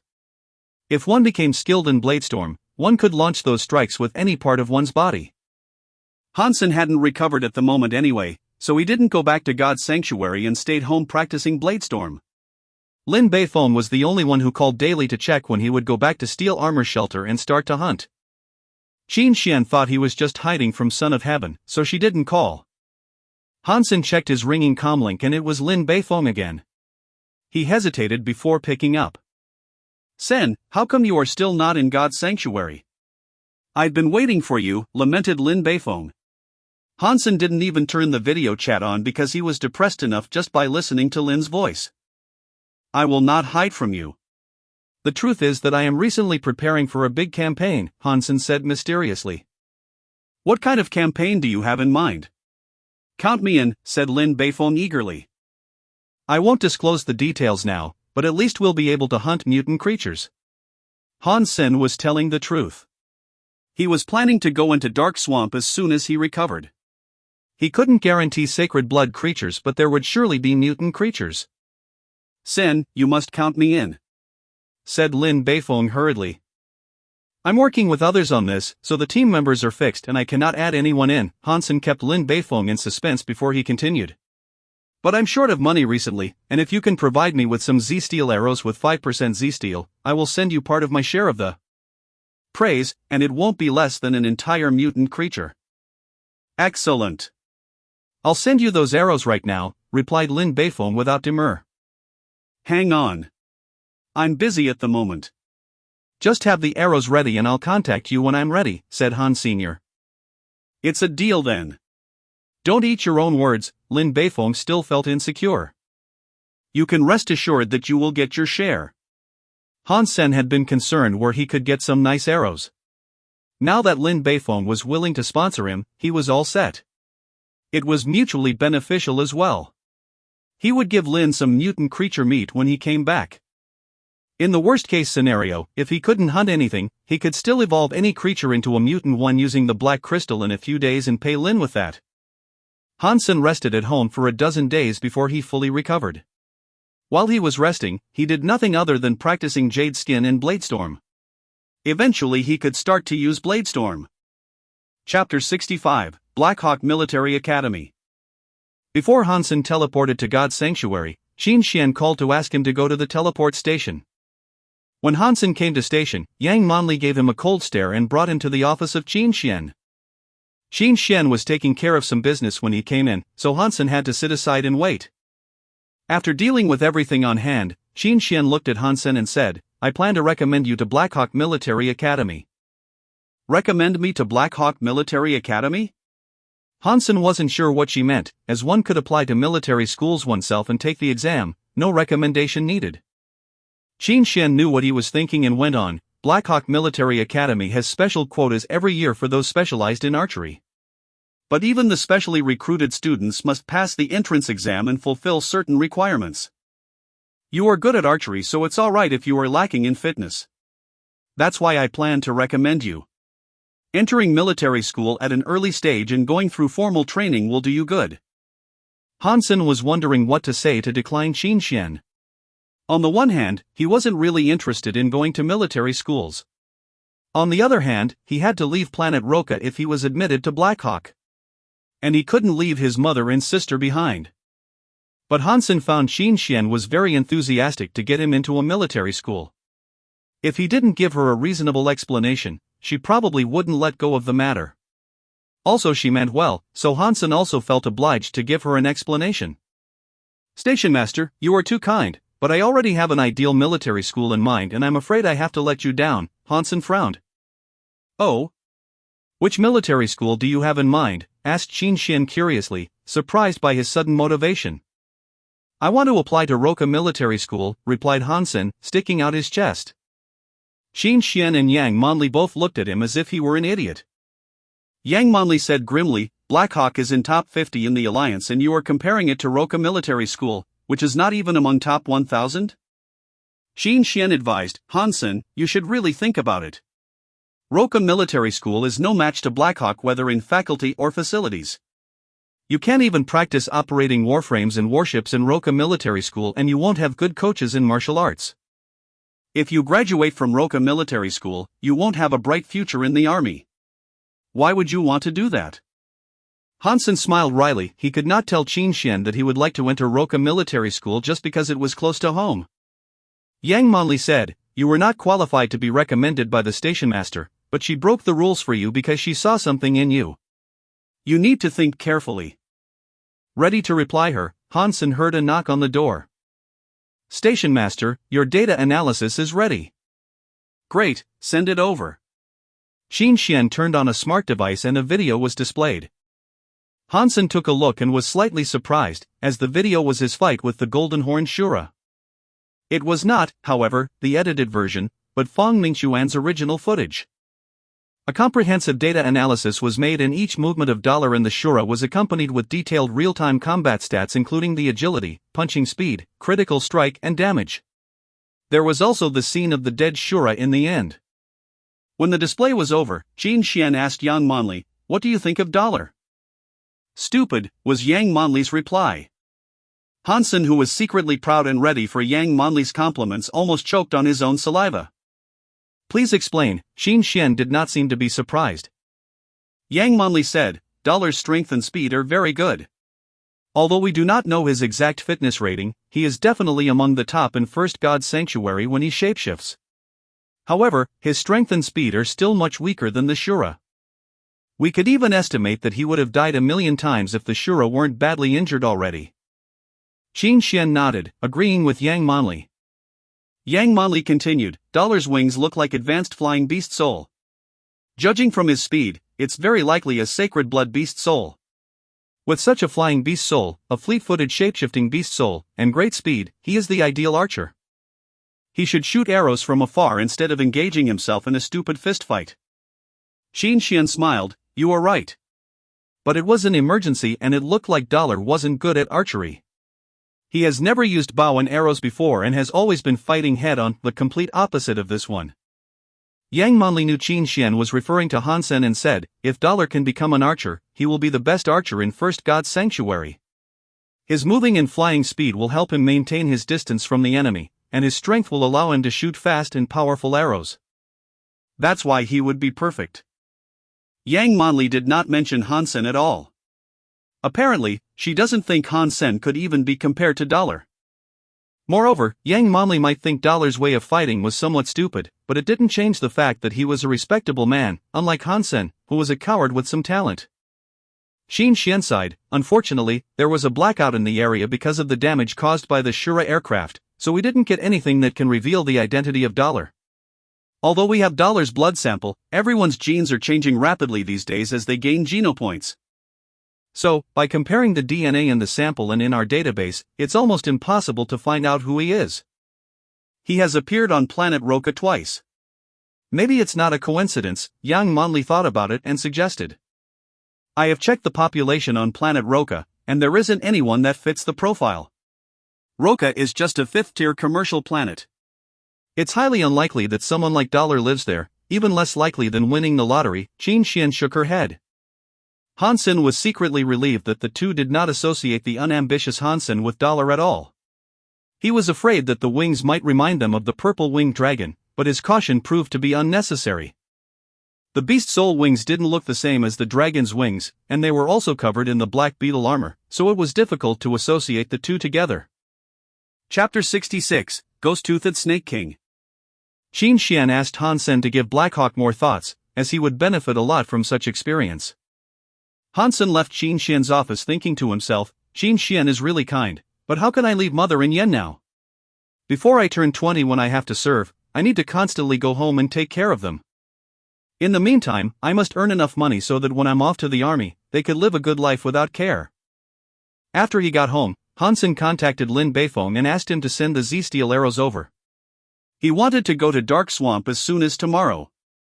After all, improving his own physique was his priority. Yang Monli was right about the fact that the beast souls he owned now would make him a great archer. And right now, what he lacked most was a good beast soul arrow. "Sen, I have 10 sniper arrows with 5% Z-Steel. Please take them." Lin Beifeng put a box of 10 sniper arrows in front of Han Sr.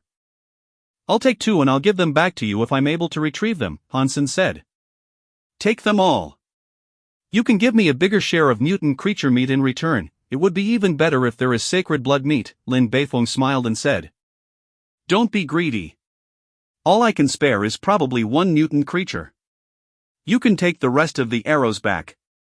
Hansen took out 2 arrows and pushed the rest back in front of Lin Beifeng. "Sen, just take them all. You can give them back after. These arrows are nothing to me. Don't you know what business my family does?" Lin Beifeng insisted, offering Hansen the arrows again. your family owns Z-Steel mines? Hansen looked at Lin Beifong, surprised. Lin Beifong shook his head. We do not have Z-Steel mines, but we do have some collaboration with groups that produce Z-Steel alloy. We have a mine of a rare mineral, which is a must to increase the percentage of Z-Steel to 7 or above. This mineral is very expensive and those groups are always in demand of it, so they sell me Z-Steel weapons at production cost. These didn't cost me much, and feel free to let me know if you need anything in the future. You rock! Hansen gave Lin a thumbs up. Lin Beifong shook his head and said, in fact, Z-Steel alloy is great for large-scale military use, but too heavy for individuals. For example, Z-Steel armor has great defense but its weight affects one's speed and endurance. Compared with beast souls, it's not that practical. If future technology can raise the Z-Steel content to more than 50%, the weight can be reduced a lot. Sen, would you talk to your friends and let me join you? I could provide them with Z-Steel supplies, Lin Beifong asked. Unfortunately, there's nothing I can do, Hansen smiled at Lin Beifong. In fact, you are so rich that you can set up your own team and march into the mountains. Mutant creatures would be easy to come by then. Lin Beifong smiled wryly. I have tried, but it is not as easy in steel armor shelter as in my previous shelter. Qin Xian's military force is stable and no one could challenge that. Those who can be bought with money are in Son of Heaven's gang already. Although I am rich, I don't dare to provoke a monster like Starry Group. The rest of talents are all controlled by Fist Guy. So, there is no talented freelancer at all. I basically have nowhere to spend my money. Hansen nodded. He also felt deeply about this. When he was isolated by both Son of Heaven and Qin Xian, he almost had no way to survive in steel armor shelter. Hansen teleported into steel armor shelter and sneaked out in the middle of the night, so that Son of Heaven's gang wouldn't notice him. Carrying his supplies, Hansen picked up the paths less trodden and marched toward Dark Swamp. Others saw the swamp as hell, but it was paradise to Hansen, who had the beast soul of purple-winged dragon. Without any surprise or risk on the way, Hansen successfully entered Dark Swamp. He saw no one near the swamp, let alone in the swamp. Hansen took no risk and found a spot with absolutely nobody there before he summoned the black beetle and purple-winged dragon beast soul. Wearing his purple wings and golden armor, Hansen checked his equipment again and flew toward Dark Swamp. The environment of Dark Swamp was similar to the poster's description. There were indeed very few flying creatures. Occasionally he saw a few carrion birds, for which he didn't even use arrows. If any bird dared to get close, he would cut them into two halves with the Shura katana. There were many poisonous beasts and insects in the swamp. Having flown less than a day, Hansen saw a mutant creature. It was a scary-looking 3-footed toad the size of a truck crouching in the mud, covered in lumps and exuding green gas. Hansen was not interested in it at all. Even if he killed this thing, it was too huge for him to carry its meat out. And it would take him months to finish eating the meat, which was not worth it for a few mutant geno points. This is indeed a paradise. After flying for more than 2 hours, Hansen saw another mutant creature. Surrounded by a group of black and white snakes, a blood-red snake king was swimming in the reeds. Hansen did not approach it but hovered in the air, flapping his enormous wings. The snakes did not notice his presence at all. Pulling out a sniper arrow from the quiver, Hansen put a thread into the hole on the knocked the arrow and aimed at the foot-long snake king. Suddenly, Hansen narrowed his eyes and the sniper arrow flew across like a lightning bolt. The blood-red snake king was just opening its mouth, about to swallow a mouse-like creature. Just when it opened its mouth, a black shadow disappeared there and went into its stomach, piercing its belly. The snake king suddenly twisted its body in agony, hissing desperately. The black and white snakes surrounding it all went crazy, but could not find where the enemy was. The snake king bleeded heavily through its pierced belly and stopped struggling after a while. Mutant ghost-toothed snake king killed. No beast soul gained. Eat its meat to gain 0 to 10 mutant geno points randomly. The wonderful voice sounded in Hansen's mind. He excitedly pulled the thread and dragged the body of the ghost-toothed snake king up in the air. That thread was not much thicker than a hair, but as a high-tech product, it was very strong and could bear more than a ton. This ghost-toothed snake king weighed just dozens of pounds and he easily pulled it up. Chapter 67, Mutant Sawfish. Hansen found a safe spot, picked up some branches and made a fire. Boiling a pot of water, he threw some pieces of Snake King meat into the water and cooked slowly. The snake was not too big. After thoroughly boiled, there were only about 2 bowls of soup left. Hansen poured them out from the pot and gobbled the meat up.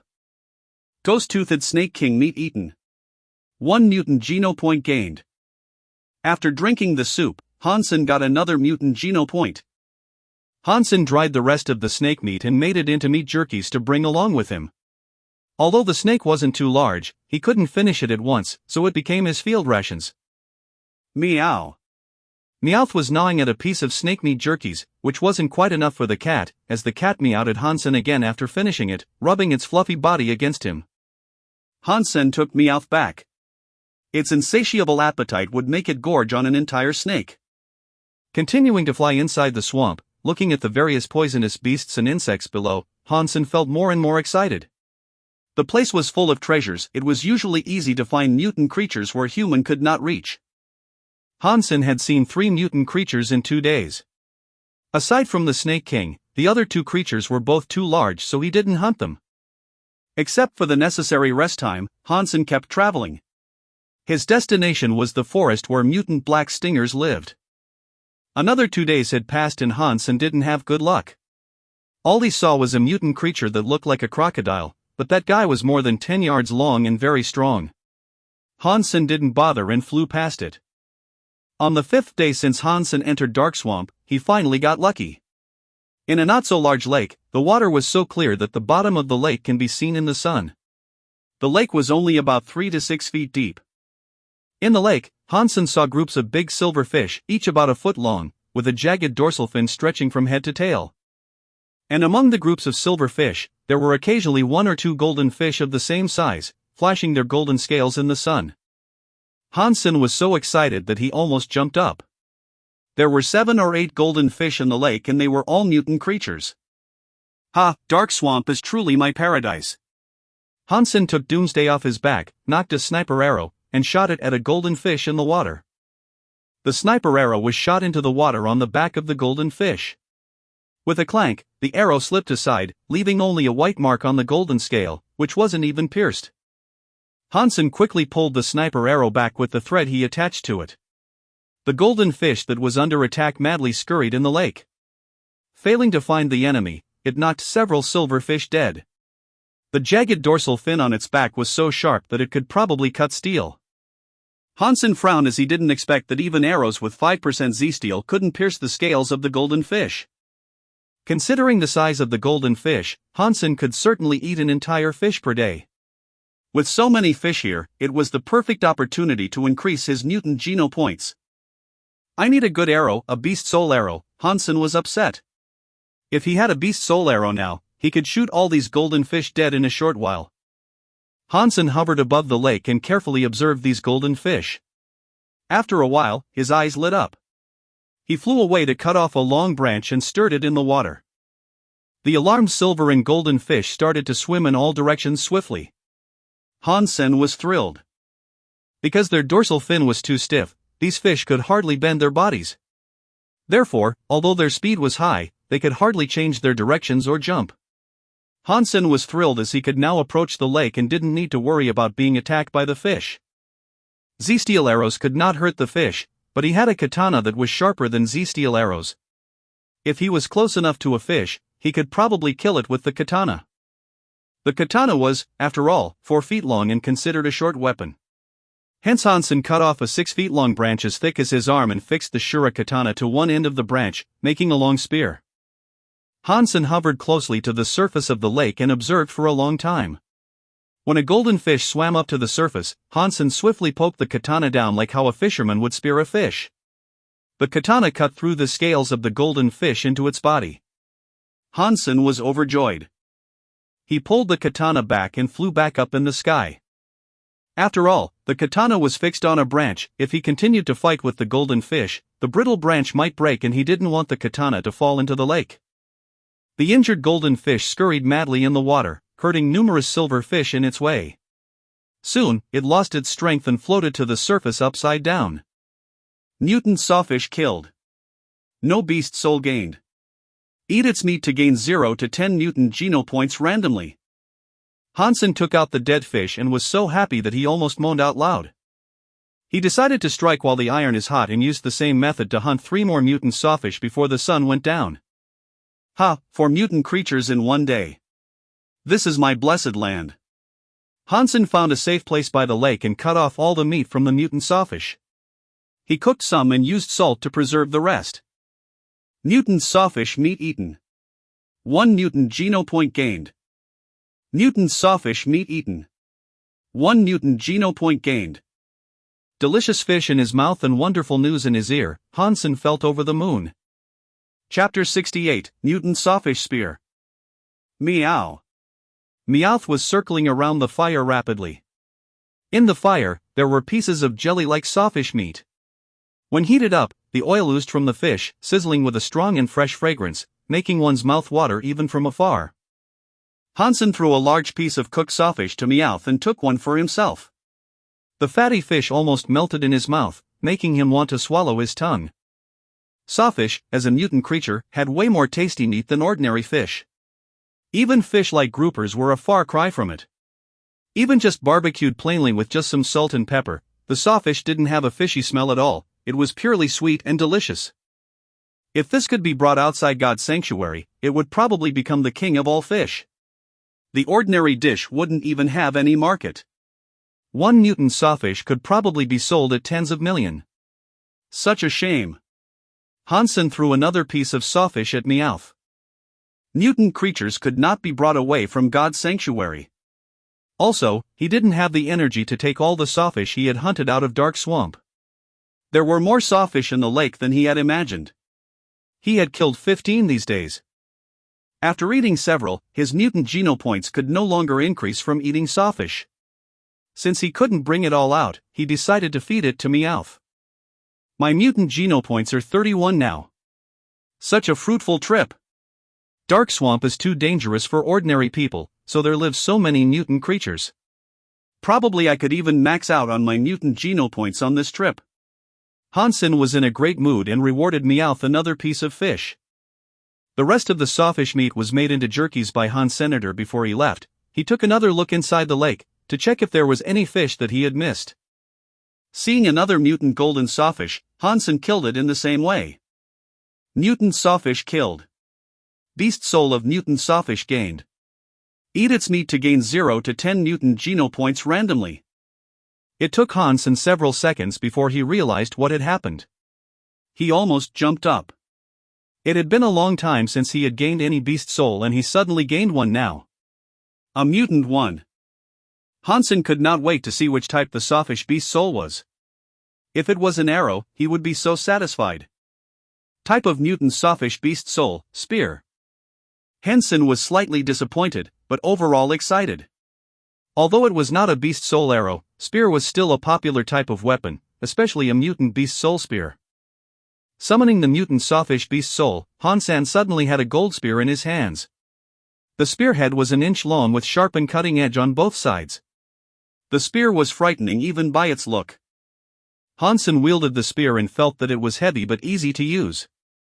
The sharp spearhead had cut down a thick tree with just a casual slash, as if he were cutting tofu.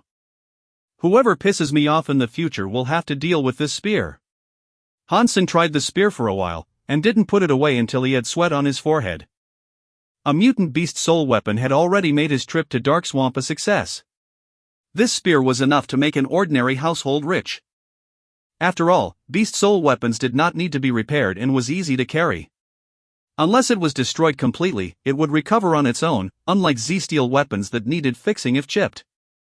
Although he had gained a lot, Hansen still hadn't reached his main goal, which was to gain a much-needed mutant beast soul arrow. So, he carried the rest of the jerkies and flew into the Dark Swamp again. The poster was only trying to escape and couldn't tell the directions. Hence it was difficult to find the forest he mentioned. Fortunately, Hansen had the ability to fly, so he could see far from the sky. In the next 2 days, Hansen was not so lucky. He did not encounter mutant creatures, but ran into swarms of poisonous insects several times. Watching countless insects moving under him like flood and leaving nothing alive behind them, Hansen could not help but shuddered. If he couldn't fly and were attacked by these insects, it wouldn't even matter if he was fit or not. Swarms of ants could kill an elephant, let alone these poisonous insects. Even someone with max sacred genopoints could hardly survive. Finally, Hansen found some clean water. After replenishing his water supply, he made a pot of fish soup and added some snake king meat in it. It didn't take long before the fragrance spread everywhere. Hansen wasn't afraid of attracting poisonous beasts as he had been wearing the black beetle armor since he entered Dark Swamp. When the soup was almost ready, Hansen was preparing to enjoy it with Meowth. Suddenly he heard a bird call followed by a whistle. A huge blackbird flied down from the sky, its wings a few dozen feet long and claws sharp as metal hooks. Hansen was shocked. Damn, didn't the poster say there were no advanced flying creatures in Dark Swamp? Judging from its look, this bird is at least a mutant creature. Hansen stepped back and saw the huge bird landing by the fire. When it stood on the ground, it was taller than an elephant head. Its gleaming dark bird eyes gave it a regal look. After the bird landed, a black-clad young man jumped down from the back of the bird and looked at the meat in the pot. Boy, I'll buy your meat. He walked swaggeringly over and threw a piece of raw meat that looked like a cow leg on the ground and said, "It's your lucky day, kid. This is the thigh of a mutant poisonous clawed beast." Finishing the sentence, the black-clad young man reached for the fragrant fish and snake meat in the pot. "I won't trade with you," Hansen frowned. The black-clad young man was fast and had already gobbled up a piece of fish. When he was about to ridicule Hansen by pointing out the fact that he was offering Hansen some mutant creature meat, he heard the voice telling him that he had gained 1 mutant genopoint. His eyes suddenly widened. How could this be? It was just one piece of meat, and it added 1 mutant genopoint. So, there must be an entire mutant creature in the pot? Chapter 69, White Underwear Flag. Lu Weinan was sick of eating the meat of poisonous clawed beast these days. Relying on his mutant iron-feathered bird beast soul, he flew into Dark Swamp to hunt mutant creatures and only killed this one poisonous clawed beast in days. This beast was larger than a cow, and he had been eating its meat for more than half a month and still had a thigh left. He had only gained 5 mutant genopoints from it so far. Just now, he had gained 1 mutant genopoint already by eating just a piece of meat from the pot. He suddenly understood why Hansen didn't want to trade. Although both were mutant creatures, the thigh he had was worth much less than what was in Hansen's pot. Lu Weinan looked at the pot of meat eagerly and then his eye fell on Hansen. A knife in hand, he blew a whistle. The iron-feathered bird beat its wings and hovered over his head. "Do you want to trade, or let me beat you up before I eat your stuff?" Lu Weinan was ready to dine and dash. There was no one in Dark Swamp and no one would even know if he killed Hansen since he had the iron-feathered bird mount. No one would be his match here. #K off, Hansen said quietly. "You asked for this." Humiliated, Lu Weinan yelled and hacked his knife at Hansen. Although he had gained the beast soul of mutant iron-feathered bird, he apparently didn't have the same luck in beast soul weapons. His knife was one with 5% Z steel. Hansen was wearing sacred blood armor, so he was not afraid of such weapon. He didn't even shapeshift into the bloody slayer, but just summoned his mutant sawfish spear and wielded it at Lu's knife. Crack! The sawfish spear cut the knife off as if it were made of tofu and continued to stab at Lu. #T, thought Lu Weinan. He twisted his feet like a snake and barely escaped Hansen's attack. Without a pause, Lu Weinan quickly ran back with strange but smooth body positions. Hansen missed several stabs in a row and Lu swiftly jumped on the back of his bird mount and rose in the air. "How dare you challenge me?" "I'll just kill you," said Lu Weinan triumphantly, taking his bow and arrow to shoot at Hansen, who was on the ground. Wings suddenly grew from Hansen's back and he rose in the air higher and faster than the iron-feathered bird. Damn! Lu Weinan was dumbfounded. How could he know this guy could also fly and even had wings instead of a mount? Subconsciously, Lu Weinan ordered the iron-feathered bird to go higher. Even if what Hansen had were mutant beast soul wings, he wouldn't be able to fly too fast or too high. The iron-feathered bird should be able to get rid of him. But soon Lu Weinan found himself completely wrong. His enemy could fly not only very high, but also very fast, catching up with him in the blink of an eye. Who is this monster? His wings couldn't be sacred blood, right? Lu Weinan almost burst into tears. He didn't expect his enemy to be so strong. With his wings and his golden armor and spear, Hansen looked more like an angel than a human. Having caught up with Lu Weinan, Hansen poked the spear at him. All Lu wanted to do was to knock his own head on a wall. Why on earth did he try to escape on the back of the iron-feathered bird? Now he couldn't even use his body positions. Sitting on the bird, he had nowhere to hide. If he moved around, he would fall. Whoosh! The spear was poked into Lu Weinan's, but, leaving a long wound, Lu's soft armor didn't stop the spearhead at all. Brother, calm down, this is just a misunderstanding. Lu Weinan shouted hurriedly. Hansen ignored him and stabbed at him again, making a symmetrical wound on the other side of his butt. Blood started to ooze from the wounds. Big brother, uncle, I was wrong. Stop poking or I will die. I surrender, Lu Weinan screamed while begging for mercy. Hansen ignored him and kept poking. Lu Weinan saw the horrifying and shining gold spear and cried, Big brother, please slow down.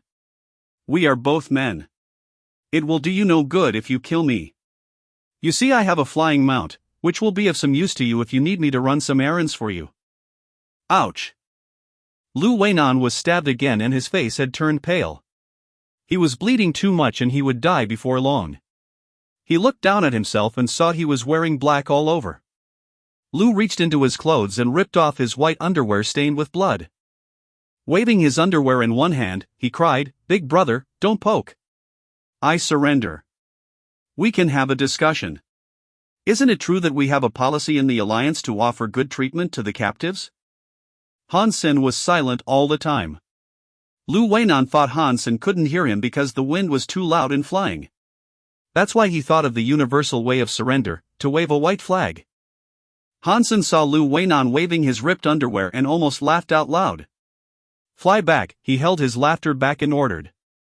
Lu Weinan was suddenly overjoyed, and quickly ordered the mutant iron-feathered bird to go back where he met Han Sr. When they were back to the place where the fire was made, the pot of meat was still there. Lu Weinan fell to the ground and screamed as he pulled the wounds on his buttocks. So, tell me, how are you going to compensate me for my loss? Hansen smiled and looked at Lu Weinan, who was covering his ass with both hands. Lu Weinan's face suddenly went stiff. Big brother, I'll give you whatever you want, except for this iron-feathered bird. You can take your pick. He summoned several beast souls and said bitterly, These are all I have. Please forgive me. Hansen checked the 7 or 8 beast souls summoned by Lu Weinan, and there was even a mutant beast soul. He knew Lu was definitely holding back. But since Lu had summoned a mutant beast soul, it meant that he would like to give away the mutant beast soul for his life. At the same time, he was using this beast soul to decline Hansen's asking for the iron-feathered bird before Hansen even asked. He was depending on the bird to survive here and wouldn't give it up for the world. That mutant beast soul. And you, before I leave Dark Swamp, you have to follow my command. Hansen thought this kid could be of some use, also Hansen didn't want him to wander alone. If Lu found the forest first and killed the mutant black stingers, Hansen's ultimate purpose of this trip would be defeated. Chapter 70, Inferior to a Cat. Lu Weinan agreed, but remained alert when he transferred the mutant beast soul to Hansen, worried that Hansen would kill him once having the beast soul. Fortunately, Hansen did not attempt to kill him after receiving the mutant beast soul. He returned to the fire and used a cup to take out some soup. To Lu's surprise, Hansen only took some soup and none of the meat. Although there would be some genopoints in the soup, most genopoints would remain in the meat. Why would Hansen only drink the soup? While Lu Weinan was puzzled, he saw Hansen had summoned a black cat, and put all the meat in the pot into a bowl in front of the cat. The black cat meowed and rushed to the bowl, starting to gobble. Lu Weinan's mouth twitched. He just realized that the meat he just tried to snatch and paid a huge price for turned out to be cat food. Where did this guy come from? Feeding mutant creature meat to a cat, what kind of people would do that? Lu Weinan now really wanted to bang his own head on the wall. He just risked his life fighting for cat food. Thinking of the cat, he was shocked. Among all the beast souls known to men, only a beast soul pet needed to be fed, while mounts and other types didn't. Hansen's cat was of course not an ordinary animal. It must be a beast soul pet. Now not many could keep a beast soul pet. A beast soul pet didn't have any ability to fight in the beginning and had to be fed the meat of different creatures to grow. When it had grown to a certain stage, it would transform once, and after the transformation it would have fighting ability. But it took too much creature meat for a beast soul pet to grow until its transformation. There were people who tried to feed ordinary and primitive beast soul pets, but their fighting ability wasn't strong after the transformation. As for mutant beast soul pets, almost no one would try to feed them, as they would need a lot of mutant creature meat to transform, the amount of which was enough to make several individuals reach max mutant geno points. Who would feed that to a pet? Thinking of this, Lu Weinan thought Hansen was an impressive person indeed. He thought to himself, this is someone who could afford feeding a mutant beast soul pet. He must be the successor to some powerful family to have received such attention and training. Big brother, what's your name? Lu Weinan asked with a smile, wanting to find out about Hansen's background. You do not know me? Hansen was somewhat surprised to hear the question. He felt odd as Lu Weinan didn't find out from his armor that he was Dollar. Even after seeing his wings, Lu still didn't recognize him, which meant Lu really didn't know about Dollar. We have seen each other before? Lu Weinan looked at Hansen puzzled, misunderstanding Hansen's reply. No. Hansen continued to drink his soup. Lu Weinan suddenly understood that Hansen was saying that he should have recognized Hansen, which meant Hansen was someone famous, which convinced Lu that Hansen was from a prominent family, or else he wouldn't have made such an arrogant remark. Lu suddenly looked at Hansen more eagerly. Hansen just thought that Dollar was so viral on the Skynet, so most people should have heard of him. When did you come to Dark Swamp? Hansen looked at Lu Weinan and asked. Lu Weinan became very enthusiastic and told Hansen everything he knew. Hansen finally knew why Lu Weinan had not heard about Dollar. This young man had never teleported back since he entered God's sanctuary a year ago. It looked like he had done pretty well for himself too. Hansen looked at Lu, surprised. He could not believe that Lu Weinan would be so capable. Lu Weinan knew what Hansen was thinking from his looks. He blushed and quickly said, "We the Lus specialize in practicing body positions. There is no one that could compare with us in this field. Although I my humble self have no special capabilities, I would love to carry the torch. Since I entered God's sanctuary, I've been pushing my limits until I reach the threshold transcendence. Be concise." Hansen gave him a cold stare. Ahem, the truth is, we the Lus have great skills of escaping that were handed down in the family, and we knew how to run from danger. Lu Weinan cleared his throat and said. Hansen now remembered that Lu Weinan's body positions were strange indeed. If Lu Weinan hadn't fled into the sky using his bird mount and lost his advantages, Hansen wasn't sure whether he was able to hurt Lu. For the month you have stayed in Dark Swamp, have you seen a forest where the trees are very tall but sparse, and under the trees there were flowers? Asked Han Sr. Lu Weinan thought about it and then shook his head. I have not seen such a place. I don't think there are tall trees in Dark Swamp. Not knowing if Lu Weinan had told the truth, Hansen did not ask again. He rested for a while, and hit the road again with Lu after dawn. Lu Weinan's wounds on the butts had not recovered yet. Luckily, he had a flying mount, so he was fine. Every time when it was time to eat, Lu Weinan would stare at Hansen feeding Meowth with dried fish piece after piece and sigh secretly, feeling himself inferior to a cat. Maybe luck had finally come. At the end of the day, when Lu was complaining that they hadn't seen a single mutant creature the whole day, Hansen spotted a black hornet the size of a fist in the grass. Black Stinger. Hansen was surprised and quickly made a gesture to Lu Weinan to remain silent and watch the hornet from here. Watch the poisonous hornet. Do not disturb it, and do not let it leave your sight. Hansen said and flew into the sky to look around, as it was often foggy in Dark Swamp. He saw no tall trees or hornet nests in 20 miles. It seems that the black stinger's nest is not near. Follow it and we may be able to find its nest, thought Hansen as he flew to Lu Weinan's side and gestured him to quietly follow the black stinger.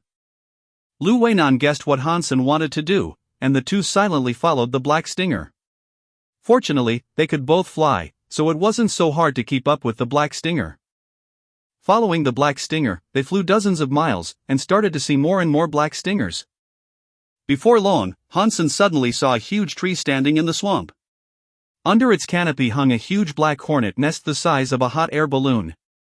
Chapter 71, Destroy the Nest. Swarms of black stingers flew in and out the nest, and there were at least tens of thousands of them, filling Hansen and Lu Weinan with dread. Big brother, you do not mean to kill all these hornets, do you? Looks like they are all primitive creatures. There are so many of them and they can fly. It'd be hard for us to get out safely, Lu Weinan swallowed and said.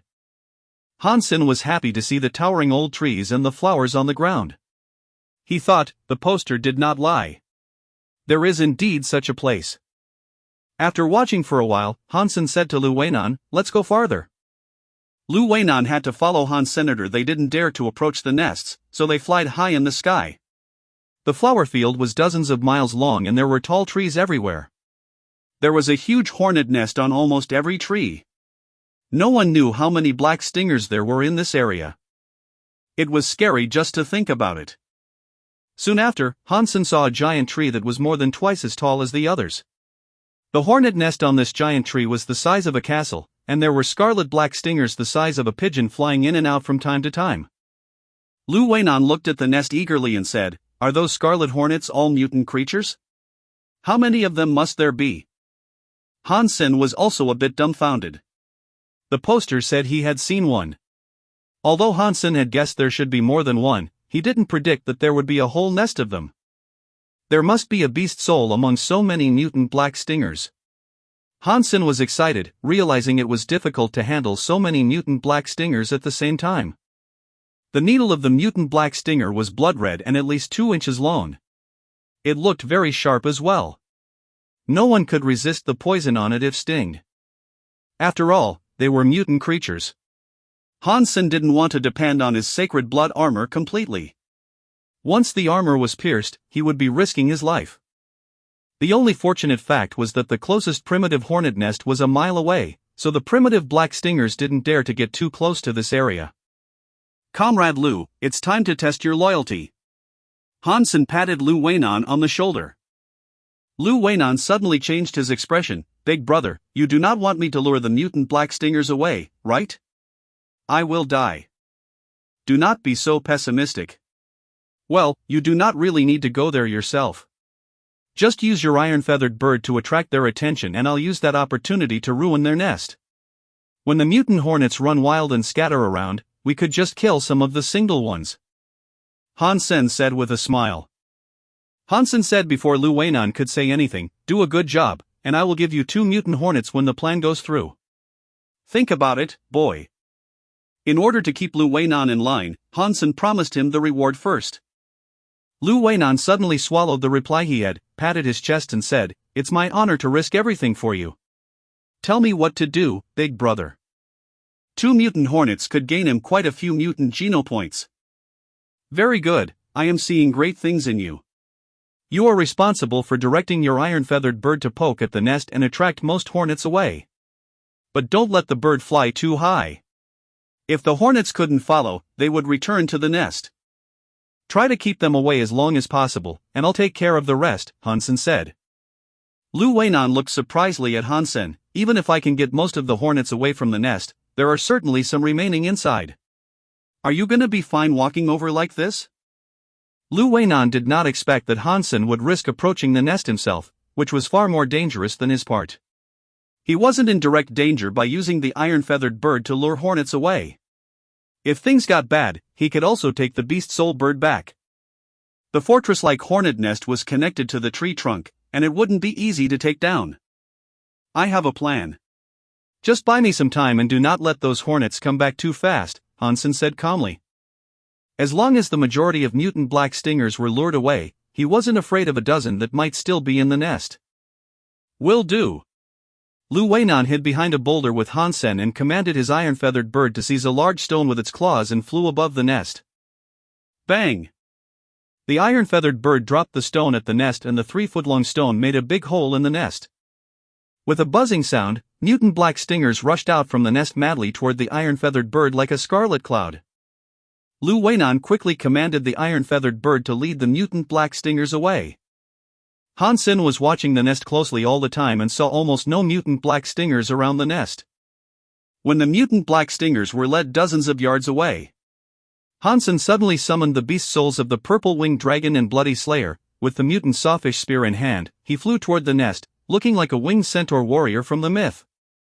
Almost just in the blink of an eye, Hansen threw himself at the nest, breaking the nest badly. Swinging the spear into a storm, he tore the nest apart as if it were made of paper. Some mutant black stingers were trying to attack him, but were all killed with the spear in a short while. None could stop him. There was a mutant black stinger that approached him, and its sting didn't even pierce his armor, leaving only a small white mark on it. Lu Weinan was shocked. He knew Hansen was strong but didn't realize Hansen had such great shapeshifting beast soul. When the better half of the huge hornet nest had been destroyed by Hansen, a hornet twice the size of a mutant one flew out, its whole body transparent as red crystal. The moment this biggest hornet flew out, all the mutant hornets that were lured away by the bird all flew back to the nest, as if they could feel something. Be careful. The hornets are all back. That may be their queen. Lu Weinan roared. Chapter 72, Hunting Frenzy. Lu Weinan's heart was trembling. The swarm was only about 600 feet from Han Senator. With the speed of the hornets, they could make it back in seconds. In addition, the queen hornet, which could be sacred blood, was eyeing Han Senator. His situation was critical. Looking at the queen hornet flying over, Hansen narrowed his eyes, stepped back and threw the mutant sawfish spear at it.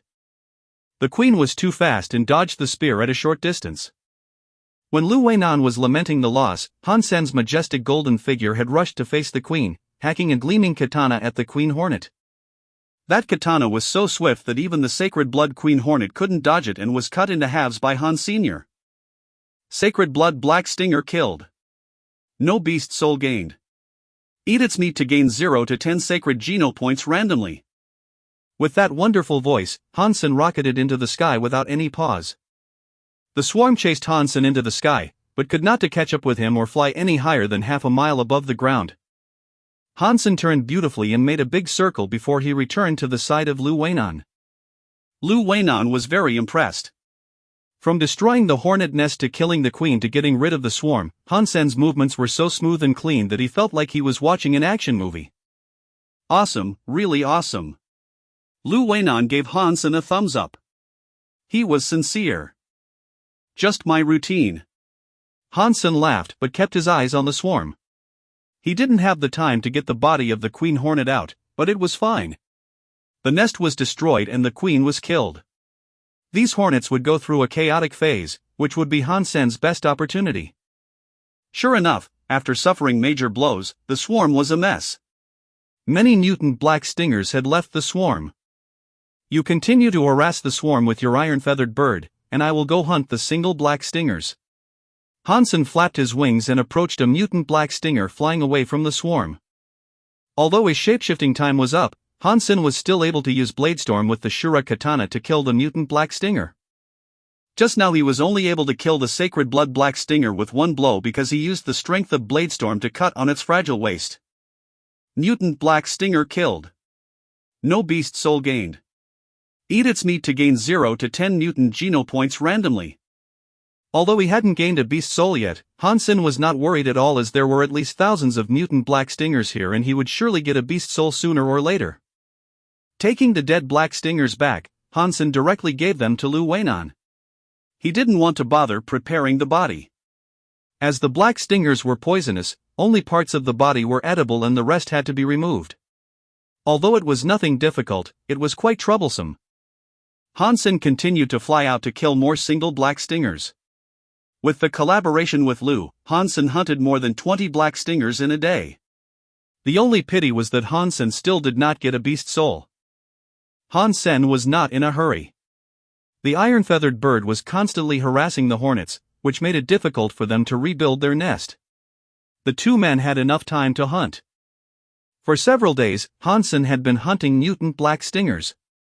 On the fourth day, he finally heard the voice saying, "Mutant black stinger killed. Beast soul of mutant black stinger gained. Eat its meat to gain 0 to 10 mutant geno points randomly." Finally, Hansen fought in ecstasy, though not showing it on his face or summoning the black stinger beast soul. He did not want others to see Dollar shooting arrows and thus connect Hansen with Dollar. These mutant black stingers are quite enough. We could not carry more anyway. On the fifth day, Hansen had hunted nearly 80 mutant black stingers. Hansen gave Lu Weinan the 2 mutant black stingers he had promised. Lu used the bird to lure the swarm away several times and had done a good job. Hansen was quite satisfied. Great. Lu Weinan nodded, regretting not having asked for more mutant black stingers. Hansen had dozens of them and all he got was 2. But even so, it had been a great trip, much better than his own gain in Dark Swamp. Use the iron-feathered bird to drive the hornets away one more time and I will go get the body of the queen, said Hans Sr. Lu Weinan quickly nodded, and Hansen retrieved the 2 parts of the queen hornet. Lu enviously watched Hansen putting the body away. Not knowing if the queen hornet was sacred blood, he was still coveting it.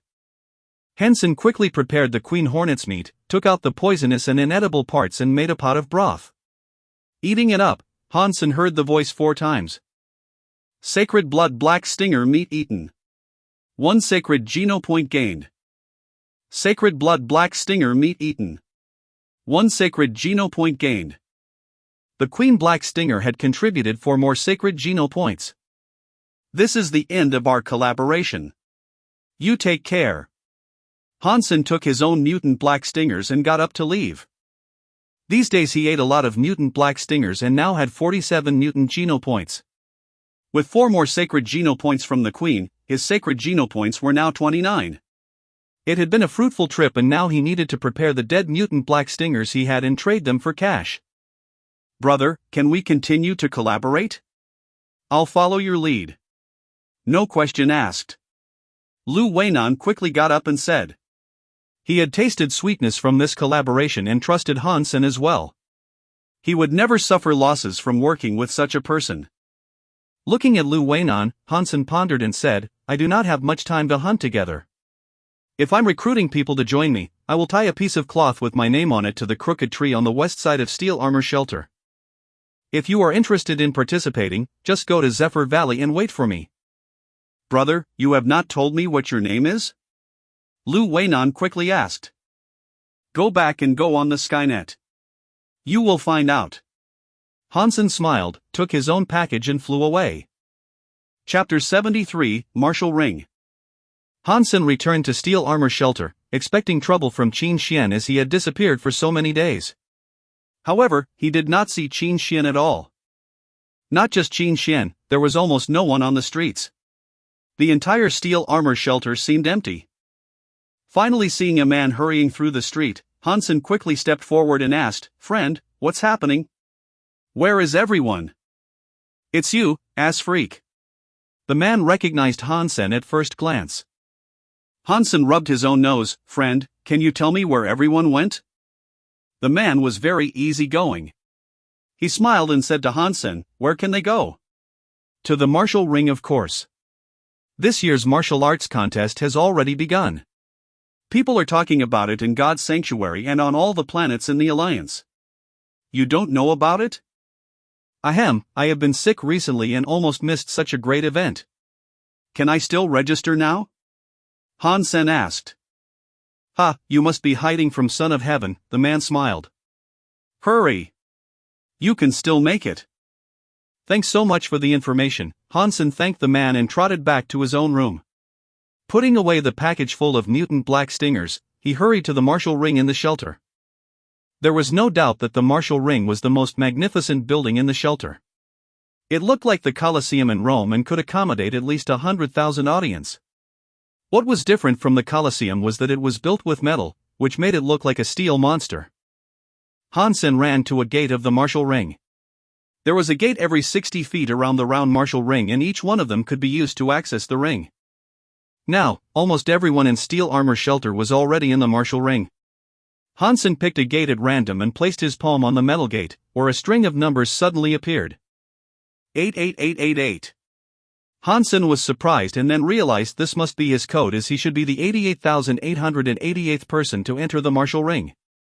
The martial arts contest was also arranged according to these codes. Only those entering the martial ring for the first time would be assigned this number. So the next time he came in, there wouldn't be a second number. As the metal gate opened, Hansen went through a path that felt like a tunnel. When he came out, he was in a venue larger than where the Olympics were hosted. The stands were full of people. Above the ring floated a huge crystal stele full of groups of codes. There were 100 codes in each group, which meant these 100 people were arranged in the same match. Hansen had learned at school that the martial arts contest in each shelter operated automatically and humans couldn't interfere in it. The preliminary round was conducted in groups of 100 people, and only the last one who stayed on stage was qualified to go to the next round. This was indeed a strict selection. Since so many people had registered, the match had only come to group 50-something on the third day of the preliminary round, so Hansen probably wouldn't have to do anything until tomorrow. Hansen looked around, searching for Qin Xian and others. Before he could find Qin Xian, he ran into Son of Heaven's gang.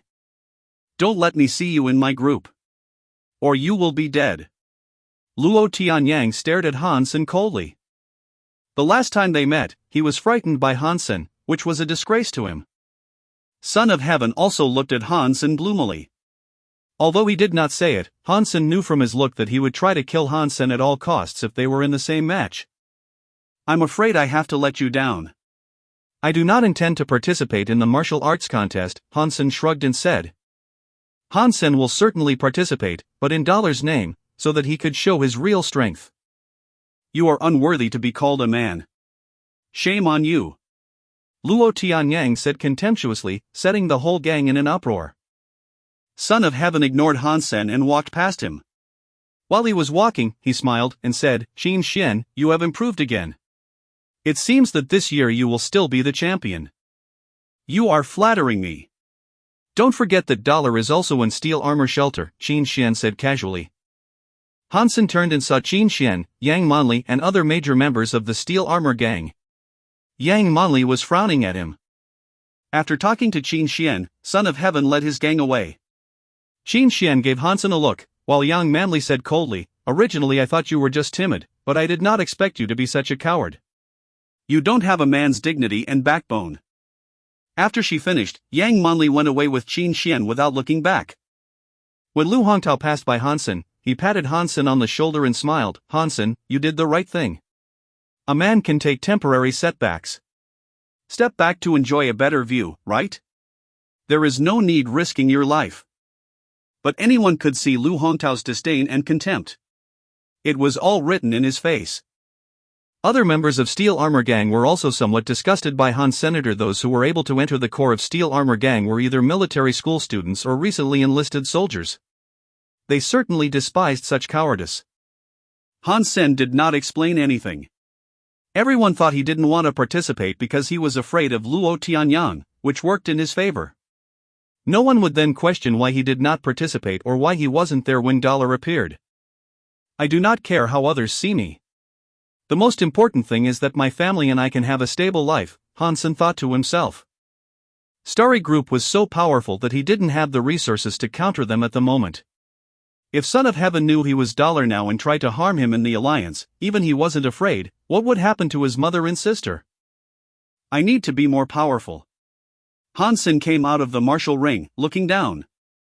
There was no point of staying as it wouldn't be his turn today anyway. After he teleported to the teleport station on planet Roka, Qin Xian stopped him there and called him to her office. "You are afraid of Son of Heaven?" Qin Xian stared at him, her eyes were like daggers that could pierce his thoughts. "Yes." Hansen nodded, he had to be afraid. Hearing Hansen's answer, Qin Xian didn't show disappointment but continued to ask, "Because of your family?" Chapter 74, S-Class St. Hall License. Surprised, Hansen looked to Qin Xian. She smiled and said, "Listen to me, go apply to Blackhawk. If you could be admitted, I guarantee that Son of Heaven would not dare to touch your family." "How can you guarantee that?" Hansen stared at her. "Every time we fought, I recorded and observed your combat data. I could tell you for sure that you have the talent to be a great sniper or archer. Your timing and prediction of your opponent are outstanding," Qin Xian said. Hansen did not speak. These words of praise were not what he wanted to hear. "In the army, in addition to being the station master, I am also responsible for organizing a special squad. I think you are someone I need. As long as you join the squad, your family can get protection from the military. I can tell you for certain that if you become a member of the squad, Son of Heaven cannot use any unlawful means to hurt your family," said Qin Xian. "However, the prerequisite is that you have to be admitted to Blackhawk. Only then would I be able to nominate you to join the squad." Hansen did not answer Qin Xian immediately, but pondered for a moment. He looked at her and asked, "Is it possible for you to tell me the nature of this squad?" "No," Qin Xian answered without the slightest hesitation. Give me a little time. I need to think about it, Hansen said. Sure, I still have time. Think about it. Qin Xian smiled and seemed very confident. Hansen left the teleport station, returned home and rested for a day. He went back to God's sanctuary the next afternoon. Hansen deliberately circled around steel armor shelter before he put on his sacred blood armor and went in the shelter, attracting a lot of people's attention. Wow, that's Dollar himself. Ha, Dollar made his appearance. Dollar, my angel, is here. Among all the people in First God's sanctuary, only Dollar is my idol. The whole steel armor shelter became a hit. Although everyone knew Dollar was there, they were still pleasantly surprised to see Dollar making his appearance. Hansen did not speak, but walked toward the martial hall. Soon, behind him gathered a lot of people. Some that had already participated in the contest returned to the martial hall following Han's senator. They all wanted to see Dollar fighting in person. The preliminary round was almost finished and there were just a few people on the stands. However, the martial hall became full again soon after Hansen had arrived. Hansen checked the martial steel and there were two more groups before him. He then found a front seat to sit down. It didn't take long for Son of Heaven, Fist Guy, and Qin Xian to arrive. Watching Hansen closely, Son of Heaven would have killed him if they were alone. Dollar, can we talk? Qin Xian approached Hansen and asked. What is it? Hansen replied in a hoarse voice. I want to invite you to join Steel Armor Gang and you can put forward any condition. Qin Xian said. Yang Manli said on the side, if you are willing to join Bullseye, I'll concede the position of team leader to you. You would make such a perfect archer. Sorry, I am not interested in joining Steel Armor Gang or being an archer, replied Han Sr. Dollar, I think we should be talking about nothing but business. If you had beast souls or meat of mutant or sacred blood creatures, I would gladly pay for them. For example, the beast soul of the Bloody Slayer, Fist Guy also approached Han Sr. I do have some mutant creature meat to sell, Hansen said to Fist Guy. Fist Guy's eyes lit up. What creatures? How much? Some mutant hornet. The meat was all cleaned up. There are 20 to 30 hornets. Hansen said casually, but people surrounding him were shocked. 20 to 30? You did not destroy an entire mutant hornet nest, did you? Where did you find them? Fist Guy asked hurriedly. Don't you mind where I got them? Just tell me if you are interested, said Han Sr. Yes, of course I'm interested. If you really have them, give me a quote and I'll take them all. Fist Guy quickly said. Fist Guy, what do you mean by taking them all? You think Qin Xian and I are dead? Son of Heaven scowled and said to Hansen, 1 million each. I'll buy however many you have. 1 million? Son of Heaven, don't look down on others. I'll bid 1.2 million each, cried Fist Guy. Son of Heaven gave Fist Guy a stare, 1.5 million. Do you think you could keep up with me? Being rich does not mean you'd be willing to bid 1.6 million, replied Fist Guy, not to be outdone. Don't bid yet. I don't intend to sell these separately, nor will I trade them for money, Hansen said. Name your price. Although Son of Heaven wanted to kill Hansen right now, seeing a large amount of mutant creature meat of rare hornets, he would not let others beat him to it. I want to exchange these mutant creatures for an S-Class license for St. Hall, Hansen said quietly. Hearing Hansen's words, both Son of Heaven and Fist Guy looked reluctant.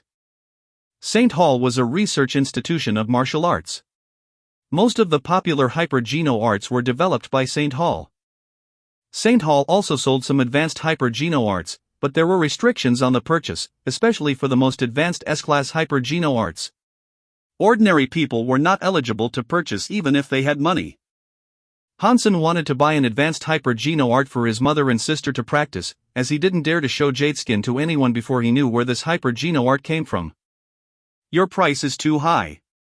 I'll buy all your mutant creatures at 2 million each.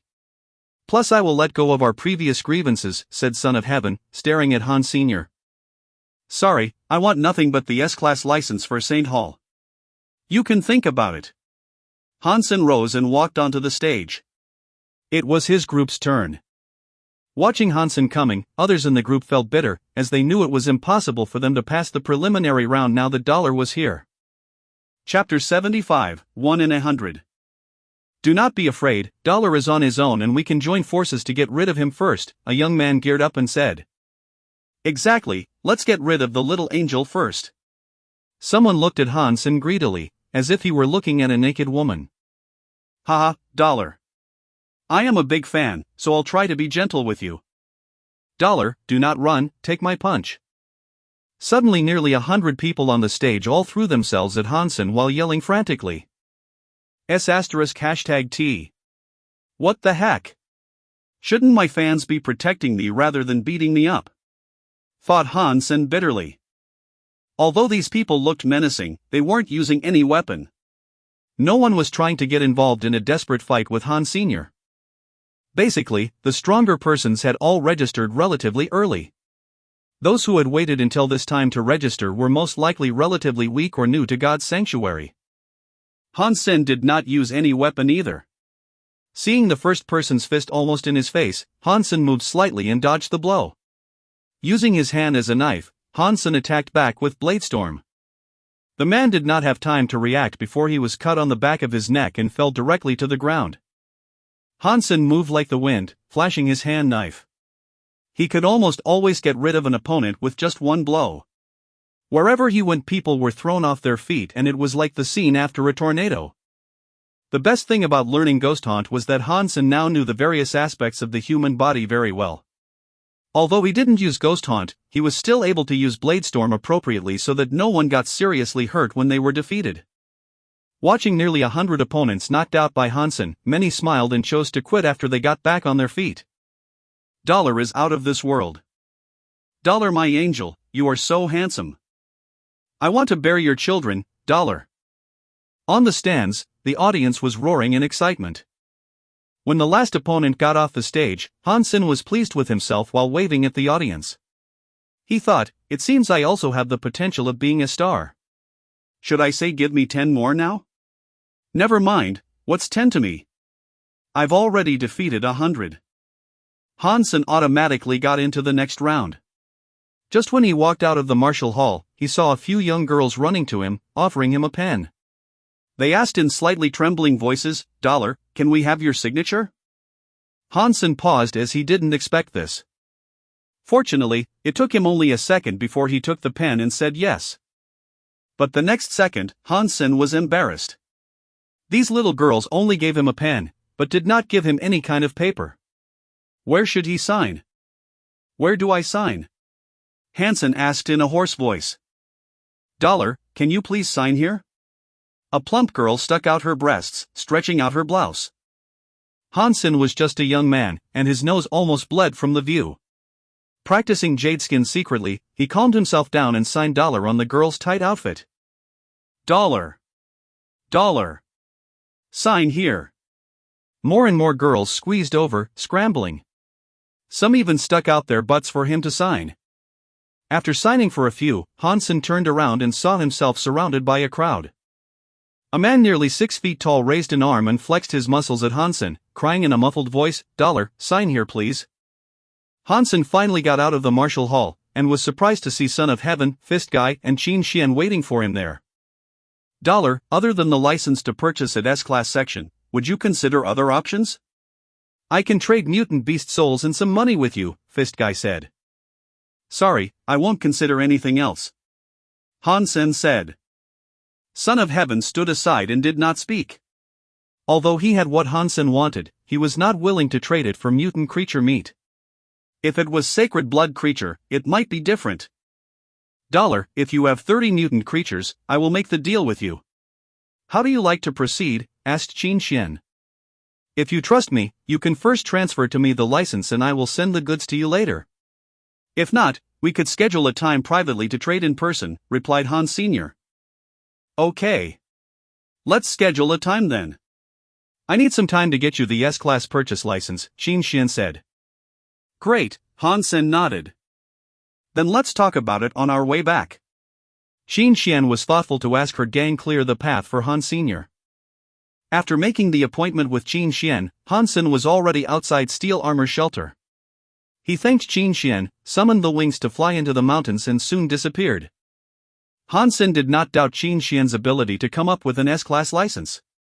After all, Saint Hall was semi-military. With her profound military background, it should be easy for her to get a license. After walking around in the mountains for a while, Hansen used his own identity to go back in the shelter. He went back to his room and repackaged the meat of 30 mutant black stingers in a bag, ready to trade with Qin Xian tomorrow.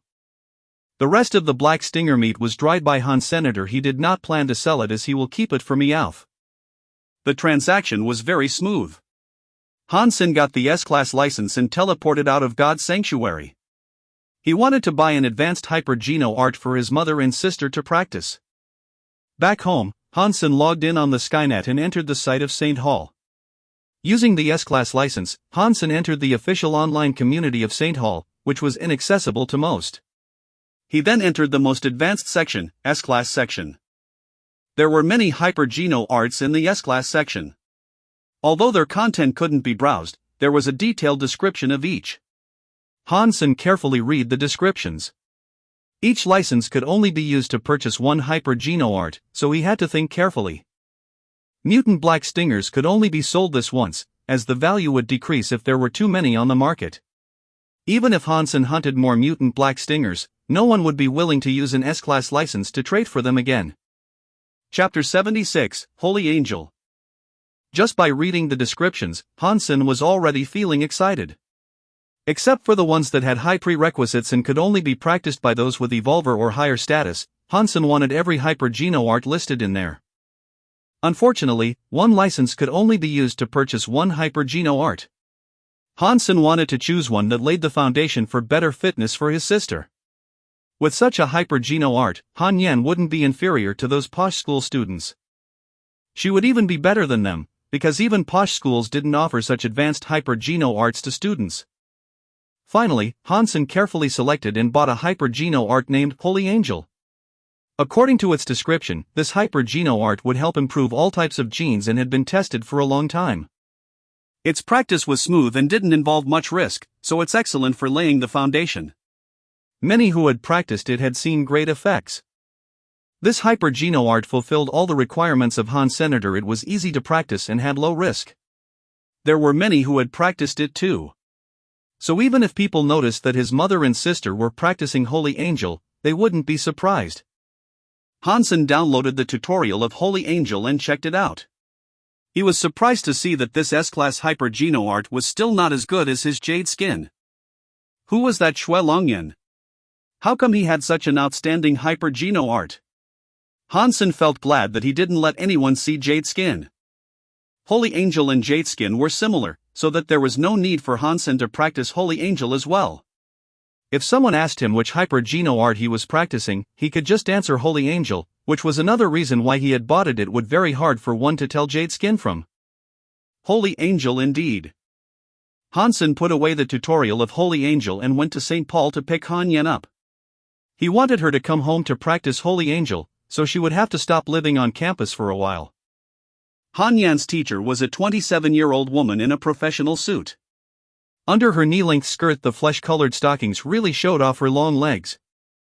She had her hair pulled back and was wearing a pair of wire-rimmed glasses. Although she looked demure and full of mature women's charm, Hansen knew well that she was definitely already in Second God Sanctuary, which was the minimum standard for teachers at St. Paul. "You are Han Yan's brother?" Chu Wanga slightly frowned at Han Sr. "Yes, Miss Chu, I want you to give Yin a few days off," Hansen said. Chu Wanga was displeased and said with some disgust, "Where are your parents? Why haven't they come?" "They are very busy. I have come of age and can be considered one of Yan's guardians. You could tell me if you have something to say," Hansen said. Chu Wanga said bluntly, "What do your parents take education for?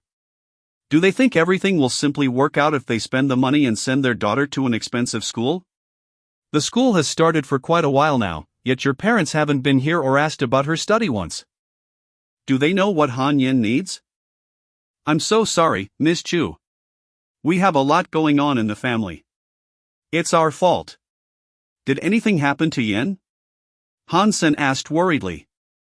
Shaking her head, Chu Wanga said with some bitterness, "Han Yan is fine. She is a talented girl and would do so much better if she could use advanced nutrient solutions and care.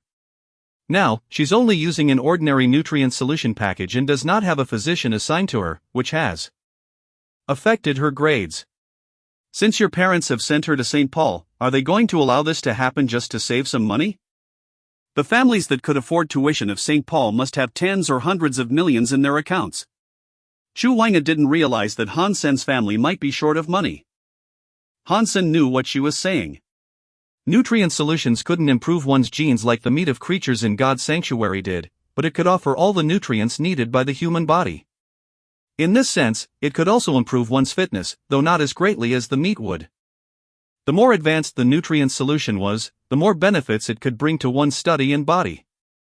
Han Sen had used some when he was a kid, but as his family went down, he had to stop. A physician was someone responsible for conditioning a student's body. If there was any accident in the process of studying, the physician would timely condition the student's body and use scientific methods to keep the student always at his or her best. Both purchasing nutrient solutions and hiring a physician would cost a lot of money. The several million Han Sen gave to Luo Sulan were just enough to send Han Yan to St. Paul, so the nutrient solution package they bought for her was the cheapest type, which only cost 100,000 per month. Hence the result was not ideal. The physician and conditioning equipment Han Yan had been using were shared ones at school. Ms. Chu, you are right. We will buy Han Yan the premium nutrient solution package next month and please assign a good physician to her as well, Han Sen said. Fairly satisfied with Han Sen's reply, she nodded and said, that's more like it. Although it costs more, Yan is an outstanding girl, so it would be a waste if you don't cultivate her well. Now what she uses is worse than all her classmates, but she still has good grades, which goes to prove her talent. Chu Wanga paused and said, if possible, think of a way to buy her an advanced hyper-geno art. The one provided here is too basic, so the result might not be limited. Okay, Ms. Chu, I will think of a way. Han Sen now started to believe that Chu Wanga did think Han Yan was special. Encouraging Yan to practice advanced hyper-geno art wouldn't do the teacher any good, while she could probably earn a referral fee from recommending nutrient solutions and physicians. The most expensive nutrient solution package cost $1 million per month, a senior physician plus professional equipment would cost a few $100,000 per month. Han Sen had no money before, but now he could earn a lot. Of course he would want the best for his sister. Chu Wanga put away her things and rose to feet. Let's go. Yan should be out of class soon. Let's pick her up and I'll give you a ride home. Han Sen said no need, but Chu Wanga clearly saw him as a teenager. Han Yan was ecstatic to see Han Sen, but she remembered to greet her teacher politely before she ran into her brother's arms. Holding Han Yan in his arms, Han Sen followed Chu Wanga out of the school. At the school gate, he saw two familiar persons waving at them. Chapter 77, Tang Jinliu. One of the familiar faces was Fong Jingqi. Han Sen had never seen him again since playing red hands with him and was surprised to see him here today. As for the other person, Han Sen felt like having seen him somewhere, but the guy was in a high-collar windbreaker, a hat and a pair of oversized sunglasses, which made it difficult for Han Sen to tell who he was. The man wearing sunglasses was waving at them, but Han Sen soon found out that the man was not waving at him, but at Chu Wanga. As soon as Han Sen and Chu Wanga were out of the school gate, Fong Jingqi and his friend came over. The man wearing sunglasses started to talk to Chu Wanga immediately. They seemed to know each other well. Fong Jingqi was reluctant to smile at Han Senior. Han Sen, I did not expect to meet you here. Who is this beautiful little girl? This is my sister Han Yan, I came to pick her up. I'll let you guys talk, Han Sen said. You did not come in an aircraft? Let me give you a ride, said Chu Wanga when she saw Han Sen leaving for Maglev Station with Han Yan in his arms. The man in sunglasses said reluctantly, since you all know each other, let's go to dinner together. I will not bother you. I have some errands to do, so I'll go back first. Miss Chu, we will just use the train, Han Sen said. No way, your parents are outrageous. Chu Wanga did not see Han Sen as an adult. Indeed, he was just about 17 and was young and comely, which made him look more like a teenager than a man. You and Yan can come with us to eat first, and I will give you a ride home after. As a teacher, Chu Wanga was an authority figure, not taking no for an answer.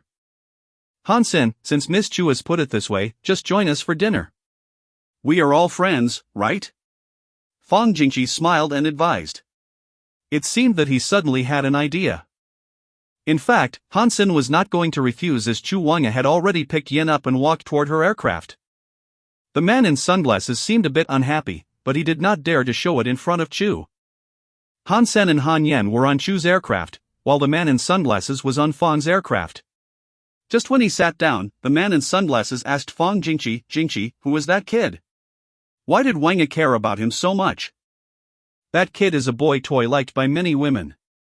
Probably Wanga is into him as well," Fang Jingqi said with a straight face. "Jingqi, Roka is basically your planet. You are just going to watch Wanga falling into his lap," said the man in sunglasses. Thinking about Hansen's look, he agreed that he had nicer skin than many girls and believed what Fang Jingqi told him.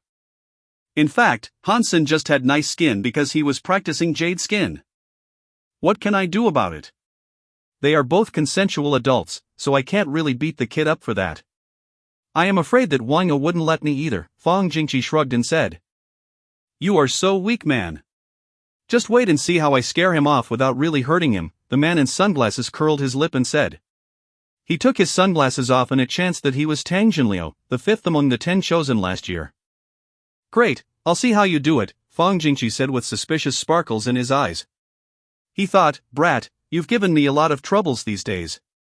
I'll let you suffer a bit to ease my anger. Hansen is a formidable opponent and I'll see how you are scared off by him. Since Fang Jingqi suffered in Hansen's hand last time, he had been afraid of Han's senator this time. However, he could use Hansen to make Tang Jinliu suffer. Tang Jinliu was quite something, but Fang Jingqi could still make correct predictions about him. However, he really lost his confidence when playing red hands with Han Sr. If Tang Jinliu and Hansen were in a fight, Fang Jingqi did not think that Hansen would win. But if it was just games played at dinner table, Fang Jingqi believed Tang Jinliu would be miserable. Fang Jingqi also wanted to see Tang Jinliu completely defeated by Hansen, so that Tang wouldn't brag about himself all day, as if everyone should worship him because he was the chosen. The place they were heading to was a club exclusive to the distinguished and aristocrats. Hansen and Yen weren't qualified to enter, but since the rest of the party were all VIPs there, they could be the plus ones. Inside the private room, Tang Jinliu took off his sunglasses and hat, smiled and reached out a hand to Han Sr. Haven't introduced myself. My name is Tang Jinliu. Tang thought to himself while smiling, Tang Jinliu the star is here. You must be stunned by my name. It would be great if you and your sister happen to be my fans and ask for my signature. My name is Han Sr. Hansen shook his hand and said, unimpressed. He did recognize Tang Jinliu, but he wasn't really interested in stars.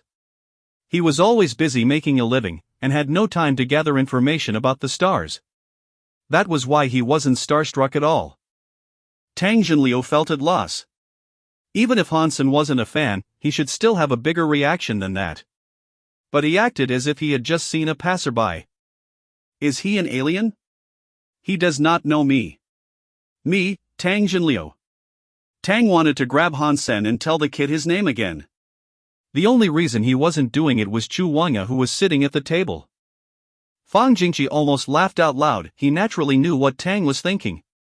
Soon the waiter brought them a variety of food and drinks that looked expensive. Hansen and Han Yen had never had any of these before. Since it was someone else's treat, Hansen ate without manners and was putting nice food into Yen's plate from time to time. Yen did not engorge like her brother did, but also enjoyed the food quite a lot. Chu Wanga was displeased with Hansen's rudeness, but liked Han Yen more and more. Fortunately, Han Yen was sent to St. Paul and made my student. Or such a good girl as her would be ruined by her family. Chu Wanga was secretly determined to teach Yen well and keep her away from her brother. Chapter 78, Rock Paper Scissors. Drinking without a drinking game is always a little boring. How about we play a little game? It only took a short while before Tang Jinliu suggested a game. Drinking game? We have a kid here. Chu Wanga rolled her eyes at Tang. Tang winked at Fang Jingqi and the latter smiled and said, Wanga, no worries. Nothing over the line. We are kid-friendly here. Fang Jingqi turned to ask Tang, how about red hands? When Fang Jingqi said these words, Hansen was slightly startled. He thought that Fang was trying to set him up, but in fact, it seemed that he was setting Tang Jinliu up. Tang frowned. Red hands is too easy to play and not good for drinking. Let's play pouring the wine. Pouring the wine, suggested by Tang Jinliu, was a game where two players sat across a table with a cup of wine and a plate on it.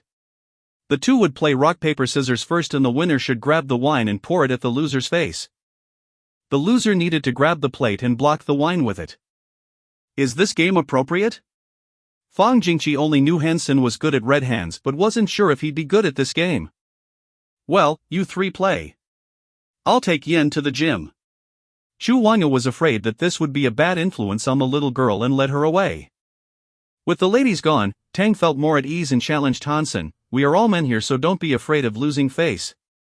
Do you dare to play or not? Of course, but a game's no fun without a bet, Hansen said.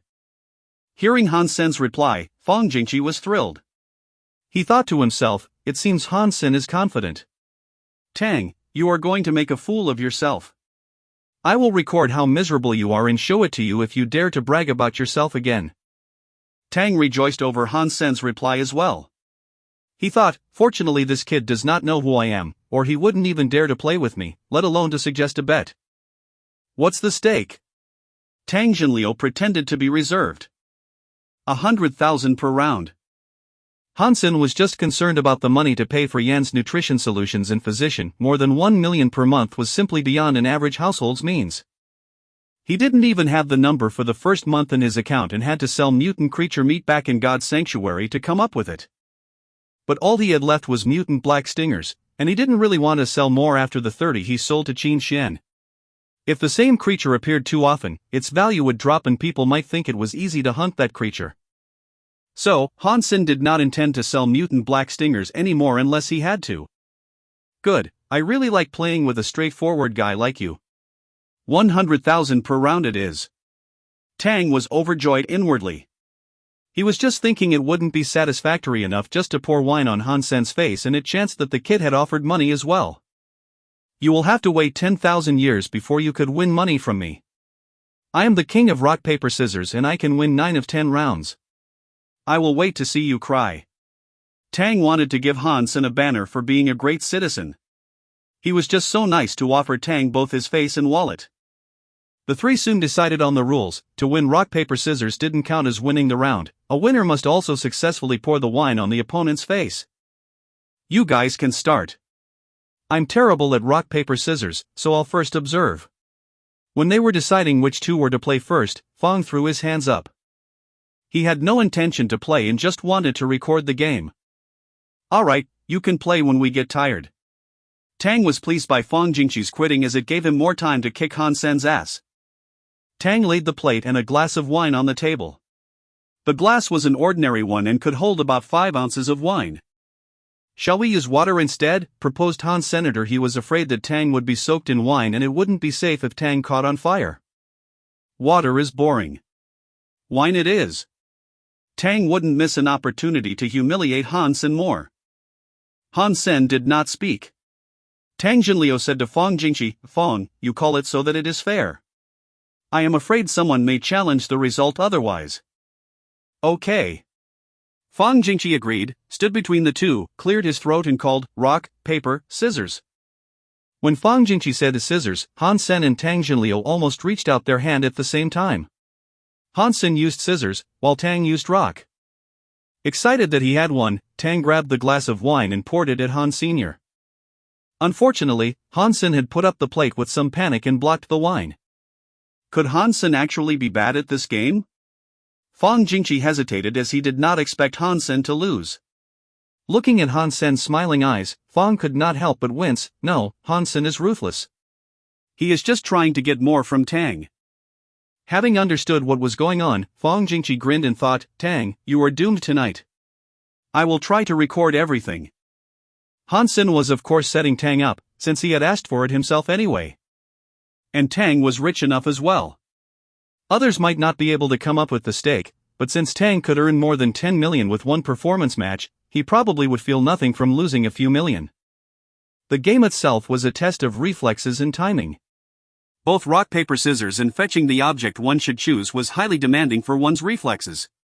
The one who could respond fast had a great advantage in the game. However, what was more important was the ability to predict the opponent's next move, which was the essence of rock paper scissors. Chapter 79, One Win. Hansen was no master at rock paper scissors, but he had made an effort to improve his ability to make more accurate predictions. It wasn't for games, but for knowing in advance a creature's habits and movements. For an archer, it was undoubtedly a very important ability. Almost anyone could shoot at a target. And there were numerous people who could hit the bullseye from 150 feet away. However, creatures wouldn't stand still all the time, so it was important to be able to predict their movements. To grasp the fleeting opportunity, prejudge the enemy's action, and shoot to kill were Hansen's specialties. Or he wouldn't have chosen archery to practice.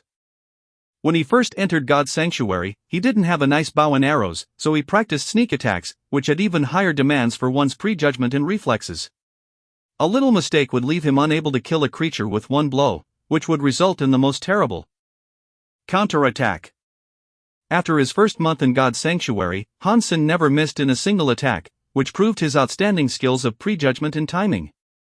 Now with so many Geno points gained, Hansen had improved greatly in his reflexes as well. It would be difficult for one to win against him in a game like this one. Rock, paper, scissors. The moment when Fang Jingqi said scissors, Hansen and Fang Jingqi reached their hands out again. Hansen had struck with scissors, while Fang went with paper. Tang didn't expect to lose, and when it hit him that he should grab the plate, his face was covered in wine and some even got into his nostrils, leaving a burning sensation. Tang lost a point. Fang Jingqi wrote it down on a notepad seriously. Tang of course didn't take the loss well. After wiping his face with a towel, he stared at Hansen and said, again. Hansen was certainly happy to oblige. The two were at it again. Claiming to be the king of rock paper scissors, Tang won less than 40% of the rounds, in which Hansen was able to block the wine he poured every single time. In the rounds where Tang lost rock paper scissors, Hansen was faster than him and got him every time, leaving Tang soaked in wine.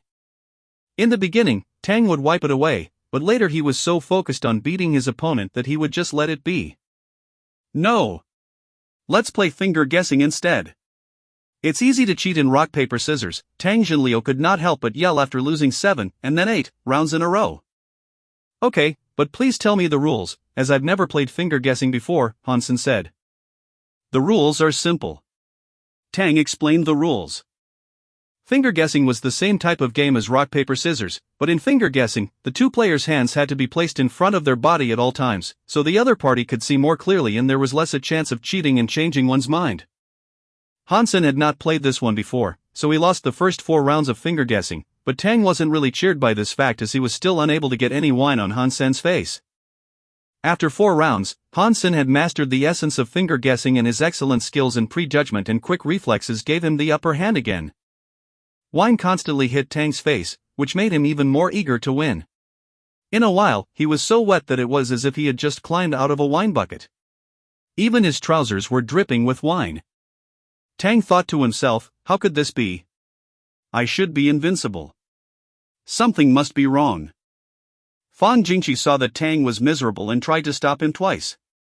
But Tang was completely amok, and all he wanted was to get his money back. I need revenge. I have to soak him in wine as well. No, I will definitely win the next rounds. 1 win, I need 1 win at least. Let me have 1 win. Just 1 and then I'll stop. Tang's expectation shrunk lower and lower, but he didn't win a single round in the end. In the last few rounds, Tang was a mess and couldn't even win finger guessing anymore, so Hansen was in complete control. Chu Wanga saw it was late and took Yen back to the private room. She thought Hansen was probably miserable now, playing drinking games with Tang Jinliu and Fang Jingqi. When she approached the room, she couldn't hear anything, so she was wondering if Hansen was already dead drunk by then. Pushing the door open, she was surprised. Hansen and Fang Jingqi were sitting at the table, drinking tea while chatting. Hansen looked sober and clean, as if nothing had happened.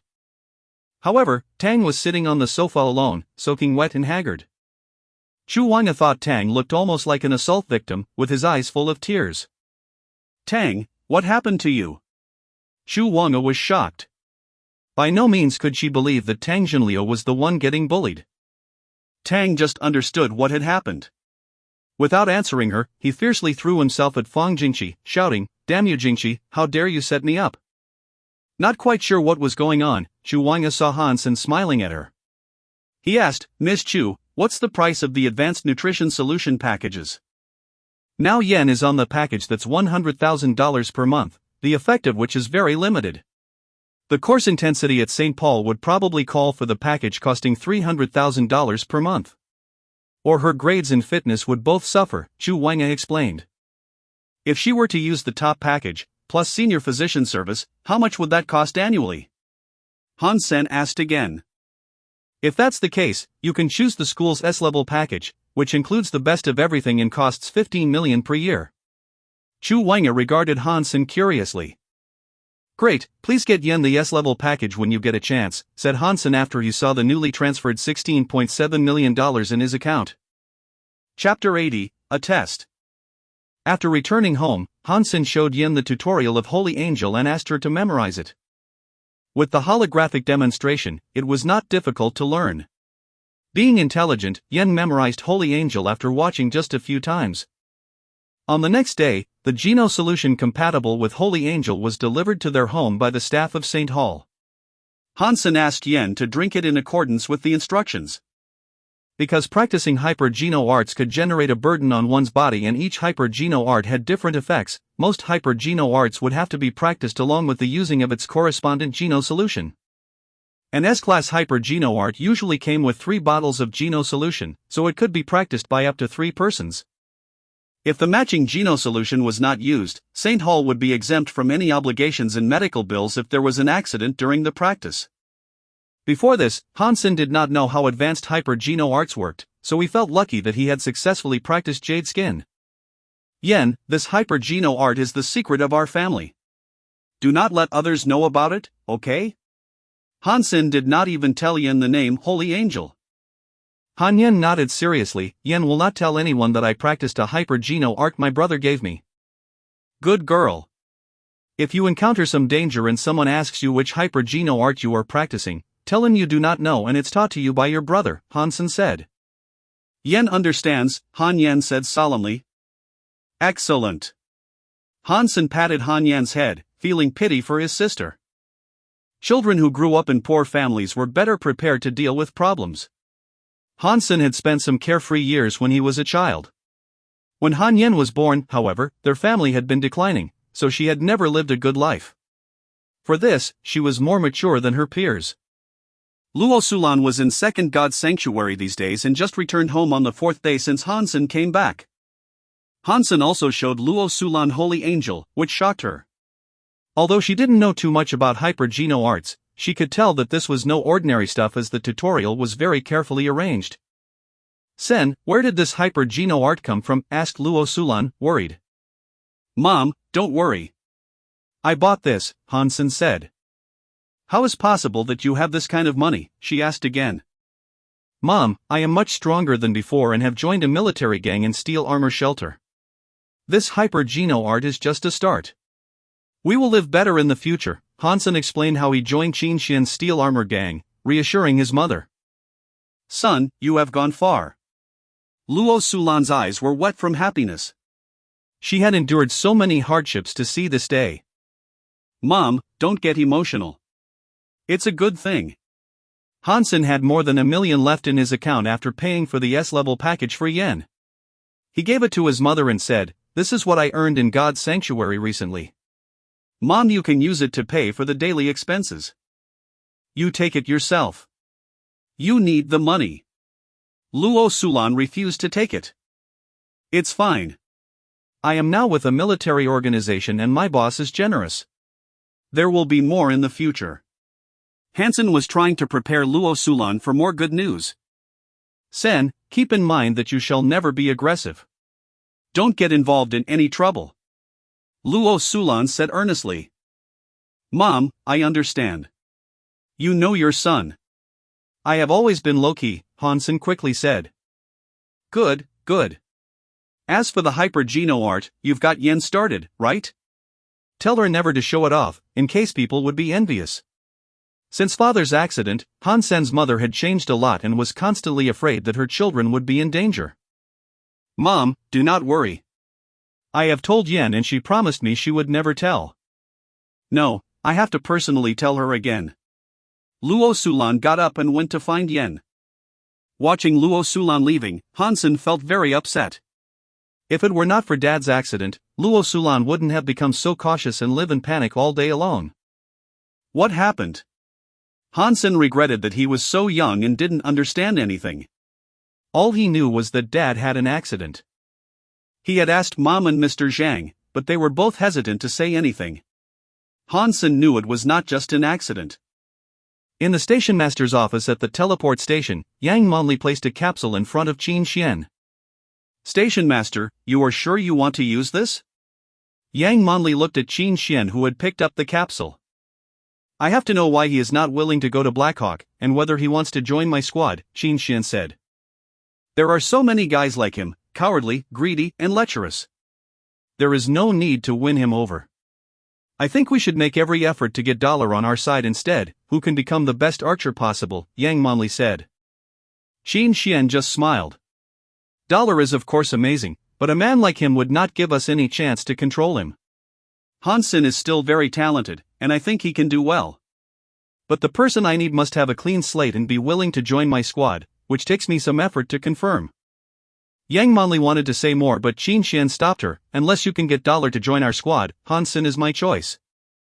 Yang Monli did not reply, but was secretly determined to find Dollar and persuade him. Hansen did not know what Qin Xian saw in him that she wanted him to join her squad so bad. Before he entered the teleport station, he made sure that he wasn't in Qin Xian's sight. Unfortunately, nothing could go unnoticed under her nose.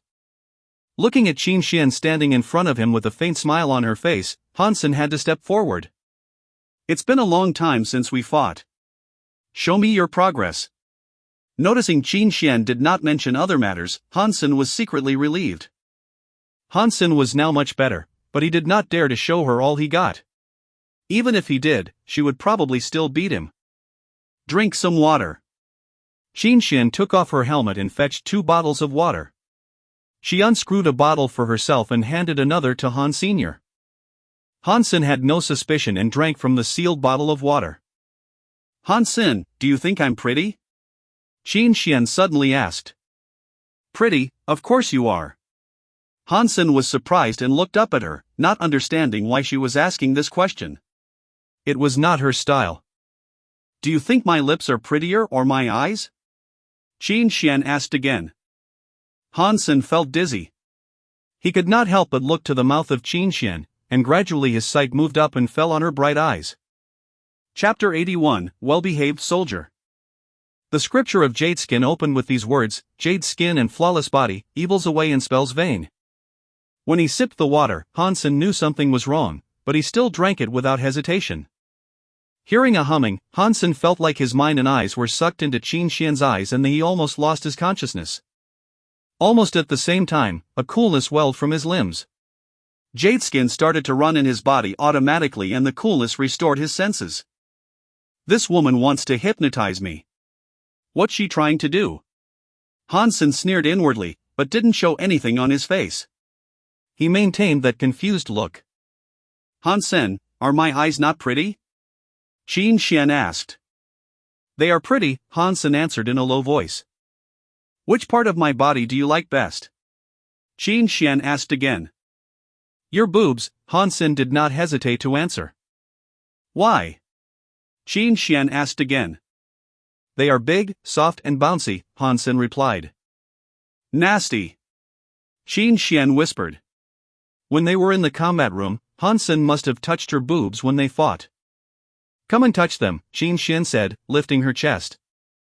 Hansen did not hesitate to reach out his hands and Qin Xian suddenly pushed his hands aside. Now she could confirm that Hansen had been completely hypnotized by her, as any normal person would hesitate when hearing such an odd request, which Hansen did not. Are you Dollar? Qin Xian's first question scared the hell out of him. Hansen didn't realize Qin Xian had connected some dots. Without time to think any further, he answered, no. Qin Xian nodded, apparently not believing the two were the same person herself. She continued to ask, why are you unwilling to go to Blackhawk? Because it was too far away from home, Hansen replied. How is that relevant? Xin Xian did not understand his logic. I wouldn't be able to take care of my mom and my sister if it is too far away from home, Hansen replied slowly. Xin Xian was a bit surprised and then her look softened. She asked, "Have you ever considered to join my squad?" No. Why? Xin Xian was slightly angry. I'm afraid of danger. I cannot die, replied Han Sr. Why can't you die? Xin Xian looked at Hansen, finding his reply curious. If I die, my mom and my sister will be bullied by my relatives, and I cannot let them be bullied, Hansen continued to answer. Xin Xian's expression became more and more gentle, and she continued to ask, "Why did you agree to join Bullseye?" Because of you. Me? Xin Xian was confused. Because I like you. Hansen still had a dull face on. Xin Xian blushed a little. Why do you like me? Because you are beautiful. Is there any other reason? Yes. What reason? Surprisingly, Xin Xian was slightly excited to hear the answer. Because you are beautiful. Isn't this the same reason? Xin Xian frowned. No. Why not? Xin Xian looked at Hansen, puzzled. Because the first time I saw you, I thought you were beautiful, the second time I saw you, you are more beautiful. I can't move away my eyes and want to look at you forever. Xin Xian's cheeks turned crimson. She raised her arm and wanted to slap Hansen out of it, but eventually didn't have the heart to do that and just gave him a pinch swiftly. Hansen fell to the ground suddenly with an ouch, acting as if he had fallen under the bed in sleep. Xin Xian subconsciously reached out her hand, but took it back and let Hansen fall to the ground as she blushed at certain thoughts. What did you do to me? Hansen suddenly climbed up from the ground and pretended to be frightened. You do not have to worry, I just wanted to know why you do not want to go to Blackhawk. Xin Xian said softly. You hypnotized me? Hansen was raged. One must go through this process to join the squad. The people we serve are special, so we must guarantee that every member had a clean slate. I myself had to go through the same thing. Xin Xian looked at Hansen and said gently, You can rest assured that your family will be protected by the military once you go to Blackhawk and join my squad. No one could hurt them.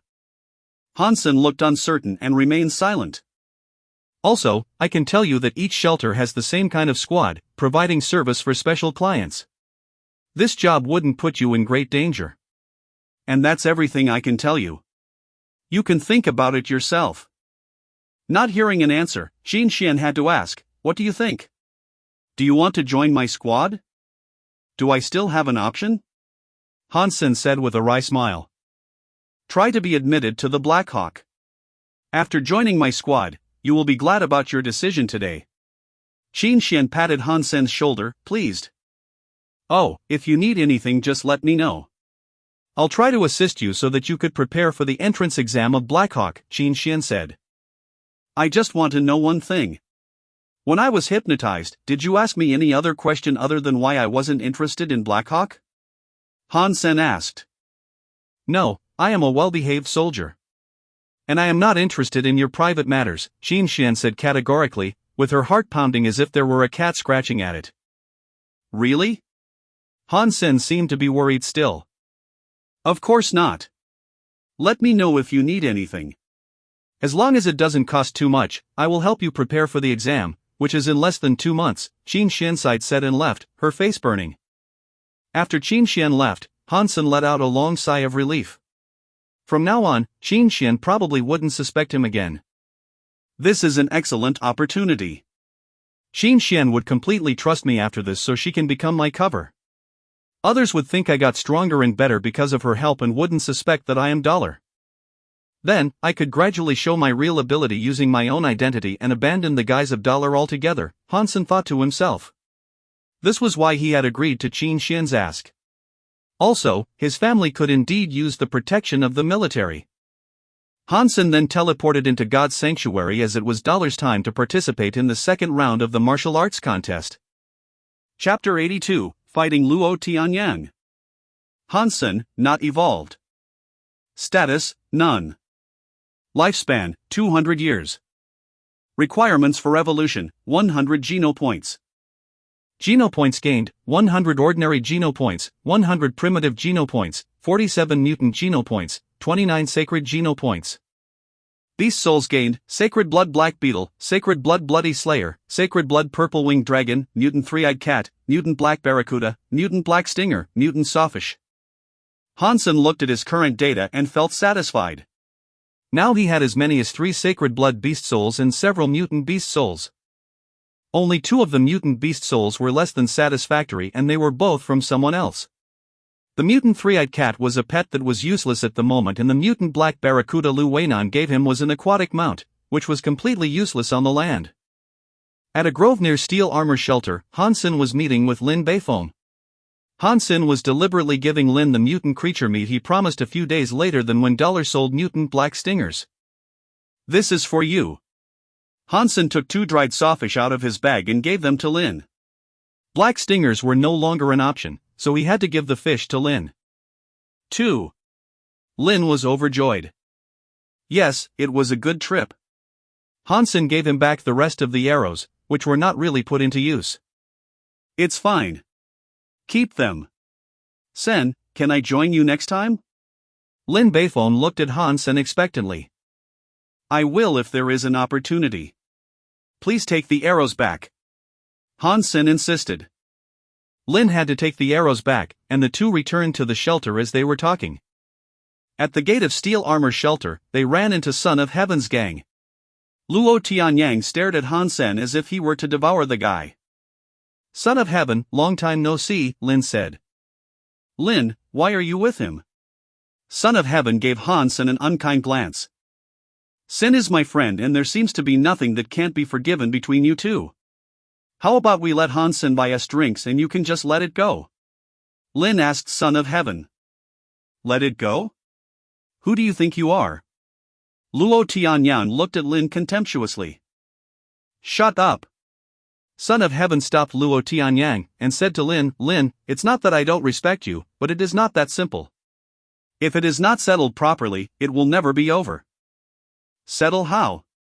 "I will pay however much you think he owes you," said Lin. "It's not about money." "You can ask him yourself," Son of Heaven said, and entered the shelter with his gang. "Sin, what was that about?" Lin looked at Hansen puzzled. He thought their conflict was only the ass freak incident. Hansen told him about the purple-winged dragon, and Lin smiled wryly. It was indeed a big deal for Son of Heaven. Lin paused and laughed. "But it does not matter, you did not get the beast soul anyway. I will try to mediate between you two. It's not a good idea to have Son of Heaven as an enemy. Just between us, you could offend a gentleman, but never a villain." The 2 also entered Steel Armor Shelter. Everyone inside the shelter seemed to be talking about some news. Hansen listened carefully, and it turned out that Dollar was against Luo Tianyang in the second round. Dollar against Luo Tianyang. It must be an excellent fight. Son of Heaven must still be bitter from Dollar seizing his bloody slayer beast soul. Luo Tianyang would probably try to kill Dollar for him. Kill Dollar? I don't think he can even last longer than 10 minutes. That's not fair. Dollar is strong, but so is Luo Tianyang. With the support from Son of Heaven, Luo probably has as many beast souls as he wishes. I think the result is hard to tell. I say it's easy to tell. Dollar will win. I agree. Does Luo Tianyang have wings? Can he fight a golden horned Shura? Exactly, how can Luo Tianyang even compare? I think it will take 3 minutes for Dollar to get rid of him. Hansen did not expect to meet Luo Tianyang in the second round. He sneered inwardly, the mills of God grind slowly. This bastard is now in my hand. Lin Beifeng's eyes lit up. Last time I missed Dollar's fight. Let's go watch this one. I will not go. There is some family business I need to take care of. Of course Hansen couldn't watch. If he went, then Dollar would be missing. You won't come? It's Dollar. Lin was shocked. What's so special about him? He is just a person. Hansen shrugged. He is special. I never admired anyone, but Dollar is an exception, just because he fought that Shura, Lin said. Okay, but I really need to go home, so maybe next time. Hansen chuckled inwardly.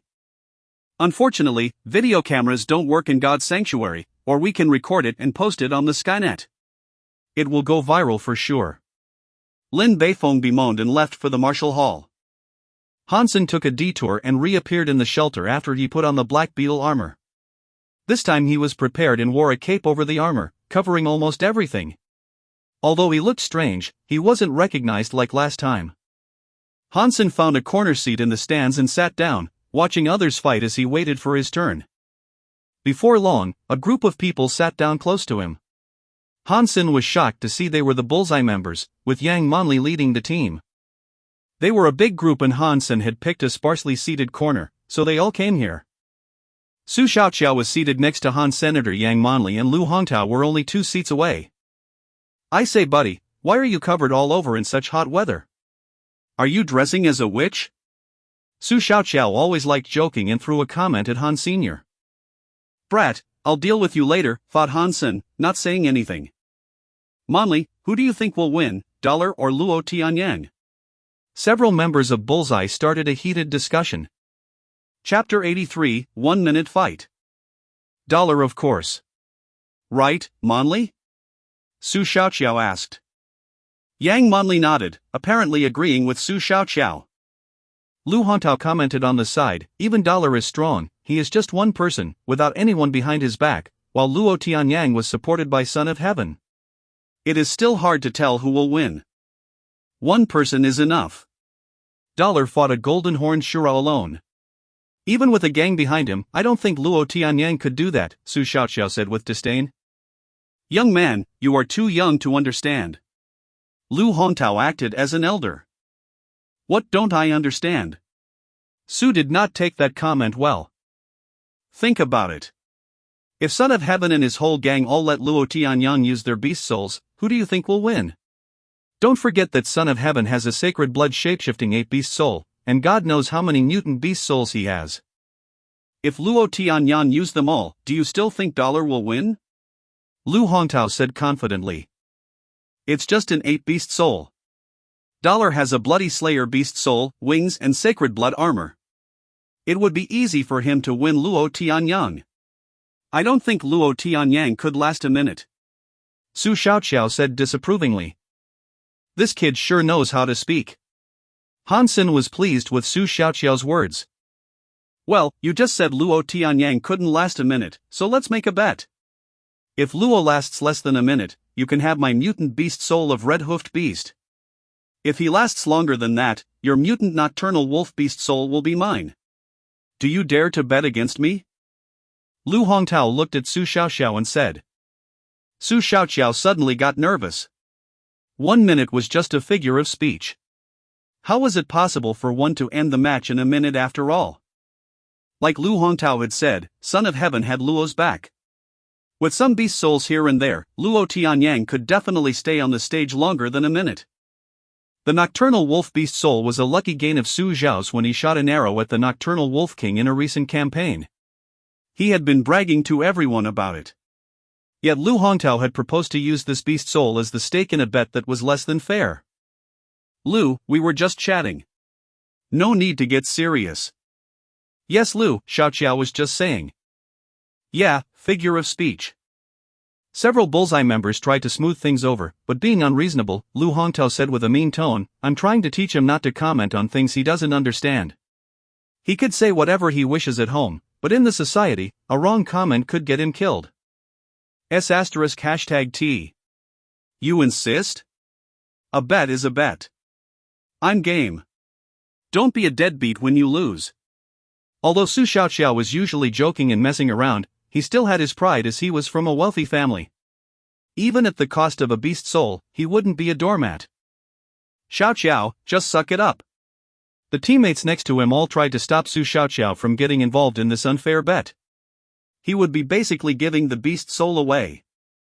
Lu Hongtao didn't have the best personality and not many liked him except for a few henchmen of his. Almost everyone was on Su's side. "Well, I appreciate a young man that can stick to what he believes in. If you don't trust me, we can both transfer our beast souls to Monli and let her be our witness." So that we could both reassured, Lu Hongtao said and gave his beast soul of red-hoofed beast to Yang Monli. Lu, it's just a small difference. We all are in bullseye, and there is no need to do this. Yang Manli frowned. Manli, I'm doing this for his own good. If he keeps being insolent like this, he might get into bigger troubles elsewhere in the future. Lu Hongtao gave Su a contemptuous glance and said to him, if you apologize to me right now, I'll let this go. And remember to watch it in the future. Everyone thought Lu Hongtao was just shameless. If these words came from another person, Su Xiaoqiao might apologize, but Lu saying this himself made an apology an impossible option for any guy with dignity. Everyone knew there was no going back at this point. Su gritted his teeth and raged, Lu Hongtao, cut the crap. I'm down. Su Xiaoqiao then transferred his mutant nocturnal wolf beast soul to Yang Manli. Manli, keep this for me. When I win, I'll treat everyone to barbecue. I like a young man who doesn't know any better. Lu Hongtao was overjoyed. A mutant beast soul was very rare and he had just gained one with a few words. Also, the mutant nocturnal wolf was a shape-shifting beast soul which was worth even more than his mount beast soul, red-hoofed beast. Yang Manli frowned. She had wanted to mediate the dispute with a few words, but Lu Hongtao said those words first so that Su Xiaoqiao had to bet against him now. The young man is too impulsive, maybe a loss could be considered a lesson for him. Yang Manli sighed. Things had come so far that there was nothing she could say to turn it around. Su Xiaoqiao felt upset after accepting the bet. Although he was confident in Dollar and believed he could win, 1 minute was simply too short. Even the exchange of pleasantries could last that long, not to mention Luo Tianyang did have many resources. If he had really borrowed the 8-beast soul from Son of Heaven, the match could easily last longer than 10 minutes. The match between Luo Tianyang soon began and Su Xiaoqiao murmured his prayers, Dollar, it was me who spread your name. Please help me. I haven't had the nocturnal wolf beast for long and don't want to give it to Lu. Sitting next to Su and hearing everything, Hansen was mad, help you. In the beginning, everyone was calling me doll, and it was all because of you. Chapter 84, 8-Beast Soul. Finally, Dollar and Luo Tianyang's codes were displayed on the martial steel. Each digit in Han Sen's code was an 8, so everyone knew that was him. Luo Tianyang went on the stage first. From his leisurely look, it seems that he was confident about the upcoming match, which made Su Xiaoqiao quite nervous. Where is Dollar? The match is about to begin but we don't see him yet. If he is not here in 3 minutes, he will automatically be considered the losing side. The stands were filled with people eager to see Dollar's match, but the familiar golden figure was missing. Su Xiaoqiao became even more tense. Lu Hongtao smiled unkindly, Su Xiaoqiao, it seems that you are in a bad place. If Dollar doesn't show up at all, you wouldn't be convinced even if I won the bet, right? What is this nonsense? It is still very early, and the boss always comes late. Don't you understand that? Su Xiaoqiao retorted, but felt unsure as Dollar didn't show up. He thought, could Dollar be delayed by something? Then my mutant nocturnal wolf would be gone. Great, I'll see how long you could keep that thought, Lu Hongtao ridiculed. Suddenly, the guy in cape sitting next to Su Xiaoqiao who had been silent the whole time suddenly stood up and walked toward the stage, leaving Su Xiaoqiao and others dumbfounded. The guy took off the cape while walking, revealing the golden armor underneath, leading to an uproar in the stands. Dollar! Dollar! Ha, the angel came. I know there's no way he would miss this. Su Xiaoqiao was so happy that he jumped up, my god, Dollar, you are truly amazing. Kick Luo's ass for my sake please. And remember, keep it under a minute, 1 minute. Su Xiaoqiao was now certain that Dollar has heard the dialogue about the bet, that was to say Dollar knew he should defeat Luo within a minute, which was undoubtedly good news for Su. Other Bullseye members were also very excited, Dollar was just sitting here and we failed to recognize him. Indeed, we should have asked for his autograph. I hear you could sell that for a good price now. Xiaoqiao, you didn't say what you said because you knew it was him, did you? Su Xiaoqiao laughed, God helps those who help themselves. How could I know it was Dollar? He wrapped himself like a rice dumpling on such a hot day, and I was just wondering about that myself. Lu Hongtao's face was grim. He sneered and said, don't be happy now. Even if he wants to help you, it is impossible to defeat Luo in a minute. Nothing is impossible with Dollar. As long as he wants to do it, it will be done. Su Xiaoqiao immediately retorted, with all his faith in Dollar. Although Yang Manli was surprised that Dollar was sitting beside them, she was not as optimistic as Su Xiaoqiao. Rationally speaking, what Lu Hongtao said made sense. Luo Tianyang might not be Dollar's match, but he had Son of Heaven behind him, so he must have plenty of beast souls on him. Despite that Luo's fitness wasn't the best in Son of Heaven's gang, his fitness index should still be over 10. With strong beast souls, it would be difficult to beat him. If Dollar is an archer with advanced beast soul bow and arrows, he might be able to get rid of Luo fast. Unfortunately, it seems that he never uses arrows. Yang Manli sighed inwardly. Son of Heaven shot a harsh stare at Hansen and eyed Luo Tianyang on the stage. Luo nodded knowingly. Son of Heaven had prepared well for this match. Knowing Luo wouldn't be Dollar's match, he didn't count on Luo to defeat Dollar. Still, he lent Luo his Sacred Blood 8 Beast Soul and many powerful mutant beast souls. All he wanted to see was Dollar injured. Even if Dollar could not be injured, he must show his real skills in this match. Son of Heaven saw Dollar as a fierce rival, which was why he was using Luo as a pawn to weaken Dollar before he ran into Dollar himself and to find out how strong Dollar was. Luo Tianyang was both cunning and ruthless. He didn't take Dollar lightly and summoned the 8 Beast Soul and a mutant suit of armor as soon as the steel lit up and the match started. Suddenly, standing on stage was a giant age more than 9 feet tall in a suit of bone armor with a long mace in its hands. The look alone was terrifying. A wisp of a smile crossed Son of Heaven's face. That was why he liked Luo. Luo's ability was less than impressive in his gang, but Luo had always been careful and decisive. Son of Heaven had always believed that one must know one's limits, which Luo did. Being meek towards the brutal and brutal towards the meek might be viewed as a bad thing. But the way Son of Heaven saw it, it was also a wise attitude. Luo Tianyang's decision now was much to Son of Heaven's satisfaction, playing it safe and trying to survive. Of course, Luo Tianyang's life was not very important to him. But if Luo died, the 8 Beast Soul would be ruined as well. So, Luo must not die. That's it. Just do whatever you can and try to force Dollar to show all he got. If anything went wrong, just go off the stage and throw in the towel. Son of Heaven looked at the two on the stage and thought with a smile, Dollar, let me see what you've got. Lu Hongtao was amused by what Luo Tianyang did. I told you Son of Heaven would definitely give the 8 Beast Soul to Luo. You see? With that mutant bone armor, it would take Dollar at least an hour to beat Luo. What are you talking about?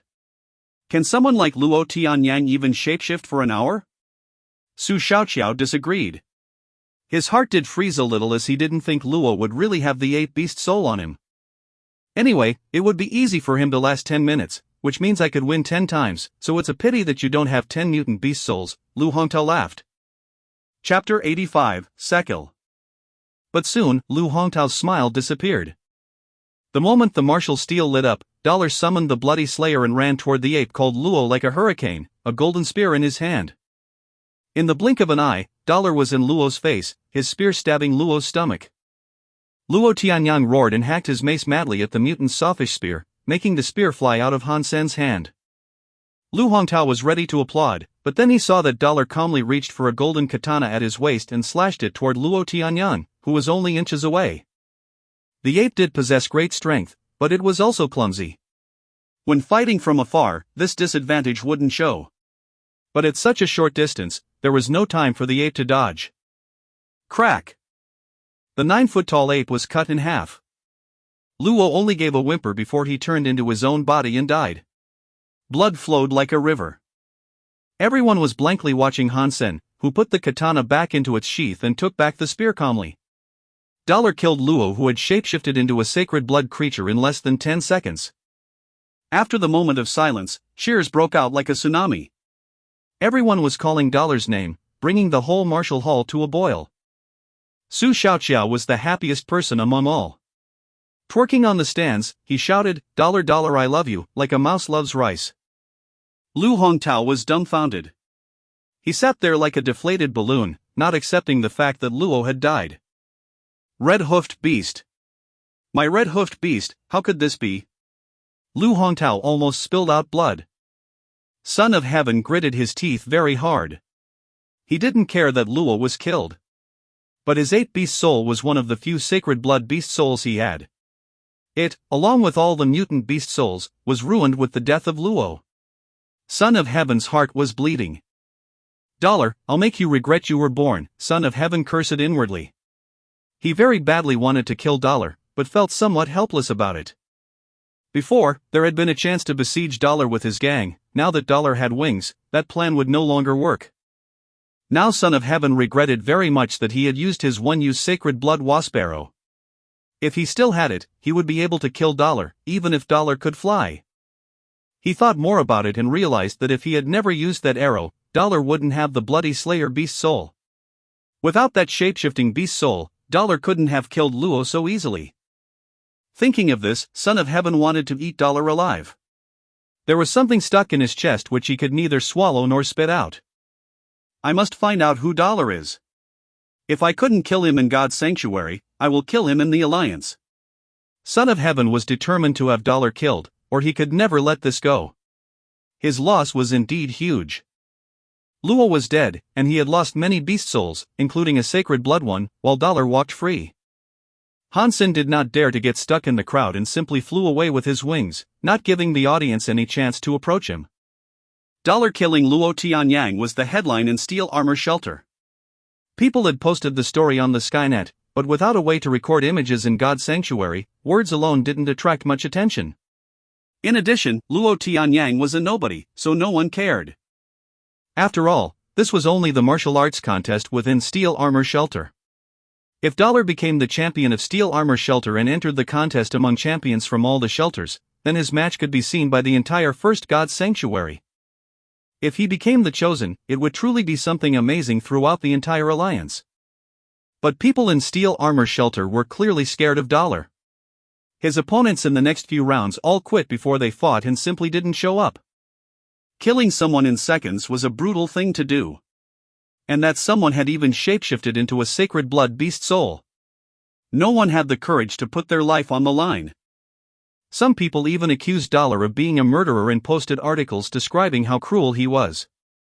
Su Xiaoqiao and other Bullseye members were pissed off by those articles and wrote about the bet between Su and Lu, leading to compliments from Dollar's fans. But it had not changed the fact that Dollar had killed someone. Later, someone posted anonymously that Luo Tianyang had mutilated and raped many victims using Son of Heaven's gang when he was alive. Many people from Steel Armor Shelter echoed the post and said it was a great thing that Dollar had done. Luo Tianyang was an animal. If I were Dollar, I would have killed him long before the martial arts contest. Well done. 32 likes. An animal who deserved it. Ignorant, all of you. Murder is murder, regardless of who was killed. Dollar is a murderer. Dollar is a piece of #T. Don't comment on something you don't understand. Everyone in Steel Armor Shelter knows it was justice well served. Exactly. I hate those who follow the herd. There was quite a debate on the Skynet, but then the posts criticizing Dollar became overwhelming, and many posts that supported Dollar got deleted. People in Steel Armor Shelter knew that Son of Heaven was behind it. However, no one had the nerve to antagonize Son of Heaven. After all, there weren't many who dared to be the enemy of Starry Group. No one was willing to do that for a stranger anyway. Chapter 86, Special Training. Sen, check out my new mount. Su Xiaoqiao was riding his newly gained mutant red-hoofed beast in the yard of the Bullseye team, bragging. The mutant red-hoofed beast looked somewhat like an antelope with a pair of buffalo horns on its head. It had the size of a camel and was satin black all over, except for its 4 blood-red hooves. Hansen was very depressed to see this gorgeous mount. He wasted so much effort in helping this brat win a mutant mount, while he himself ended up with nothing. Although he did have a mutant mount beast soul, it was aquatic and was useless on the land. After the martial arts contest, I have to find a way to gain a beast soul mount. It was too much trouble going everywhere on foot and it was bad for my image as well, Hansen thought to himself. Dark Swamp was out of the question. Even if he gained a mount beast soul there, it would be something ugly like a toad. Hansen, come to my office. Yang Monli called from on the 2nd floor. Sen, you offended her again? Su Xiaoqiao ran over and asked, grinning. Why would I do that? Hansen said, touching his nose. That was not a kind look she had. You have to be careful, Su Xiaoxiao laughed. You know about looks? Why don't you say you are psychic as well? Hansen laughed and went to the second floor. Monli, you asked for me? Hansen asked. I do not know what Qin Xian saw in you. But since she asked me to help you prepare for the entrance exam, I'll do my best. Starting from today, you will report to me at the teleport station every day and I will train you, hard. You better be prepared as you will suffer. Blackhawk isn't just any school. Yang Monli paused and said casually, if you cannot bear it, you better ask Qin Xian to allow you to quit. I will not stop you. When do I start? Hansen asked. Now, said Yang Monli before she got up and teleported to planet Roka with Han Sr. Yang Monli took Hansen to the test hall at the teleport station, which was a military standard test hall that provided more accurate tests. You will do a detailed test first and let me see what's the difference between your fitness level and the lowest standard for Blackhawk, Yang Monli said with no expression. No need for that. I think I could definitely pass that bar. Hansen did not dare to do the test, afraid he might scare Yang with his data. The last time he took the test, he had approached 10 in all his numbers. Having gained lots of mutant and sacred geno points after that, his fitness index should be well beyond 10 now. Do the test. Yang Monli commanded coldly. If you insist. Hansen muttered and slowly walked toward the entrance of the test hall. Hansen had made up his mind not to use his full strength, in case Yang could tell something was wrong. Fortunately, Hansen was very confident in his control of his own body. The more he practiced Jade Skin, the more he was amazed by this hyper-geno art. He hadn't practiced it for long, but he already felt that he could adjust each bone and each muscle in his body. With Jade Skin, he could even change his heart rate, blood pressure, and body temperature to a certain extent. The more he understood Jade Skin, the more scared he felt. Fortunately, Shui Longyan had already been seriously injured when they met, or else it would have been Hansen who got killed. It was precisely because of this that Hansen wouldn't let anyone know that he was practicing Jade Skin, for fear that people might know Shui Longyan was killed by him. The test items here were similar to those in the test center, but were more sophisticated in general. Hence Hansen knew what each item was for. Soon, Hansen completed all the test items and came out of the test hall covered with sweat. Yang Monli had no idea that Hansen looked so tired mainly because he was trying to control the test result. To control one's reflexes and heartbeat was extremely difficult in such sophisticated test items. If Hansen hadn't practiced Jade Skin, he wouldn't have been able to hide his real physical condition at all. Yang Monli looked through Hansen's test results and said, less than 10 in all items, but close. 10 is just the standard of ordinary military schools. For Blackhawk, even for specially recruited students, 10 was just a narrow pass. After reading something on a smart machine, she said, during the time we have left, which is little more than a month, I will make all your fitness index past 10. Meanwhile, I will train you in archery. Only with proper archery skills will you be specially recruited. Monli, may I ask, without special enrollment, what kind of score is Blackhawk looking for? Hansen asked curiously. When you are able to beat me, you could be admitted to Blackhawk on your own. Yang Monli went to the gym, not even glancing at Han Sr. Hansen followed her to the gym and looked at all sorts of training equipment in the gym curiously. Many of the equipment he had never seen before. Many soldiers were training in the gym. The teleport station was part of the military, so everything here followed military standard. The only difference was that most soldiers here were new to the army and had never been to the battlefield. Those who could be assigned here typically had certain connections, or else they would have been sent to the front. Chapter 87, Cheating. Yang Monli led Hansen in front of a sealed device the size of a train compartment. The device was around 150 feet long. She turned it on and entered some data before she took off her jacket, revealing a black professional training suit underneath. The suit was made of a material unknown to Hansen, which had a form-fitting effect. Hansen noticed that Yang Monli had a great body. Her legs were especially long and straight, seducing one to touch them. Look carefully. I will only show you once. For today, you need to finish this training every day before you go anywhere else. Yang Monli said and went into the device. The moment Yang Monli entered the device, all soldiers who were exercising came around and drooled over the holographic image displayed. Yang's body is getting more and more perfect. I could play with those legs for 3 years. 3 years? I can play with them for 30 years. Check out her ass. These animals stared at the holographic image almost with their eyeballs popped out. Inside the device, Yang Monli had started. There are many exercise items in the device and she finished them one by one effortlessly. The items didn't look very difficult either. Brother, what is this device? Looks like it is not that difficult. Hansen asked a soldier curiously. Not difficult? Kiddo, you are too naive. Yang seems effortless because she's got great fitness index. If you were to do it, you would be too tired to finish 3 items. This is called Gravity Trainer. There are such devices on all interstellar aircrafts and warships and they are used to adjust the internal gravity. With the parameters set by Yang, one would need at least 10 in fitness index to train. Or else walking in the device alone would be a torture, even worse than screwing 7 times in one night. Son, all you could do is pray. These soldiers knew Han Senator. They were all aware that Qin Xian had often called him into the combat room. Yang Monli stepped out of the gravity trainer in a little while, and the soldiers quickly scattered back to do their training as if nothing had happened. Yang Monli had some sweat on her forehead. She put on her jacket and said, "Now you complete the exercise and then come to find me." She left with no intention of watching Hansen do the exercise. Yang Monli knew very well that Hansen's physical fitness index was only close to 10 and it was impossible for him to finish such intense training. She just wanted to humble him so that he would follow her orders better. A soldier ran toward Hansen when the latter was about to enter the gravity trainer to start training.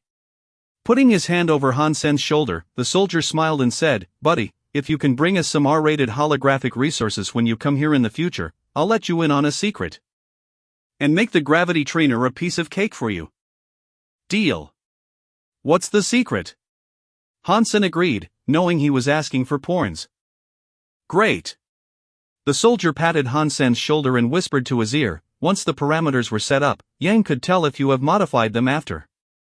However, the device has a protective mechanism, which is designed mainly to prevent dangers to your body. My method allows you to change the parameters through this mechanism so that the result doesn't show the modification. So, you can easily complete the test without being found out by Yang." Fantastic. What should I do? Hansen asked. I can tell you the secret, but a deal is a deal. You need to get me those R-rated holographic resources or you will regret it, said the soldier. Brother, rest assured. I'll get you those, Hansen patted his own chest and guaranteed. The soldier nodded with satisfaction and told Hansen the method to change the parameters. He repeatedly told Hansen to bring him the porns and designated a few actresses. Parameters set up, please confirm. Hansen went into the gravity trainer and heard the AI. Okay, Hansen replied. Confirmation completed. Start testing in 10 seconds. Countdown starts. 10, 9, 8. When the countdown was over, Hansen felt his body sank, as if he had suddenly gained a few hundred pounds. Hansen did not use the soldier's method. He wanted to see if he could finish the exercise like Yang Monli did. Hansen was not used to the added gravity and warmed up a little before he started. When Yang Monli was back from her office, it was already in the afternoon. She thought Hansen should be worn out like a dead dog by now and would probably be more obedient in the future. When Yang Monli returned to the gym, she was surprised to see Hansen chatting with the soldiers there. The soldiers were even showing him how to play with all sorts of devices. He looked rather lively and not tired at all. Hansen, I asked you to train. What are you doing, annoyed? Yang Monli asked coldly. The soldiers were scared away like mice met a cat, leaving Hansen standing there alone in front of Yang Monli. Captain, I've completed the training. Hansen saluted the way the soldiers had just taught him. Completed? Yang Monli frowned and walked quickly toward the gravity trainer. She pulled out the data and as she checked each item, her face became darker and darker. There was no doubt that Yang Monli did not think the data was real.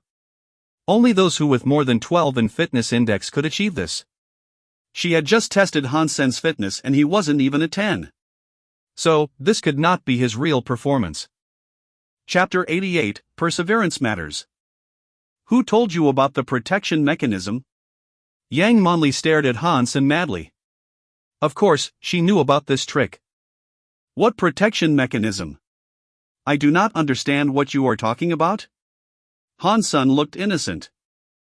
You won't tell? Go get a 7.0 practice bow and some arrows, Yang Monli calmed down and said coldly. Hansen did not know what she wanted to do, and did what she asked. You know the standard stance to draw the string? Yang Monli looked at Hansen and asked. Yes. Hansen nodded. Very good, pull the string to the fullest on standard stance, Yang Monli said quietly. Hansen had worked hard on archery, so his stance was perfect and he easily pulled the string to the fullest. Good stance. Hansen was surprised to hear Yang Monli's compliment. Thank you, Captain. Still, Hansen knew he was in trouble. Hold this position until midnight. If you move during this period and I do not get the answer I want, you do not need to show up here again. Even if the station master came here herself, one of us must go. Yang Monli turned to leave. Seeing Yang going away, the soldiers ran back and the one who told Hansen about the protection mechanism felt guilty and said, Sorry buddy, I did not expect Yang to be onto you. I did you harm instead of good. It's just a few hours. I'll be fine. Hansen said casually.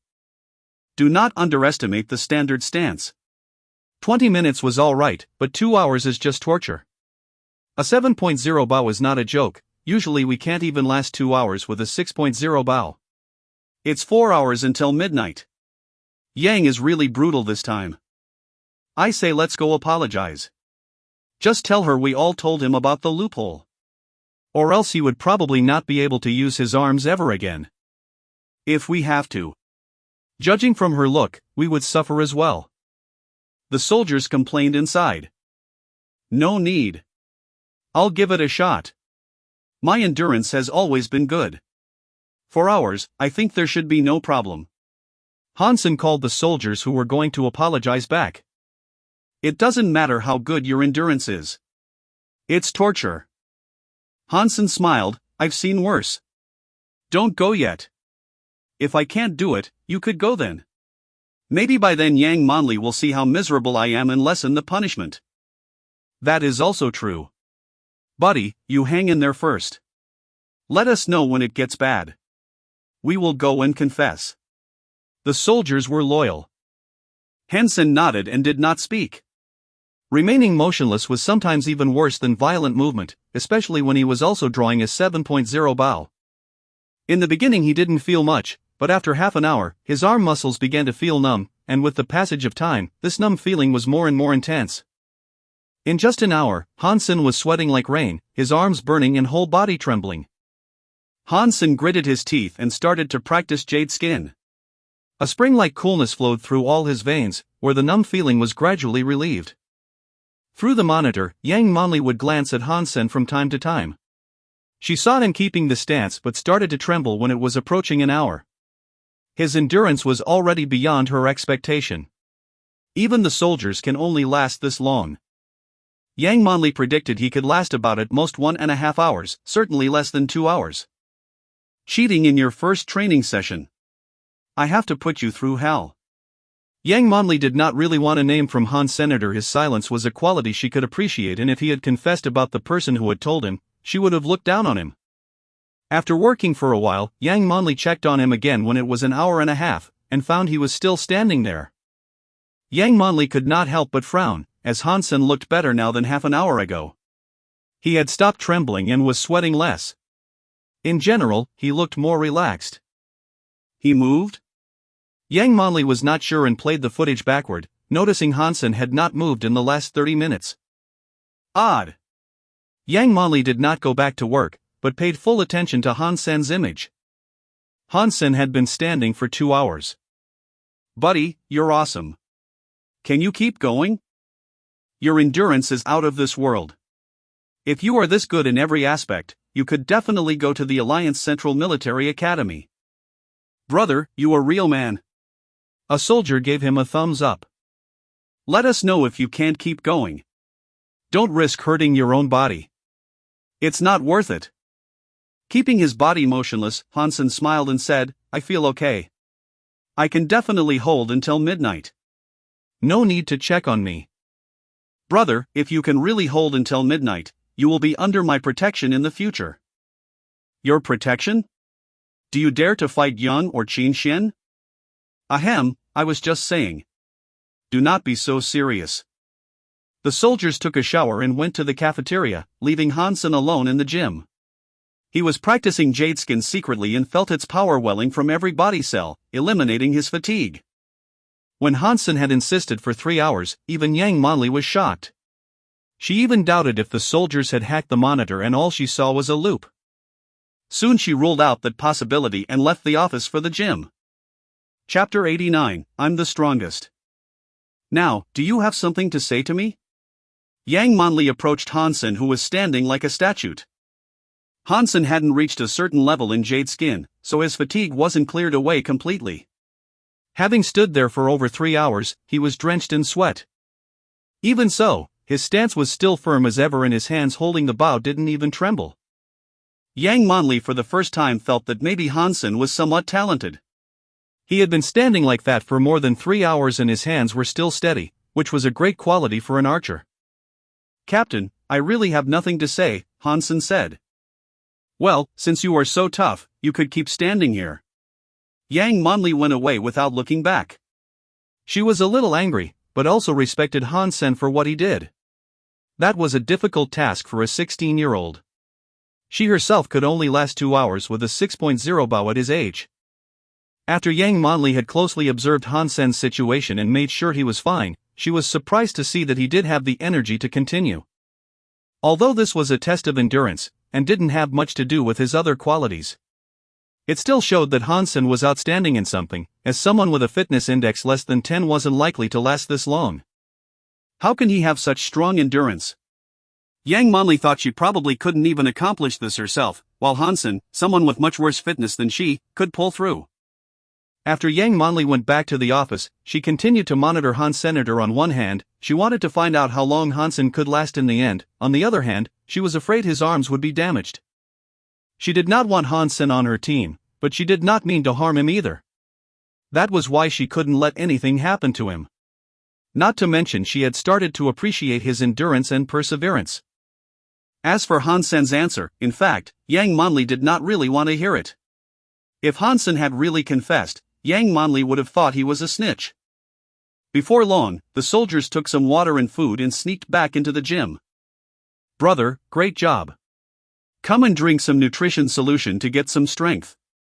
A soldier opened a bottle of nutrient solution and lifted it to Hansen's lips. Eat something. Although this meat is as good as the meat from God's sanctuary, it was cooked by a chef here and the taste is good. Another soldier held a large piece of barbecue on a fork and put it up to Hansen's mouth. It's fine. I only have 1 hour left and must satisfy Yang's demand. I am afraid she would say it doesn't count if you help me, Hansen said. Brother, you are really a tough guy. I don't admire anyone but you. Right, what is your name? Hans Sr. You are just over 16, right? Haven't had my 17th birthday. Are all kids so tough these days? I do not know about others, but I'm definitely the toughest. Do not talk to him anymore. It consumes his energy. The soldiers saw Hansen was fine and set up a table next to him to play cards. Hansen was upset and thought, you animals. Are you trying to help or piss me off? Hansen had been standing there for more than 4 hours. The soldiers watched the clock turning to 1 second past midnight, put the cards down, took the bow over and raised Hansen up, ready to throw him into the hydro massage machine. Don't! I do not need the massage. It's too late now. I have to go home. Hansen quickly waved his hands. He had seen this kind of machine before, and it would take at least an hour before he could get out. He did not want to waste his time here. That is not okay. You have been stretching your muscles for too long, which could severely harm your body. You must fully relax through the massage so that your veins and muscles could be revitalized. You have to stay in it for at least 3 hours with the strongest mode on, said a soldier seriously. I'm all right. Hansen couldn't really wait 3 hours. As the soldiers insisted, he used a technique from Ghost Hunt and grabbed the soldier's neck. With a twist, he wiggled free like a snake. Brothers, I'm really okay. I have to go home now. If you don't believe me, I will show you that I still have the energy to perform military boxing, Hansen said, and performed the complete set of military boxing. Military boxing was something taught at the integrated compulsory education, and was something as simple as gymnastics. But all the soldiers were dumbfounded by it. They watched Hansen as if they had seen a ghost. *T. Kid, you must be a monster under the human skin, the soldiers suddenly shouted when Hansen finished the military boxing. Ashura under the human skin. A perpetual motion machine under the human skin. When Hansen left the teleport station, it was 1 o'clock in the morning. His mother and sister weren't home, so he cooked himself something to fill his stomach and went to bed. Although Hansen's body was fine, he did feel rather tired and almost fell asleep immediately. He didn't get up until it was noon. Hansen stretched and felt very good all over. It was as if all his cells and pores were revitalized. He discovered that he had made great progress in jade skin. Although it was still just a little, it was about the effect of 10 days' practice. So jade skin is practiced more efficiently under extreme conditions? Hansen was surprised. It was worth a shot anyway. If it was true, it would be great for his practice of jade skin. Hansen was not in a hurry. He had lots of time to train in the gravity trainer in the future. If he didn't do it, Yang Manli would make him anyway. Hansen had carefully thought about his current situation. It would still be a while until he could become an aristocrat, and it was not a bad thing to join Qin Xian's squad to gain protection for his family. As Qin Xian had said, if Son of Heaven wanted to harm his family, there wasn't really much he could do even if he was home. The military's protection was more reliable. Son of Heaven was careful with Qin Xian in God's sanctuary, so Hansen believed that Qin Xian's background would deter Son of Heaven.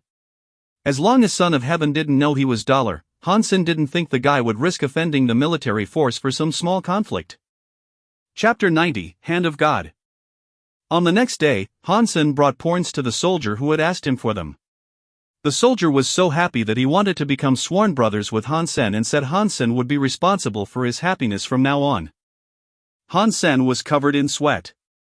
Fortunately, Yang Manli came fast enough so that Hansen got rid of the soldier successfully.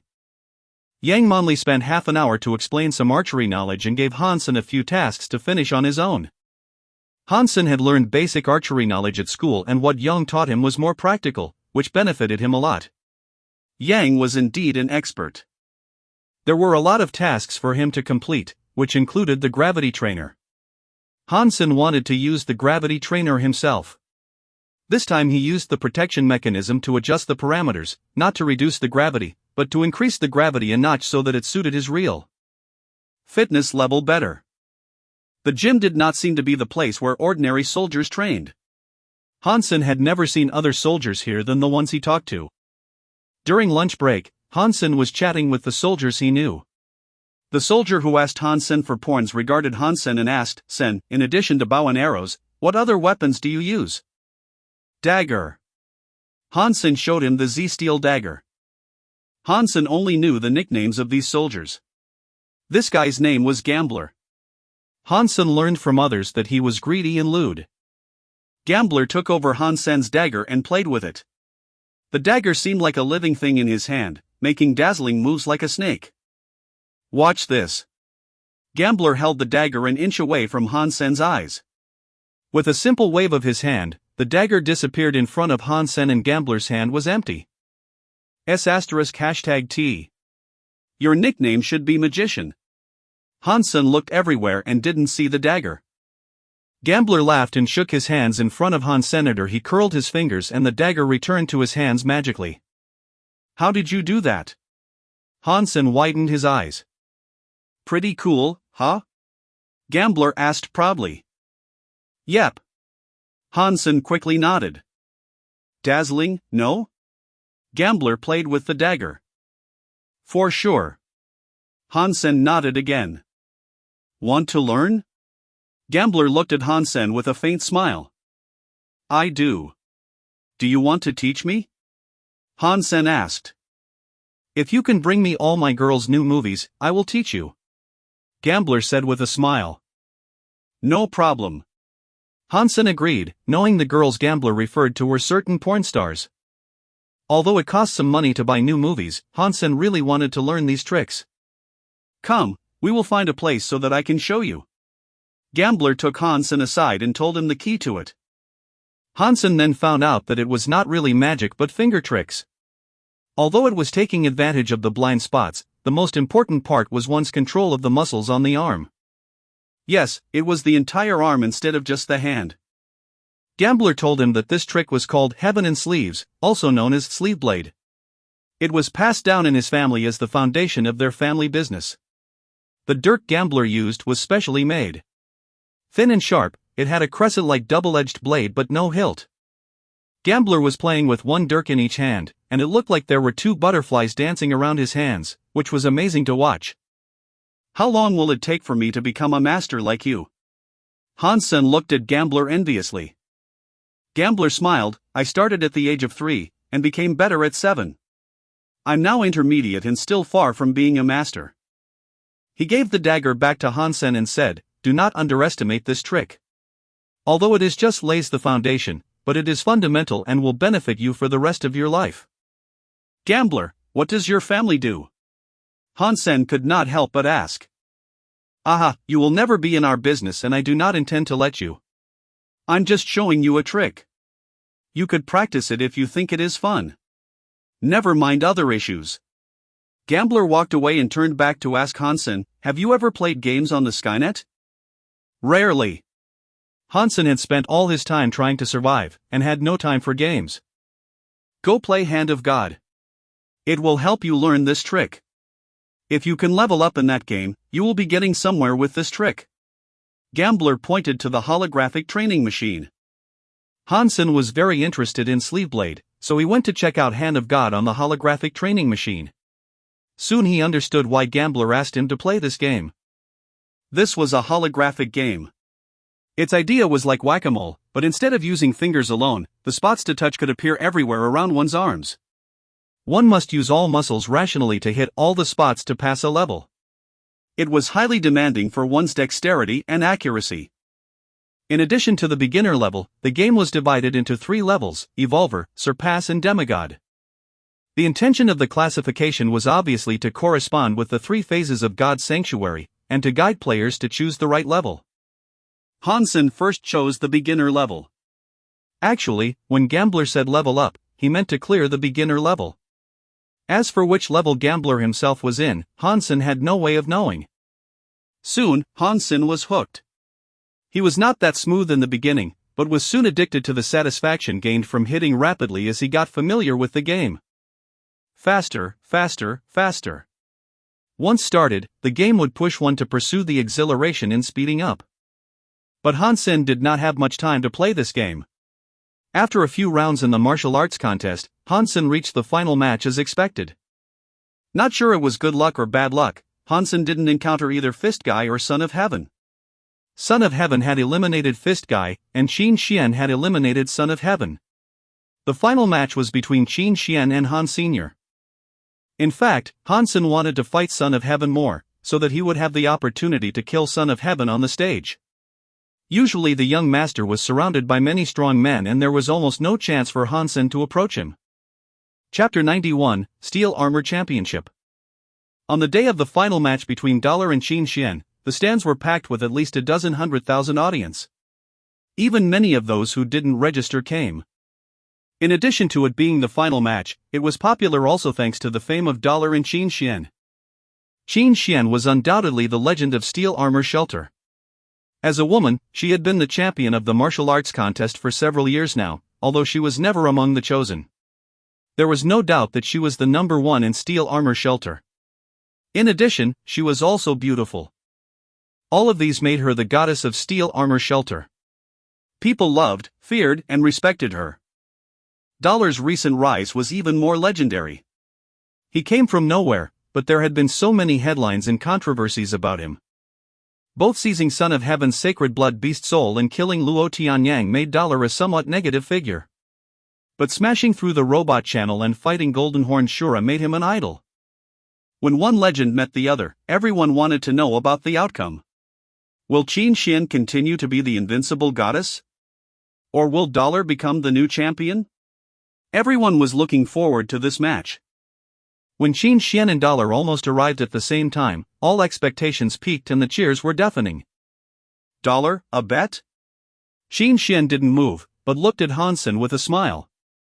The audience heard Qin Xian's words and quieted down, wanting to know what bet she was proposing. What bet? Though looking calm, Hansen was puzzled. Did she want to buy the victory from him? If you lose this one, join my steel armor gang and be my deputy.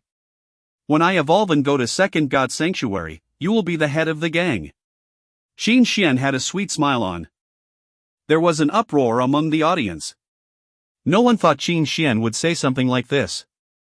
Steel Armor Gang was far more than just a gang. It also represented the presence of military and the alliance in God's sanctuary. Qin Xian was asking Dollar to become the official spokesman of the alliance at Steel Armor Shelter. It was a great honor. Why? Qin Xian looked at Hansen, stunned. The head of Steel Armor Gang was a position pursued by many. It was a ladder toward the power center of the alliance, but Dollar turned it down without considering. The audience also thought Dollar was crazy. How can he turn down such a great offer? There are two reasons, Hansen smiled and said. First, you cannot beat me. The answer left many slightly shocked, while Qin Xian asked, what is the second reason? I will go to Second God's Sanctuary earlier than you, so although I appreciate your kindness, I can't take your offer, Hansen calmly said. His reply was arrogant. With her gang, Qin Xian could gain Geno points a lot more easily than most people. While Dollar was on his own, he said he could evolve earlier than her. But no one felt that Dollar was mistaken. It seemed that everything was likely with Dollar and he shouldn't be questioned. Qin Xian smiled. Well, then I would like to propose something else. If you lose, tell me who you really are. Qin Xian's words had led to a burst of cheers on the stands. All the audience were dying to know who Dollar was. Qin Xian's proposal was embraced by all. And if you lose? Hansen grinned and asked. You can propose something as well. Smiling, Qin Xian looked full of confidence. It was as if she would never lose. An S-Class license at St. Hall. Hansen was obsessed with the hyper-Geno arts in St. Hall, he had neither the money nor the license. Deal. Qin Xian did not even lift her eyes before she agreed, as if an S-Class license was nothing to her. Then let's begin.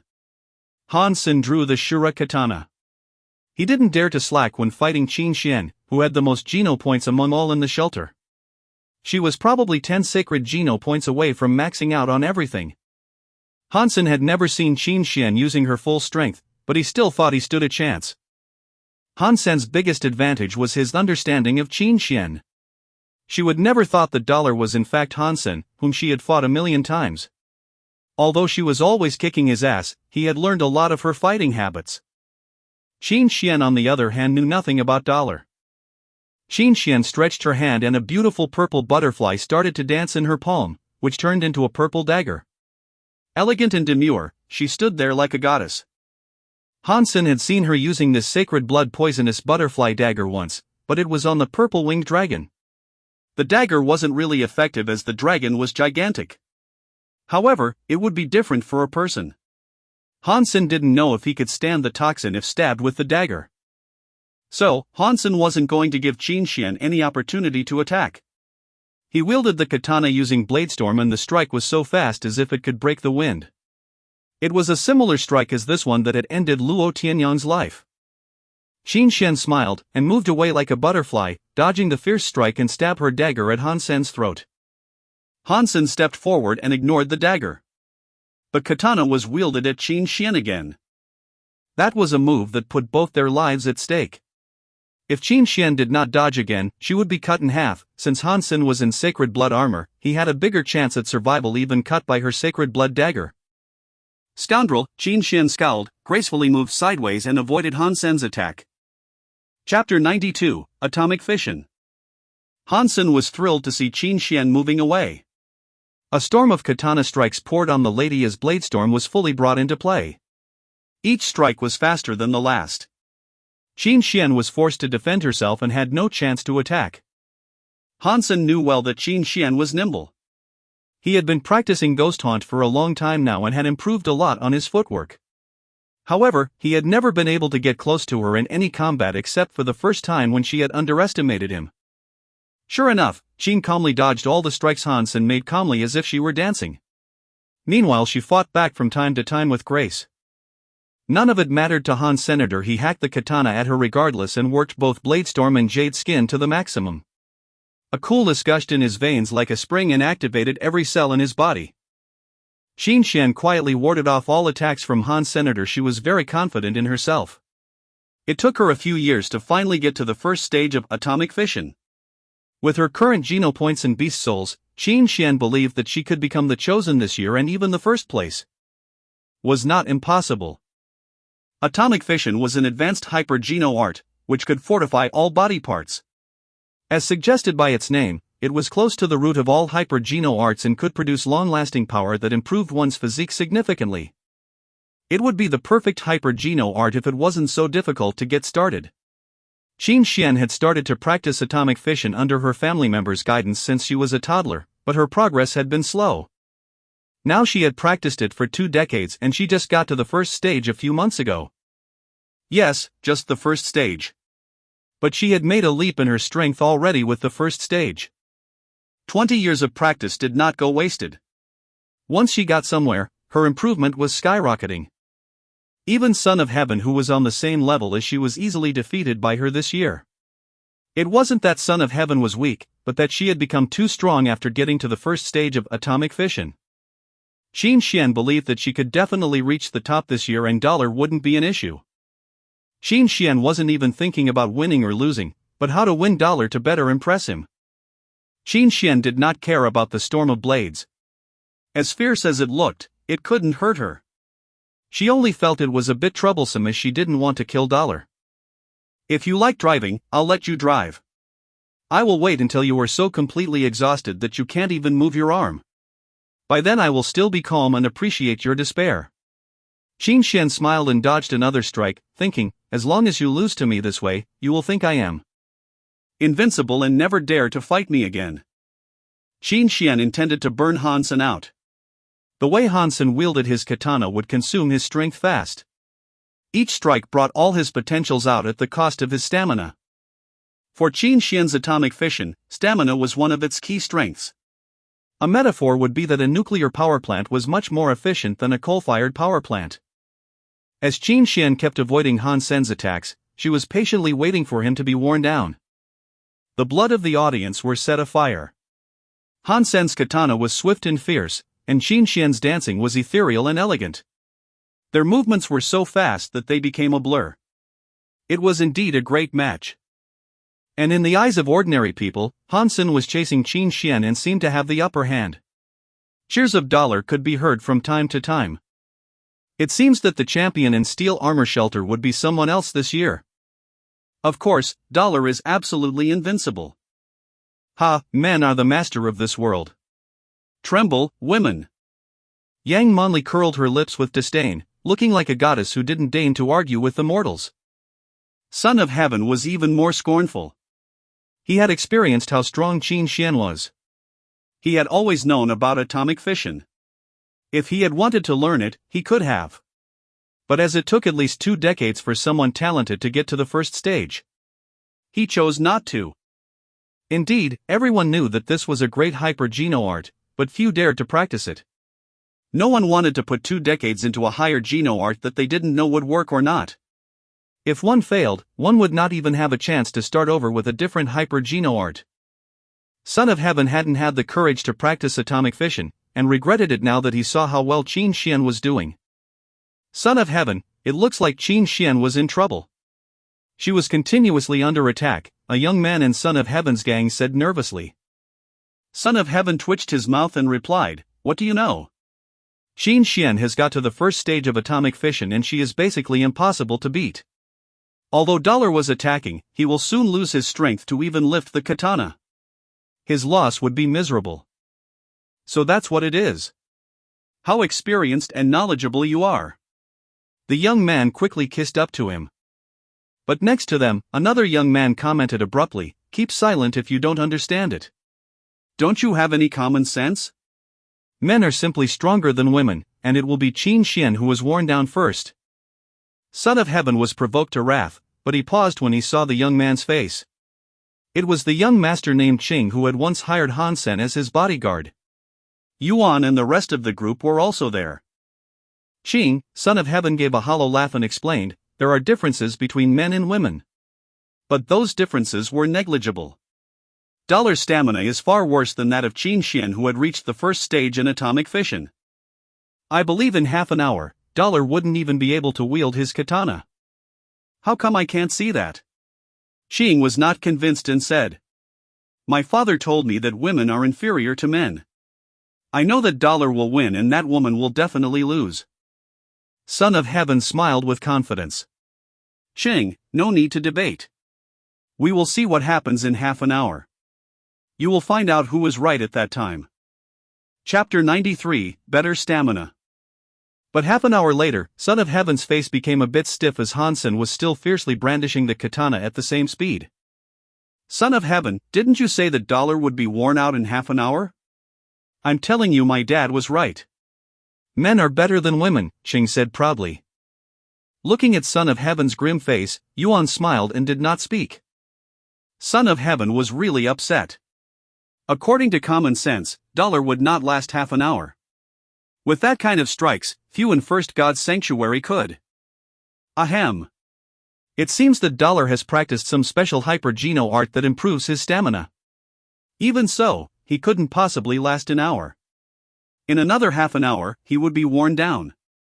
Son of Heaven wanted to restore some authority of his. "Son of Heaven, you are a guy. Why do you keep cheering for a woman? My dad says that men are the best. I think Dollar must be better than that woman. You have no vision." Qing obviously did not agree with Son of Heaven's argument.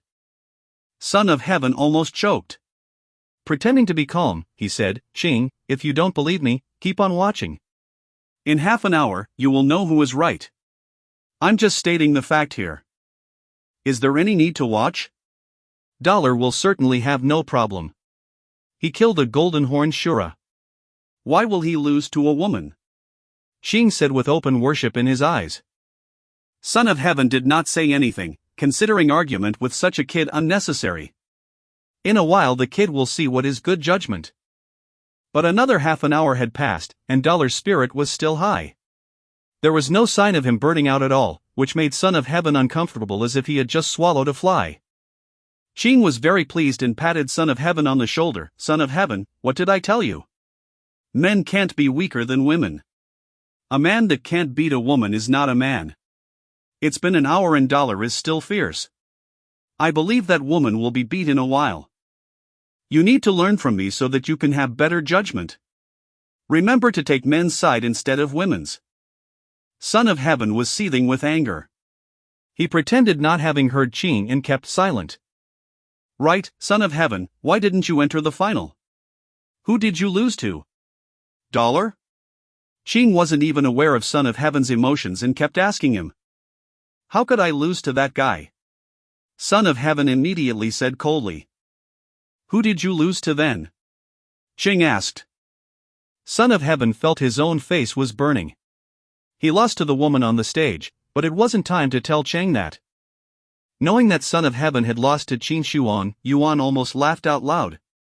He pulled the sleeve of Qing and asked, "Are you here to talk or to watch the game?" "It's only fun to discuss the game while we watch," Qing retorted. "Fun for you." Son of Heaven was about to be set on fire. Yuan glanced at Son of Heaven's sullen face and thought. Displeased, Son of Heaven felt strange. Dollar has been wielding the weapon so fiercely that it's impossible for him to keep going for such a long time. Unless he has also practiced atomic fission. Other than Son of Heaven, Qin Xian felt something was off as well. Attacking at such a high speed, Dollar had sustained way longer than she had expected, making her alarmed and surprised. In such a high-intensity duel, even she had begun to feel a little tired. Dollar, however, seemed to feel nothing and kept attacking with the katana swiftly, as if he could do this forever, giving birth to a trace of powerlessness in Qin Xian's mind. No, I cannot go on like this. He must have also practiced some hyper-geno art that enhances his stamina. Maybe I will be the one who is worn out first. Qin Xian gritted her teeth and dodged another strike. She took back her dagger and two beast souls appeared in the air. One beast soul was the mutant golden lion that she had always used. She instantaneously shape-shifted into a magnificent golden lion. And the other beast soul was a ball of blue liquid, which poured into the lion and turned its golden body blue. The lion also grew larger and looked fiercer.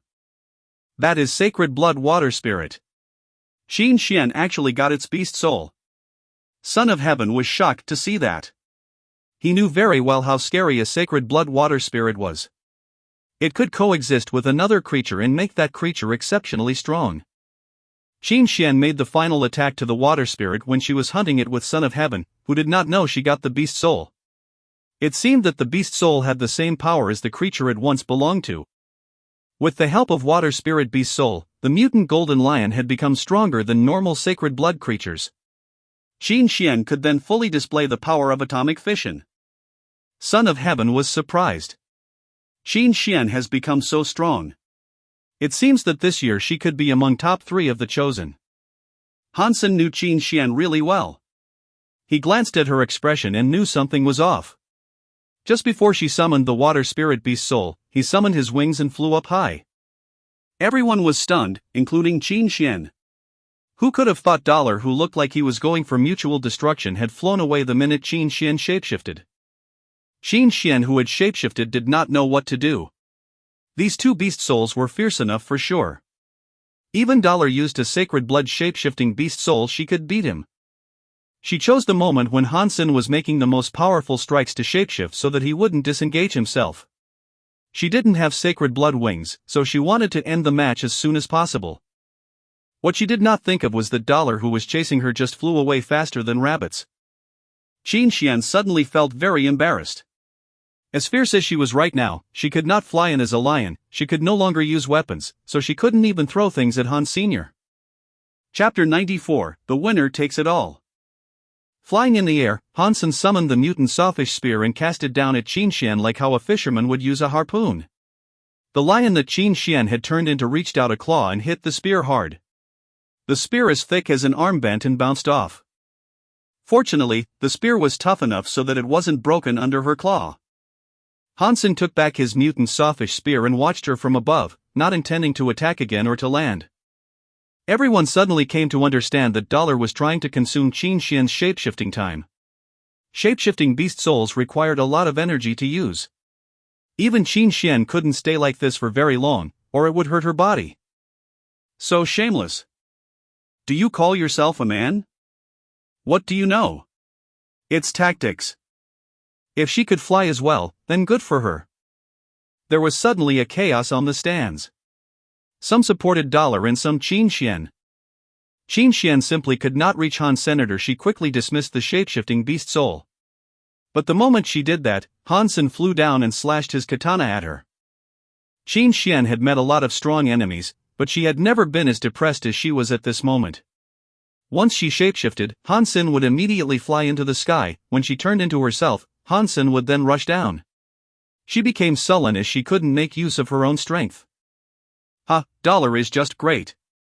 He is fighting like a gorilla. He is bullying her. Qin Xian is almost crying. Shameless scum.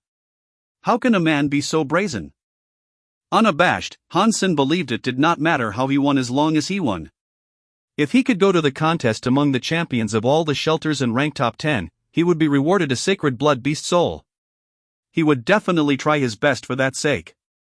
Qin Xian did not expect that Dollar would sink so low to make her unable to use her power.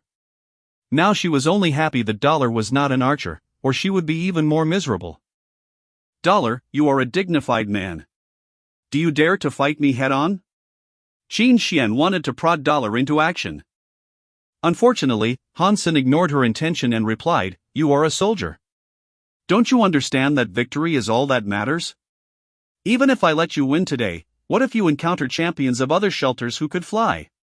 Do you expect to persuade them to give up their ability to fly as well?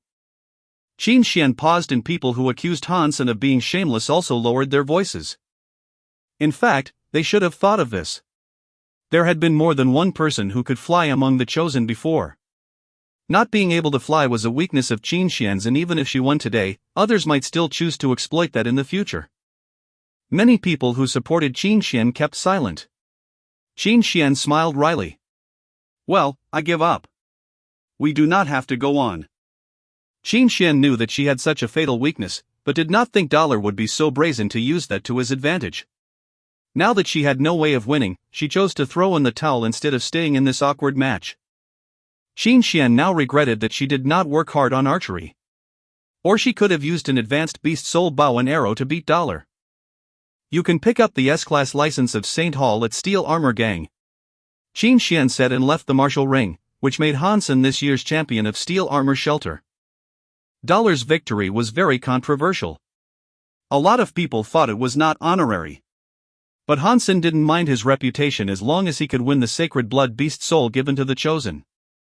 Qin Xian left in good grace, but she had also set Hansen up. If he went to pick up the S-Class license at Steel Armor Gang, she might be ready to ambush him.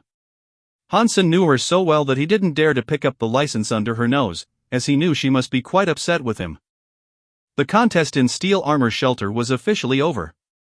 The top 100 all had their names on the martial steel in the martial ring. The first name there was Dollar. Hansen hoped that no one would call him Doll again. However, many still did. All the shelter champions would start to compete in 10 days. By then everyone in First God Sanctuary could see the match taking place in the chosen martial ring. The top 10 participants would each gain a random sacred blood beast soul and be named the chosen. If one had been the chosen for the second or more time, one would no longer be awarded more sacred blood beast souls, but an upgrade to one's beast soul awarded the first time. Many of the chosen would just go into the entertainment industry and become a star. Countless agents and companies would try to sign the chosen with a large chunk of money. Unfortunately, the 10 chosen were normally the same persons from last year. Fresh faces would only have an opportunity once they evolved and went to Second God Sanctuary.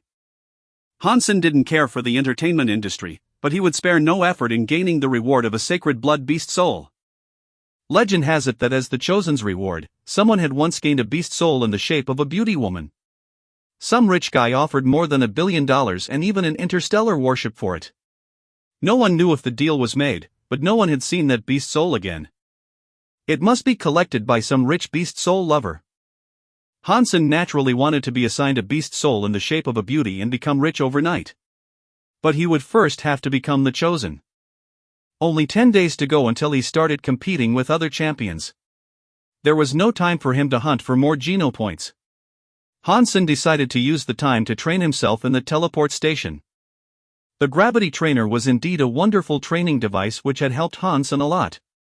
He could push himself really far in a short amount of time inside it and practice jade skin much more efficiently. He would then complete the training tasks assigned by Yang Monli and use the rest of the time to play Hand of God. Hansen was not sure what Gambler meant by pass. He thought he had to clear all levels, but in fact what Gambler meant was just to pass the beginner level. That was why Hansen felt terrible that he still hadn't been able to pass the beginner level in so long. This game is so demanding on my dexterity of the entire arm and my control of muscles and bones. If I use jade skin when I play, I should be able to improve my score greatly. Hansen tried it, and his scores indeed boomed. On the 6th day, he was able to level up for the first time. Hansen was still vexed with the fact that it took him so long to pass the beginner level and he even had to use jade skin. However, if Gambler knew Hansen had already passed beginner level, he would be so shocked that his chin should fall to the ground. Chapter 95, Evolver 3. Because of the misunderstanding, Hansen continued to challenge the Evolver level of Hand of God, but he was making little progress even when using jade skin. Recently, Yang Monli was satisfied with Hansen's performance. He had finished all the tasks she assigned him and the data of the gravity trainer became normal again. She thought it was because he had stopped exploiting the loophole, but little did she know that he was actually increasing the difficulty so that his result could look normal. It was almost midnight and Hansen was the only one left in the gym, playing Hand of God.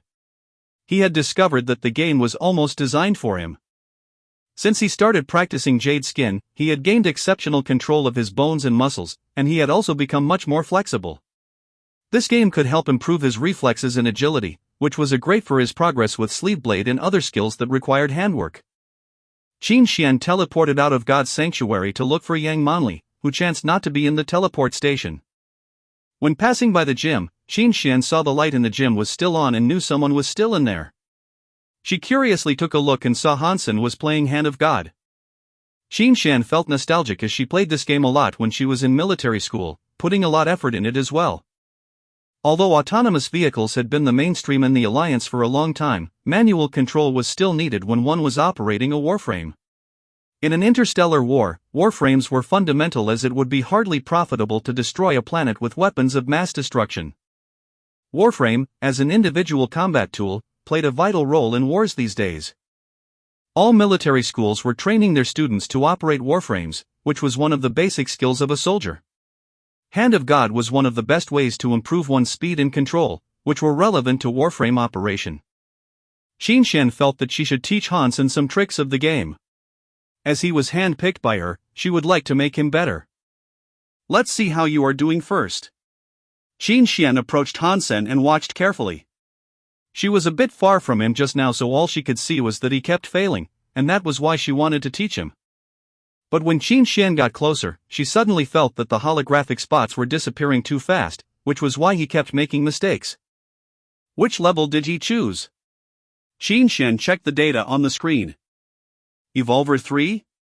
Qin Xian could not help but frown. She thought that Hansen was too ambitious. The Evolver level was designed for evolvers, as the name suggested. The unevolved could sometimes pass the Evolver level, but that was very rare. Even for Qin Xian with her current abilities, she could only pass Evolver 2 occasionally, which was already incredible for an unevolved. After all, the unevolved weren't the target players here. But Hansen was challenging Evolver 3. And he was just aiming too high. Biting off more than you can chew will get you nowhere, she thought, while she did not interrupt Hansen but watched him starting over again and again. She wanted to teach him a lesson when he chose to give up. Having watched for a while, Qin Xian became serious, then surprised, and eventually shocked. Hansen was failing again and again.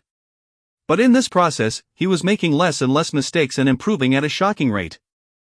As someone who had worked hard on this game, Qin Xian knew that once you had reached your limit in the game, you could hardly improve again even with months' effort. A limit is a limit.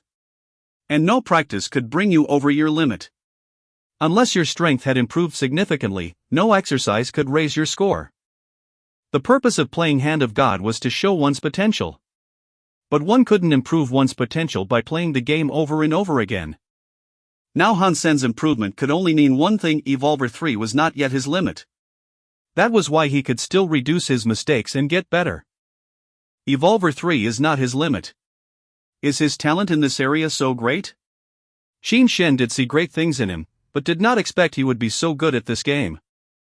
When she was in military school, the champion of the Military Academy League was just able to pass Evolver 3. And that guy was top 10 in the Warframe contest of the league. He was known for his swiftness and accuracy, and even had a nickname Lighting Hand. Hansen reached the same level without any professional training, which was why she felt shocked. Can he pass Evolver 3? Qin Xian stood aside, watching Hansen with a complicated expression on her face. Hansen did not notice the arrival of Qin Xian at all. Now, all his attention was focused on hitting the spots appearing everywhere. Jade Skin was fully employed. Faster, I can go faster. Hansen's arms kept making swift and odd moves, twisted like serpents from time to time. Using all the muscles in his fingers and arms, he kept hitting all the spots appearing from nowhere. After the completion of Evolver 2, Hansen had experienced countless failures adapting himself to the difficulty of Evolver 3. He felt easier and easier to keep going and started to feel that he could definitely pass this time. Chapter 96, Amazing Talent. Qin Xian felt suffocated as she almost stopped breathing when she saw Hansen's hands dancing madly. Halfway through Evolver 3, Hansen had made no mistake yet. His hands were moving so fast that sometimes all she could see was the afterimage, which amazed her. Although the test had not yet been completed, Qin Xian was able to determine that Hansen had the ability to pass Evolver 3. Judging from what she saw, he was not just lucky, but making progress constantly. Evolver 3. This is Evolver 3. Qin Xian was suddenly pleased with herself. She was the one who discovered Hansen and insisted that he join her squad. The potentials he was exhibiting proved her decision extremely wise. An unevolved who could complete Evolver 3 in Hand of God was very likely to be invincible among all the unevolved once he learned how to operate a warframe. This kind of ability seems wasted on a sniper or archer. Qin Xian was swayed for a moment, as he would make a better warframe operator in an open battle than a sniper in the dark. But thinking of Hansen's cautious character, Qin Xian soon gave up the idea as he was not cut out for close combat. But this discovery still made Qin Xian happy, because Hansen was the best candidate to operate a warframe equipped with multiple long-range shooting weapons. Ding! A crisp sound interrupted the thoughts of Qin Xian. It was the tone of Hansen passing Evolver 3. She was no longer surprised, because she had predicted that this was not his limit. But she was now more convinced of Hansen's amazing potentials and felt more determined about one thing. This person is mine, Qin Xian thought eagerly, as Hansen started to play Evolver 3 again. Even Qin Xian herself could not have foreseen that she would have such high hopes for this guy who mistook her for a creature and stabbed her in her but the first time they met. Evolver 3, if he got more Genopoints and became an Evolver, how great could he be then? Qin Xian was slightly excited. She quietly watched Hansen practice for a long time before she went out of the gym. Maybe I could raise the bar for him, Qin Xian thought with a smile that would make Hansen shudder. 10 days had soon passed. Hansen was stuck and couldn't pass Evolver 4 in such short time. There were 10 phases in each level and Hansen's performance had been exceptional for an unevolved. Practicing Hand of God not only benefited his sleeve blade skills, but also helped his speed of Bladestorm, as his improvement dot was comprehensive. The contest of all champions has finally come. I have to be in the top 10. Hansen had read a lot of information from previous years and felt that he stood a good chance. It was not to say that he was invincible. This year, several powerful chosen had gone to Second God Sanctuary, which meant he had less competition. Hansen studied his potential competition for a long time and found that his biggest rivals were likely to be Tang Jinliu and Lin Feng. Tang had been the chosen several times. He was the 5th last year and 3 of the 4 that ranked higher than him had gone to Second God Sanctuary this year. The only one who didn't go was named Lin Feng, similar to the name of Hansen's friend Lin Beifeng. Lin Feng was the 2nd place last year. There was no doubt that this year the two men would be the ones to beat. He looked through the description from a lot of people who had watched last year's contest and found the two strong indeed. Great fighting skills, plenty of advanced beast souls plus the sacred blood beast souls awarded to them last time, as well as their growth this year, all meant they shouldn't be taken lightly. Hansen has met Tang Jinliu before. Although he kicked Tang's ass in the game, it was completely thanks to his reflexes and prejudgment. In a real combat, he needed more to win and just Tang's beast souls alone were trouble enough. How come these two guys did not go to Second God Sanctuary? Hansen was ever more concerned after he read the description. No matter how well they could fight, the beast souls they had would be fearsome enough. I hope I won't run into them too early, or I would probably be in bad shape even if I won, which would be a disadvantage in the following matches, Hansen thought. He could gain a sacred blood beast soul as long as he was top 10, and the beast soul was assigned randomly. Therefore, Hansen did not think of the first place, but would be happy as long as he was one of the chosen. When Hansen was considering all kinds of possibilities, he heard his comlink and saw a strange number on it. Hansen frowned. He was not sure who it would be and answered the call hesitantly. Beyond Hansen's expectation, popped up in the holographic image was Tang Jinliu. Surprise! Tang laughed. It sure is. What's up? Hansen asked. I need a favor from you, Tang said. Let's hear it. I am just a nobody and may not be able to help you, Hansen said with a smile. You sure can. It has to be you, too. But no worries, you could name your price, Tang Jinliu said. What favor exactly? Hansen cringed. Let's talk about it in person. Are you home now? I'll pick you up, Tang said hurriedly. No need. Tell me the place and I'll go to see you. Hansen felt strange. Tomorrow was when the contest would start. What was Tang doing looking for Hansen rather than preparing himself? Is it about the contest? Hansen guessed and felt it necessary to figure out what Tang was up to. Chapter 97, Same Style. When Hansen arrived at the place Tang Jinliu told him, he saw Fang Jingqi was also there. Tang led Hansen into the living room.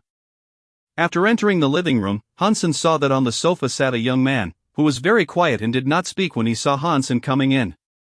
Tang, what do you need me for? Hansen asked directly. Brother, look at this first. Instead of answering Hansen's question, Tang played a video. The scene was shot in a martial ring. A man in combat suit was surrounded by a group of people wearing masks. The moment Hansen saw the man he shuddered, although it was just through the holographic image. Then the video began. Under the siege, the man started a gorgeous murder show. It was a slaughter. In 1 minute and 23 seconds, the man in combat suit was holding nothing but a dagger. He had killed a total of 34 people, each in one strike. No one survived, and no one could stand up again after taking his strike. The man was like death himself, harvesting lives casually. This person is a lot like you. After the video was played, Tang looked at Hansen and said. That's not me, Hansen said quietly. Of course it's not you, but you fight in the same style.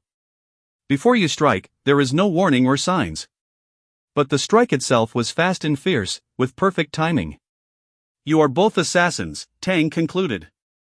Although Tang had not fought Hansen, he was a great fighter and discovered many things when he was playing that drinking game with Han Sr. So? Hansen frowned. This person is called Yi Dongmu, grandson of Senator Yi, who is demigod. This year he is the champion of Czar Shelter. In other words, he is one of my competitors, Tang explained. What do you want me to do? Disable him so that he cannot participate in the contest? I am sorry, but I do not have that kind of skills. Hansen spread out his hands. Of course not. He is the grandson of Senator Yi. Even we couldn't approach him easily, let alone you. We could never assassinate him. In the Alliance, wherever he goes, he's always closely guarded, Tang said. We have invited you here because we want you to imitate Yi Dongmu's tactics and spar with us. Truth be told, I really have no confidence to block his weird strikes, and you can help us get used to his style. What's in it for me? Hansen did not decline. Tang pondered, moved his lips but didn't speak. They were basically asking Hansen to teach them how to beat himself, so it was very hard to name the price. If Hansen was someone important, they would not even have asked, as it could be perceived as provocative. We can try our best to accommodate whatever you propose, Fang Jingqi said. An S-Class license of St. Hall, Hansen paused and said. Deal. Tang replied so fast that Hansen felt that he might have asked for too little. Maybe he should have said 2 S-Class licenses. But Hansen had always been an optimist. 1 S-Class license was a great price already, and what they asked him to do helped himself in turn as well, as Yi Dongmu might be his opponent as well. I have to say this before we start. My skills are inferior to Yi's. Even if you could parry my attacks, you might still be stabbed by him, said Han Sr. I know. Here are some videos of him fighting. Watch carefully and then we will start. We don't have much time left, and we can only hope that our first opponent won't be him so that we'd have more time to practice. Tang Jinliu sat on the couch and joined Lin Feng, leaving Hansen to watch the videos himself. Hansen watched one video after another. None of the videos were shot officially. Hansen felt this trip was worth it, because if he encountered Yi Dongmu without knowing his style, he might be killed in the match. Indeed, they shared the same style. The difference was that Hansen had formed the style himself, while he clearly had a great mentor. That was why Yi's skills were much better. He seemed to have a better fitness level than Hansen as well.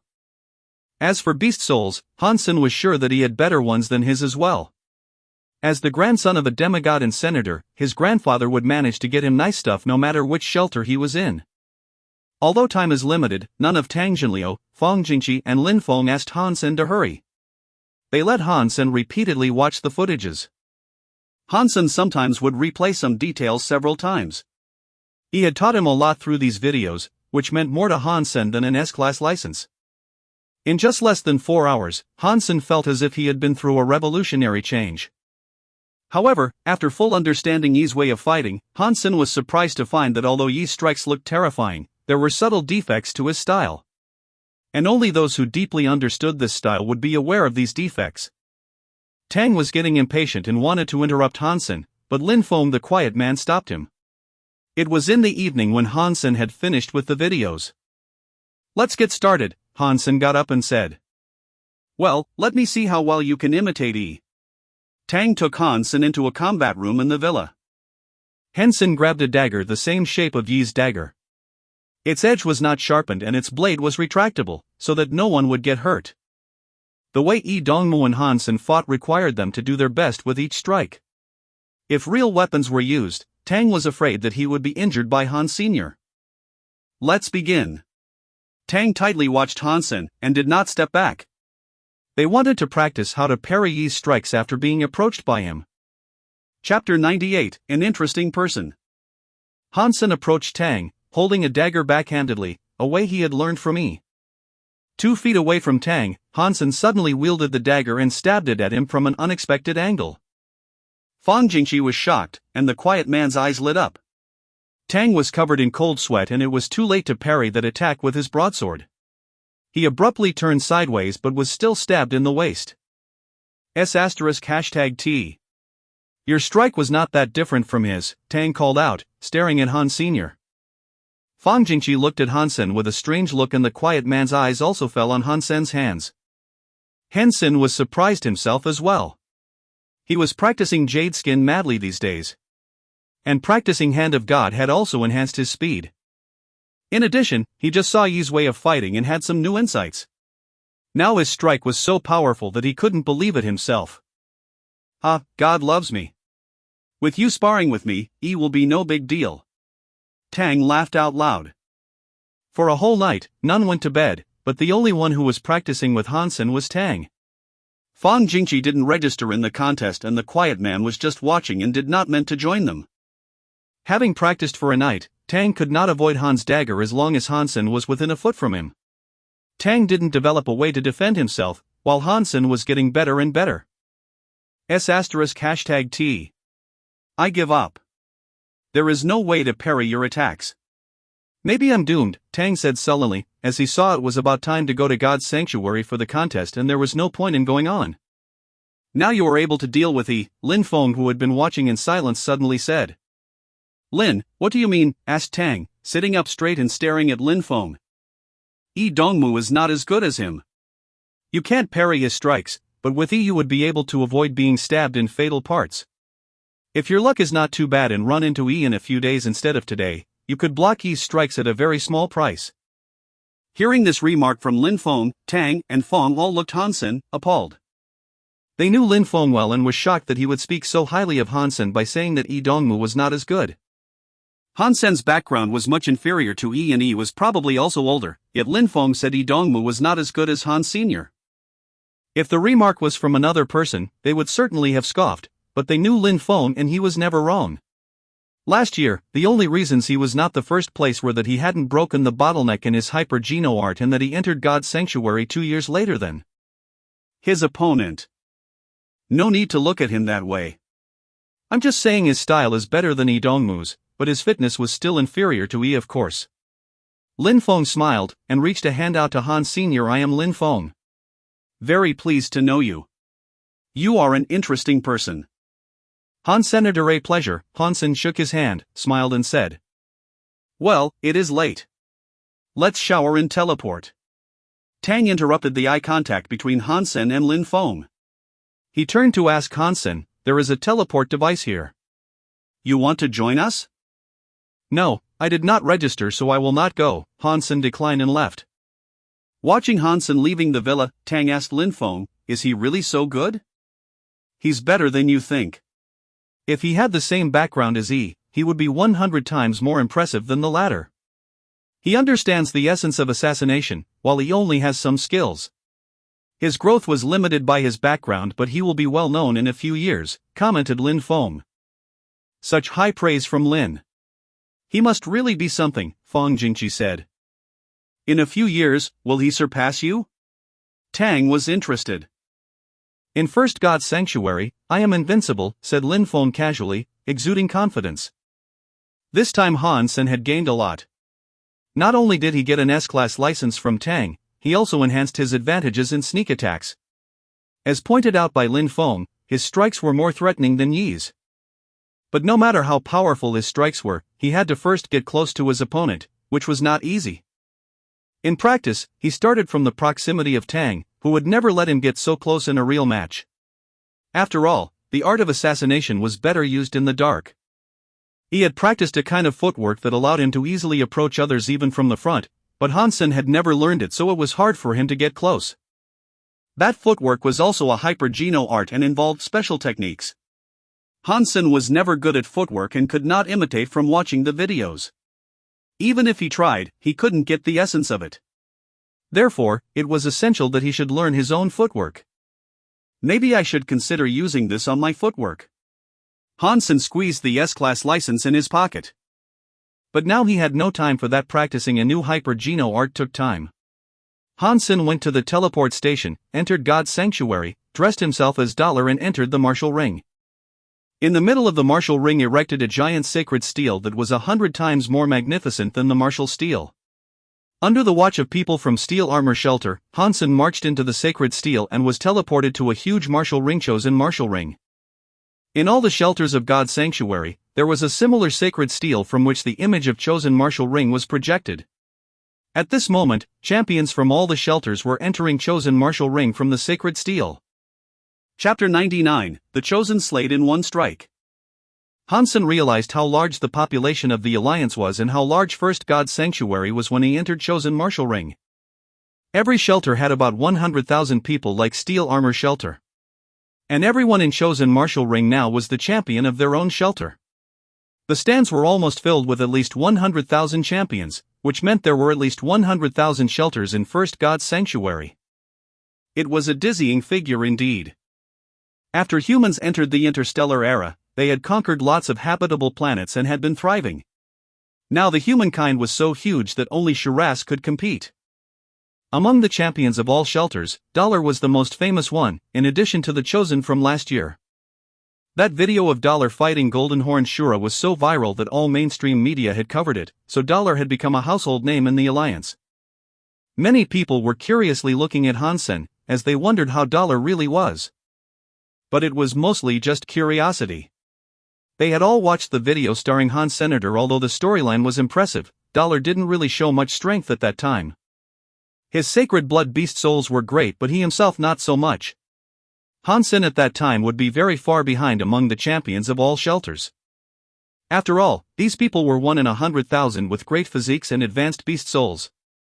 It hadn't been long since Han Sen fought the Shura, so no one believed he could have made much progress. People mostly just wondered about him and didn't treat him as a fierce rival. When the channel into chosen martial ring was closed, the match list finally appeared on the sacred stele. The names on the list were the ones the champions left on the martial steles. Han Sen quickly searched the list for Dollar and he found it very soon. The word stood out to him for some reason, and others had found their own names as well. In this contest among the champions, a one-on-one model was adopted and the winner of the two would enter the next round, so the list was like a pyramid. Han Sen was relieved to see both Tang Jinliu and Lin Feng were arranged far from him and there was no chance they would meet before top 10. Han Sen scanned the list again and another name caught his eye. Yi Dongmu. He used his real name? Han Sen saw the name Yi Dongmu and followed his path. He was suddenly startled. If he and he could both win all the way, they would fight for the chance to become the chosen. So in order for Han Sen to gain the sacred blood beast soul, he must beat Yi. Tang Jinliu was afraid of Yi, while I was the one who met him. Yi Dongmu, your luck is no good. If Tang didn't come to me, I might lose to you. But now it's different. Maybe I am chosen, Han Sen thought happily. Perhaps others would be afraid of Yi, but he was confident he could beat Yi after watching the videos. Chosen martial ring was divided into 1,000 stages stacked on top of one another. Each time 1,000 pairs could fight at the same time.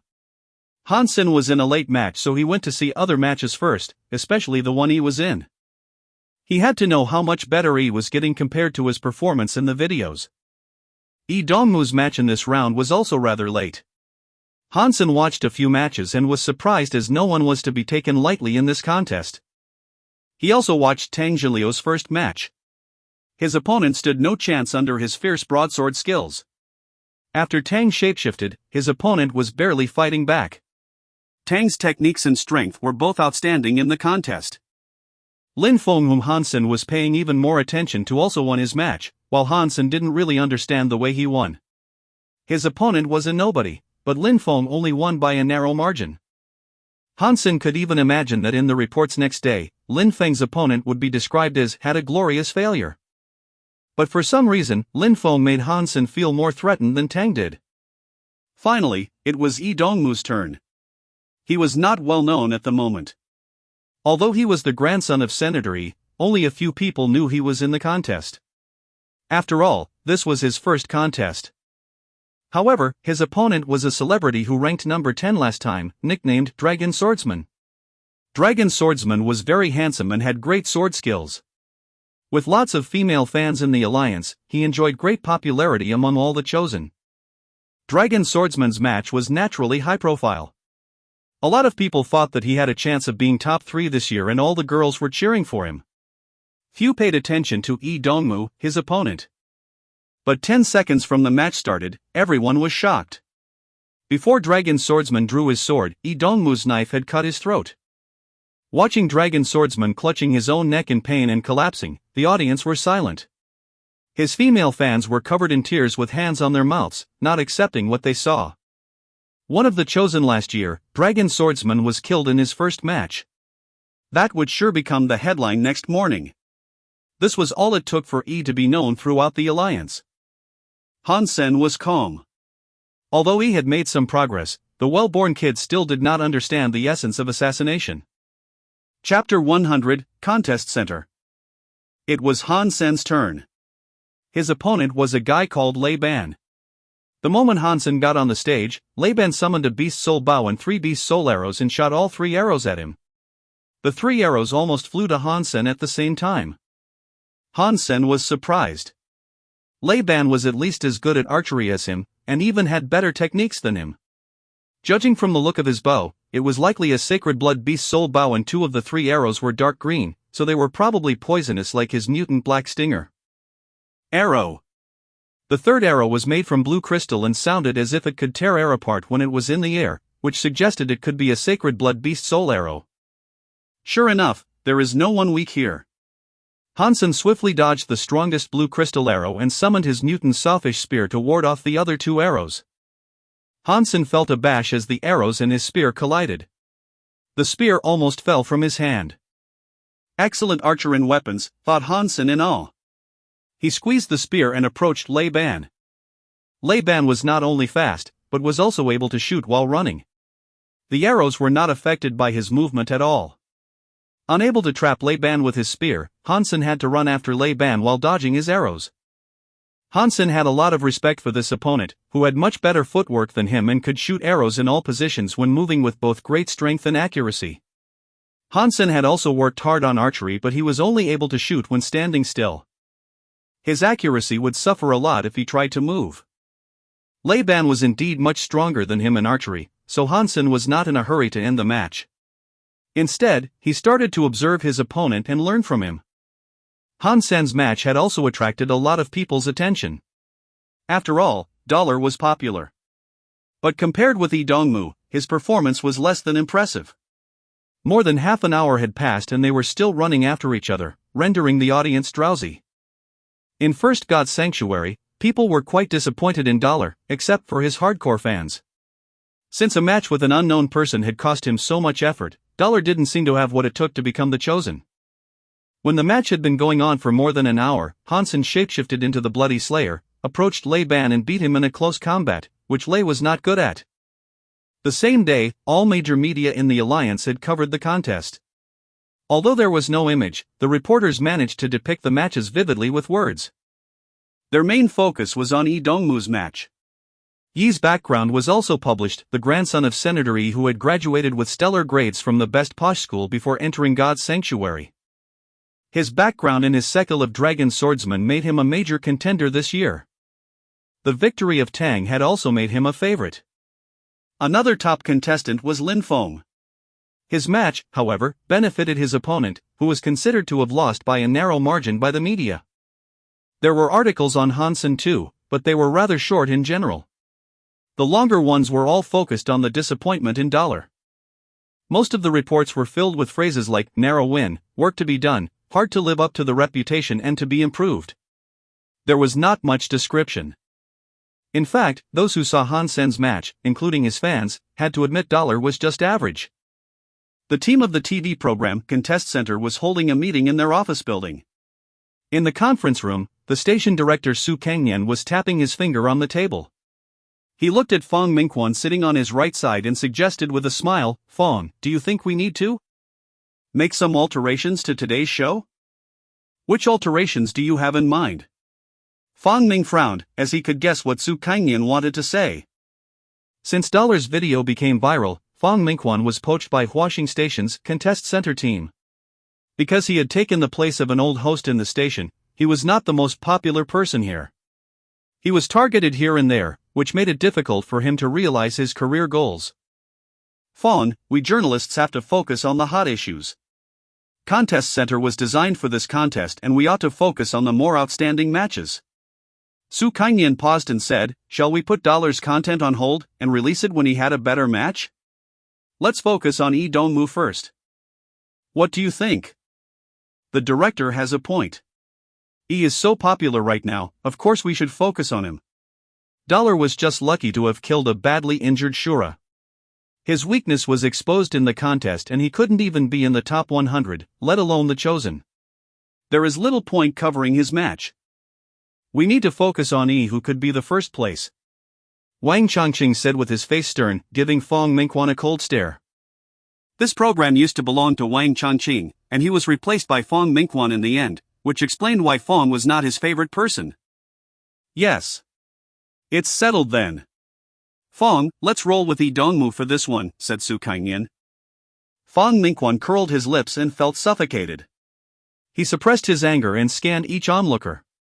Shooting Wang Chongqing a cold stare, he looked at Su Kangyan and said calmly, "Director Su, if you still want me to host Contest Center, I will talk about Dollar, not just for this episode, but for all future episodes. I will also tell everyone that Dollar will be the winner of the contest." Everyone in the conference room paused and looked like Fong Mingquan as if he were crazy.